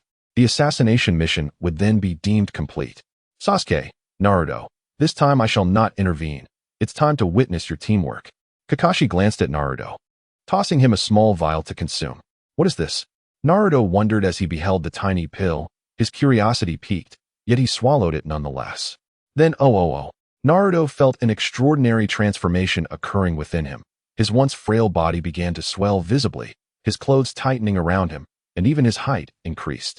The mighty pill, concocted from Tsunade's collection of special-grade soldier pills, could significantly enhance a person's strength in a short span with minimal side effects, even to the extent of altering one's physique. Now, Naruto had to consume this just to barely keep pace with Sasuke. Meanwhile, Zabuza's eyes twitched noticeably. What was this? A specially made soldier pill? He regarded Naruto with heightened caution. The effects appeared to carry considerable risks to one's body. Kakashi, has Konoha finally begun genuine ninja training? Kakashi maintained a nonchalant demeanor. Yet the visible eye he exposed narrowed into a slit. Zabuza Momochi, your activities have reached Konoha, assassinating the Mizukage, instigating a coup, amassing funds through ambition, and killing indiscriminately. Now, you associate with individuals like Kato, you are far too dangerous. This statement was directed towards Sasuke and Naruto. The adversary before them was unlike any they had previously encountered, extremely perilous. This would mark the true life-and-death struggle for Sasuke and Naruto as ninjas. Excellent. With a previously expressionless demeanor, Sasuke now bore an exhilarating smile. He raised his sword, declaring, Kisame Hashigaki. Individuals like you are perfectly suited to hone the edge of my blade. Let your blood be the first step on my path to vengeance. After suffering a severe beating from Kakashi the previous day, Sasuke was eager to prove himself, as well as validate the prowess of his sword. Kisame, however, merely chuckled coldly. Revenge, is it? Such an amusing rationale. Unfortunately, I too must fight for my ideals, regardless of the number of lives I must take or the innocence of my victims. The so-called ninja are, by nature, a cold and selfish lot. His emotionless words conveyed an unsettling truth. His eyes darkened, filled with a chilling intent to kill. For the newly minted young ninjas, this stark interpretation of their vocation was undeniably harsh. Sasuke recalled that cruel man, embodying the very essence of a true ninja, merciless and unyielding. Meanwhile, Naruto was consumed by fury. Ninjas are not as you describe, he shouted, swinging his fists as he charged at Kisame once more. For the sake of protecting his comrades and his village, a ninja could indeed be a hero. His attacks were wild and reckless, disregarding any semblance of defense, as if he solely aimed to pummel Kisame's face. Under the influence of the strength-enhancing potion, Naruto's power, speed, and reflexes barely reached the level of a jonin. Yet Kisame, ever prepared, evaded the onslaught with ease. Still just a naive child, he mused, effortlessly leaping aside while swinging his large blade, aiming a powerful strike at Naruto's neck, intent on knocking him out. In that fleeting moment, a voice echoed from behind. Naive is the word for you. Sasuke had stealthily approached, executing an unexpected strike from an awkward angle with his sword. Alarmed, Kisame swiftly altered his stance, blocking the seemingly impossible blow with the hilt of his weapon. However, he was met with a fierce punch from Naruto, landing squarely on his jaw. The impact sent Kisame spinning through the air, crashing down with a resounding thud. No critical hit, Naruto lamented, disappointment etched on his face. It's just the effect of the potion. I finally landed a blow, but it lacked the desired impact. It feels unsatisfying. Coughing, Kisame stood, spitting out blood. He seemed to finally grasp the situation, astonishment evident in his expression. I can't believe that little brat coordinated his actions so well. This observation was, of course, aimed at Sasuke. Just as Sasuke struck, Naruto had attacked, forcing Kisame to change his tactics and struggle to manage both threats. Humph, he scoffed, with a cool smile gracing Sasuke's lips. He acknowledged Naruto's lack of combat skills and numerous vulnerabilities, realizing that he must take the lead in their partnership. Naruto, however, had a knack for seizing opportunities and exhibiting resilience. Together, they were an indomitable force. The atmosphere fell into a brief silence, only to be shattered by Sakura's exuberant cheers. How impressive! Truly, you are Sasuke. Her eyes sparkled like tiny stars. What the heck? Naruto turned away in dissatisfaction, asserting that it was he who had landed the strike. In that fleeting moment of turning, a shadow of a large blade suddenly lunged at him. Watch out! Sasuke swiftly kicked Naruto aside, brandishing his sword to parry Zabuza's massive weapon, squeezing out a few words through gritted teeth.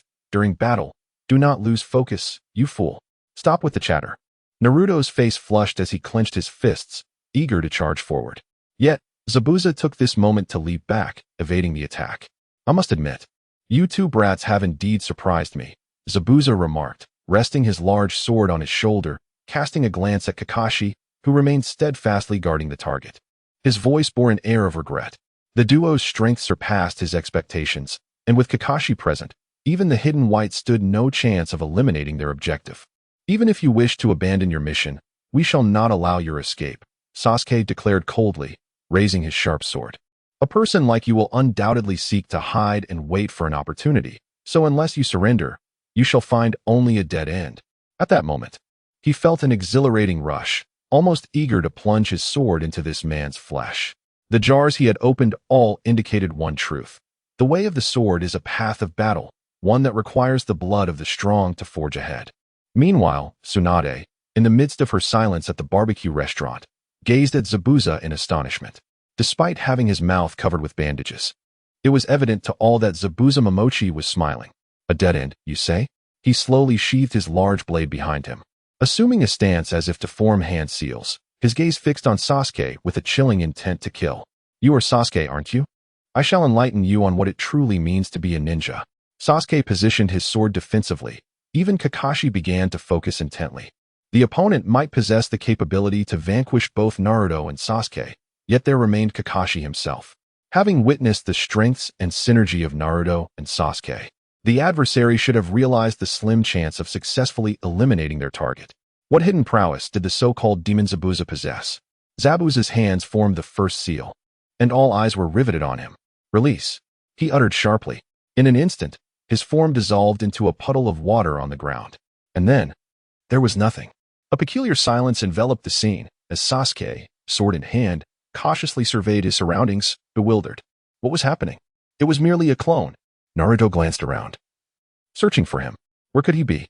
Silence, lurking in the shadows, struggled to suppress a laugh. This was the very reason for his earlier astonishment. Zabuza, confronted with the futility of his mission, had retreated without hesitation. The apparent ambush on Naruto had been nothing but a diversion. The real Zabuza had already slipped away silently, leaving Sasuke and the others on high alert for an extended period. Eventually, they confirmed it. Their opponent had fled. What was this? Sasuke's face flushed with indignation. When had he turned into a clone? Was this what it truly meant to be a ninja? To abandon a mission and flee? Ah, how infuriating. Naruto clenched his fists, filled with pent-up energy with nowhere to direct it, frustrated beyond measure. Sasuke, he had not given up on the mission. Kakashi wore a resigned expression. He was indeed an experienced ninja. You must remember, he advised, while a ninja's mission is paramount, adaptability is equally vital. In such circumstances, retreating and seeking an opportunity from the shadows is the wisest course of action. Kakashi surmised that his presence had led the enemy to perceive hope as bleak. Yet he hadn't anticipated such a swift withdrawal, and now they had a headache on their hands. Sasuke remained silent, his youthful spirit once again confronted with the harsh realities of the ninja world. He suddenly pondered, if one day he were truly capable of defeating that man, and forcing him to flee as Zabuza had today. How infuriating. Sasuke resolved that when the time for vengeance came, he would be thoroughly prepared. And as for Zabuza, should he dare to show his face again, he would not escape a second time. This initial clash had unfolded in a manner far removed from what everyone had expected, to the extent that even silence had not foreseen such an outcome. Yet, upon reflection, It seemed entirely reasonable. With Kakashi's presence, nearly the combined might of 3 Jonin, alongside Sakura and Rin guarding the blind spots, this power starkly contrasts with the original narrative. Zabuza, however, is not one to abandon his mission, but rather to probe for opportunities after testing the waters. Yet, the fact that he remains alive, while suggesting the potential for commerce, is not aligned with Shun Mo's original intentions. He would prefer to leave his adversary in a state of near demise to facilitate a more favorable transaction. Thus, it seems he must rely solely on his own capabilities. Casting a glance at the scene before him, Shun Mo propped his chin on one hand while the other indulged in piece after piece of grilled meat. Casually addressing Tsunade, "It appears I have a business opportunity to pursue." "Go ahead," Tsunade responded with a nonchalant wave of her hand, exuding a languid demeanor. As long as she would not have to hear her teacher complain about any inadequacies in hospitality.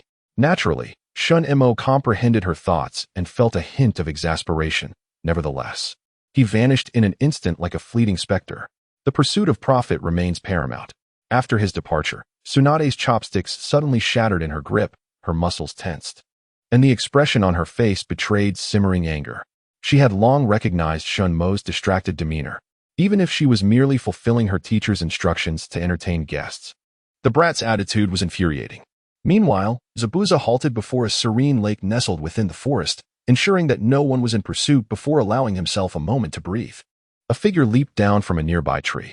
Zabuza's retreating silhouette was truly captivating. It was a boy, strikingly delicate and charming.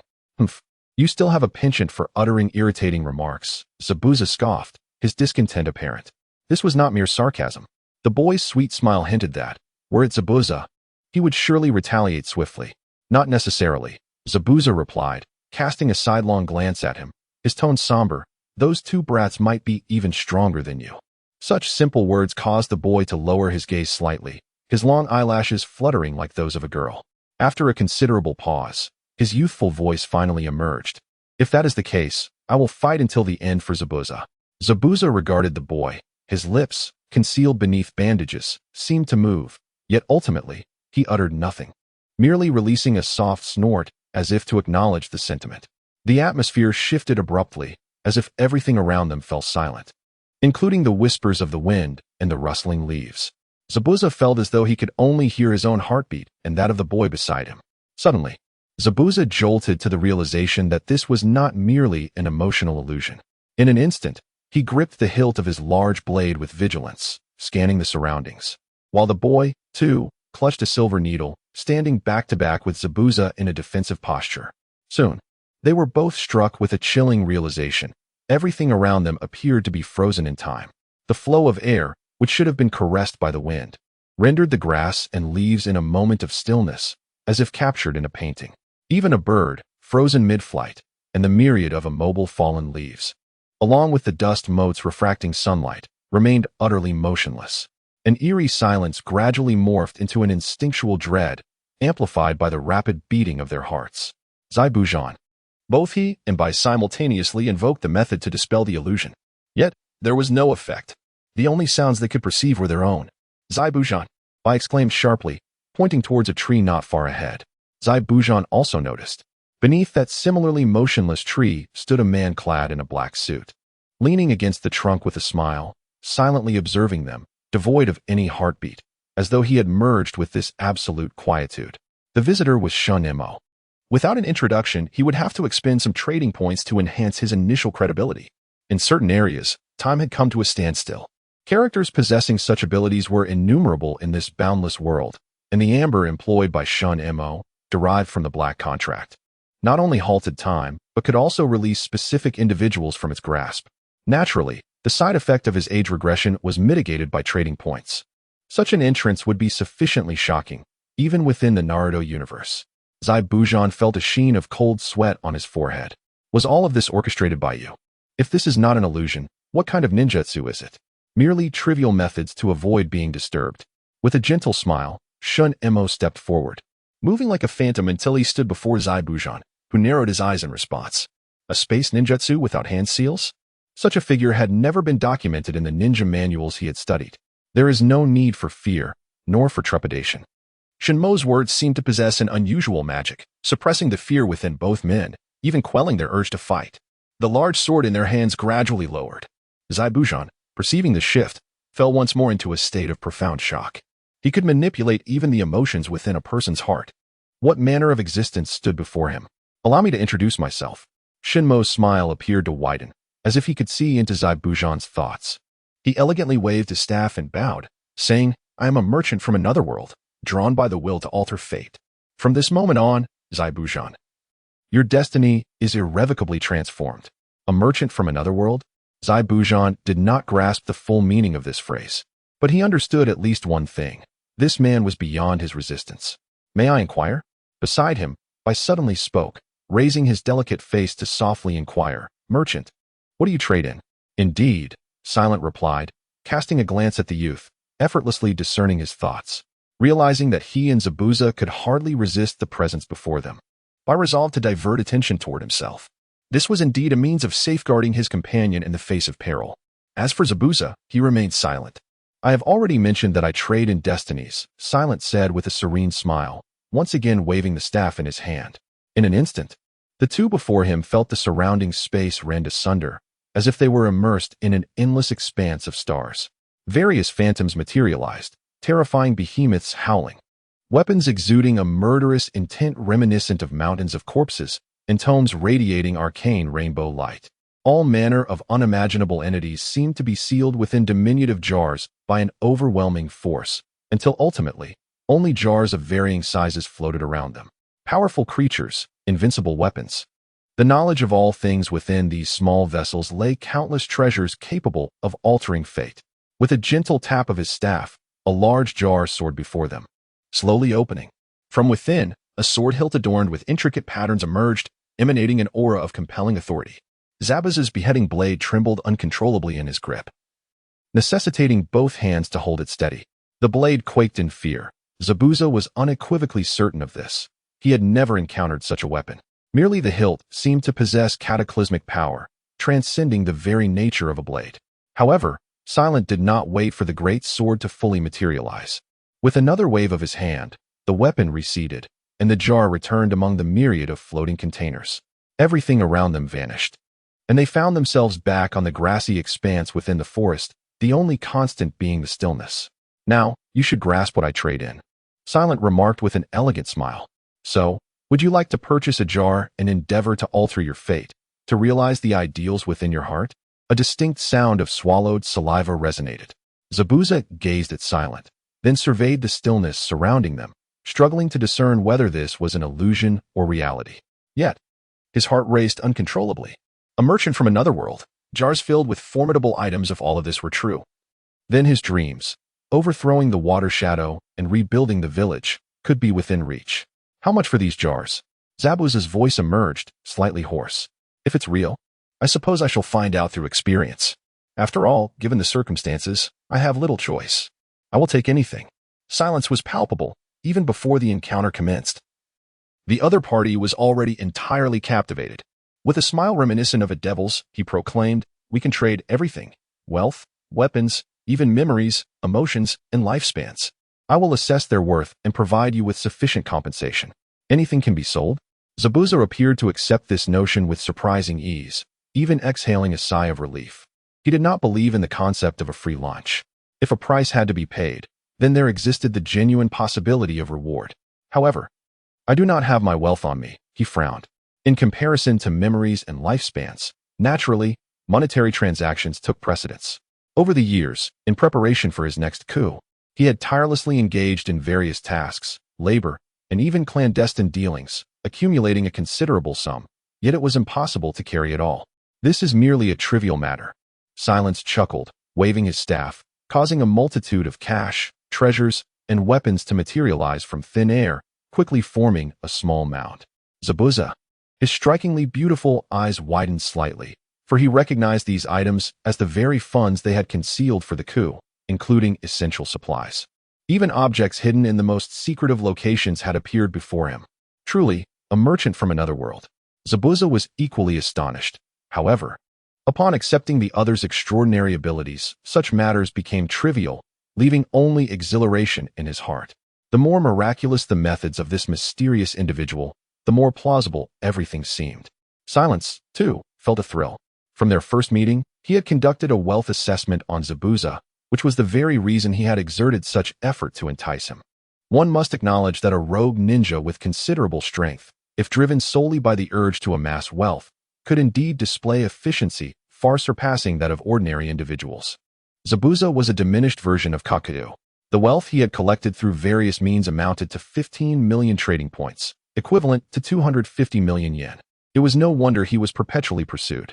Beyond the assassination of the Mizukage, it was likely that his relentless pursuit of wealth was also a contributing factor. Regrettably, most wealthy merchants stored their reserves in institutions akin to banks across various nations, heavily guarded. Otherwise, how could merchants like Kakuzu dare to engage with a notorious rogue ninja such as Zabuza? Zabuza has now resolved to procure some jars, leaving only the choice of jars to be made. The destiny you yearn for is to overthrow the fourth Mizukage and save your village. With a serene smile and a calm demeanor, Silent directly articulated Zabuza's innermost desire. Save. Zabuza echoed the word, his gaze upon Silent laced with an inscrutable significance. How intriguing it is that everyone believes my motives are rooted in personal ambition. Assassinating the Mizukage, instigating a coup, and even after retreating, I have continually been devising the next counterattack. Just as Kakashi has stated, anyone who hears of such a past would deem me a wild and unscrupulous individual. Yet Silent asserts that he acts for the salvation of his village. My eyes can see through everything. Before me, you need only confront your fate and desires. Silent remarked with profound implication. To see through everything. In Zabuza's eyes, Silent exuded an air of enigmatic allure. The sensation of having one's innermost thoughts laid bare is rather uncomfortable. Indeed, one need only gaze into their own heart. Silent glanced at Haku, and his smile seemed to broaden, akin to the feelings you harbor for the youth beside you. To you, he may merely be a tool. Yet your feelings have transcended mere affection, crossing the boundaries of life and death. I see an unbreakable bond between the two of them. Master Zabuza. Haku's eyes widened in disbelief as he turned to look at Zabuza, seemingly unable to comprehend. Nonsense. Zabuza, clearly flustered, emphasized, as if to mask his unease. Haku is merely my tool, nothing more. A ninja should be ruthless and unfeeling. Silent merely smiled, saying nothing. Zabuza, too, possessed an air of pride after Haku's demise. Those uncontrollable tears were anything but feigned. He had merely sown a seed, urging Haku to confront his own heart sooner rather than later. Speaking of which, there are some rather exquisite items that seem perfectly suited for someone like Haku, who embodies the essence of a cross-dressing beauty. Perhaps they could be utilized effectively. With the money in hand, Zabuza inquired, "How much do your jars cost?" Unable to endure Haku's gaze any longer, he took the initiative to ask. The jars come in various categories. Each individual must begin by purchasing from the first tier. Silent succinctly explained the rules, then raised his voice slightly, stating, "In light of your aspirations, I recommend that you acquire jars from the weapons series." Weapons? Zabuza seemed to recall the terrifying sword hilt from earlier. Indeed. Silent nodded with a smile. To instigate a coup, having powerful subordinates is indispensable.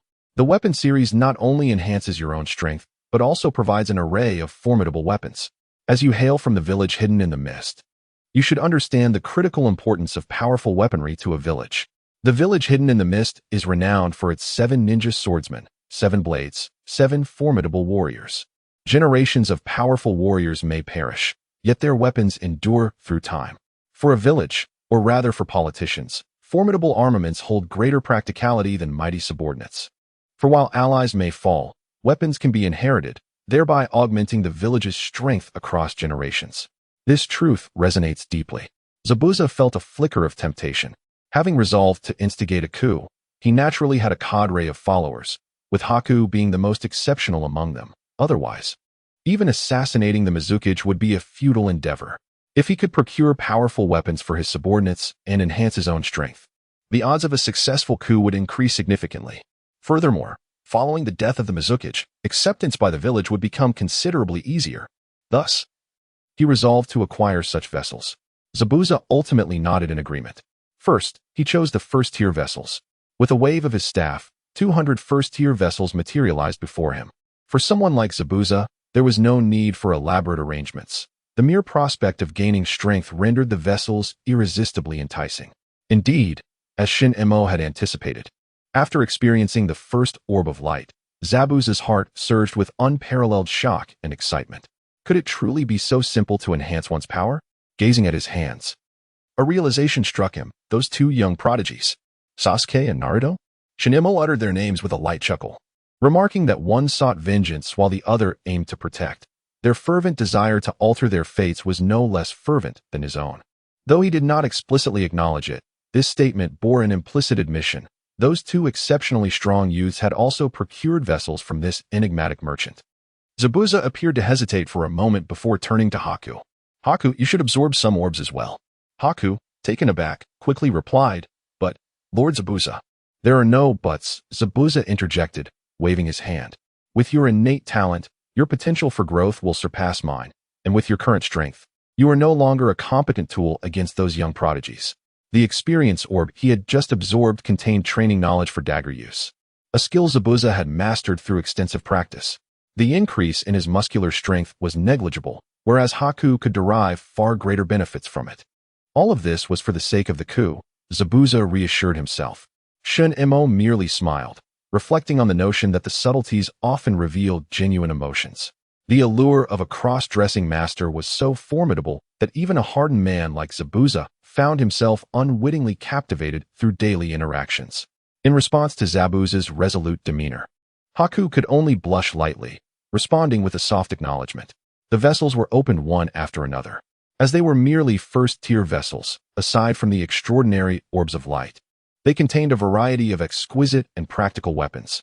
The most valuable items among them were of two distinct kinds, wearing equipment that can enhance attributes slightly, along with magical items that can hold weapons, such as the Ring of Silence.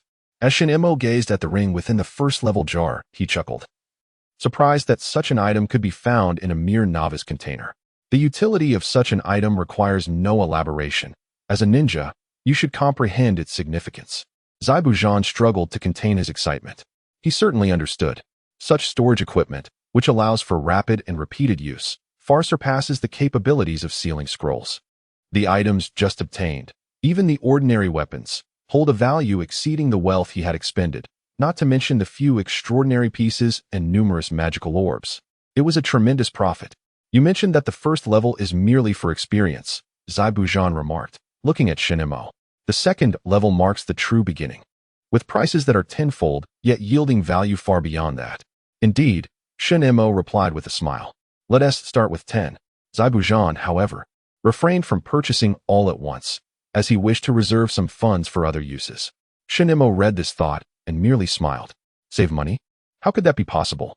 He had already deemed the 15 million trading points as his own, having decided what to buy for himself. 10 second-level jars. With a wave of his hand, Shinemo subtly placed the enticing grand prize within. Zabuza seemed to possess quite the lucky streak. On merely the third draw, he obtained a grand prize, a blue bracelet. Although it lacked any dazzling effects, Shinemo feigned surprise as customary. Is it truly possible to draw this? The guest's fortune seemed remarkably favorable. What is this? Zabuza picked up the open-ended bracelet, observing Shinemo's expression with growing anticipation. Could it truly be a formidable piece of equipment to elicit such a reaction from this merchant? Having already witnessed numerous wonders from the first-level jars, Zabuza did not underestimate the bracelet, despite its seemingly mundane appearance. The Kempo ring. Shinemo cast a meaningful glance at Bai. In that world, Kempo practitioners formed the mightiest faction among warriors, endowed with immense power by the Covenant ring. Even an ordinary individual wearing it would experience significant enhancements to their physical attributes and could wield abilities akin to bloodline limits, making it particularly suitable for you. Oh, bloodline limit? Zabuza's eyes sparkled with intrigue. As a ninja, he was well aware of the formidable nature of bloodline limits. Bai, who stood beside him, was a prime example.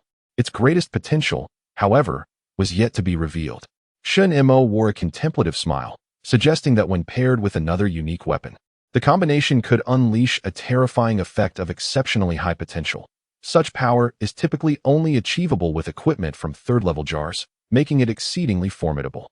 Indeed, this Kempo ring, capable of transforming its wearer into a female, is merely an introduction. What Shinemo alluded to is another kind of weapon, the magical girl transformation device, which grows stronger the cuter it becomes.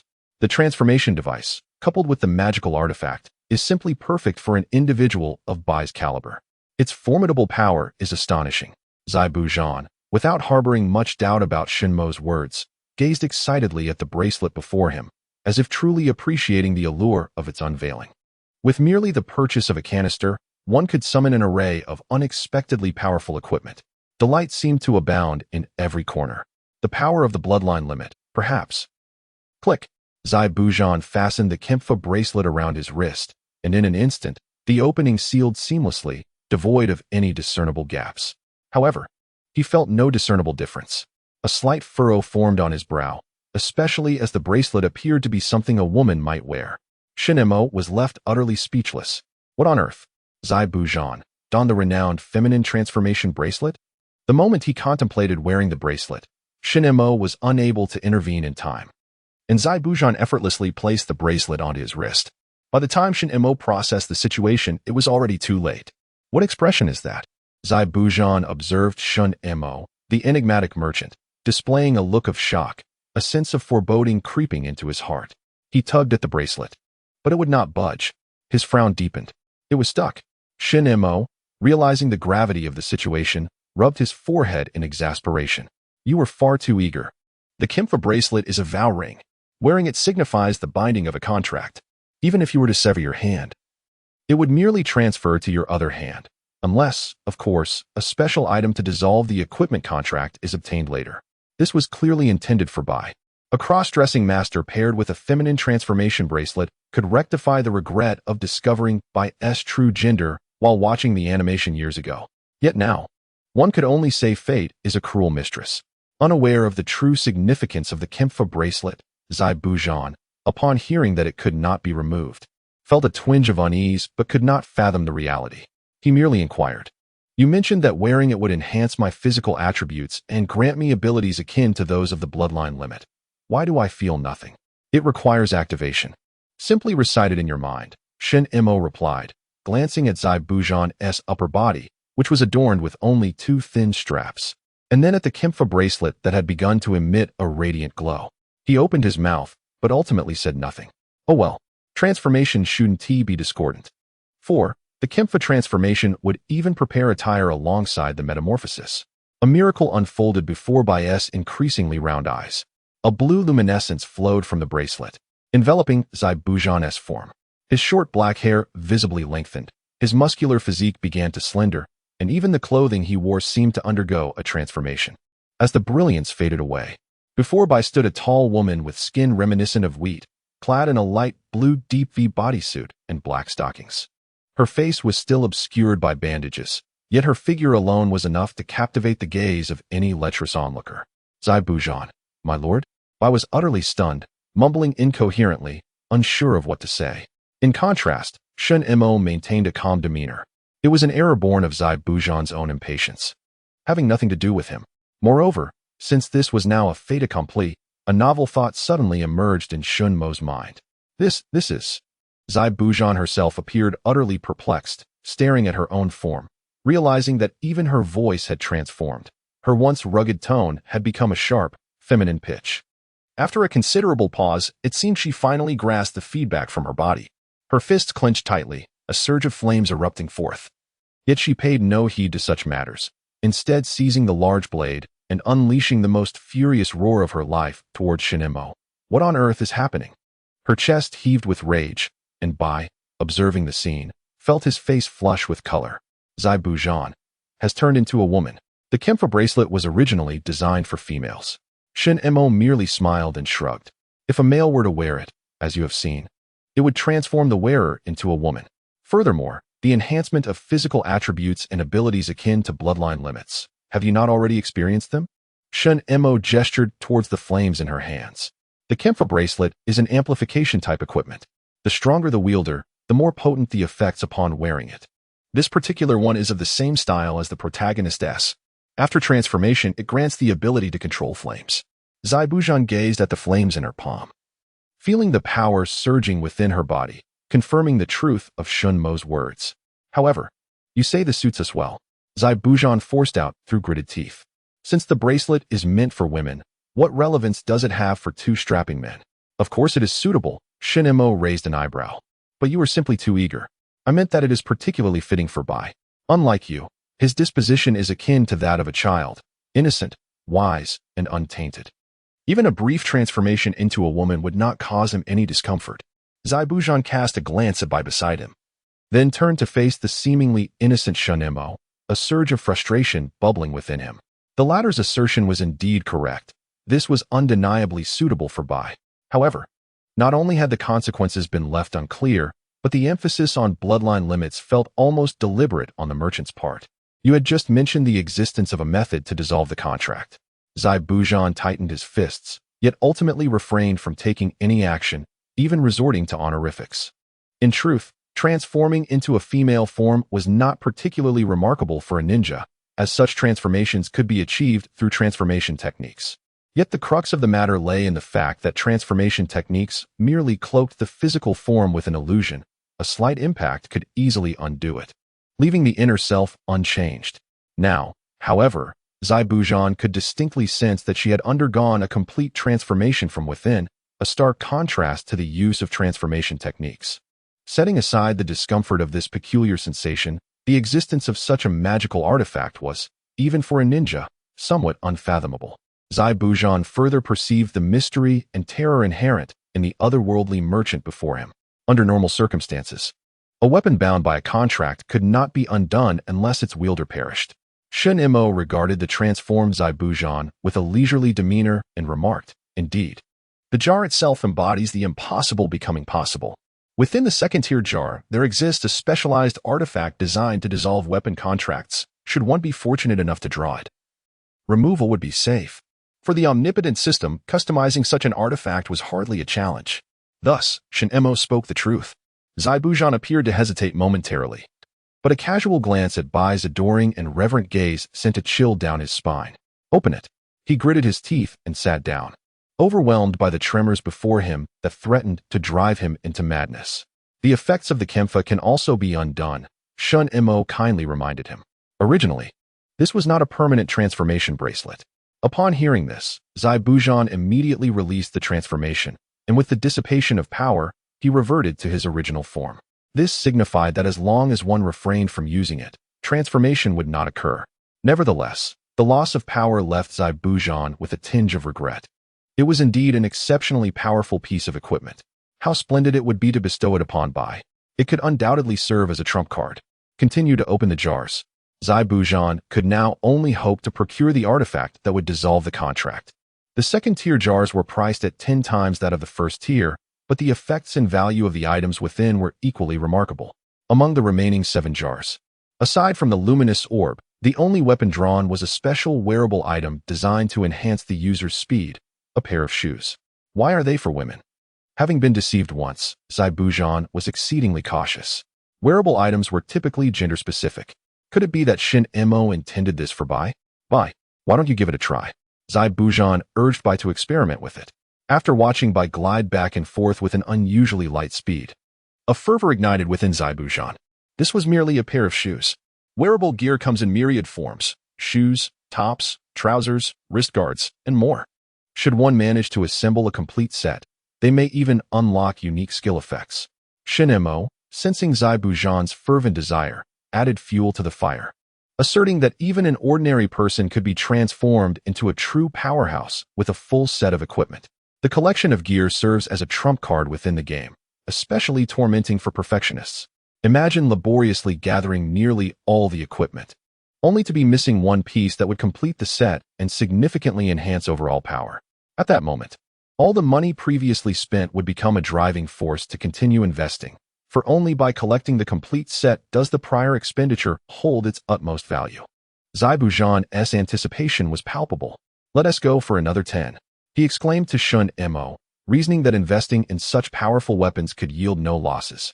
Half the money should suffice, he mused inwardly. Thus, in that open space, sounds occasionally erupted. 10 more. Keep it coming. Another 10. Curse it. Why isn't this belt part of the forest set? Roll again. Such a powerful blade technique. Why is it incomplete? One last group. Keep going. This truly is the final group." Time slipped away unnoticed. Suddenly, Bai called out to Zaibujan, "My lord, we only have 70 million left." At that moment, Shinemo had already dispelled the time-stopping domain. After all, such absolute tranquility was not pleasant for either of them. As the sun set, darkness enveloped the forest, and Zaibu Zhan's fortune of 250 million had dwindled to a mere 70 million. After the glow dissipated, a variety of special equipment had been acquired. Bai, adorned in a light green outfit reminiscent of a woodland sprite, with long hair tied back, revealed a delicate visage and slender shoulders, gracefully bearing a longbow akin to jade, a charming sight indeed, especially given that it was a feminine ensemble, compared to the exquisite wrist guard on her left arm. The empty space on her right was particularly conspicuous. Your forest set is just one wrist guard away from completion, Zaibu Zhan thought hesitantly. His gaze fixed intently on Bai, panting slightly. I can overlook the 3 pieces remaining for my earth set, but if you complete yours, you will activate the wind affinity, significantly boosting speed and enhancing the hope of assassinating Shueying. What if we encounter duplicates of the existing equipment? Bai bit her lip, seemingly resigned. Nearby, shoes, bracelets, tops, and numerous weapons from other sets had already appeared. Duplicates could still be utilized by others. Zaibu Zhan appeared resolute as he turned to Shinemo, reminding him, "Didn't you say that the greater the desire in one's heart, the higher the probability of occurrence?" "Indeed, that is the case. Your forest set consists of a total of 12 pieces. This last piece is bound to appear. Once it does, we shall cease." 12 pieces, scattered among 7 or 8 different series of sets. Were it not for the increased probability, how could one possibly collect 11 items? The pallor of Bai's face flushed slightly. He chose to remain silent, for after all, it was not him who was opening the cans, yet he possessed the most complete set of equipment. "Bring me another 10, he declared to Shinemo. Then, seemingly in a fit of irritation, he tore off the bandage from his mouth, revealing a set of somewhat sharp teeth. It was worth noting that despite having opened so many cans, the coveted item to nullify the contract had yet to make its appearance. This was the item he yearned to acquire the most. Such items were inherently scarce, as they were seldom used. Shinemo, with an air of regret, remarked, "The inability to obtain it signifies your desire is insufficient. However, it is to be expected. After all, one tends to feel unaccustomed to such matters at first, but gradually, one becomes accustomed." Zaibu Zhan gazed at Shinemo, a slight twitch at the corner of his mouth. He felt that what he truly desired was right before him, the dissolution of the contract binding the bracelet, and subsequently, bestowing it upon Bai. Yet, as he regarded Shinmo's serene demeanor, a hint of trepidation crept into Zaibu Zhan's heart. The more he probed, the more he sensed the formidable aura exuded by this enigmatic merchant. The inscrutable methods, the seemingly penetrating gaze that could see into one's soul, and the mysterious jars containing extraordinary gear surpassed all his expectations, as if this being transcended the mundane world. Could it be that he speaks the truth? A shiver ran down Zaibu Zhan's spine, a sensation akin to goosebumps. I must break the contract, he resolved with a self-hypnotic fervor. His determination solidified as he anxiously proceeded to open the jars. Unfortunately, this fleeting thought was not lost on Shinemo. Such utility? A sly grin crept across Shinmo's mind. Although he too wished to see Bai don the Kampa bracelet, the allure of profit outweighed all. Since Zaibu Zhan was so invested, he would use this as a motivational leverage for opening jars before presenting him with the job-changing item and the contract dissolution tool. However, prior to that, a few more treasures would need to be bestowed. As Zaibu Zhan opened the 410th secondary jar, a metallic glimmer emerged. What could this be? He hesitantly uttered the word, as he beheld the oversized weapon that clearly exceeded the dimensions of a secondary jar. Scissors?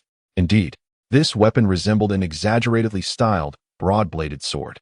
An imperial artifact, sever all things, soul-cutting. Is this truly what it appears? Shinemo raised an eyebrow, seemingly nostalgic as he regarded the massive weapon. Such caliber was rarely encountered in secondary jars. Could it possess great power? Upon grasping the scissors, Zaibu Zhan's expression shifted.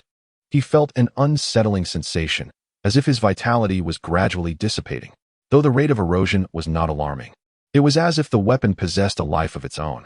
Imperial artifacts, as Shinemo aptly explained, were weapons forged from parts of dangerous creatures, enhanced by arcane techniques.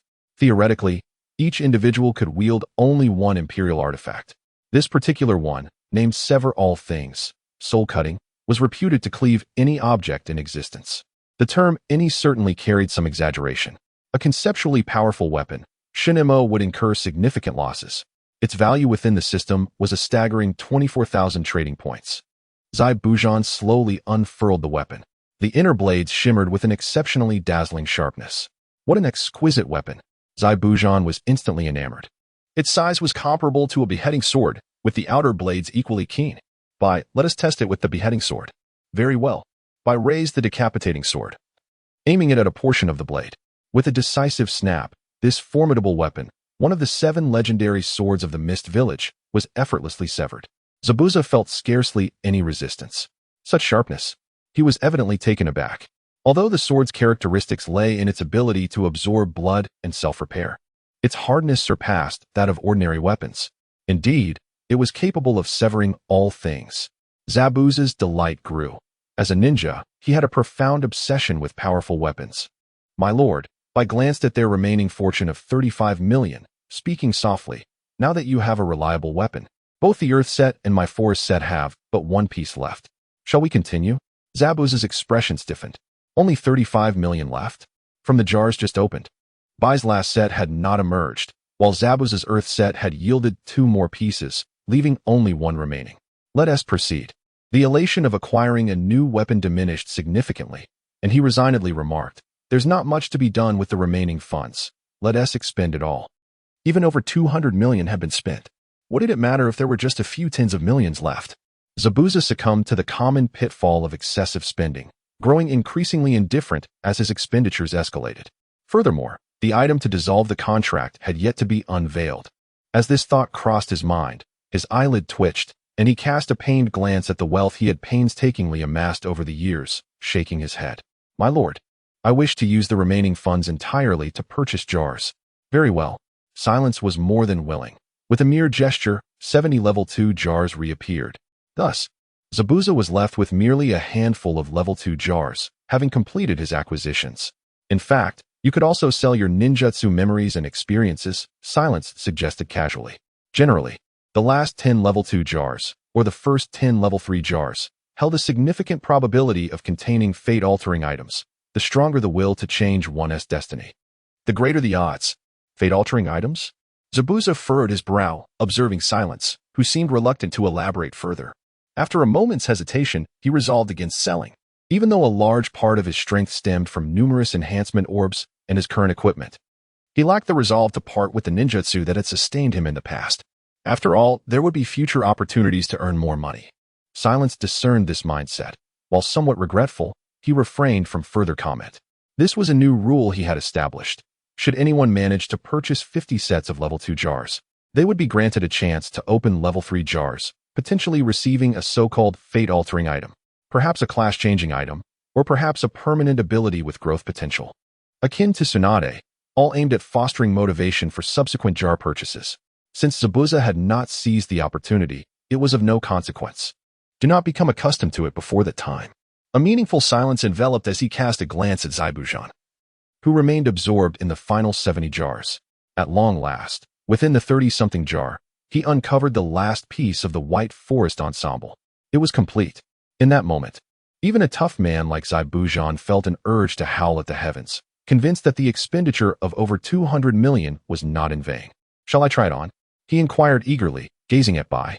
Though it was a feminine outfit adorned with a short skirt, it bore no semblance of awkwardness when draped over Bai's form.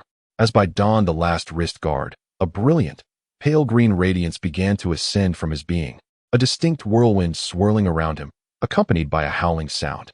Against this backdrop, Bai's fair complexion and exquisite features rendered him akin to a beautiful forest sprite.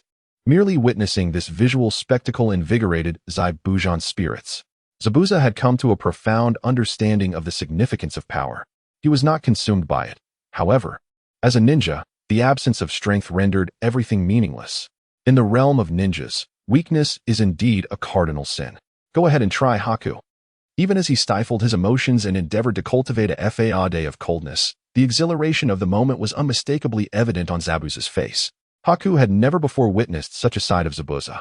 Taking a deep breath, he executed a light jump, only to feel a gust of wind propel him upwards. Soaring 7 to 8 meters high, surrounded by the wind, his form danced like a leaf in the autumn breeze, gracefully spinning through the air before finally descending. Upon touching the ground, Haku quickened his pace, moving like a tempest, leaving behind fleeting afterimages that even Zabuza struggled to perceive, his eyes unable to keep pace. Attempt to strike me. In Zabuza's hand appeared a short dagger. With a whisper, several silent ice arrows shot towards Zabuza's limbs at an astonishing speed. He managed to deflect 2 with his dagger and another 2 with the earth armor on his arms. Yet, one arrow found its way through the gaps in the armor, piercing deeply and causing blood to spurt forth, only to freeze almost instantly. Zabuza. Haku's figure swiftly approached Zabuza, the whirlwind dissipating as he regarded Zabuza with concern. I'm fine. Zabuza, however, seemed unfazed, his eyes betraying an excitement that could no longer be concealed. Incredible. Haku, you are faster than I ever imagined. Coupled with your innate talent, your current strength may even surpass mine. Previously, Haku's power was at most comparable to that of a Chunin. Yet now, he had become more formidable than an average Jonin. At such speed, unless ensnared by some binding jutsu, he was virtually invincible. Remarkably, this transformation had occurred in just a single day. Amidst his elation, Zabuza's gaze turned more somber, imbued with a deeper apprehension. The merchants from another world. He had never anticipated such astonishing entities existing beyond his own. They were even more terrifying than the legendary ninjas, perhaps even more so than the Sage of Six Paths. This was no longer a matter of his own world. My lord, Zabuza's emotions churned within him, and after a moment's hesitation, he cautiously inquired.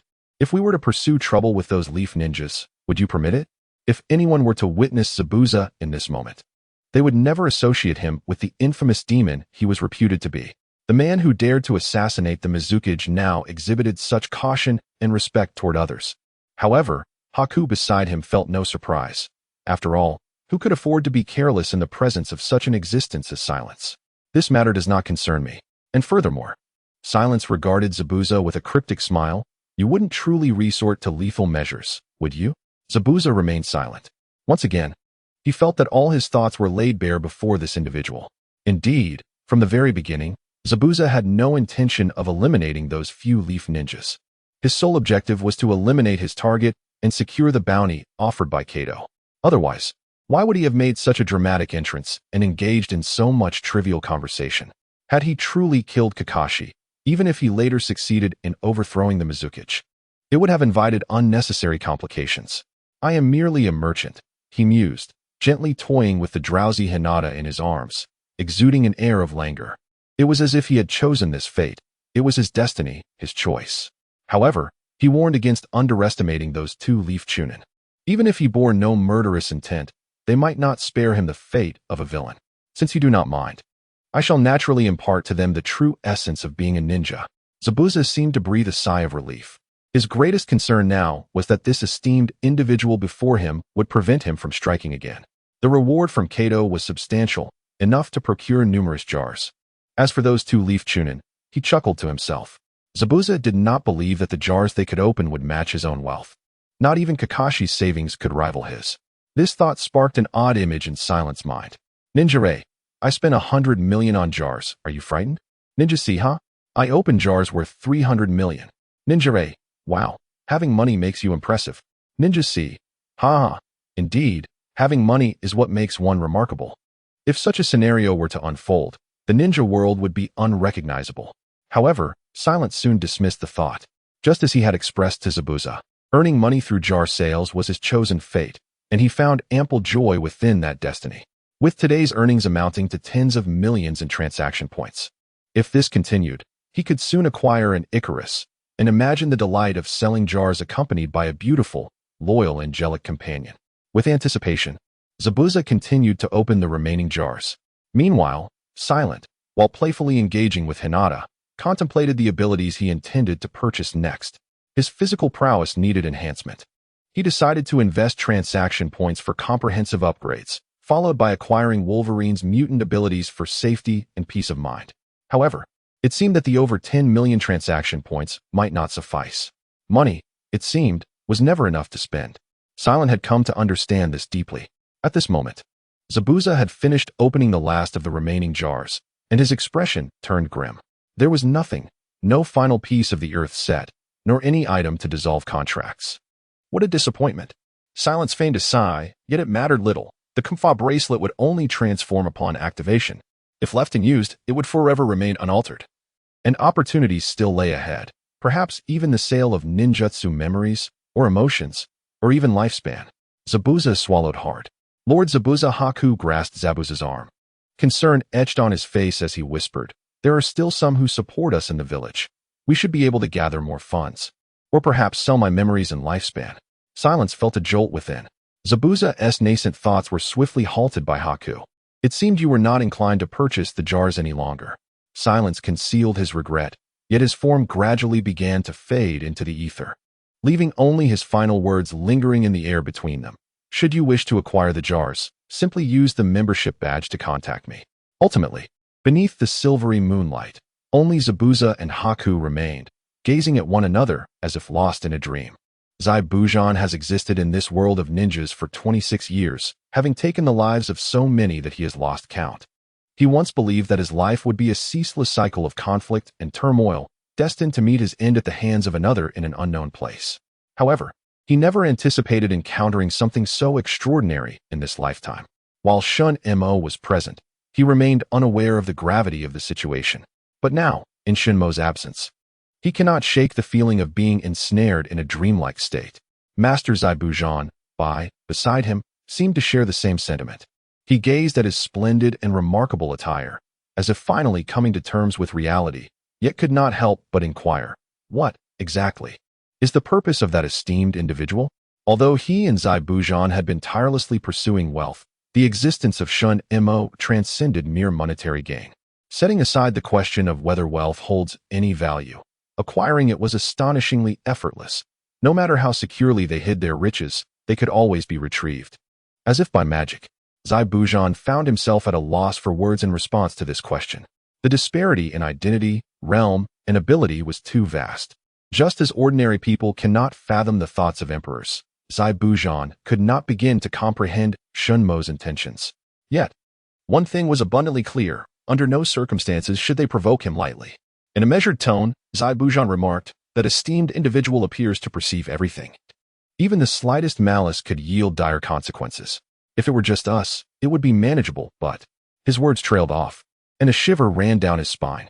If Shun Mo were truly devoid of compassion, why would he contemplate toppling the Mizukage? That village, steeped in bloodshed, was both his greatest loathing and utmost significance. Regardless of the situation, he would remain a tool for Master Zaibujan. I looked at Zaibujan and softly said he. Zaibujan, rarely inclined to laughter, chuckled lightly a couple of times, his gaze upon by revealing a glimpse of his former self. He lifted his eyes to the moon in the sky and, in a hushed tone, mused, "It seems I have indeed stumbled upon a remarkable treasure. We must swiftly acclimate to our newfound powers.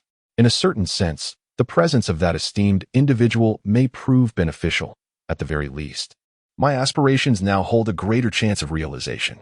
Having once attempted to assassinate the Mizukage and experienced that formidable power firsthand, Zaibujan was acutely aware of the truth. He had been like a lost dog, endlessly wandering, yet he had never been willing to surrender. Now, however, a genuine longing for vengeance surged within him. Bai gently nodded, his gaze also lifted to the heavens. Unbeknownst to them, in the shadows beneath the nearby trees, seamlessly merging with the night, Shun Mo observed them quietly. He did not stray far, driven by a momentary curiosity to witness the emotions of these two individuals who had acquired the jars. Unlike pivotal characters such as Tsunade, Kakashi, and Sasuke, the likes of Zabuza and Haku merely flit across the screen in the anime, with Haku's beauty leaving a striking impression, while Zabuza seems but a mere device to propel the protagonist's growth as an early antagonist. Yet now, their reactions and thoughts appear to oscillate between the expected and the unexpected.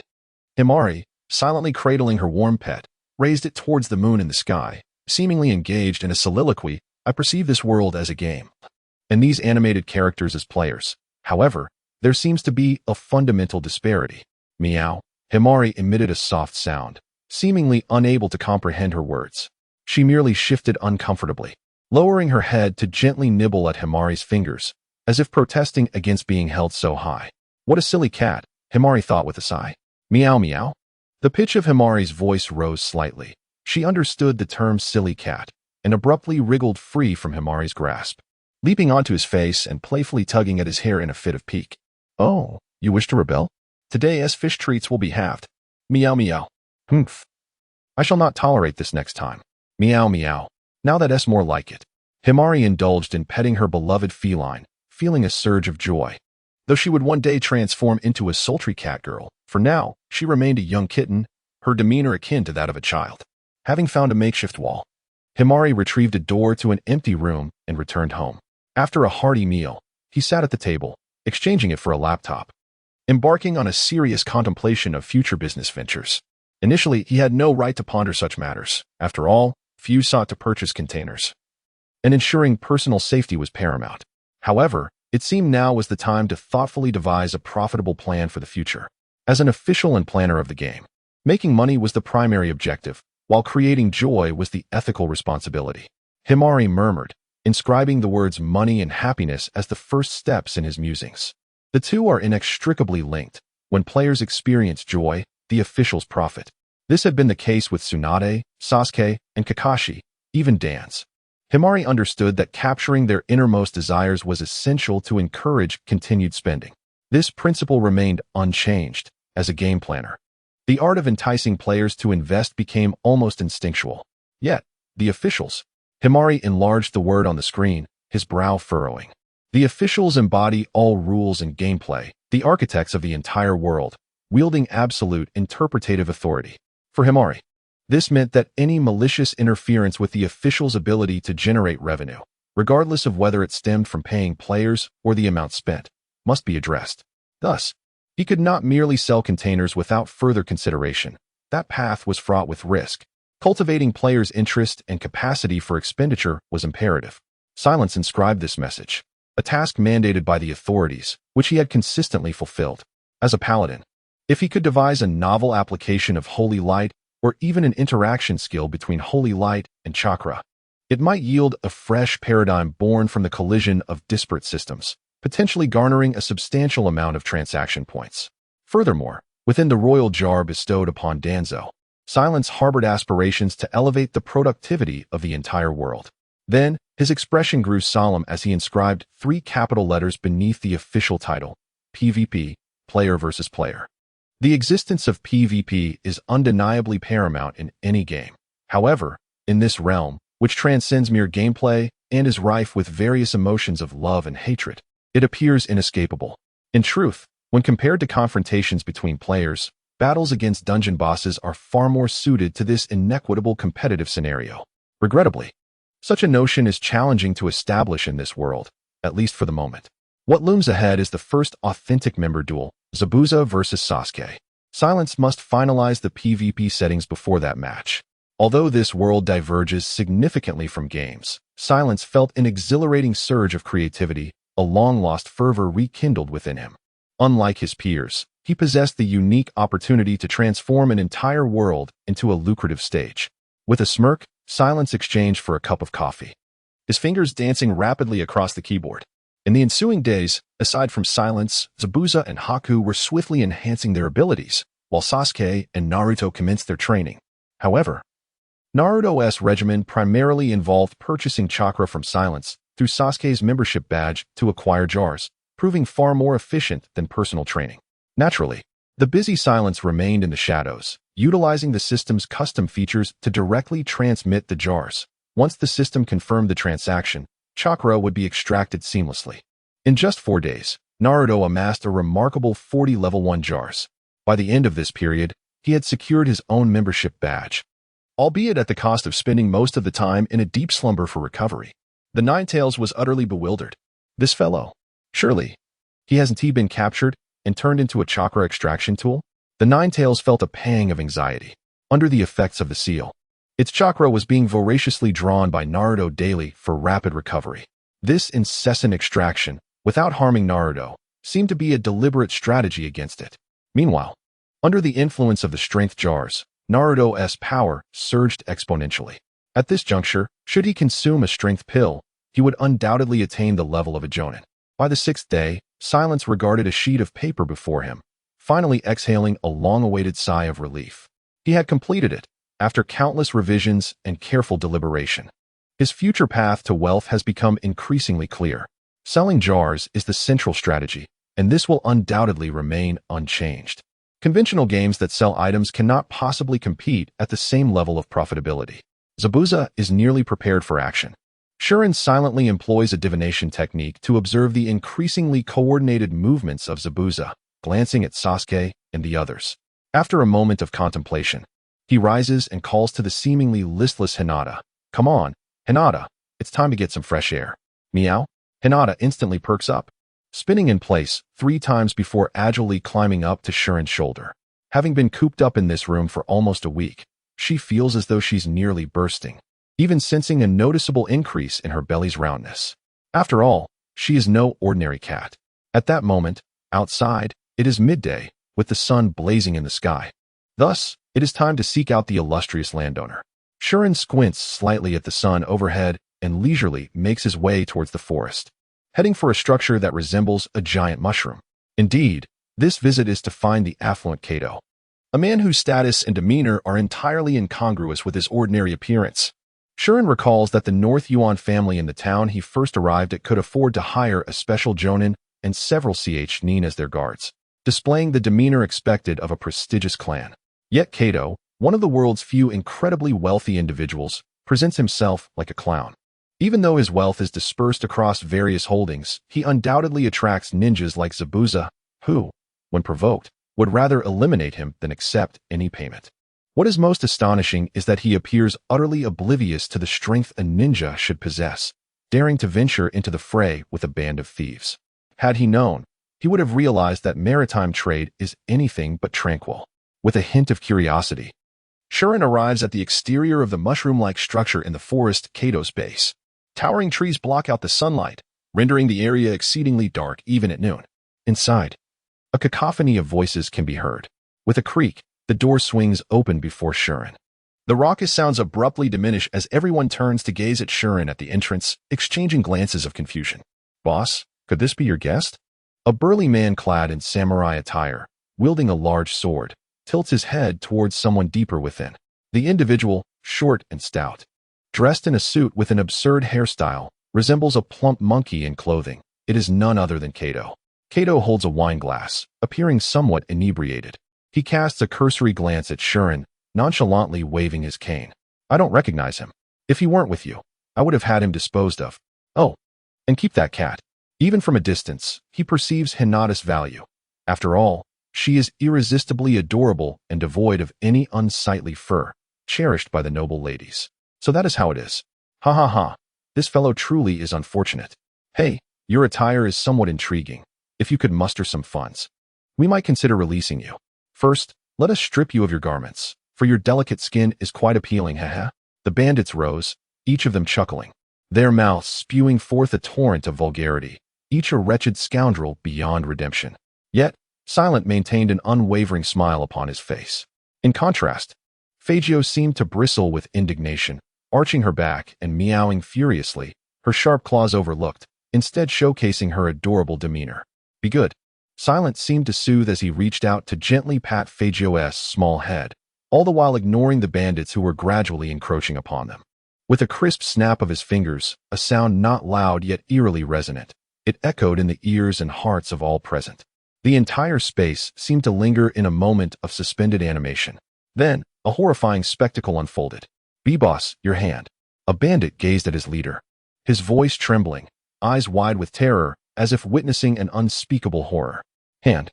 The leader lifted his own hand, only to witness his clothing and arms disintegrating into dust, beginning to drift upon the breeze. First the skin, then the veins, followed by the muscles. "Ah!" A scream filled with dread and desperation reverberated throughout the building. Yet, the more they struggled, the faster their bodies disintegrated, one after another, each adorned with a visage of sheer terror, transforming into dust that scattered upon the ground, only to be whisked away by the wind. There was no means of resistance, no possibility of comprehension. They could only watch as their forms crumbled. Feeling the agonizing fear of being torn apart, the scene was undoubtedly brutal and surreal. Yet, Silent's expression remained tranquil, his heart unperturbed. There was no bloodshed, no close-quarters combat, nor lingering responsibilities. His targets were a band of lawless brigands. Even for a first-time killer, such circumstances bore no psychological burden upon Silent. However, Cardo was nearly paralyzed by fear. What is happening? Cardo collapsed in terror, his comical face marred by profound dread. Save me, save me. One individual wailed as he fell before Cardo, grasping at his ankle, only to dissolve into a dust-like substance. Cardo's mental defenses seemed utterly shattered, as he screamed and scrambled desperately backward. Yet, an unseen force tugged at him, and the more he struggled, the closer he drew to Silent, the demon in his eyes. Eventually, it appeared he reached some limit. His eyes rolled back, legs flailed, and he fainted right there. Silent observed, bemused. Am I truly that terrifying? Is this not a man who dares to commit vile acts? His capacity for endurance is woefully inadequate. Let me see more. Silence narrowed his eyes and casually tossed a mental detector to Kato. While telepathy could provide a vague sense of perception, it paled in comparison to the efficiency and precision of a tailored service. The results of the detection revealed that his mind was ensnared and influenced by an illusion. The caster was none other than Obito. Indeed, Silence had already harbored this suspicion. The Akatsuki organization was currently in the initial phase of accumulating wealth. Merely relying on Kakuzu could not yield such substantial gains. The crux of the matter lay in the fact that this was Team 7's inaugural mission. Silence could not fathom that Hiruzen Sarutobi would dare to send the Jinchuriki of the Nine Tails on this task without thoroughly investigating Dazuna's true identity and the enemies they faced. Even if he were oblivious to the truth, Kakashi, upon uncovering the reality, should have promptly urged Naruto to abandon the mission. Silence had pieced together everything. Itachi Uchiha, acting as a spy within the Akatsuki, had uncovered Kato, the controlled villainous merchant. Hiruzen Sarutobi intended to eliminate Kato while simultaneously allowing Naruto to witness how Dazuna embodied the courage of a nation, thus deliberately assigning Team 7 this task. It evoked a sense reminiscent of Dumbledore. Silence smiled silently, betraying no emotion. He then casually cast a wealth detection technique towards Kato. His eyes gleamed. After deducting fixed assets, the remaining liquid funds astonishingly amounted to 500 million, though it paled in comparison to his status as a top-tier tycoon. Considering he had long been a puppet under control, it was remarkable that he still retained such wealth. In that case, a mysterious smile crept upon Silence's lips as he slowly extended a finger and gently tapped. Genjutsu, release. Kato found himself immersed in an exceedingly long dream. From his childhood, small in stature and subjected to bullying and ridicule, he gradually amassed wealth and followers through ruthlessness, controlling maritime trade and rapidly rising to affluence via various illicit businesses. Becoming a magnate, the first half of his life resembled a legend. He was brimming with confidence, believing there was no one left to bully him. Until he encountered that ninja adorned with a swirling mask. There were no words exchanged, nor any conflict.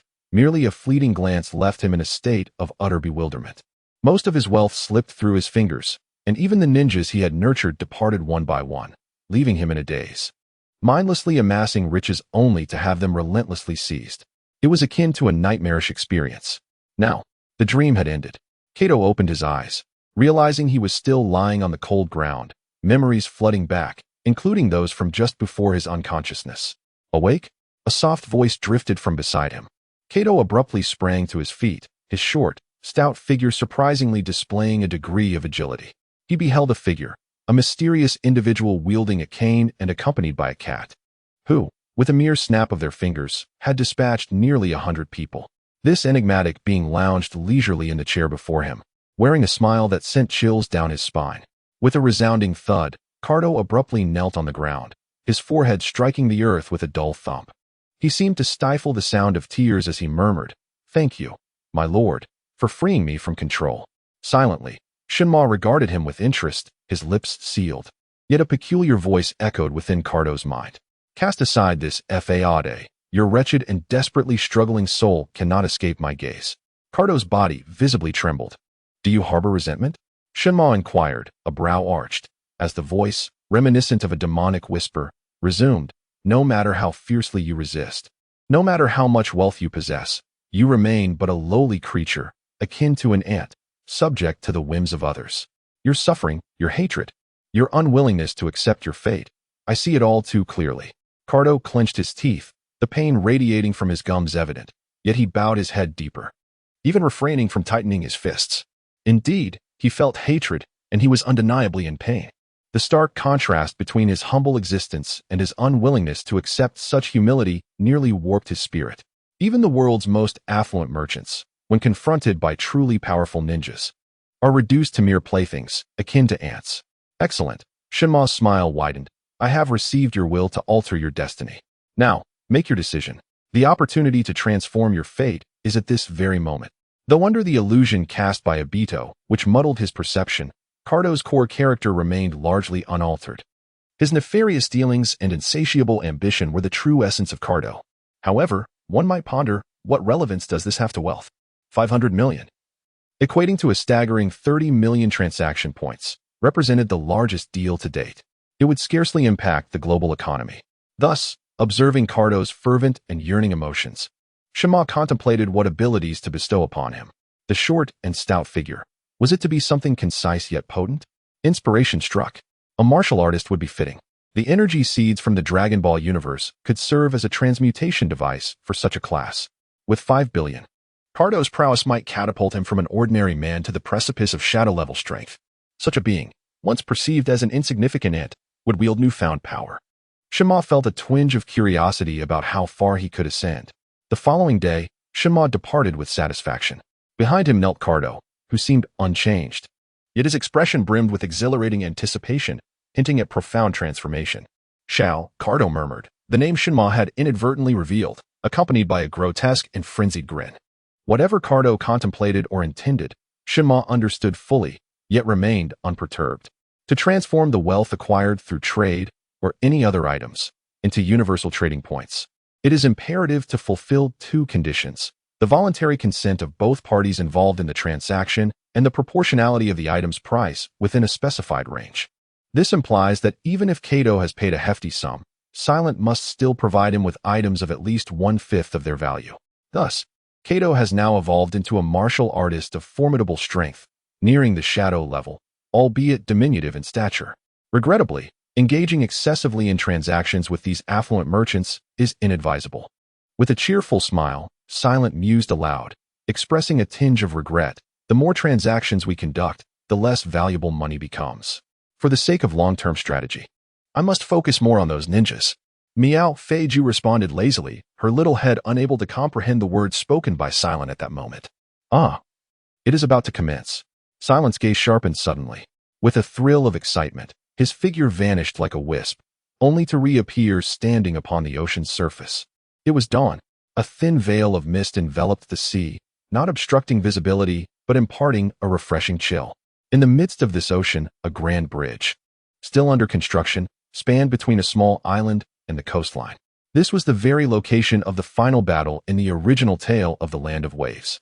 The place remained unchanged, yet the individuals involved were entirely different. Silent murmured, with his current mental acuity. He could distinctly sense two figures cloaked in mist upon the water's surface, Zabuza and Haku. Their attire diverged significantly from the world's aesthetic, resembling that of players from a gaming universe, with their armor and clothing exuding elegance and beauty. It was evident that the two had fully acclimated to their newfound powers. The first formal PvP was about to commence. After mentally reviewing his plan and ensuring there were no oversights, Silent chuckled softly and concealed himself using trading points. For now, he needed only to observe.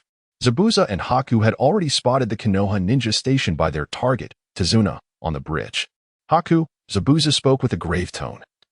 According to our plan, I will draw the attention of those two brats while you seek an opportunity to eliminate the target amidst the fog. Be cautious. Do not harm the Konoha ninja, and even the two brats are off limits for now. We cannot ascertain that esteemed individual's stance. Initially, Zabuza had no intention of offending Konoha. However, upon discovering that the two brats were also purchasers of the jars, he felt compelled to tread carefully.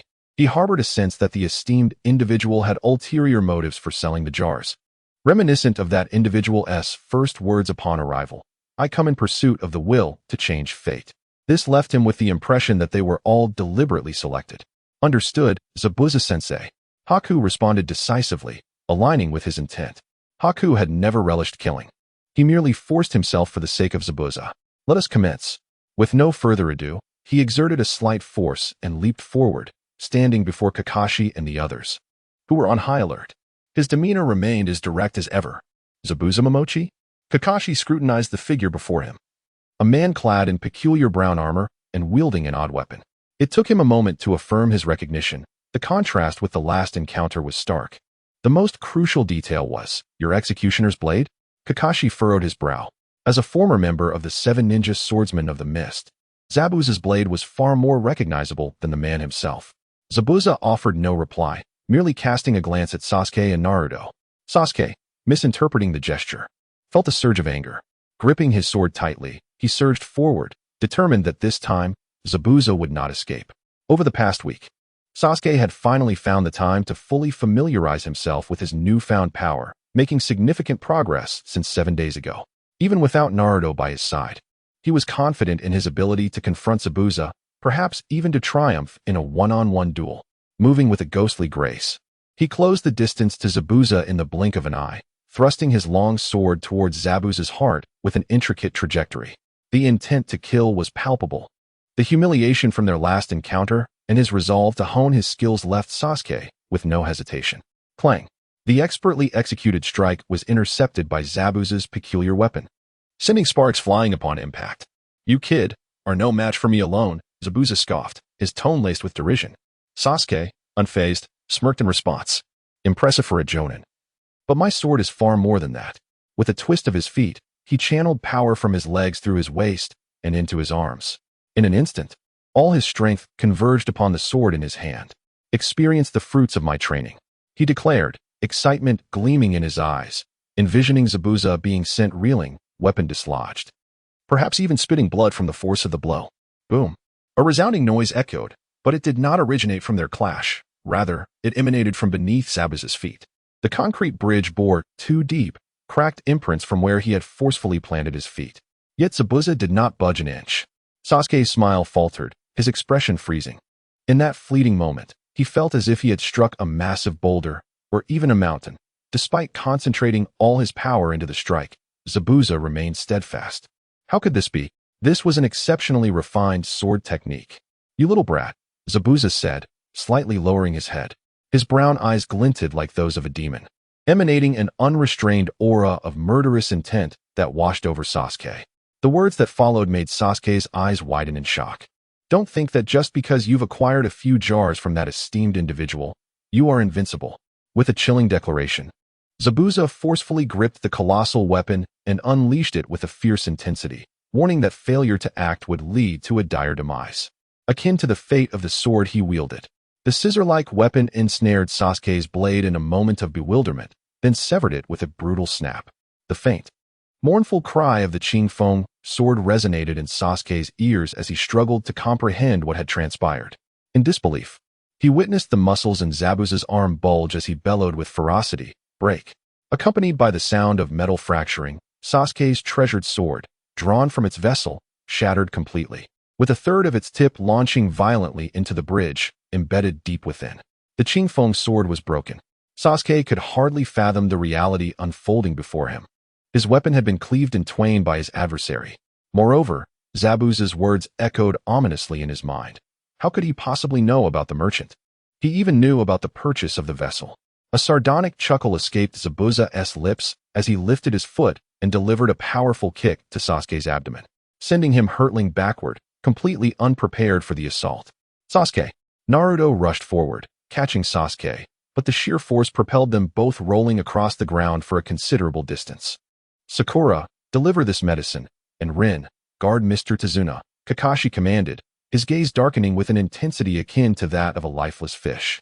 Even with the mask obscuring his features, one could ascertain that his expression was grave. Yet, even more wretched was Sasuke's countenance. Blood trickled from the corner of his mouth as he stared at the broken Qingfeng sword in disbelief. He vividly recalled the words spoken that day. The Qingfeng sword, though lacking extraordinary abilities, possessed one crucial attribute, its hardness. For a novice in the way of the sword, a blade that could be wielded over time and nurtured with emotion was of utmost significance. Yet now, in less than 10 days, it lay shattered. "I will kill you. You're already dead," Zabuza mocked, gripping his weapon at an angle, taunting his opponent, though internally he was shaken. During this period, he had tested the might of this new weapon. It effortlessly severed kunai, shurikens, and even his decapitating sword, proving to be a divine artifact. However, the exertion required to cleave the young boy's sword had drained him of his strength. It was worth noting that he donned an earth set, designed to enhance his power. Was this the terrifying nature of the weapon within the vessel? Zabuza regarded Sasuke, seemingly unscathed after consuming the medicine, with 2/3 of the blade still intact in his grasp. Feeling a wave of relief wash over him. Fortunately, he had encountered that formidable individual. As for Sasuke, he clutched the remnants of his broken sword tightly, his gaze fixed intently on Zabuza. Why? He rasped. How do you know that person? Your weapon, your power. How? Zabuza's eyes narrowed slightly. Do you truly believe that you are the sole one yearning for a change in fate? Do not jest. It is I who should find it strange. What qualification do you, a mere child, possess to alter your destiny? Were it not for the favor of that esteemed individual, you would not survive even a single exchange before me. As A.J. Nin, Zabuza is well versed in the art of psychological warfare, and it has indeed proven effective. Sasuke clenched his teeth, his gaze fierce and menacing, as the veins in his hand, gripping the blade, throbbed ominously. Don't fall for his tricks, Sasuke, Kakashi admonished softly. He is manipulating your emotions. I know, Sasuke replied, each word forced from his lips. He was simply unwilling to accept it. An enemy he could have easily defeated was now growing exponentially stronger in mere moments. How many jars did you buy? Sasuke suddenly inquired, an urgent need to know the answer rising within him. Once the jars were acquired, one's strength and hidden cards became utterly inscrutable. The only discernible clue lay in the quantity of jars opened. If it were an astonishing number, then Sasuke felt he could abandon the mission and flee. He had a vendetta to settle. He could not afford to perish in such a place. Child, would you like me to reveal the series of jars I purchased, along with the treasures contained within? Zabuza relished the thought. If you are afraid, you may remove your forehead protector and retreat to your peaceful village, never to emerge again. Previously, he had been dealt a harsh blow by the combined efforts of two children, having no choice but to retreat. However, the circumstances this time were entirely different. All thanks to that esteemed individual. Damn it, Sasuke muttered under his breath. If the opponent had also purchased jars, the potential direction and magnitude of their power were utterly unknown. It was precisely because he had acquired jars himself that he could deeply comprehend the fear stemming from such uncertainty. Naruto, take the strength pill, Kakashi instructed, feeling the weight of pressure from the unknown, but still bearing his responsibilities as a teacher. He lifted his forehead protector, revealing his Sharingan, and slowly stated, battles among ninjas are inherently filled with deception and probing. Never presume to discern your opponent's hidden cards in advance, and never underestimate any adversary. Zabuza, how many jars do you think I have purchased? Zabuza's gaze sharpened.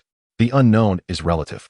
He had a rough understanding of the powers possessed by the two children, Sasuke and Naruto, but Kakashi, a renowned ninja, had yet to reveal his hand. However, his greatest trump card remained unused. One must never falter. In battles among ninjas, the timid lose half the battle from the outset. It seems you intend to intervene personally? As Zabuza tilted his head and cast a sidelong glance. I found myself disinclined to engage in combat with one so unworthy of the title of ninja. Let us partake in a true battle befitting of ninjas. Kakashi-sensei. Naruto suddenly felt a surge of urgency, seemingly on the verge of uttering a thought, only to be abruptly pulled back by Sasuke. Kakashi had not purchased any jars, a fact well known to them all. Yet, Kakashi's previous words had been explicit. It was a test, a necessary assessment of the opponent's strength before deciding whether to proceed with their mission. Kakashi intended to personally gauge the capabilities of Zabuza post-purchase. This was undeniably perilous, yet it was the essence of life and death among ninjas. The atmosphere grew increasingly tense, and both Sasuke and Naruto sensed a stark contrast in the killing intent emanating from Kakashi and Zabuza.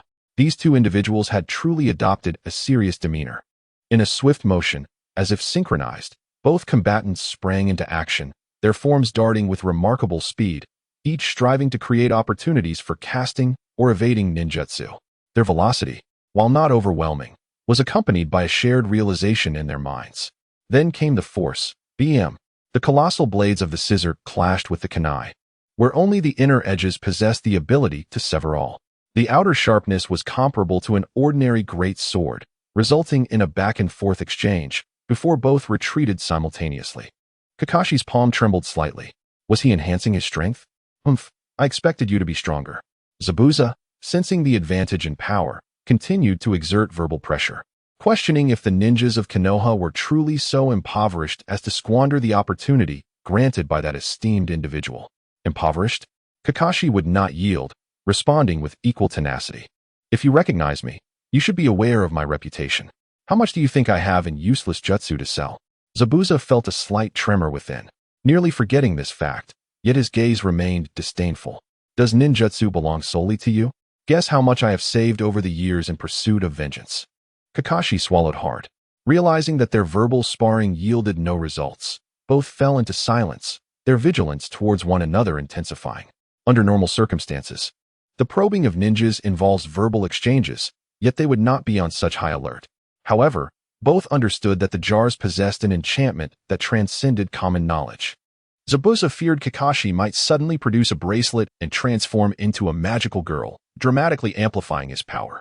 Kakashi, in turn, worried that Zabuza might unleash some lethal technique akin to Sasuke's celestial descent. It was unfathomable and unpredictable, as if anything were possible, distinctly different from ordinary ninja battles. Yet, a confrontation was inevitable. Kakashi, let us conclude our warm-up. Zabuza raised his imperial weapon high, forming hand seals with a single hand, and in an instant, a white mist surged forth like a tidal wave. The technique of mist shadow. Kakashi watched as Zabuza's figure vanished into the thick fog, his sense of caution intensifying. Gritting his teeth, he produced 2 pills from his palm, one a strength-enhancing pill, the other a temporary chakra-boosting pill. Among the second-tier medical supplies unlocked by Tsunade, few could amplify strength. Most were healing potions. However, it was evident that Zabuza had procured a series of enhancements. The overwhelming force he had encountered earlier surpassed even the pressure that Guy exerted upon Kakashi. Why would such a person be allowed to purchase these concoctions? Kakashi's mind flickered to the serene, yet somber visage of a certain individual, his gaze growing increasingly intricate. Was it possible that, in the eyes of that being, Zabuza, a will ensnared by ambition and greed, could also be seen as one striving to alter his fate? Regardless, there was no room for choice now. Sasuke, Naruto. Kakashi gripped his kunai, raising his voice, ensure Mr. Tsunade's safety, and Rin. His final word lingered, yet Rin comprehended the unspoken message. The majority of Kakashi's medicinal supplies were entrusted to her. Such a seamless collaboration. Zabuza's voice seemed to emanate from the mist that surrounded them. Kakashi, before that esteemed individual departed, I inquired whether I could continue to contend with you. Do you know how that esteemed one responded? Kakashi remained silent. Yet Zabuza's voice remained piercingly clear. That esteemed one does not concern himself with you. As the last word resonated, the sound felt as if it were whispered directly into his ear. Behind you. In an instant, Kakashi swung his kunai backward. Bang!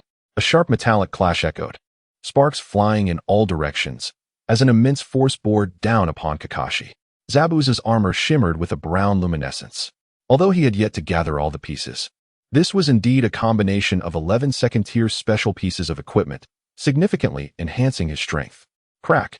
The concrete beneath Kakashi's feet began to fracture, his shoes unable to withstand such pressure, already in tatters, while his arm trembled uncontrollably. Despite consuming the strength-enhancing pill, he remained vastly inferior in power compared to Zabuza. After all, Zabuza had also utilized numerous orbs of light. Why the silence, Kakashi? Zabuza pressed, his grip tightening. It seems you have failed to seize the opportunity granted by that esteemed one. Claiming to sell ninjutsu is mere bravado, isn't it? Look, your legs are already trembling. And the blade is nearly at your neck. Just a little more force, and your head will part from your body like that sword. Kakashi clenched his teeth fiercely, his face flushed, summoning every ounce of strength within him. The cracking sounds from the ground grew ever louder. Indeed, the opponent's entire ensemble appears to consist of extraordinary equipment. Kakashi's gaze briefly flitted over Zabuza's gear, seemingly incredulous, for the production of such specialized equipment is exceedingly rare. Could it be that he possesses a set akin to that of a level 3 treasure chest? There is no time to lose. Kakashi's Sharingan seemed to be shifting towards a particular form. However, just then, Kakashi-sensei, Naruto, unable to endure the vivid imagery conjured by Zabuza's words, brandished his fists and charged directly into the mist. This is bad. Kakashi discerned the glint of amusement in Zabuza's eyes. This guy is intentionally provoking us. Moreover, he has accomplices. His Manjiki Sharingan required a certain duration to accumulate chakra, and there was no time left to utilize it. Gritting his teeth, he angled his kunai sharply to the right, applying force that struck his right shoulder, and then seized the opportunity to twist away, sacrificing his injury to free himself from the constraints. Naruto, retreat. He has accomplices. Kakashi, in a rather disheveled manner, rolled on the ground while shouting loudly. What? Naruto halted, bewildered, turning his head to find nothing but an expanse of white mist. There was no sign of Sasuke or the others. It was already too late. Zabuza, not in a hurry to attack Kakashi again, merely stood there, his exposed eyes seemingly mocking silently. One of those brats is gone. The remaining one is no match for Haku. At that very moment, as his words echoed, several silent arrows surged forth from the thick fog, darting towards Tsunade with remarkable speed. So fast, Sasuke barely had time to defend himself completely and instinctively shielded his vital points, refusing to retreat. Thud! Thud! The sound of arrows piercing flesh echoed. Aya! The excruciating pain coursing through his body compelled Sasuke to emit a desperate scream. Sasuke! Naruto's expression was one of helplessness, akin to that of a child. It was laced with profound terror. If Sasuke were to be harmed, or even perish due to his recklessness. Naruto! Run towards the sound. Kakashi gasped, his heart racing upon hearing the agonizing cries. Give it up, Kakashi. Zabuza embedded his weapon into the ground, seemingly devoid of any intention to attack, yet his voice resonated clearly in every ear. My companions have opened more treasure chests than I have. Such a statement plunged Kakashi's heart into despair. From Zabuza's tone, he discerned that this was not a deceptive lie. There is another one. Someone who has opened even more treasure chests.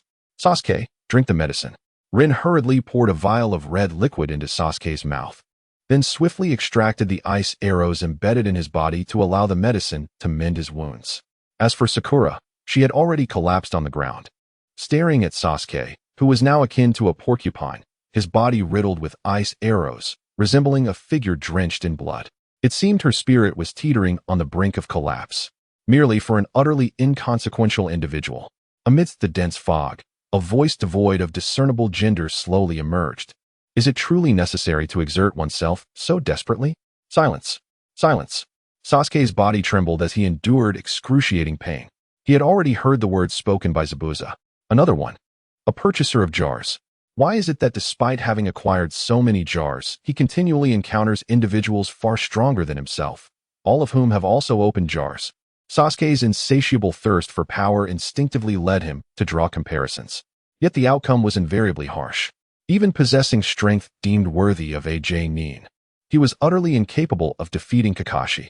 To his astonishment, the enemies he casually encountered also had procured jars. It appeared they had obtained quite a number. How infuriating. Why are these individuals so affluent? Clutching the broken sword in his hand, Sasuke endeavored to locate the assailant within the fog. Haku, expedite your movements. Zabuza urged with a hint of dissatisfaction, raising an eyebrow. The longer this drags on, the more likely the other young boy will pinpoint their location by sound. And when that occurs, even Haku may encounter difficulties in a one versus many scenario. Understood. A voice echoed once more through the mist.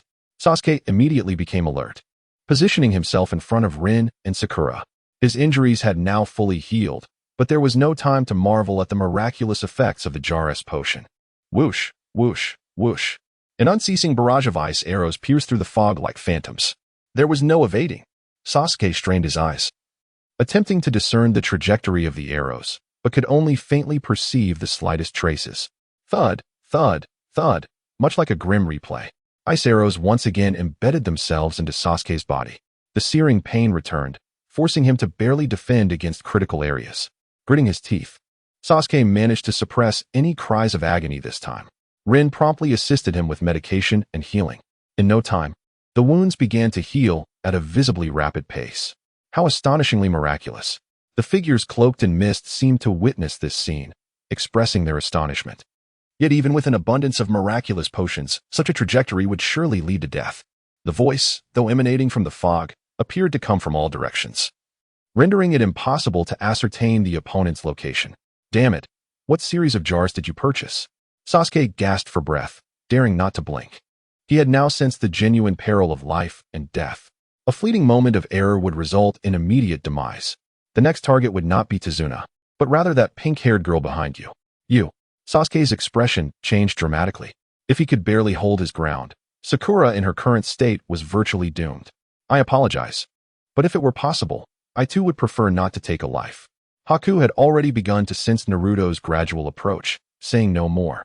As he lifted his longbow, several ice arrows slowly taking form. Indeed, he did not wish to kill. In pursuit of not being defeated by the formidable opponent, one resolves to cultivate a more ruthless demeanor. The arrow, swift and silent, was unleashed with an imperceptible velocity. Just as he had proclaimed, this time, the target was Sakura. Damn it! Damn it! Sasuke's muscles were taut to their utmost limit, his eyes wide open, as if all the blood in his body surged toward his gaze. In this moment of impending peril, it seemed he had transcended a certain threshold. At last, he beheld it, the ethereal ice arrow, almost like a phantom. With a swift motion of the broken sword in his hand, he managed to deflect a substantial portion of the ice arrow aimed at Sakura. Yet, some still pierced through, embedding themselves into her flesh. Rin had already rushed over to administer healing and comfort. I could see it. A smile finally returned to Sasuke's lips. Next time, your arrow shall never strike true. He felt it. His eyes, the Sharingan. This bloodline limit, originating from the Uchiha clan, had finally begun to awaken at this very moment. Although it was merely in its nascent stage, with such eyes, Sasuke felt capable of overcoming any challenge. So, this is the bloodline limit. The enemy hidden in the mist let out a sigh. Though surprising, you must already be well aware of the wondrous powers contained within that esteemed individual's vessel. Thus, my counsel to you is, abandon your mission. An ominous feeling rose within Sasuke's heart. In the next instant, the dense fog before him began to swirl. Was this wind? Sasuke watched in astonishment as the suddenly swirling winds rapidly dispersed the thick fog, revealing the figure concealed within. It was a beautiful girl, appearing no older than 14 or 15, clad in exquisitely crafted dark green armor, her short skirt exposing a fair thigh between her boots. The palpable wind emanated from her armor, accompanied by a soft green glow. Had such powers been activated? Zabuza seemed to sense it too. This was proving to be more troublesome than anticipated. However, having resorted to such means, you have already lost, he exuded confidence. Is this also an equipment drawn from the vessel? Kakashi's voice bore a tinge of bitterness. What on earth is happening? When the vessel was opened that day, the special equipment had been woefully scarce, yet now, both individuals donned complete sets. It was becoming increasingly problematic. Kakashi seriously began to contemplate abandoning the mission. It was evident the enemy had procured an excessive number of vessels, and under such circumstances, he must prioritize the protection of his disciples. At last, I have found you. Muscular Naruto suddenly sprang forth from beside Haku, swinging his fists with ferocity towards him, unleashing a fierce gale. How dare you harm Sasuke? I shall never forgive you. This punch, infused with tremendous strength and speed. Yet, Haku merely lifted her toes slightly, evading the attack with remarkable grace. Futile, I spoke softly. Now that this ability has been activated, my speed has completely surpassed yours. Even if the Hokage were to personally arrive, he would find it difficult to strike me. As though to validate his words, no matter how fiercely Naruto attacked, I effortlessly evaded every strike. Even Sasuke, who had awakened his Sharingan, was unable to discern Bai's movements. Is this the power you obtained from the jar? Sasuke gripped his broken sword in one hand, while clenching his fist tightly with the other. Despite possessing the power of the Sharingan, it proved to be futile. At that moment, the previously silent Dasna suddenly sighed deeply. It seemed this was the fate of the Land of Waves. Though he could not comprehend the references to jars or the esteemed figure, he recognized the gravity of the situation. The mightiest Kakashi had sustained injuries, and Naruto couldn't even graze his opponent's clothing. Dasna stepped forth, leaving the protective circle formed by Rin and Sasuke. Enough, Naruto. This all began because of me. You have all already exerted yourselves tremendously. Although his face bore no expression, an unmistakable sense of regret tinged his voice. After struggling for so long, this was the outcome? How could it be? Naruto clenched his fists tightly, his eyes filled with defiance. He took a few steps back and shouted at Dasna, "Change our fate." This is what that old man with the jar always says. Dasna, the hopes of the entire nation rest upon your shoulders. How can you give up like this? Silence enveloped everyone. After all, this was the harsh reality for most. Lacking a response from Dasna, Naruto suddenly made a move that took everyone by surprise. He fiercely pulled out the membership badge that hung around his neck. Could it be? Zabuza was taken aback. What was this little brat up to? At that moment, the mist began to dissipate under Bai's skillful equipment. Zabuza ceased his efforts to maintain it. Once Naruto displayed the badge, all eyes were magnetically drawn to him. Even Dazna, oblivious to the details, could sense the shift in atmosphere. It felt as though an impending greater event overshadowed this life-and-death battle.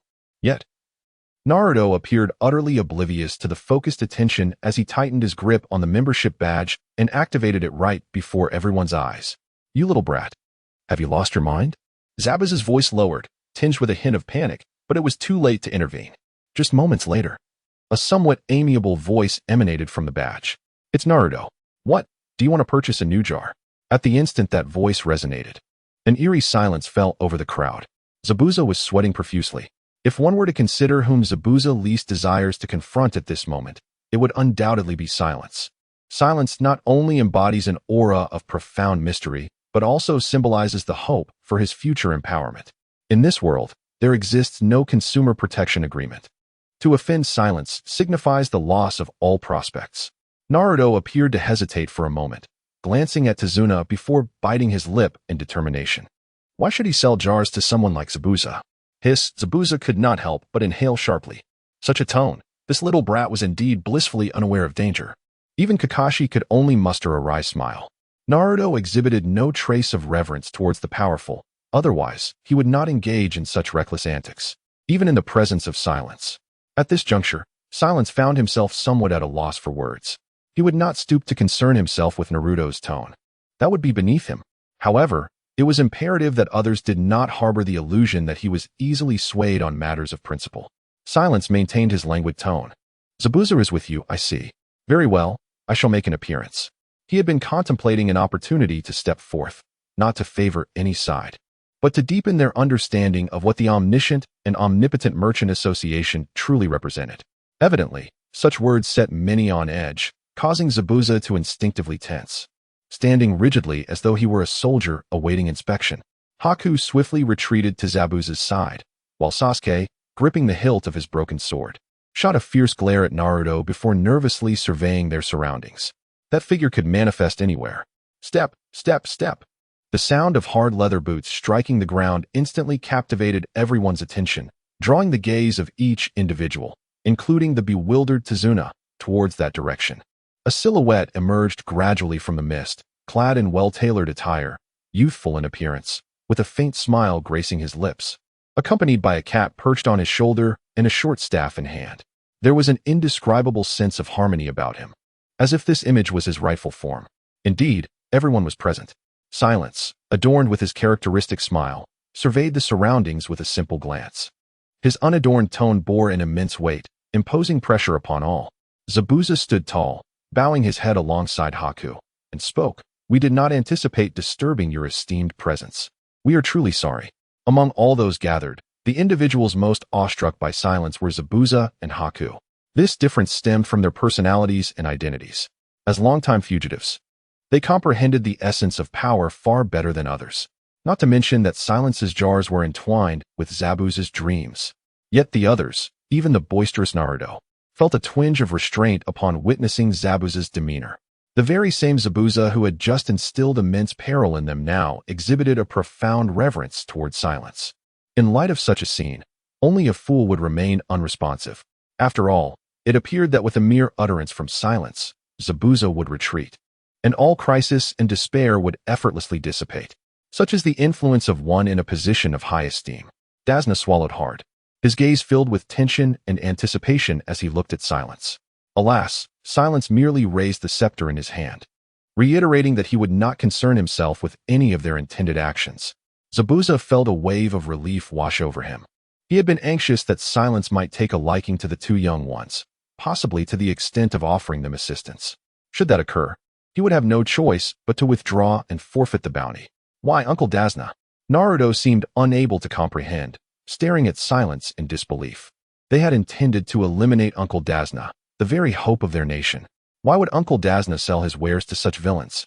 In Naruto's heart, Silence, who had taught him the essence of heroism, resembled a guiding light in his dreams, bearing hope and vanquishing evil. Uncle Dazna, who had been portrayed in tones of admiration. Selling his wares to wicked individuals, to those intent on obliterating hope. This was a notion Naruto found hard to accept. However, in response to Naruto's voice laden with disappointment, Silence's smile seemed to widen, taking on a touch of amusement. It appears you harbor quite a misunderstanding of me, Naruto. Silence's dark, profound eyes slowly scanned the crowd, seemingly penetrating each individual's soul, as his voice, imbued with a commanding presence, resonated within the hearts of all.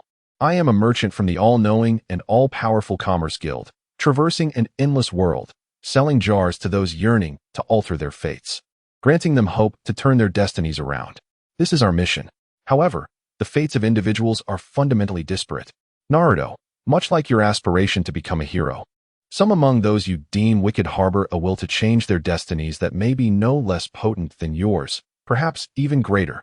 Yet Naruto, opening his mouth, found himself at a loss for words. Ultimately, he was but a passionate youth, his thoughts simplistic, seeing the world in stark contrasts of black and white. Zabuza, Silence turned to him. For the dream that resides in your heart, what are you willing to sacrifice? Everything. Gazing unwaveringly into the distance at Naruto with those brown eyes, a calm demeanor belied the profound resolve that shimmered within. There exists an imperative I must fulfill. No matter the cost, even if it demands the sacrifice of my own life or soul, I am utterly determined to see it through. To claim the title of a good person, one must not be as ruthless and wild as Zabuza. During the graduation exam for ninjas, he single-handedly eliminated all the other candidates. Even after meeting Haku, which softened parts of his character, it could not conceal the undeniable truth that he was indeed a villain, indifferent to the lives of the innocent. However, in terms of resolve, he surpassed ordinary individuals by far. During the time when the fourth Mizukage was under control and chaos reigned in the hidden mist village, while the 7 ninja swordsmen defected, Zabuza alone resolved to instigate a coup and transform the village. In that moment, the unwavering determination in his words, a willingness to face death without surrender, surged towards Naruto. Unable to contain himself, Naruto took a small step back, struggling to comprehend how one could possess such resolve even in wrongdoing. Was it truly so astonishing to witness such tenacity? Zabuza's silent gaze seemed to pierce through Naruto's heart, indicating that his will to change destiny was merely superficial.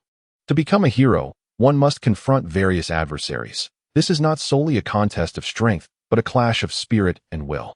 Naruto clenched his fists tightly, seemingly provoked by Zabuza's calm demeanor. In retaliation, he stepped forward decisively, pointing at Zabuza and declaring loudly, "I will not concede. No matter how great your resolve to do evil may be, my determination to protect hope is even greater. I will do everything in my power to ensure that Uncle Dazna is not harmed." This little brat. Zabuza regarded the fiercely determined Naruto, realizing why he was chosen by this adult, possessing the potential to make a difference. Protecting hope? Could someone genuinely hold such a destiny as a lifelong commitment? The boy's eloquent words, though beautiful, were ultimately futile. Zabuza's gaze sharpened. Holding such resolve could indeed lead to death. He began to recognize and feel the weight of this confrontation of wills. If this young man was truly determined to thwart him, even at the cost of his life, he would not yield, regardless of Silence's presence. Once resolve takes a step back, it is irrevocably lost. Bring it on. Naruto felt his heart racing, rather than instilling fear. It felt as if he had broken through some barrier, his blood surging with fervor. A smile broke across his face. This was how heroes must have felt when facing such malevolence. You can't just make decisions for yourself. Sasuke gripped his broken sword, took a deep breath, and stepped beside Naruto. Facing Zabuza, he said, "I'm sorry, but even though this guy is a fool, I too have my reasons for not retreating and the necessity to be strong." He recalled a phrase from the swordsmanship legacy he had received. A sword wielder must forge ahead without hesitation. First, conquer the fear of failure, and only then can one triumph over adversaries. Today, he could indeed flee, yet he does not wish to escape when confronted by that man in the future. No, he stands not for the sake of recognition. The students I mentor appear to be rather foolish. Kakashi, concealed beneath his mask, wore a bitter smile. In this situation, relinquishing the mission would be the wisest choice, and upon returning, he would face no repercussions. Conversely, should he allow the Jinchuriki to come to harm without intervening, even if he returned alive, he would endure a harsh reprimand. Kakashi Rin stood before Sakura, hands clasped behind her back. a gentle smile gracing her lips as she called out softly. Although she uttered no words, Kakashi understood her intent. I comprehend. Kakashi brushed his fingers over the scar on his right eye, and in that moment, his perpetually hunched back seemed to straighten instinctively. When one cannot prevent harm to a comrade, the only course of action is to follow. I have made a grievous choice once. I shall not err a second time. This, of course, is not the correct approach. Indeed, it should be highlighted as a cautionary tale in the ninja manual. Yet, this is Kakashi. The trio from Team 7 appeared to forge a profound bond at that moment. Zabuza gazed at them, his grip tightening around the hilt of his sword. Suppressing his voice as he remarked, "It seems I have encountered a peculiar band of ninjas. In their eyes, you two are regarded as a strange enemy." Silence enveloped the words, and the smile upon Shun's face transformed, blossoming into something radiant, tinged with palpable anticipation. He raised the staff in his hand, his voice rising suddenly. "It appears you have grasped the fate of the opener. It has always been thus, with no room for retreat, no possibility of turning back. Your destinies have been altered by the jar, yet within these altered fates, collisions and confrontations shall persist. The victors will advance, while the vanquished shall fall. So, let the battle commence." Accompanied by a heavy swing of the staff, a resounding crash echoed through the air. The sound, reminiscent of shattering glass, rapidly enveloped the entire space. And indeed, the world itself. Then, before the incredulous gazes of all present, the unfinished bridge began to twist, spin, and morph in a surreal manner. This was the mirror magic from the realm of the strange doctor. The two ends of the bridge creaked and separated from the shore, intertwining, extending, and rotating in a manner that defied the laws of physics, rapidly forming two semicircular plazas that appeared to break apart in the sea. "What on earth is happening?" Naruto exclaimed, utterly astonished by this miraculous spectacle. Not only he, but even Kakashi and Zabuza, confronted with such an unbelievable wonder, widened their eyes in disbelief. They even questioned whether they had fallen victim to an illusion, yet everything unfolded as if it were reality. And there stood Dazna, this ordinary man. Faced with an incomprehensible force that alters the world like a deity, one finds oneself utterly prostrate, murmuring in a state of bewilderment. It is a stage, the fateful arena reserved exclusively for the members of the guild. A profound and resonant voice reverberates through this dreamlike scene. He slowly ascends to the heavens. Then, with a graceful wave of his hand, the immense seas on either side of the circular disc rise as if drawn by an unseen force, swiftly converging to form a colossal hemispherical dome that obscures the sky. In that moment, he embodies the essence of a creator god, whimsically manipulating and scripting the entirety of existence. Indeed, this is the stage, the PvP stage, for the first time in every realm. A genuine clash of destinies among guild members will be facilitated by the world's overseer, who graciously offers a singular opportunity to witness fate. The voice of the enigmatic figure descends from the heavens, echoing in the ears of all present with an inexplicable resonance. "Congratulations, you have been bestowed this honor." The fate witness stage. Everyone's mouths open, yet silence prevails, as an indescribable emotion reverberates within their chests. Such a transformative act, akin to a miracle, is merely intended to provide them with a battleground. What manner of existence is the omniscient and omnipotent guild? What are its true intentions? How cool. Naruto seems to be the first to regain his senses amidst this extraordinary spectacle, clenching his fists and eagerly surveying his surroundings, reveling in the grandeur that surrounds him. However, everyone else is engulfed in an inexpressible sense of oppression, akin to ants confronting giants, mortals facing deities, or the awestruck inhabitants of ancient times witnessing the towering edifices of modernity, a complete upheaval of their understanding. Boundless conjecture and nearly infinite reverence fill the air. The enigmatic figure perceives the thoughts of the crowd and feels immense satisfaction. This is, after all, one of his objectives. The official authority possesses an undeniable right to interpretation, a fundamental truth upon which all subsequent plans must be established. As long as life exists, there shall be clashes of fate, even in the boundless cosmos. Destiny bears an ineffable significance. His voice once again descends from the firmament, resonating across the vast stage as every individual listens intently. There is a palpable sense that they are on the brink of engaging with a higher echelon of reality, a level previously unimaginable. However, in the majority of worlds, Lives as humble as yours proceed according to a predetermined fate.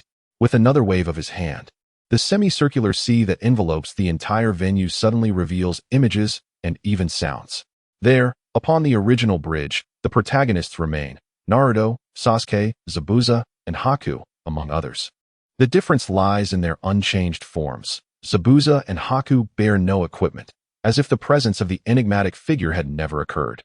This, my dear friends, represents your original destiny. The silent voice accompanied by the gradually unfolding imagery penetrated deeply into the hearts of all present, especially Zabuza and Haku.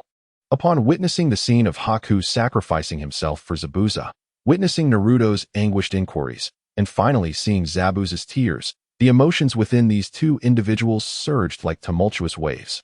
This was indeed reality.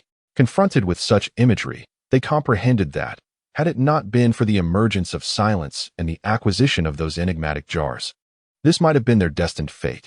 Naruto and Sasuke, too, stood agape. Sasuke beheld his own lifeless form sprawled in a pool of blood, witnessed Naruto's rage ignited by his demise, and saw Sakura weeping for him. Would he perish? In such a manner? What of his revenge? It must be said that even though everything had been altered, the profound shock of witnessing his original destiny in such a spoiler-like fashion was unparalleled. Each individual possessed an almost instinctual understanding. Without Silence's intervention, this was indeed their fate. It was perfectly reasonable, leaving no room for contradiction. Every world follows its own trajectory. Without external interference, those ensnared within the chessboard cannot escape their confines, but must adhere to the path of destiny. At this moment, Silence's voice bore an unexpected solemnity. Yet the guild opined that the nobility of fate resides in its uncertainty. Any life unwilling to be manipulated by destiny should possess the right to struggle against it. This is the guild's belief, and the mysterious jars symbolize the noble essence that fate ought to embody. Thus, I have arrived, bringing these jars to shatter your previous reality. Boom. The sea, suspended in an incredible posture above, summoned a terrifying storm. All imagery shattered into fragments. It was as though their original fate was foreshadowed in the same manner. Zabuza and Haku trembled, a manifestation of their excitement and fervor. Sasuke, too, quivered. Anyone who learns that their tragic demise was averted would undoubtedly feel the same. No one wishes to remain a puppet of fate, and every soul yearns to seize control of their future. They now profoundly realized the grand significance represented by the guild's miraculous jars. Just as Silence articulated, the right to struggle against destiny. Those jars, filled with uncertainty, were crafted to bestow upon them such a right. Even Kakashi, at this moment, found himself reflecting on his irrevocably lost past with Rin, unable to suppress a shiver. The fear of losing again, after having regained, would only amplify. In an instant, Silence and the omniscient guild seemed to ascend infinitely in the hearts of the crowd, becoming extraordinarily majestic and awe-inspiring. All of this was observed by Silence. Steady. In the preceding week, he had been contemplating how to enrich the guild's foundation and objectives. To assert that the motivation is solely financial is undoubtedly untenable. It would compromise the integrity of the endeavor and subsequently impact the returns. However, if the purpose is rooted in a profound belief, one that transcends the confines of predetermined fate, then the intentions are elevated. Investing resources merely adheres to the principle that transformation necessitates sacrifice. It is certainly not a demand born from the desire for profit. Only under such circumstances will individuals willingly, even gratefully, engage with the guild, perceiving their contributions as a magnificent boon. A myriad of thoughts crossed his mind. Yet Silence swiftly redirected his focus to the present matters at hand. Indeed, even if the vessel shatters your original destinies, it does not imply that you can effortlessly seize control over them. Silence's tone suddenly adopted a more subdued quality, as if the vast sea enveloping the heavens had returned to serene calmness. This shift grounded everyone, pulling them back from their previous fervor. As Silence had previously articulated, merely providing them with a chance for change necessitates continued struggle. With every gain, there must be a corresponding loss. Rivalry among you is inevitable. As I have just mentioned, only the victors shall advance, while the vanquished will ultimately falter. Nonetheless, Silence's discourse shifted. Those among you who are members of the guild and possess the qualification to alter your fates will still enjoy numerous benefits throughout your struggles against destiny. This stage is but one example of such advantages. Benefits. The mention of this invigorated Zabuza and others considerably. The preceding words had already cloaked the guild in an aura of respect and grandeur. They resembled fervent players in a game, resolute in seizing this precious opportunity to challenge the destinies they yearned for. The allure of benefits and privileges undeniably stirs the heart. First and foremost, silence finally broached the matter of significance. The stakes, as witnessed on this stage of destiny within the guild, allow both opposing factions to wager up to 3 times their points. These points can be used to procure vessels, the PvP wagering service. Such a feature is seldom found in games, as it often leads to an exacerbation of the disparity between the strong and the weak. Yet, the current situation is distinctly different. Both parties have staked their fates, with the likelihood of one facing demise. Under these circumstances, the stakes will only heighten the zeal of the participants, aligning with Silence's assertion that victors advance while the defeated shall fall. Indeed, the mere articulation of this first point sparked a palpable electricity between the two sides, particularly for Sasuke and Zabuza, both of whom harbored an immense desire for strength. For them, this signified that victory could very well grant them greater power. Secondly, Silence's pace seemed to deliberately quicken at this juncture. Storage. You may choose to expend a certain number of points to deposit items, aside from your personal prowess, in the guild upon your defeat. Thirdly, and indeed the most significant benefit, is resurrection. Those who fall in the arena of destiny shall not traverse to the realm of the dead. Instead, their souls shall reside within the badges they once held. As long as someone possesses your badge, they may procure a specialized resurrection vial from the guild, priced at Tier 3, regardless of your prowess. One can retrieve items sufficient for your revival from this Tier 3 vial, the probability hinging upon the opener's will and determination to bring you back to life. Upon articulating these 3 benefits, Shenmue paused, allowing time for the audience to absorb the information, as he had previously envisioned. The introduction of the so-called PvP setting primarily aimed to generate greater profit. Frankly speaking, Shenmue remained uncertain of the outcomes of the battles among these individuals. Kakashi, Sasuke, and even Naruto were all at risk of perishing. The potential losses regarding future gains were undeniably substantial. However, Shenmue could not intervene or manipulate the outcomes, even covertly, for the sake of a client's future spending potential, as favoritism would inevitably dampen the enthusiasm of other clients and tarnish the guild's reputation. Since he could not prevent the clashes among clients, he chose to facilitate resurrection for all, no matter who it was. Even those with the strength of the Sage of 6 Paths, anyone who fell on this stage could still obtain items from the Tier 3 vial sufficient for their revival. Should Sasuke fall, it goes without saying that Itachi Uchiha would undoubtedly retrieve a vial to resurrect him, simultaneously profiting from the endeavor. Of course, if one wished to prevent the resurrection of an enemy, it was quite simple: seize the badge. In such a scenario, Shenmue could watch the carnage unfold with complete neutrality, and, to speak candidly, the more brutal the battles, the greater his profits would be. This included wagers as well. The points, essentially transaction credits, indicated to Shenmue that the monetary value within this world was beginning to fluctuate. Continuing to price vials and currency would undoubtedly become cumbersome. Seizing the opportunity to propose wagers, he unified the system into points. At this moment, having digested the 3 benefits, the crowd began to grasp their implications. The most significant advantage, without a doubt, was the third. While Naruto might fare reasonably well, for Kakashi and Sasuke, who were already at the level of elite shinobi, should they perish, basic resurrection coins would be utterly insufficient to revive them, and even more advanced resurrection items, such as Tsunade's exclusive paladin vials, would require astronomical sums. Yet now, all that was needed was for the surviving individual to possess the badge of the fallen, allowing them to purchase a special vial for resurrection membership, significantly enhancing the hope of revival.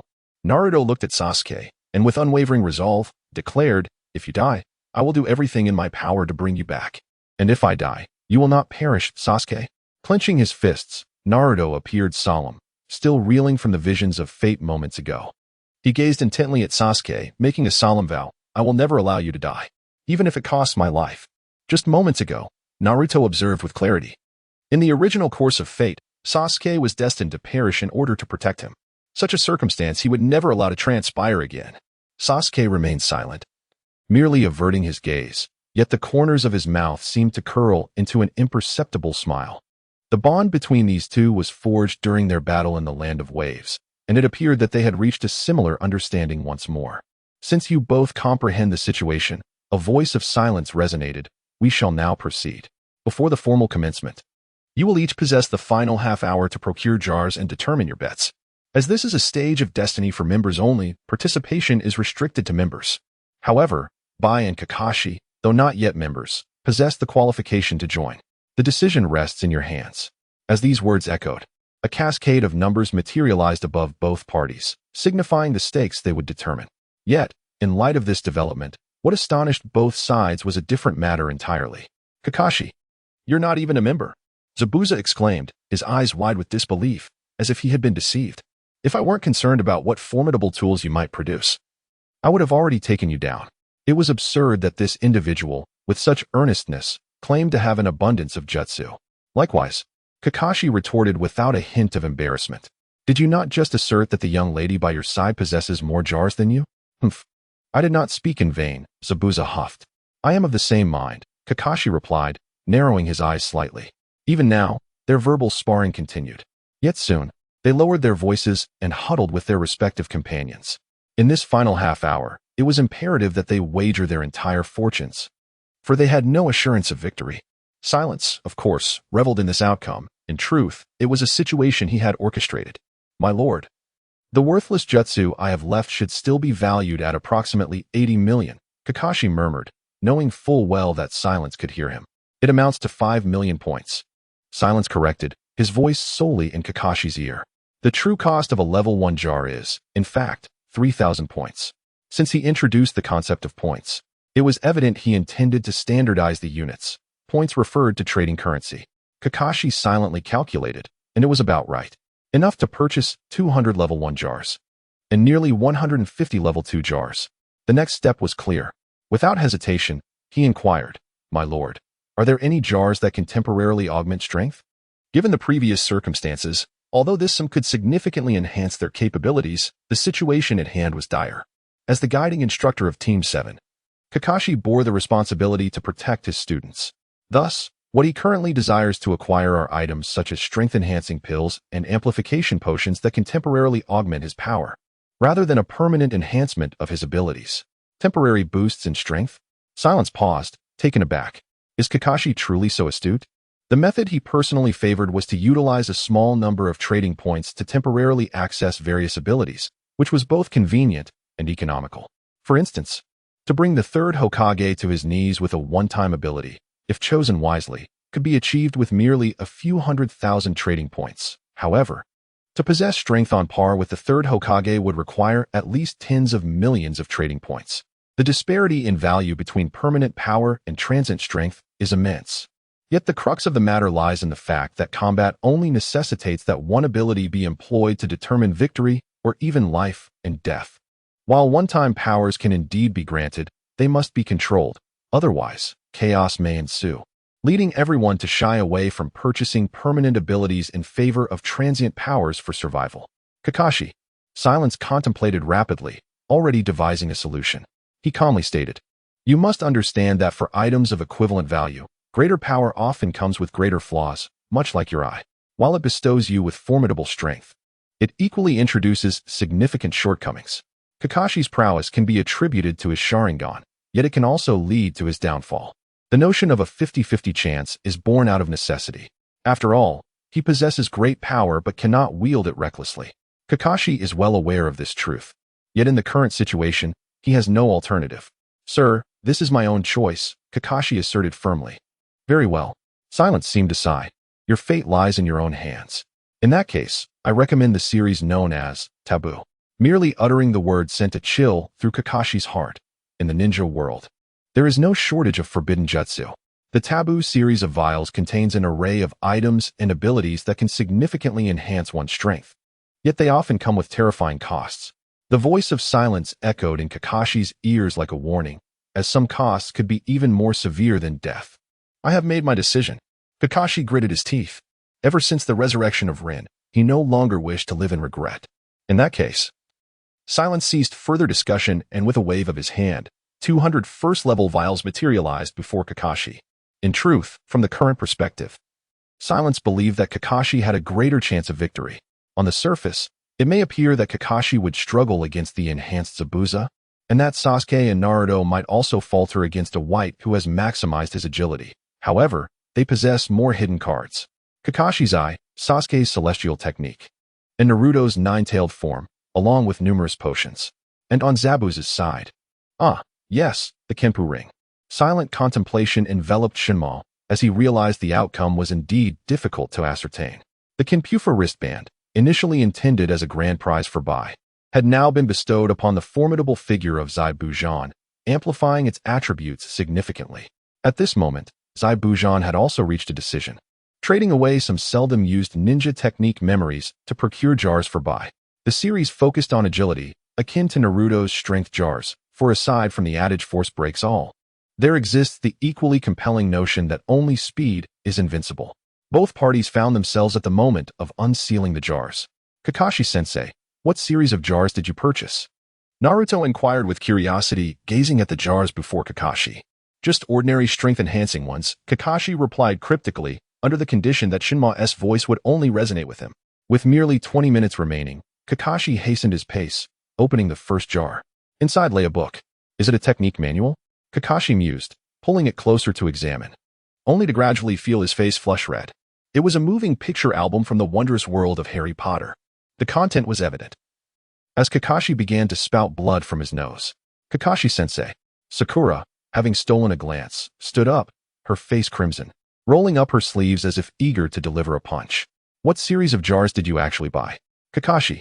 Rin's eyes widened in disbelief, covering her mouth, her gaze resembling a newfound perception of Kakashi. This is unjust. Kakashi fumbled to hide the album behind him, hastily stanching the flow of blood from his nose, exclaiming in a voice laced with indignation, why would such a thing exist? I too was unaware that such items resided within this series of jars. Shinma's voice echoed in surprise, perhaps a result of your overwhelming intent. It was indeed a mischievous act to include such an inappropriate item. However, he never anticipated Kakashi would draw it first. One could only say Kakashi, the one who always carried a little yellow book, was truly deserving of this fate. Shinma's words resonated with everyone in their faction. In an instant, an eerie silence fell over the atmosphere. Each gaze directed at Kakashi began to take on an odd hue. An overwhelming intent strong enough to draw such a picture album from a jar? Who would have thought this was the Kakashi we knew? This must be a mistake. Kakashi stammered, desperately attempting to clarify, especially with Rin present, her eyes questioning how his once pure-hearted companion had transformed into a peculiar adult. It felt akin to public execution. Such matters are of little consequence. Kakashi-sensei, time is running short for unsealing the jars, Sasuke interjected, coming to Kakashi's aid. Yes, indeed, Kakashi took a deep breath, striving to redirect attention back to the jars, swiftly opening them. He was genuinely anxious about what else might emerge from within. A mix of anticipation and trepidation coursed through him. Fortunately, though it left Kakashi with a tinge of regret, the remaining jars seemingly contained nothing as exhilarating as before. Instead, he was presented with an array of experience orbs and a scant selection of potions.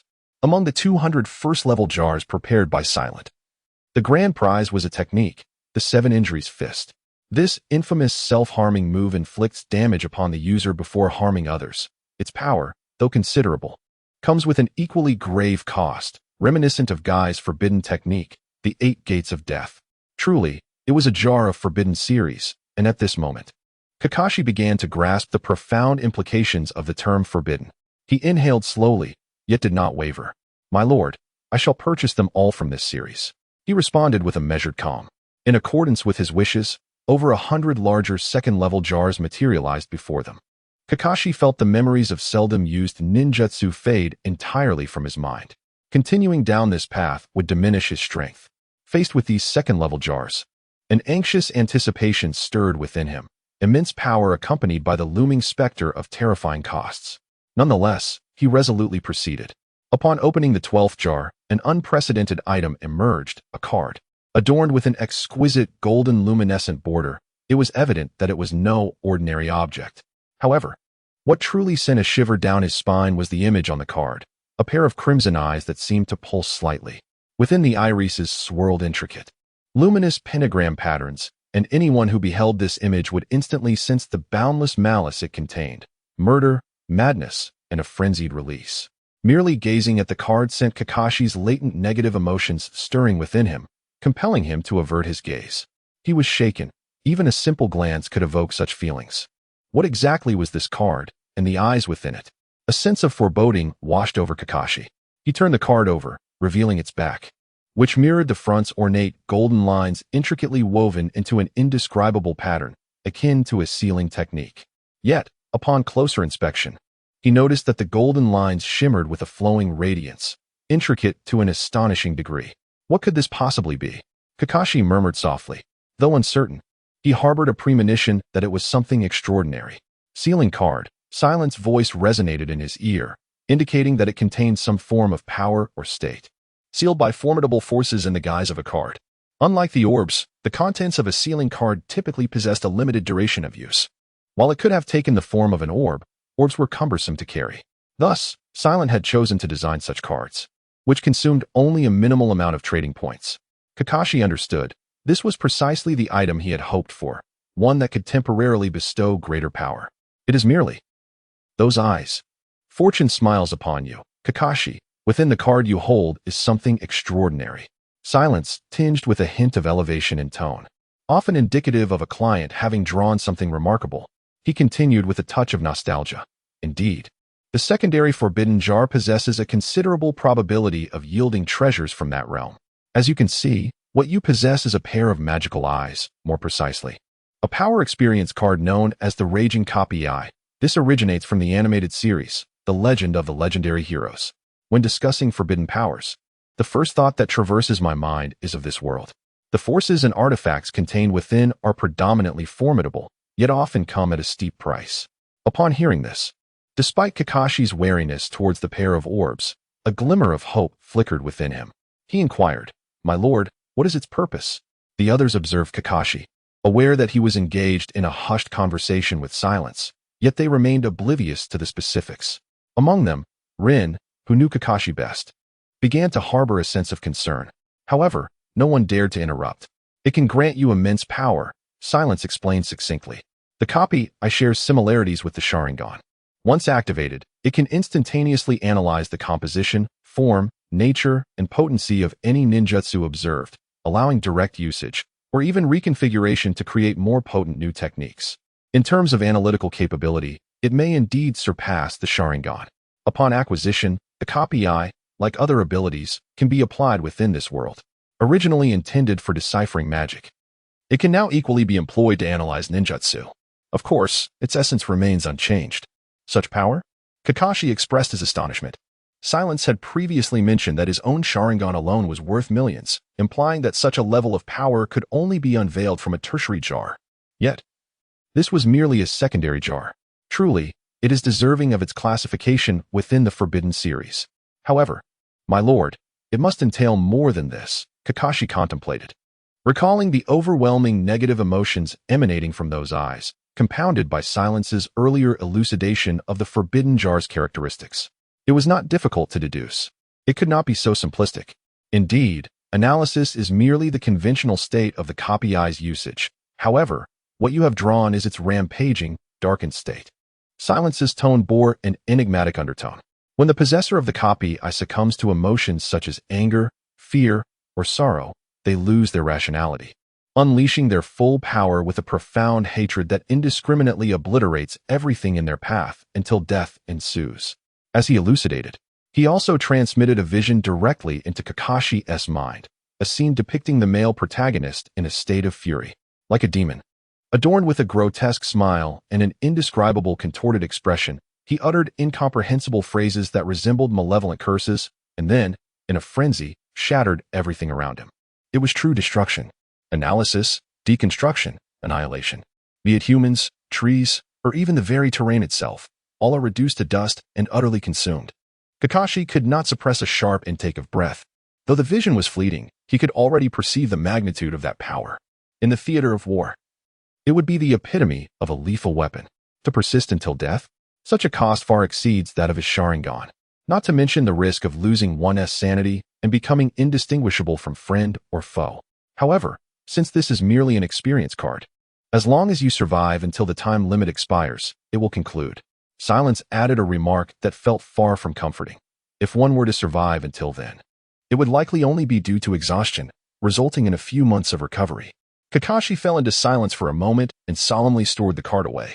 While his heart trembled with awe, he could only muster a wry smile. Truly, it was a forbidden power. He had believed the Sharingan to be extraordinary. Yet he had not anticipated the existence of even more remarkable eyes from another realm. Reflecting on that scene reminiscent of demonic world destruction, Kakashi felt an acute vigilance towards this card. The potential for losing one's sanity and wreaking havoc upon everything was a prospect that should only be entertained when no allies were present. It was not suited for situations like today. Indeed, it must never be employed unless absolutely necessary. Silence discerned this thought and remained unfazed. He had provided this item not for today's battle, but out of a certain dark amusement. Should the day of its necessity arise, Kakashi, let it shatter everything. May all return to the void. Obito. Reflecting on that imagery seemed rather amusing. Kakashi refrained from introducing this card to Sasuke and the others, given his nature. He would never utilize it unless he found himself in a situation where he must hold the rear, away from his companions. Although the price was steep, he was nonetheless quite satisfied to have drawn such a powerful trump card so swiftly. He continued to open more cans. Within the forbidden containers, alongside the existing amplification orbs, most items, techniques, and abilities demanded a price for their use. These included elixirs from the realm of cultivation, enhancement secrets, and the like. Utilizing them would plunge one into a period of weakness or even severe injury. In addition to the previously drawn Berserk Sharingan experience card, Silence had placed another significant boon within the mix, a short sword crafted from unknown materials. Its mere appearance brought joy to Sasuke and the others. Weapons emerging from a second tier are generally not ordinary. They often possess some unique and formidable effects. For instance, Tsunade's cross or Naruto's justice gauntlets. Drawing a weapon essentially guarantees a substantial gain. The Sword of Dolaire and the Sharingan hail from the same realm.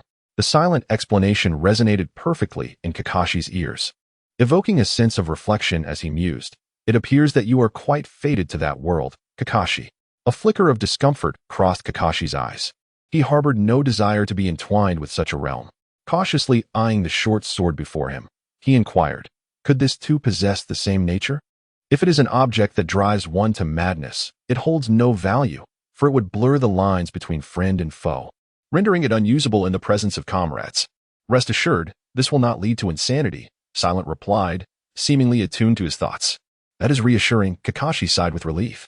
Simply pierce your arm with it, then twist it vigorously in various directions, and your hand shall transform into a dragon's shape, capable of unleashing formidable flames.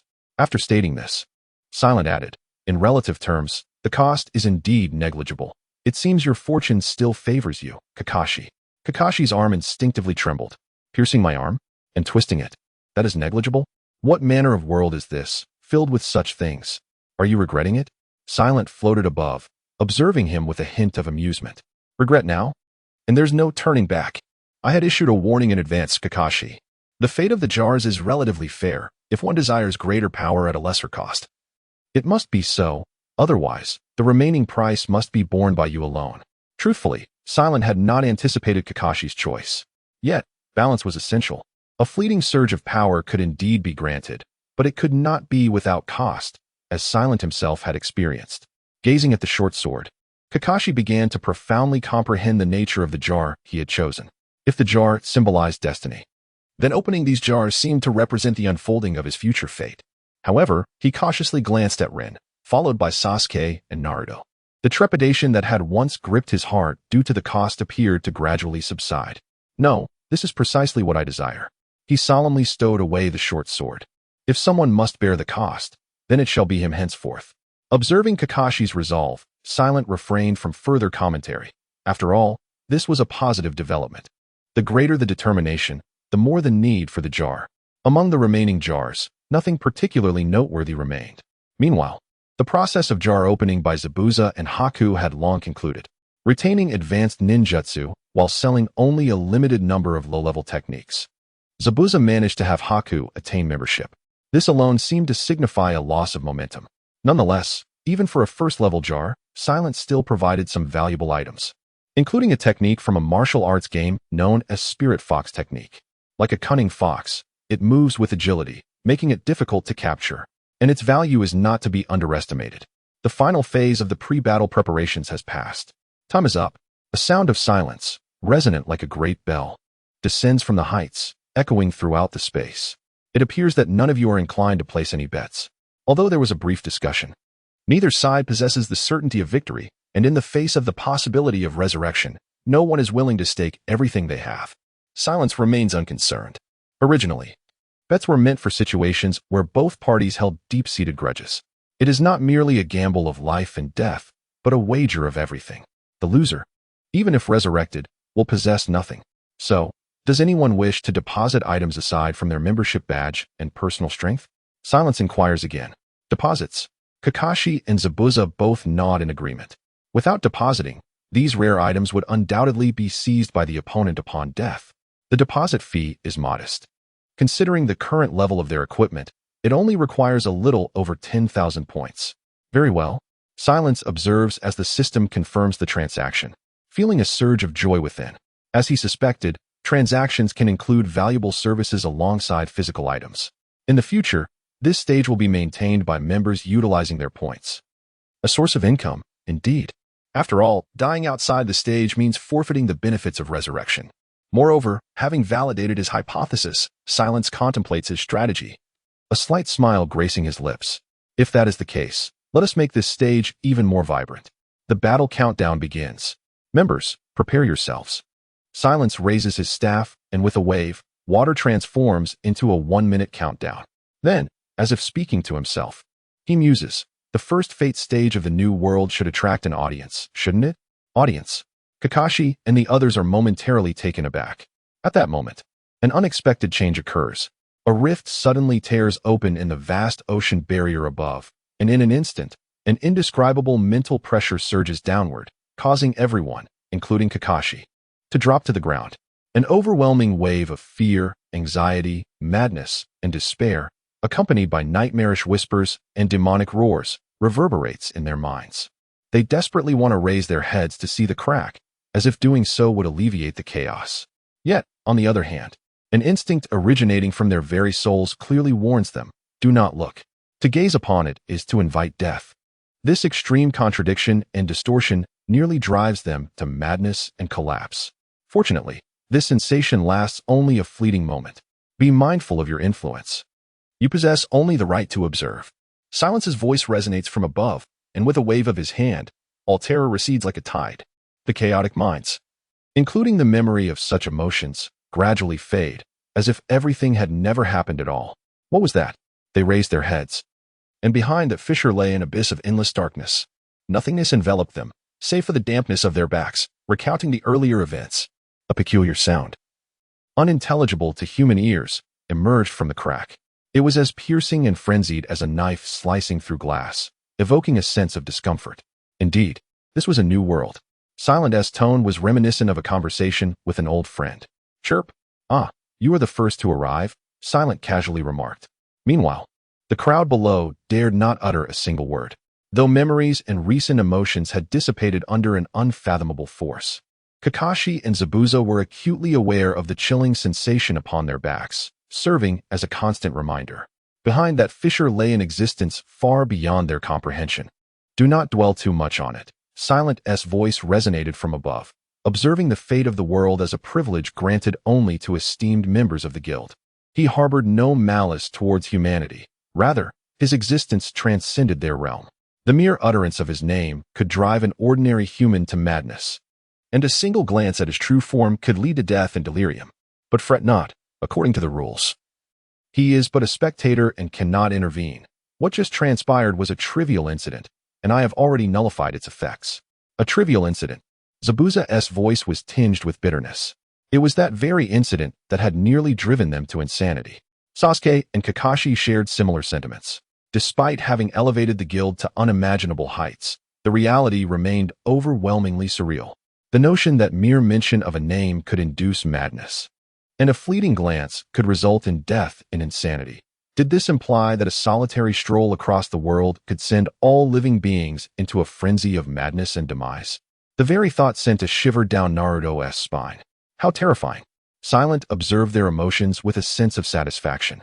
One of the reasons for introducing such a concept was to enrich the narrative. The earlier images were crafted to shape the true visage of an omnipotent, terrifying force, the all-knowing guild. A compelling backdrop significantly enhances player engagement. Moreover, Silent harbored a hint of ambition, perhaps one day in the future. This fictitious guild could indeed be brought into existence through his own hands.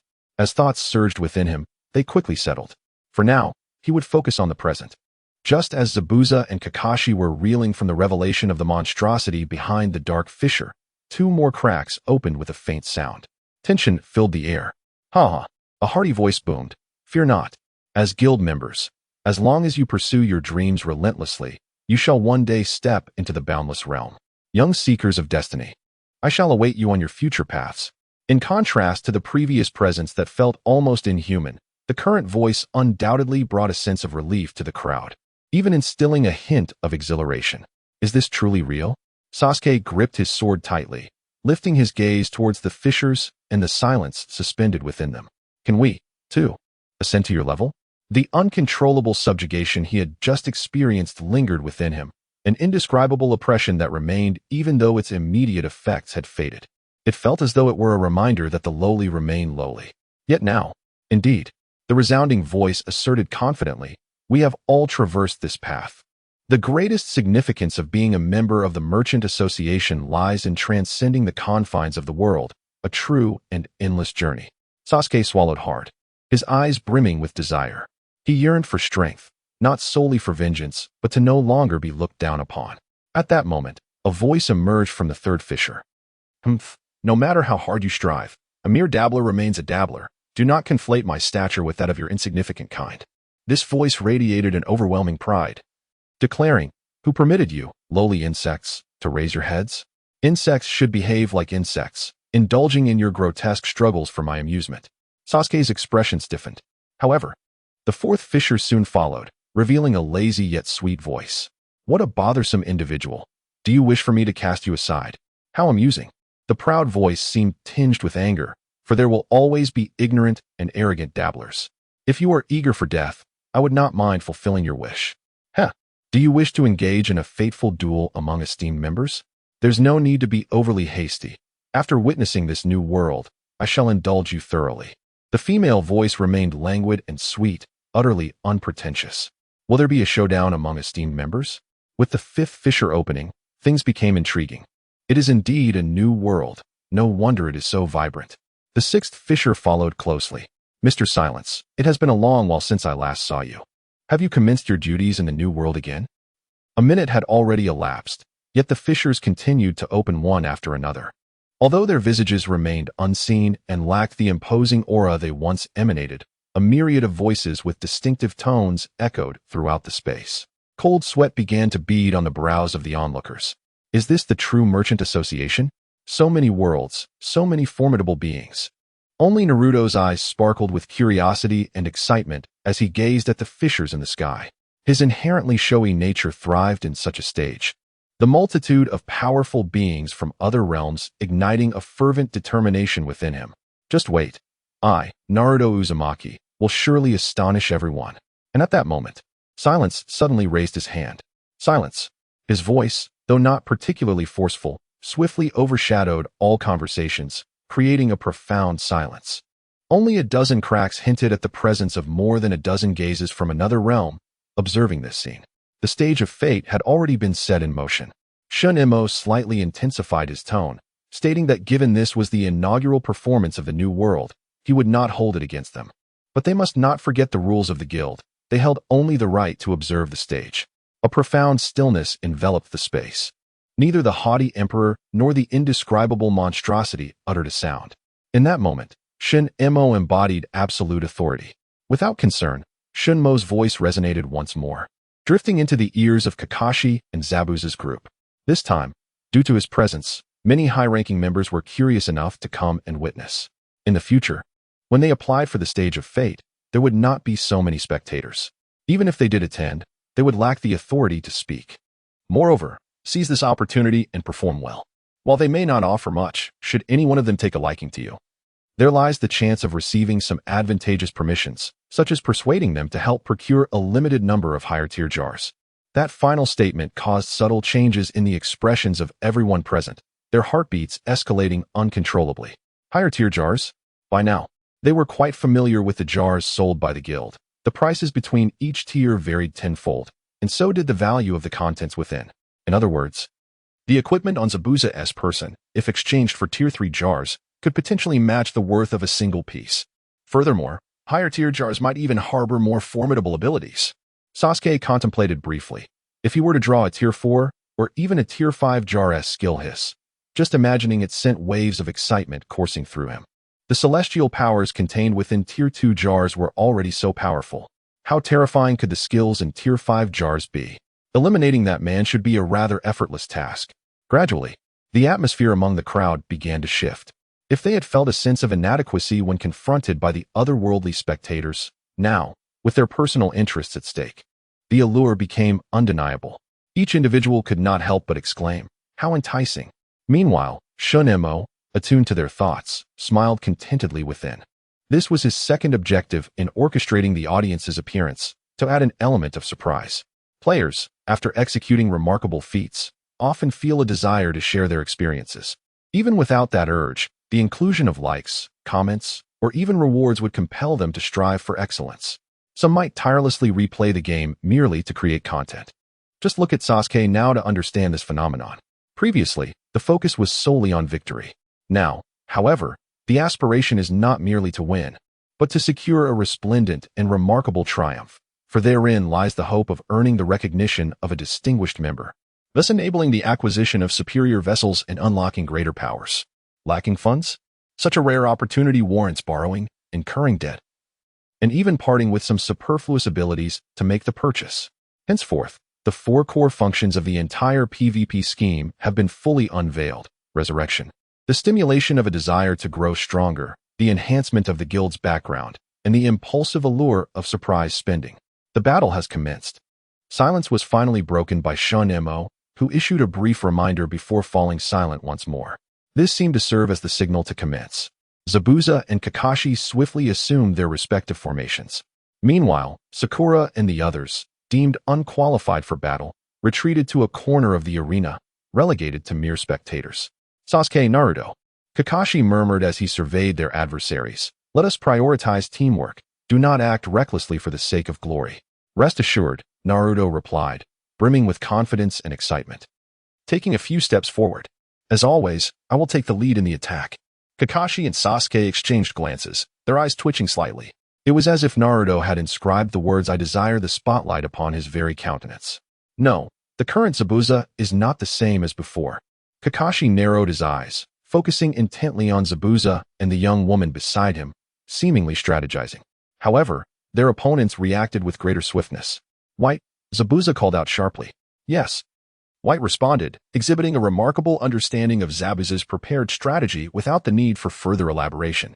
A whirlwind enveloped him, and he drew his longbow to its full stretch, conjuring a flurry of ice arrows that crystallized rapidly amidst the tempest. "Here they come." Kakashi braced himself. "Humph," Sasuke scoffed, his eyes transforming into a crimson hue. 2 black tomo swirling within. "I can block that arrow." Before he could finish his thought, numerous ice shards seemingly traversed the distance in an instant, appearing before him with the ferocity of a cutting wind. "I can't block it." "Dodge." Kakashi yanked Sasuke behind him, conjuring a multitude of shadowy illusions with his kunai. Bang, bang, bang. A cacophony of impacts erupted as all the ice shards were sent flying. Secret technique, soul release spell. It shattered the limits of thought, progressively enhancing reaction speed, albeit at the cost of a splitting headache. The longer it was employed, the more excruciating the pain became. Remarkably, it was deflected. Zabuza appeared genuinely astonished. With his keen eyesight, he had previously been unable to match Kakashi's kunai strikes. In earlier battles, he had clearly not possessed such prowess. "Master Zabuza, this is already the fastest attack speed I can achieve with the equipment skills activated," White remarked, his expression shifting slightly. With the protection of wind combined with the weapon's characteristics, this rate of attack was of an entirely different caliber than before. Damn it! Just how many vessels did he open? Zabuza gripped his great sword, his voice low and tense. "It's coming." Before them, Kakashi and his 2 companions had formed a triangular formation, with Kakashi at the forefront. Sasuke and Naruto closely followed, charging towards the seemingly slow-moving Zabuza. "Haku." Support from the side. Yes. Haku was enveloped in a whirlwind, swiftly creating distance. Zabuza forcefully drove the sword in his hand into the ground, positioning it before him, and then began to form seals with great speed. Water style, water dragon jutsu. From the crack in the ground, a water dragon surged forth, hurtling towards Kakashi and the others. Fire style, fireball jutsu. Kakashi, equally swift in his actions, formed seals and unleashed a massive fireball from his mouth. The scorching wave of heat colliding head-on with Zabuza's water dragon. The clash of water and fire produced a deafening sound, and within an instant, a thick mist enveloped the area. This is bad. Zabuza's pupils constricted slightly. He realized that his opponents were concentrating their efforts to eliminate him first before dealing with the faster Haku. But at that moment, it was too late. Concealed by the mist, Kakashi and his companions successfully closed in on him. Look at this strike. Sasuke lunged forward with his broken sword aimed directly at Zabuza, channeling all his strength into the attack. Humph, the same tactic again. Aware of the power behind this strike, Zabuza chose not to withstand it as he had before, but instead retreated. Almost simultaneously, several swift ice arrows shot from an adjacent angle, targeting Sasuke's heart and throat. Haku had abandoned all restraint, aiming for fatal spots. Bang, bang, bang. Once again, Kakashi intervened, blocking Haku's assault. Meanwhile, Naruto, having consumed his last strength-enhancing pill, had arrived behind Zabuza, using his fist to seal off Zabuza's escape route. The three of them had clear roles, collectively applying significant pressure on Zabuza in an instant. However, do not presume my speed is truly slow. Zabuza's body erupted with a malevolent, purple chakra flow. Mist hidden, silent killing technique. Although originally intended to be used in conjunction with the mist technique to swiftly eliminate enemies within the fog, at this moment, the mere enhancement of speed from this technique was sufficient. The opened container boosted Zabuza's physical prowess, while the earth set within it granted him immense strength. This was Zabuza's advantage. Speed had always been his forte. The combination of the two elevated his close-quarters combat ability to an extraordinary level. I will take you out first. You brat. In an instant, Zabuza's speed surged, advancing rather than retreating, as he opened the scissor-like weapon in his hand and aimed a vicious strike at the approaching Sasuke. The sudden explosion of power caught everyone off guard. This is bad. A strange crimson hue surged across Kakashi's face, his chakra roiling within as he unleashed an astonishing burst of speed, narrowly evading a lethal strike alongside Sasuke. However, blood began to seep from his mouth, and his internal organs recoiled in agony.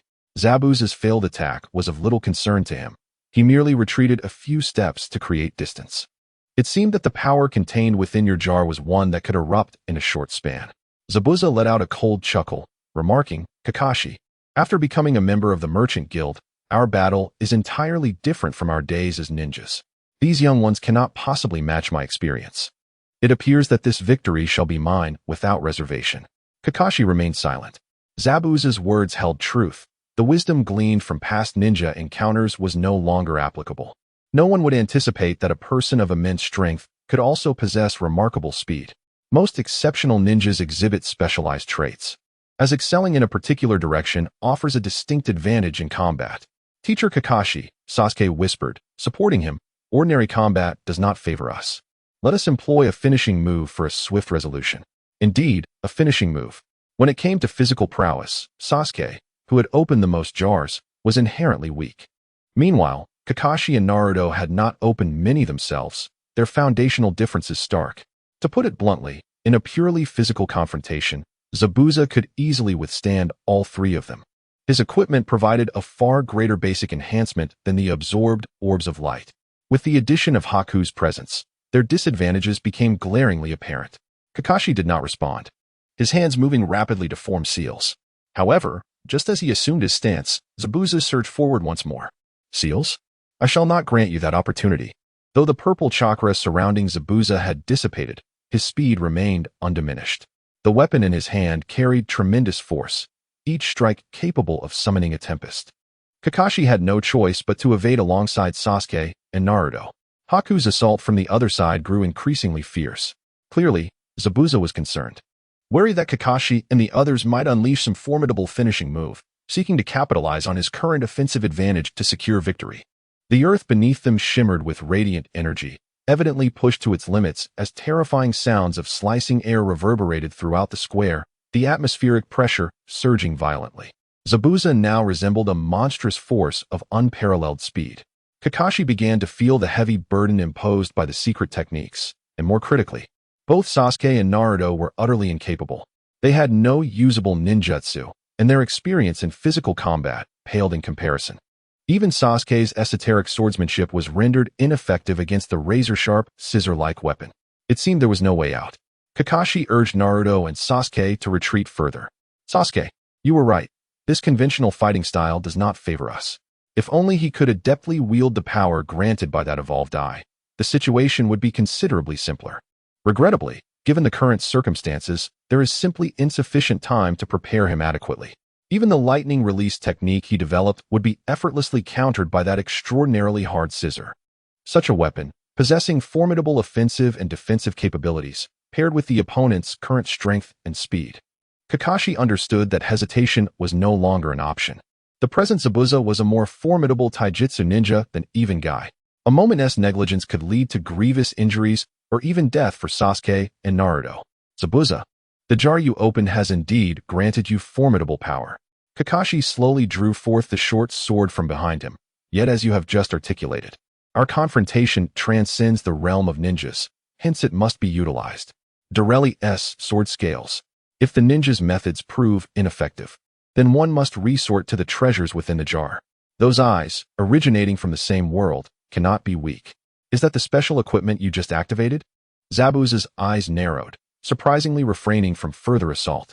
The same vigilance was mirrored in Haku, who stood nearby as support. This was due to the unknown nature of the jar, an enigma, of formidable potential. Much like how Zabuza effortlessly seized the advantage in close combat, through his indomitable weapon and the enhancements of his gear.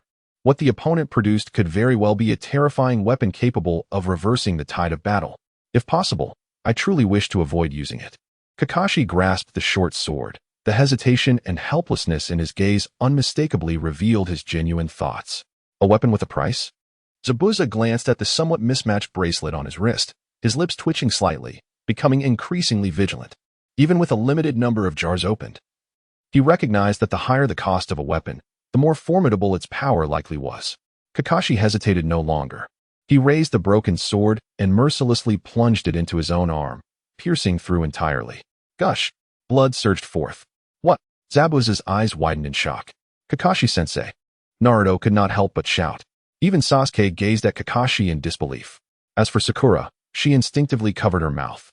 To be so brutally pierced, this arm was rendered useless. "I have no choice." Kakashi gasped in agony. This is how it is meant to be used. He even twisted it violently several times. A searing heat radiated from his entire arm, as if his very soul were being scorched. Even Kakashi could not suppress his cries of pain.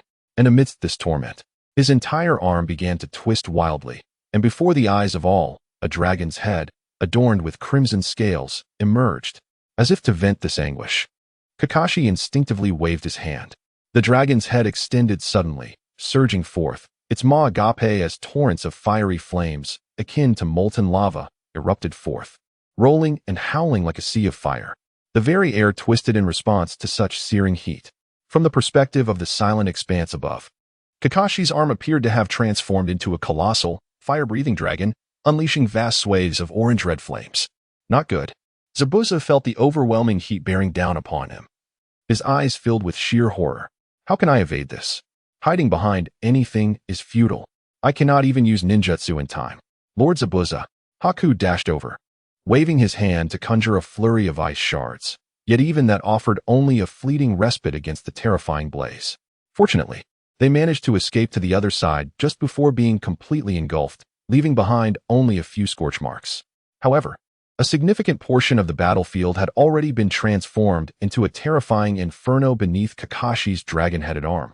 The surging waves of heat indicating that no human could survive within such a conflagration. Gulping, Sasuke could not suppress a swallow as he beheld Kakashi's arm. Though the process was somewhat fearsome, the power was undeniable, truly a treasure unleashed from the jar. How infuriating! Why couldn't he manifest something so formidable? After unleashing this attack, Kakashi too felt the toll. He gasped for breath, panting heavily. Why must even such a weapon consume chakra? Kakashi felt as though he had acquired two significant drains on his chakra reserves. One was the ever-active Sharingan, and the other was his current right hand. While powerful, if chakra consumption became excessive, he feared he would be rendered powerless. He hastily swallowed several energy-restoring pills, gradually regaining some semblance of strength. He felt his right hand, now agile, capable of elongating, thickening, hardening, and breathing fire. Judging by its recent power, if he had sufficient chakra, Kakashi believed he could even pose a threat to a tailed beast. If only he had enough chakra. Raising the dragon's head towards Zabuza, Kakashi declared, "Should you possess no more hidden cards and refuse to abandon your mission, I foresee your demise. Death is your only fate." Such grandiloquence. Zabuza, with Haku's assistance, stood up, tearing away the bandage from his mouth to reveal a set of sharp teeth, panting heavily. He gazed at Kakashi's dragon-headed arm with profound trepidation. The ability to unleash such an attack, comparable to an S-rank ninjutsu, without the need for hand seals, left him wondering about any additional effects it might possess. This was the equipment Kakashi had just unleashed from the jar? Damn it, why was his luck so extraordinary? Zabuza's eyes brimmed with envy towards the one favored by fortune. "Lord Zabuza," I murmured softly, "there is no other choice. We must resort to that. If we utilize it, then there is no need to fear such fiery assaults from Zabuza." Zabuza's lips twitched slightly. He was well aware of what I referred to. The ability to significantly enhance physical prowess and wield flames was extraordinarily potent. Zabuza understood that possessing such a treasure was akin to fortune, not unlike Kakashi's. However, the dilemma lay in the cost, if it were to be employed at this juncture. "Lord Zabuza," Bai's urgency heightened. "The essence of a ninja is to pursue their goals, regardless of the risk to their hearts and lives. A lesson you imparted, Lord Zabuza. If that is the case, then what is the worth of such a trifling cost? Do you not harbor dreams worth wagering everything for?" His voice rose slightly. On the other side, Kakashi and the others had already taken notice. Indeed, Kakashi muttered, realizing there was a hidden card, one that similarly demanded a price for use. What manner of power could it be? "Naruto, be cautious and keep your distance," Sasuke warned, his alertness peaked. A hidden card was pivotal in the battle between jar bearers. No one could predict what the opponent might unveil. Naruto clenched his fists but obediently retreated to Kakashi and Sasuke's side. "Damn it, I purchased too few jars. This battle is far from what I envisioned.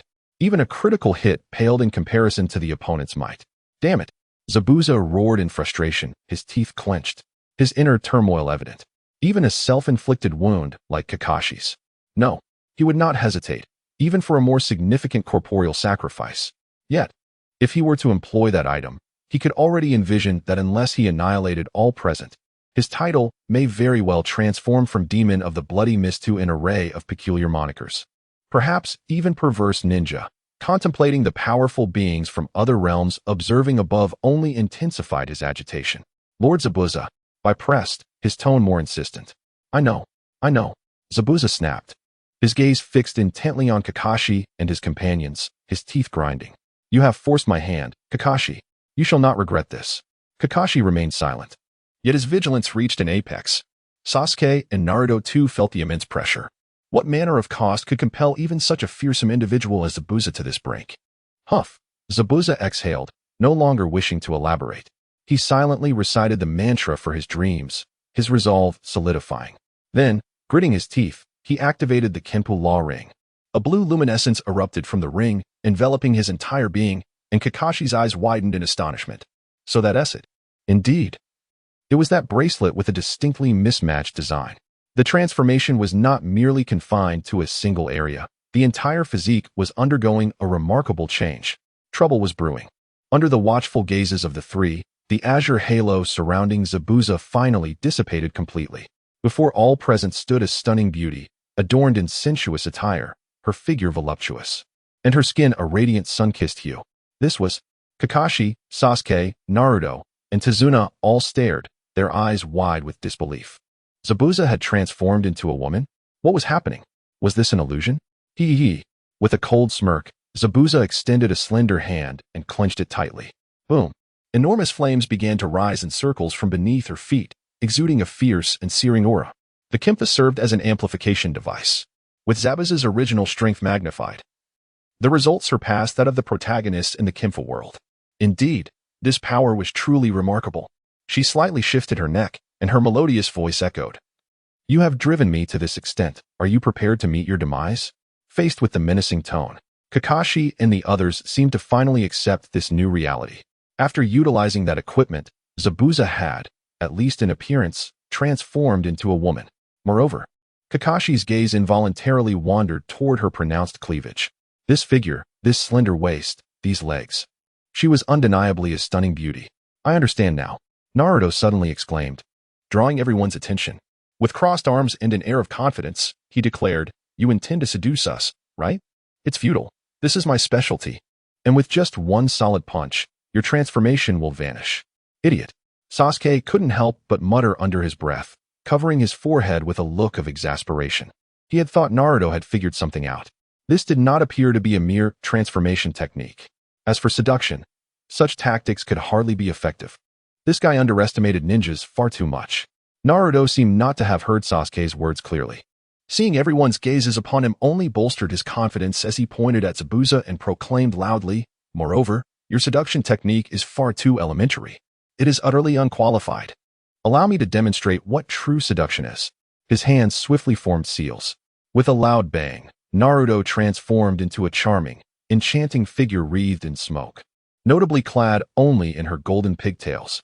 An eerie silence enveloped the scene. Then poof, a long stream of nosebleed erupted from Kakashi, and even Sasuke turned away, his face flushed. Sakura and Rin, too, wore expressions of utter astonishment. It was their first encounter with such a technique. In contrast, the two figures, Zabuza and Haku, exhibited no discernible reaction. No, it was not that they were unresponsive.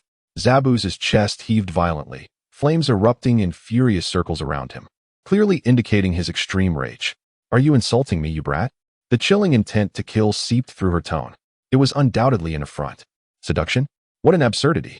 She was none other than the formidable Zabuza. How dare they claim she was inadequate? To juxtapose her with such a pedestrian transformation was nothing short of an insult. Ignorance. Haku, equally incensed, stepped forward, asserting, the treasures within that jar cannot be compared to your rudimentary transformation technique. Lord Zabuza is a true ninja, willing to sacrifice everything for his dreams. I will not permit you to tarnish Lord Zabuza's resolve. As he spoke, a whirlwind erupted around him, infused with countless tiny icicles, resembling a blizzard that radiated an intimidating chill. In this fervent battle spirit, he unleashed a fusion of his equipment's skills with his bloodline limit. The flames engulfing Zabuza blazed in resplendent harmony. Indeed, it must be the ring on your right hand. Kakashi, having finally staunched his nosebleed, gazed at Zabuza with awe. Is this your trump card? I surmise you have truly transformed into a woman. This must be the price of the ring, controlling the flames? He cast a reverent glance at the silent heavens above. No matter how many times he had witnessed it, the jar always yielded unimaginable wonders. Huh. Naruto, maintaining his spell-casting state, widened his eyes in bewilderment. You've truly become a woman? You fool. Change back at once. Sasuke delivered a sharp punch to Naruto, reasoning that if it were not a consequence, there would have been no need for such a transformation. Although he too found it incredulous, if it was the jar, then it defied all logic. Finally, Naruto seemed to grasp the situation, his mouth agape as he envisioned Zabuza's form, contemplating the notion of himself completely transformed into a woman and bonding with Sakura as sisters. He couldn't help but shudder. This reaction did not escape Zabuza's notice, igniting an unnamed fury within her. Feel my wrath, you insufferable brat. She gripped her imperial weapon tightly, pressing down with force. Boom. The ground shattered beneath her, propelling her forward like a cannonball, engulfed in blazing flames, charging towards Naruto. Such speed. Kakashi was taken aback, astonished that her velocity had increased yet again. Sasuke, Naruto. Be cautious. As he spoke, he raised his dragon-headed arm, unleashing a torrent of flames as thick as magma, surging directly towards Zabuza. Yet this time, the flames surrounding Zabuza morphed into a colossal fire dragon, hurtling forward in a direct clash. In the moment of collision between two blazing flames, there seemed to be a fleeting silence. Yet the next instant, a thunderous roar erupted, akin to the collective explosion of thousands of detonation symbols, reverberating throughout the central arena.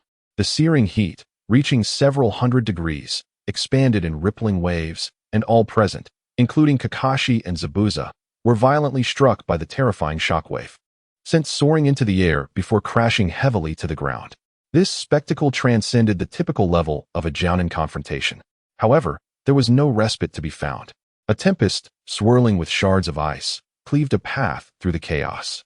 Zabuza, already bearing numerous burn marks, surged forth once more, wielding his scissors, which too were enshrouded in flames. The bandages that had once adorned his face had long since been consumed by fire, revealing a visage marked by ferocity, an embodiment of murderous intent, rage, and pent-up frustration. At this moment, Zabuza's sole desire was to engage in battle. In the briefest of instants, having just swallowed a restorative pill, Kakashi caught sight of Zabuza as he charged towards Naruto. Die! He bellowed as the enormous scissors, gripped in his slender wrist, radiated an unparalleled aura of dominance. The weapon descended with the intention of cleaving Naruto in twain, seemingly overwhelmed by the relentless onslaught of murderous intent. Naruto was rendered momentarily paralyzed, unable to react, or rather, he was simply too late to respond. In truth, among all present, Naruto possessed the weakest power.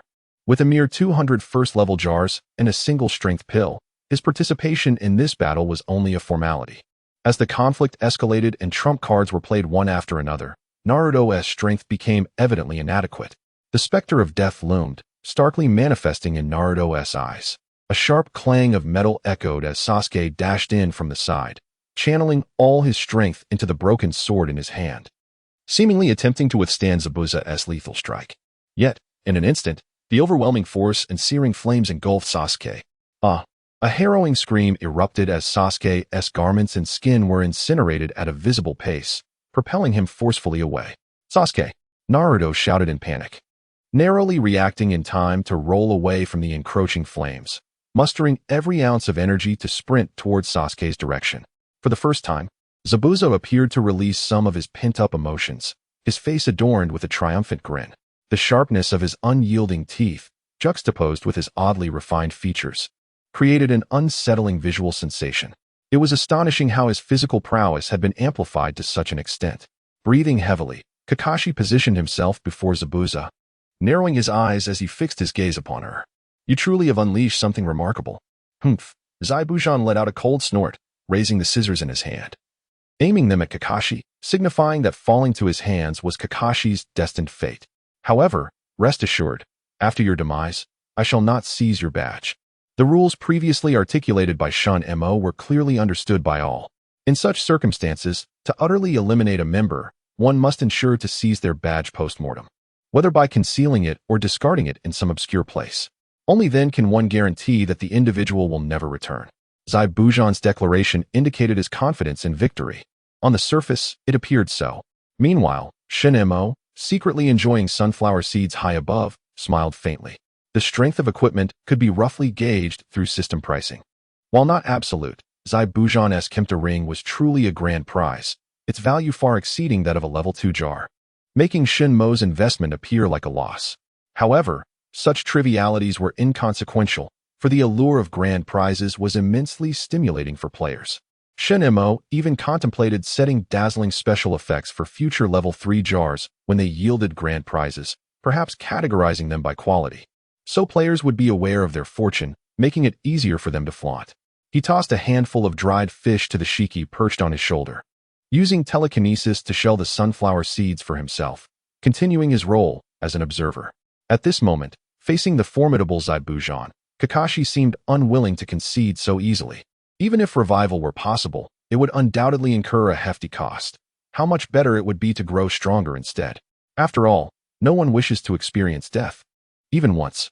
Apologies. Kakashi downed another vial of healing potion, wincing at his dwindling supply, then resolutely declared that a certain individual had stated their fate was in their own hands. Thus, who truly knows who shall win or lose? Just as those words left his lips, Kakashi swallowed 3 secret medicines from the forbidden jars in one breath. In an instant, a ferocious aura emanated from his body. His muscles swelled, veins bulged, and in certain areas, his skin even burst apart, blood gushing forth. Kakashi emitted a sound of agony, feeling several streams of energy crashing violently within him. Shun Mo raised an eyebrow. Not only had Kakashi resorted to the secret medicine, but he had also employed forbidden techniques. Such reckless usage, even if victorious, would only result in lifelong disability, with a high probability of immediate death. However, with a moment's reflection, Shun Emo understood. He still had healing potions, and upon returning to the village, a holy light healer awaited him. This was likely the source of Kakashi's audacity. The effects were strikingly apparent. Zai Bujan, this is my final struggle. Kakashi merely assumed a stance, and his garments shattered entirely, revealing a body of grotesque and formidable muscles. He had transformed into a devil of muscle, and then with immense force, bang! The earth trembled as if it were splitting apart, and in a blink, it manifested before Zabuza.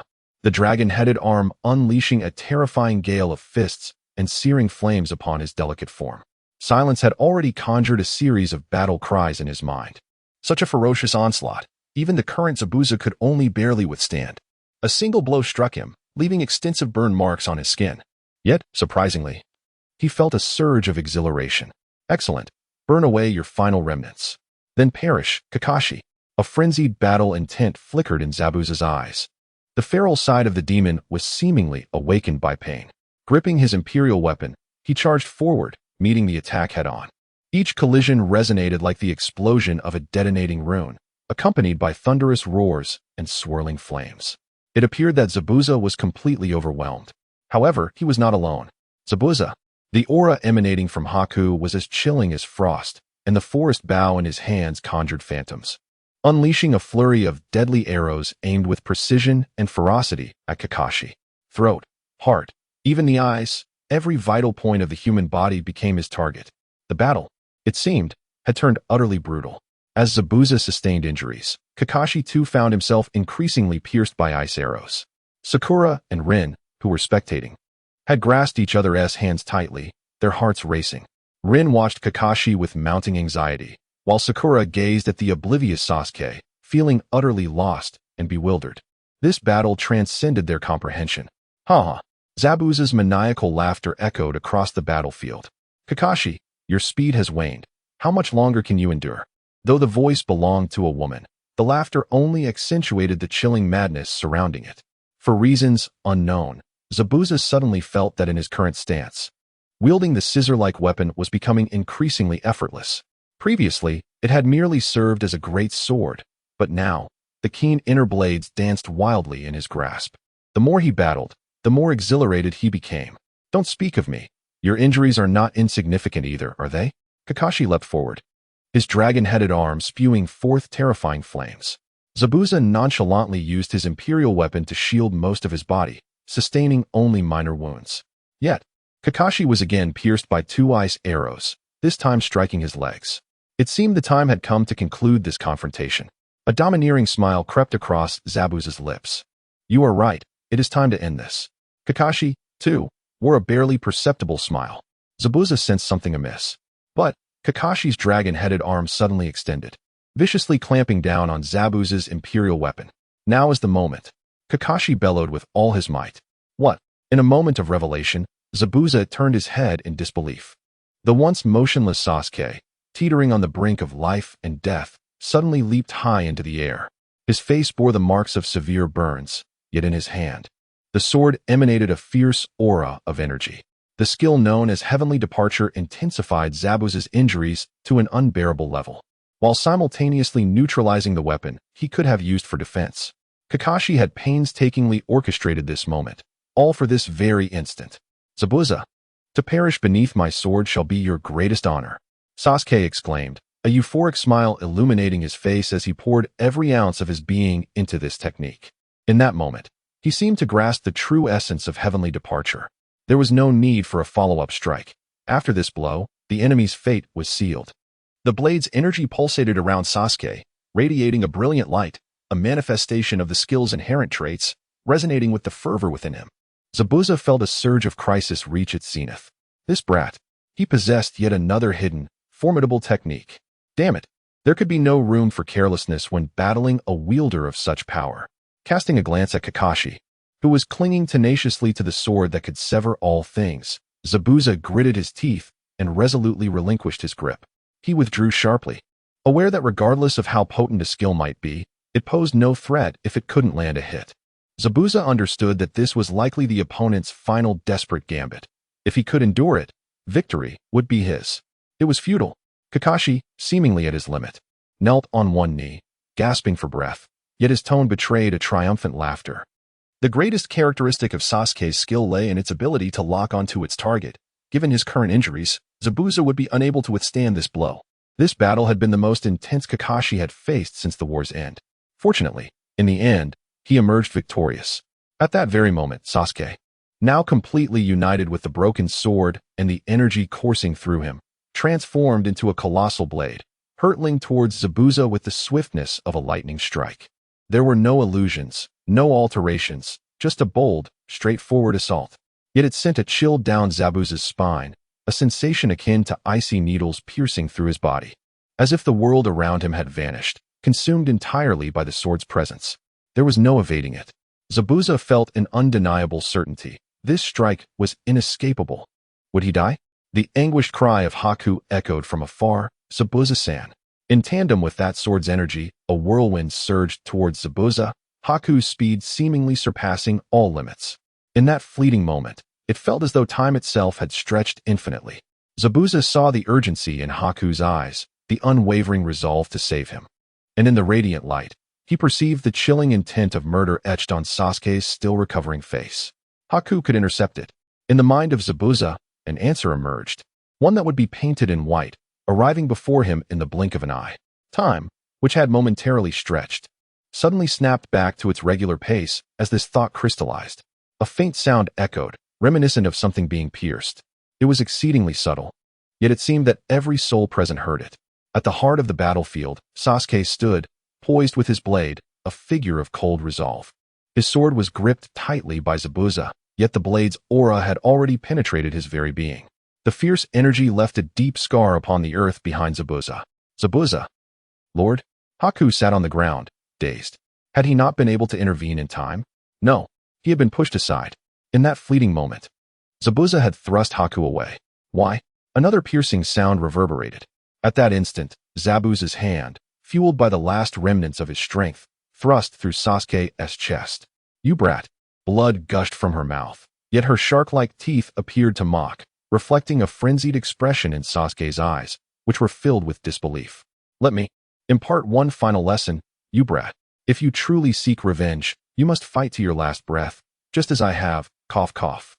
Even if it means dying in battle. Sasuke found himself unable to speak, as blood poured forth from his lips. His vision began to blur. Thud. Both warriors collapsed simultaneously onto the ground. Lord Zabuza, Sasuke, Haku, and Naruto rushed forward, seemingly frantic. Meanwhile, Sakura, who was spectating, clamped her mouth shut in horror. Was Sasuke doomed? There was still hope. Kakashi, dragging his exhausted frame, staggered towards them, pouring a vial of healing potion into Sasuke's mouth. The remedy quickly took effect. A faint green glow enveloping Sasuke's body. The visible wounds appeared to mend at an astonishing rate. Yet, the rhythm of his heart continued to wane. Kakashi hastily administered another vial. Zabuza, cradled in Haku's arms, witnessed this scene, but the words she longed to voice were drowned by the flood of blood spilling forth, rendering her mute. She understood now why Sasuke, who should have been utterly incapacitated, suddenly sprang forth. This potion was more miraculous than she had anticipated. If she did not act swiftly to ensure the boy's demise, victory would slip from her grasp. But there were no if-onlys. Lord Zabuza. Haku carefully wiped the blood trickling from Zabuza's mouth, yet it only seemed to increase. Why did you push me away? Amidst the voice of white, a sob could no longer be contained. Foolish, foolish. Zabuza struggled to utter words while gazing upon Bai's countenance. With great difficulty, with your will to resurrect me. It will not require much money. If she were to perish, with the fervent desire that Bai possessed to bring her back, it would scarcely cost anything at all. This was the rationale provided by Zabuza. Yet, in truth, perhaps only she herself, along with the perceptive silence, could comprehend the reality. Maybe she believed that resurrection was assured, or perhaps she thought she could endure this blow. However, in that fleeting moment, Zabuza ultimately confronted his own heart. Even had he never encountered Bai, he would never have been able to become the kind of ninja she described. Oh, fate. Silence sighed softly. He had contemplated numerous outcomes. Even the complete annihilation of Team 7 was a possibility. This included the moments preceding that instant. What he anticipated aligned with the original fate. Bai would die for Zabuza. Thus, the sole remaining card for Team 7 was Naruto's transformation into the Nine Tails. Yet unexpectedly, he never anticipated that Zabuza would make such a choice at the last moment. Nevertheless, the battle was far from over. Bai bore scarcely any injuries. To relinquish or to seek vengeance. Silence observed quietly. This was the true stage of fate for these individuals. He had done all that he could, and regardless of the outcome, he would not intervene. At this moment, Bai's tears could no longer be restrained. Large droplets fell, yet she still endeavored to suppress her cries. Zabuza's gaze held discontent, but he lacked the strength to articulate further. She simply closed her eyes, seemingly unwilling to witness Bai in such a weakened state. Were it not for the faintest breath, one might assume she had already succumbed to death. Meanwhile, on the other side, after the third vial of potion was administered, Sasuke's heartbeat appeared to regain some semblance of normalcy. Yet he remained exceedingly frail. Zabuza's final strike had severed his cardiac vessels. Silence observed keenly. Sasuke's soul had already partially detached from his body, being pulled by an unknown force, seemingly destined for the realm of the dead. While the potion merely managed to salvage his corporeal form, whether his soul could fully return depended upon his own will. However, should death truly take him, the badge would also claim his soul, as silence had enhanced this function. Zabuza-sama. At this moment, Bai let out a mournful wail, for Zabuza's breath was growing increasingly feeble. She had defended against the fractured blade, but that sword's aura had nearly turned her insides into a chaotic mess. She could vividly sense her life waning. Her limbs growing weaker, her breath becoming labored, her mind beginning to spin. Had it not been for the bracelet still emanating power, she would have perished long ago. Yet even with the bracelet, she was steadily advancing towards death. Naruto lifted his head. Observing the sorrowful visage of Bai, it seemed she was reminiscing about a prior scene. In the original tapestry of fate, Bai had resolved to sacrifice herself to save Zabujan, yet now Zabujan relinquished that chance and pushed her away. Their destinies had irrevocably altered. Yet Sasuke appeared unchanged. He clenched his fists, an unprecedented surge of emotion swelling within him. At that moment, had it not been for his desire to rescue him, Sasuke would not have sustained such grievous injuries. Now, he could only watch helplessly, powerless to act.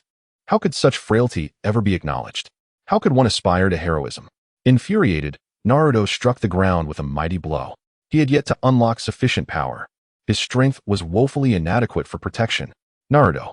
Kakashi gazed at Naruto, opening his mouth to speak, yet ultimately remaining silent. He too had once endured a similar turmoil. Any words seemed utterly futile. Kakashi merely lifted his gaze to Bai and inquired, "Do you wish to continue fighting?" Although his injuries were nearing their limit, the medicine he had ingested earlier appeared to be taking effect. If this young woman desired to engage further, there was little certainty. Kakashi forced a wry smile, genuinely taken aback that Zabujan had delivered a fatal blow to Sasuke in the final moments. Yubai seemed to recall something, suddenly lifting her head. "Do you have any medicine left?" Realizing her intent, Kakashi cast a glance at Zabujan, his smile turning into a genuine grimace. If there was still medicine, it should be administered not to himself, but to the uncertain fate of Sasuke. Bai, observing Kakashi's silence, understood as well. After a moment, she cautiously laid Zabujan's body down from her embrace. Then, rising to her feet, she gripped her bow tightly. "I must earn enough to revive Lord Zabujan." Her gaze had turned icy, devoid of any emotion, resembling that of a mere tool. For the sake of Lord Zabujan, Bai was prepared to suppress all weakness and truly become an instrument. Whatever the task, she would undertake it. Indeed, it was thus. Kakashi genuinely smiled ruefully, inhaling deeply. "Naruto, the battle is not yet over. Leave Sasuke for the moment. Even if he truly dies, we can bring him back." Naruto stood, teeth clenched, casting a terrifying glare at Bai, an aura of ferocity seemingly bubbling beneath the surface. His hatred for his own helplessness stirred the Nine Tails within him restlessly. Silent observed keenly. The seal on the Nine Tails was nearing its limit. Should the fighting continue, a release of power would lead to a near inevitability of a Nine Tails transformation. It appeared another bout was necessary. Silent sighed softly, then quietly purchased a bag of sunflower seeds. Since the stage had been set for revival, from his perspective, it mattered not if all perished. In fact, it could yield even more jars. "HM," Silent suddenly murmured, turning his head. Beyond this mirrored space, on the original bridge, a diminutive figure approached cautiously, holding a badge in hand, embodying both curiosity and vigilance. It was Cardo. Shinma was somewhat taken aback. Having freed him from the illusionary control, Cardo, who possessed considerable strength, had come over for what purpose? In truth, ever since the initiation of the Destiny stage plan, Shinma had imbued all badges with functionality. The badge served as a key to unlock the mirrored space. As one neared the vicinity of the Destiny stage, it would emit warmth, providing a semblance of direction. Thus, as Kakashi and others prepared for their final confrontation, Cardo unexpectedly appeared upon this stage. Initially, he appeared bewildered, instinctively tensing his muscles until he caught sight of the floating Shinma. "Esteemed Lord," he exclaimed, immediately donning a sycophantic smile and bowing low. "I did not expect to find you here." Shinma remained silent, while Bai gazed at Cardo in disbelief. "Cardo, what brings you here?" His incredulity deepened upon noticing the membership badge in Cardo's grasp. "Cardo, is this individual truly a member of the guild? I have come to find you all." Cardo replied, having barely recognized Bai, adorned in feminine attire, yet discreetly glancing at the celestial Shinma, as if a realization was dawning upon him. "You are Cardo." Naruto, consumed by rage, attempted to charge at him, even as Kakashi restrained him, shouting in fury, "You hired Zabuza and Bai to murder Uncle Dazna. You are the true culprit, unjustly accused." The supposed mastermind, Cardo, wore an expression of feigned innocence. "I was under someone else's control, compelled to act in such a manner. Had it not been for the esteemed lord lifting the illusion last night, I would have remained unaware of the events." Shinma's eyes twitched slightly. Such audacity in his claims. This scoundrel's heart was inherently dark. Obito's control merely rendered him a fool. Nonetheless, he had discerned Cardo's intentions. "Are you implying?" Kakashi seemed skeptical. "You were under an illusionary control?" "Indeed, that is precisely the case." Cardo fervently nodded, lamenting. "That organization not only manipulated me to commit heinous acts, but also seized all my wealth. This is an egregious crime, a blatant violation of the ninja village's treaties. Uleaf Village cannot turn a blind eye. There indeed existed an agreement among the ninja villages prohibiting them from acting against ordinary citizens without cause. Although there was no strict enforcement, the use of coercive means against wealthy merchants or nobles remained a grave offense." Kakashi, after absorbing Cardo's words, instinctively glanced up at the floating Shinma. Deep within, he found himself somewhat convinced, primarily due to the badge in Cardo's possession. It was evident that he had encountered Shinma before and had even claimed that it was Shinma who had freed him from the illusion. If one has never attempted it, no one would possess the audacity to lie in the presence of silence. Meanwhile, I could hardly endure the situation. "Are you implying that you are utterly devoid of funds?" An astonishing chill emanated from Bai. He and Zaibu Zhan had been fighting desperately for money, only for Cardo to claim that he had been penniless all along. Indeed, Cardo's somewhat ludicrous visage bore the semblance of someone deeply aggrieved, as he exclaimed, upon being released from the illusion by the esteemed lord. "I hastened over to cancel the task. Bai, this is not my fault. We were all merely toyed with by that detestable organization." The prostrate Zaibu Zhan visibly flinched. Anyone aware of such a conclusion would find it intolerable, and Bai was no exception. Even if the task were to be annulled, a penalty would still be incurred. Bai fixed a fierce glare upon Cardo, an intense coldness beginning to radiate from him. Should Cardo fail to provide the funds, he would not hesitate to release an arrow in retribution. At that moment, if seizing the money were a viable option, Bai would act without a moment's hesitation. "I will pay. I will surely pay." Cardo seemed to retract his neck slightly, yet a fleeting glimmer of joy sparkled in his eyes. As long as he could reclaim his money from that malevolent organization, double, no, triple the penalty. What of Zaibu Zhan? "We are all esteemed members now. If you assist me, I assure you that I shall not neglect your interests." His tone grew increasingly urgent as he spoke. In the early morning, after the Lord's departure, he pondered for a long while. As a businessman, his vigilance kicked in. He was not inclined to seek personal revenge first, but rather aimed to channel matters toward the hidden village. The first thought of a wealthy man is to commission the hidden village for action. The funds seized by Akatsuki were the primary allure of this mission. Furthermore, he sought to re-establish his original network of influence.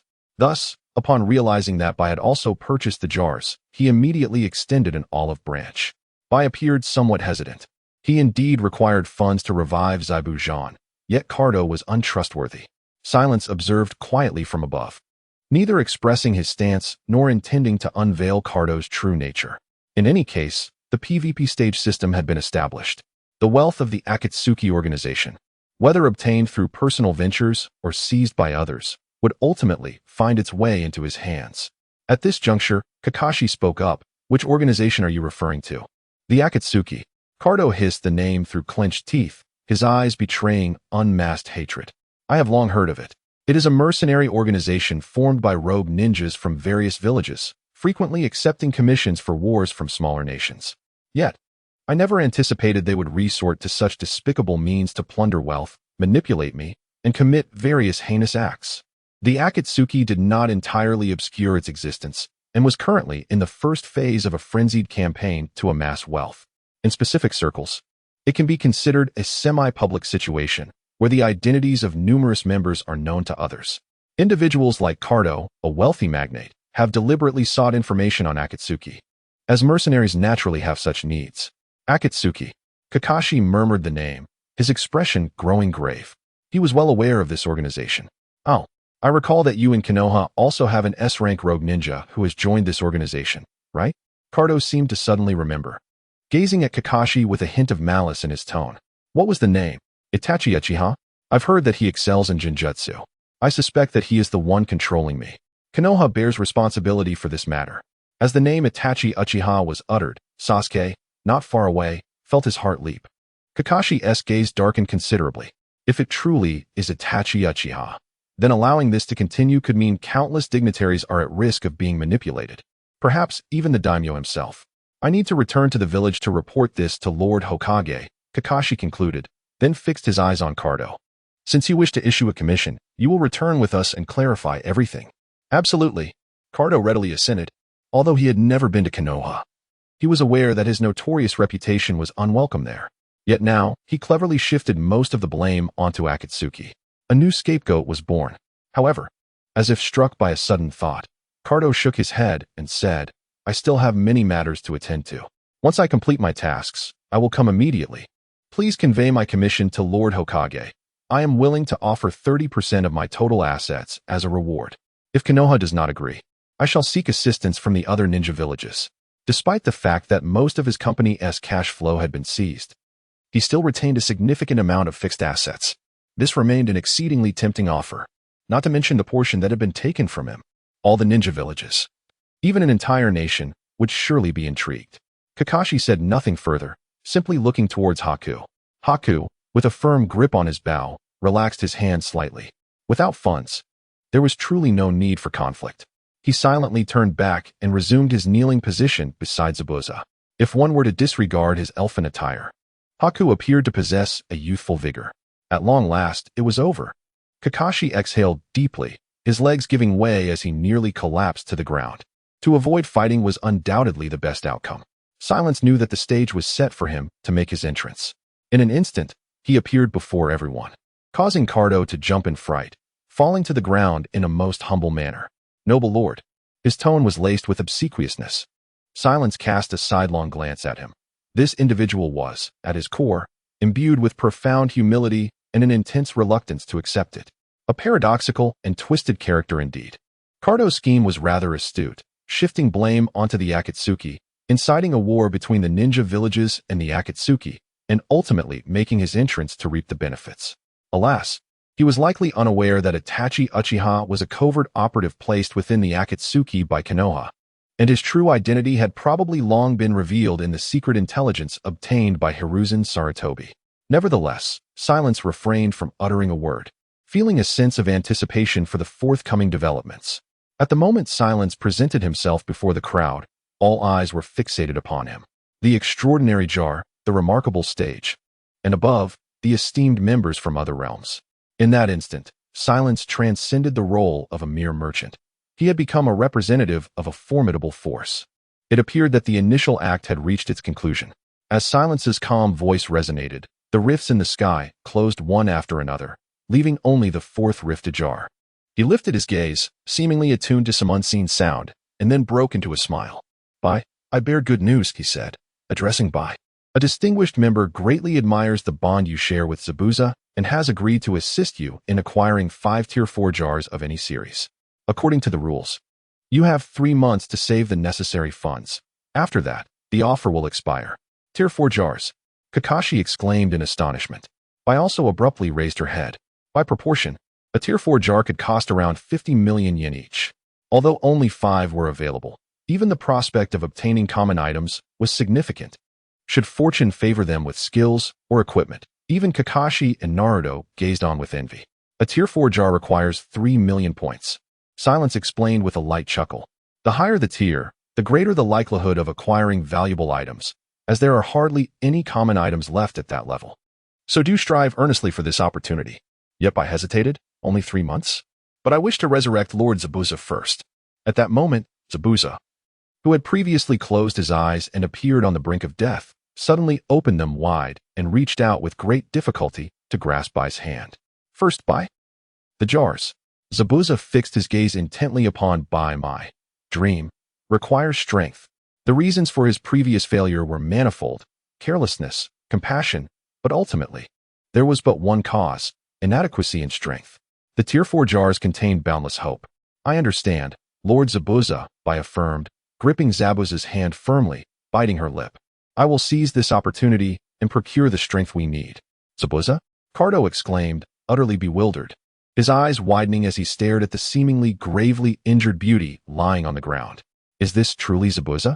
How has Zabujan transformed into this state? Yet, no one offered him an explanation. Shinemo was equally astonished that Zabujan still possessed the strength to speak. Nonetheless, his decision was not entirely unexpected. This is the allure of surprise microtransactions. The 3 factors of limited time offers, items unavailable for regular purchase, and superior value for the same price serve as a decisive advantage. Accompanied by Bai's promise, Zabujan seemed to have reached his final moment, gently closing his eyes. His right wristband emitted a brilliant blue light, then with a crack, it fell to the ground.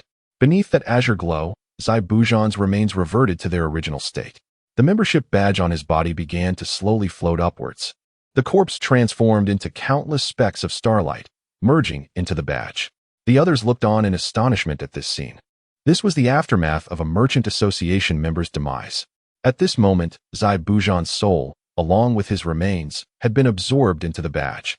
With these 2 elements, resurrection would require minimal transaction points, which is why Shinemo dared to sell membership revivals for a mere 3-level jar. Bai carefully grasped Zabujan's badge as if it were an unparalleled treasure. Thus, according to the storage contract, I shall collect these items.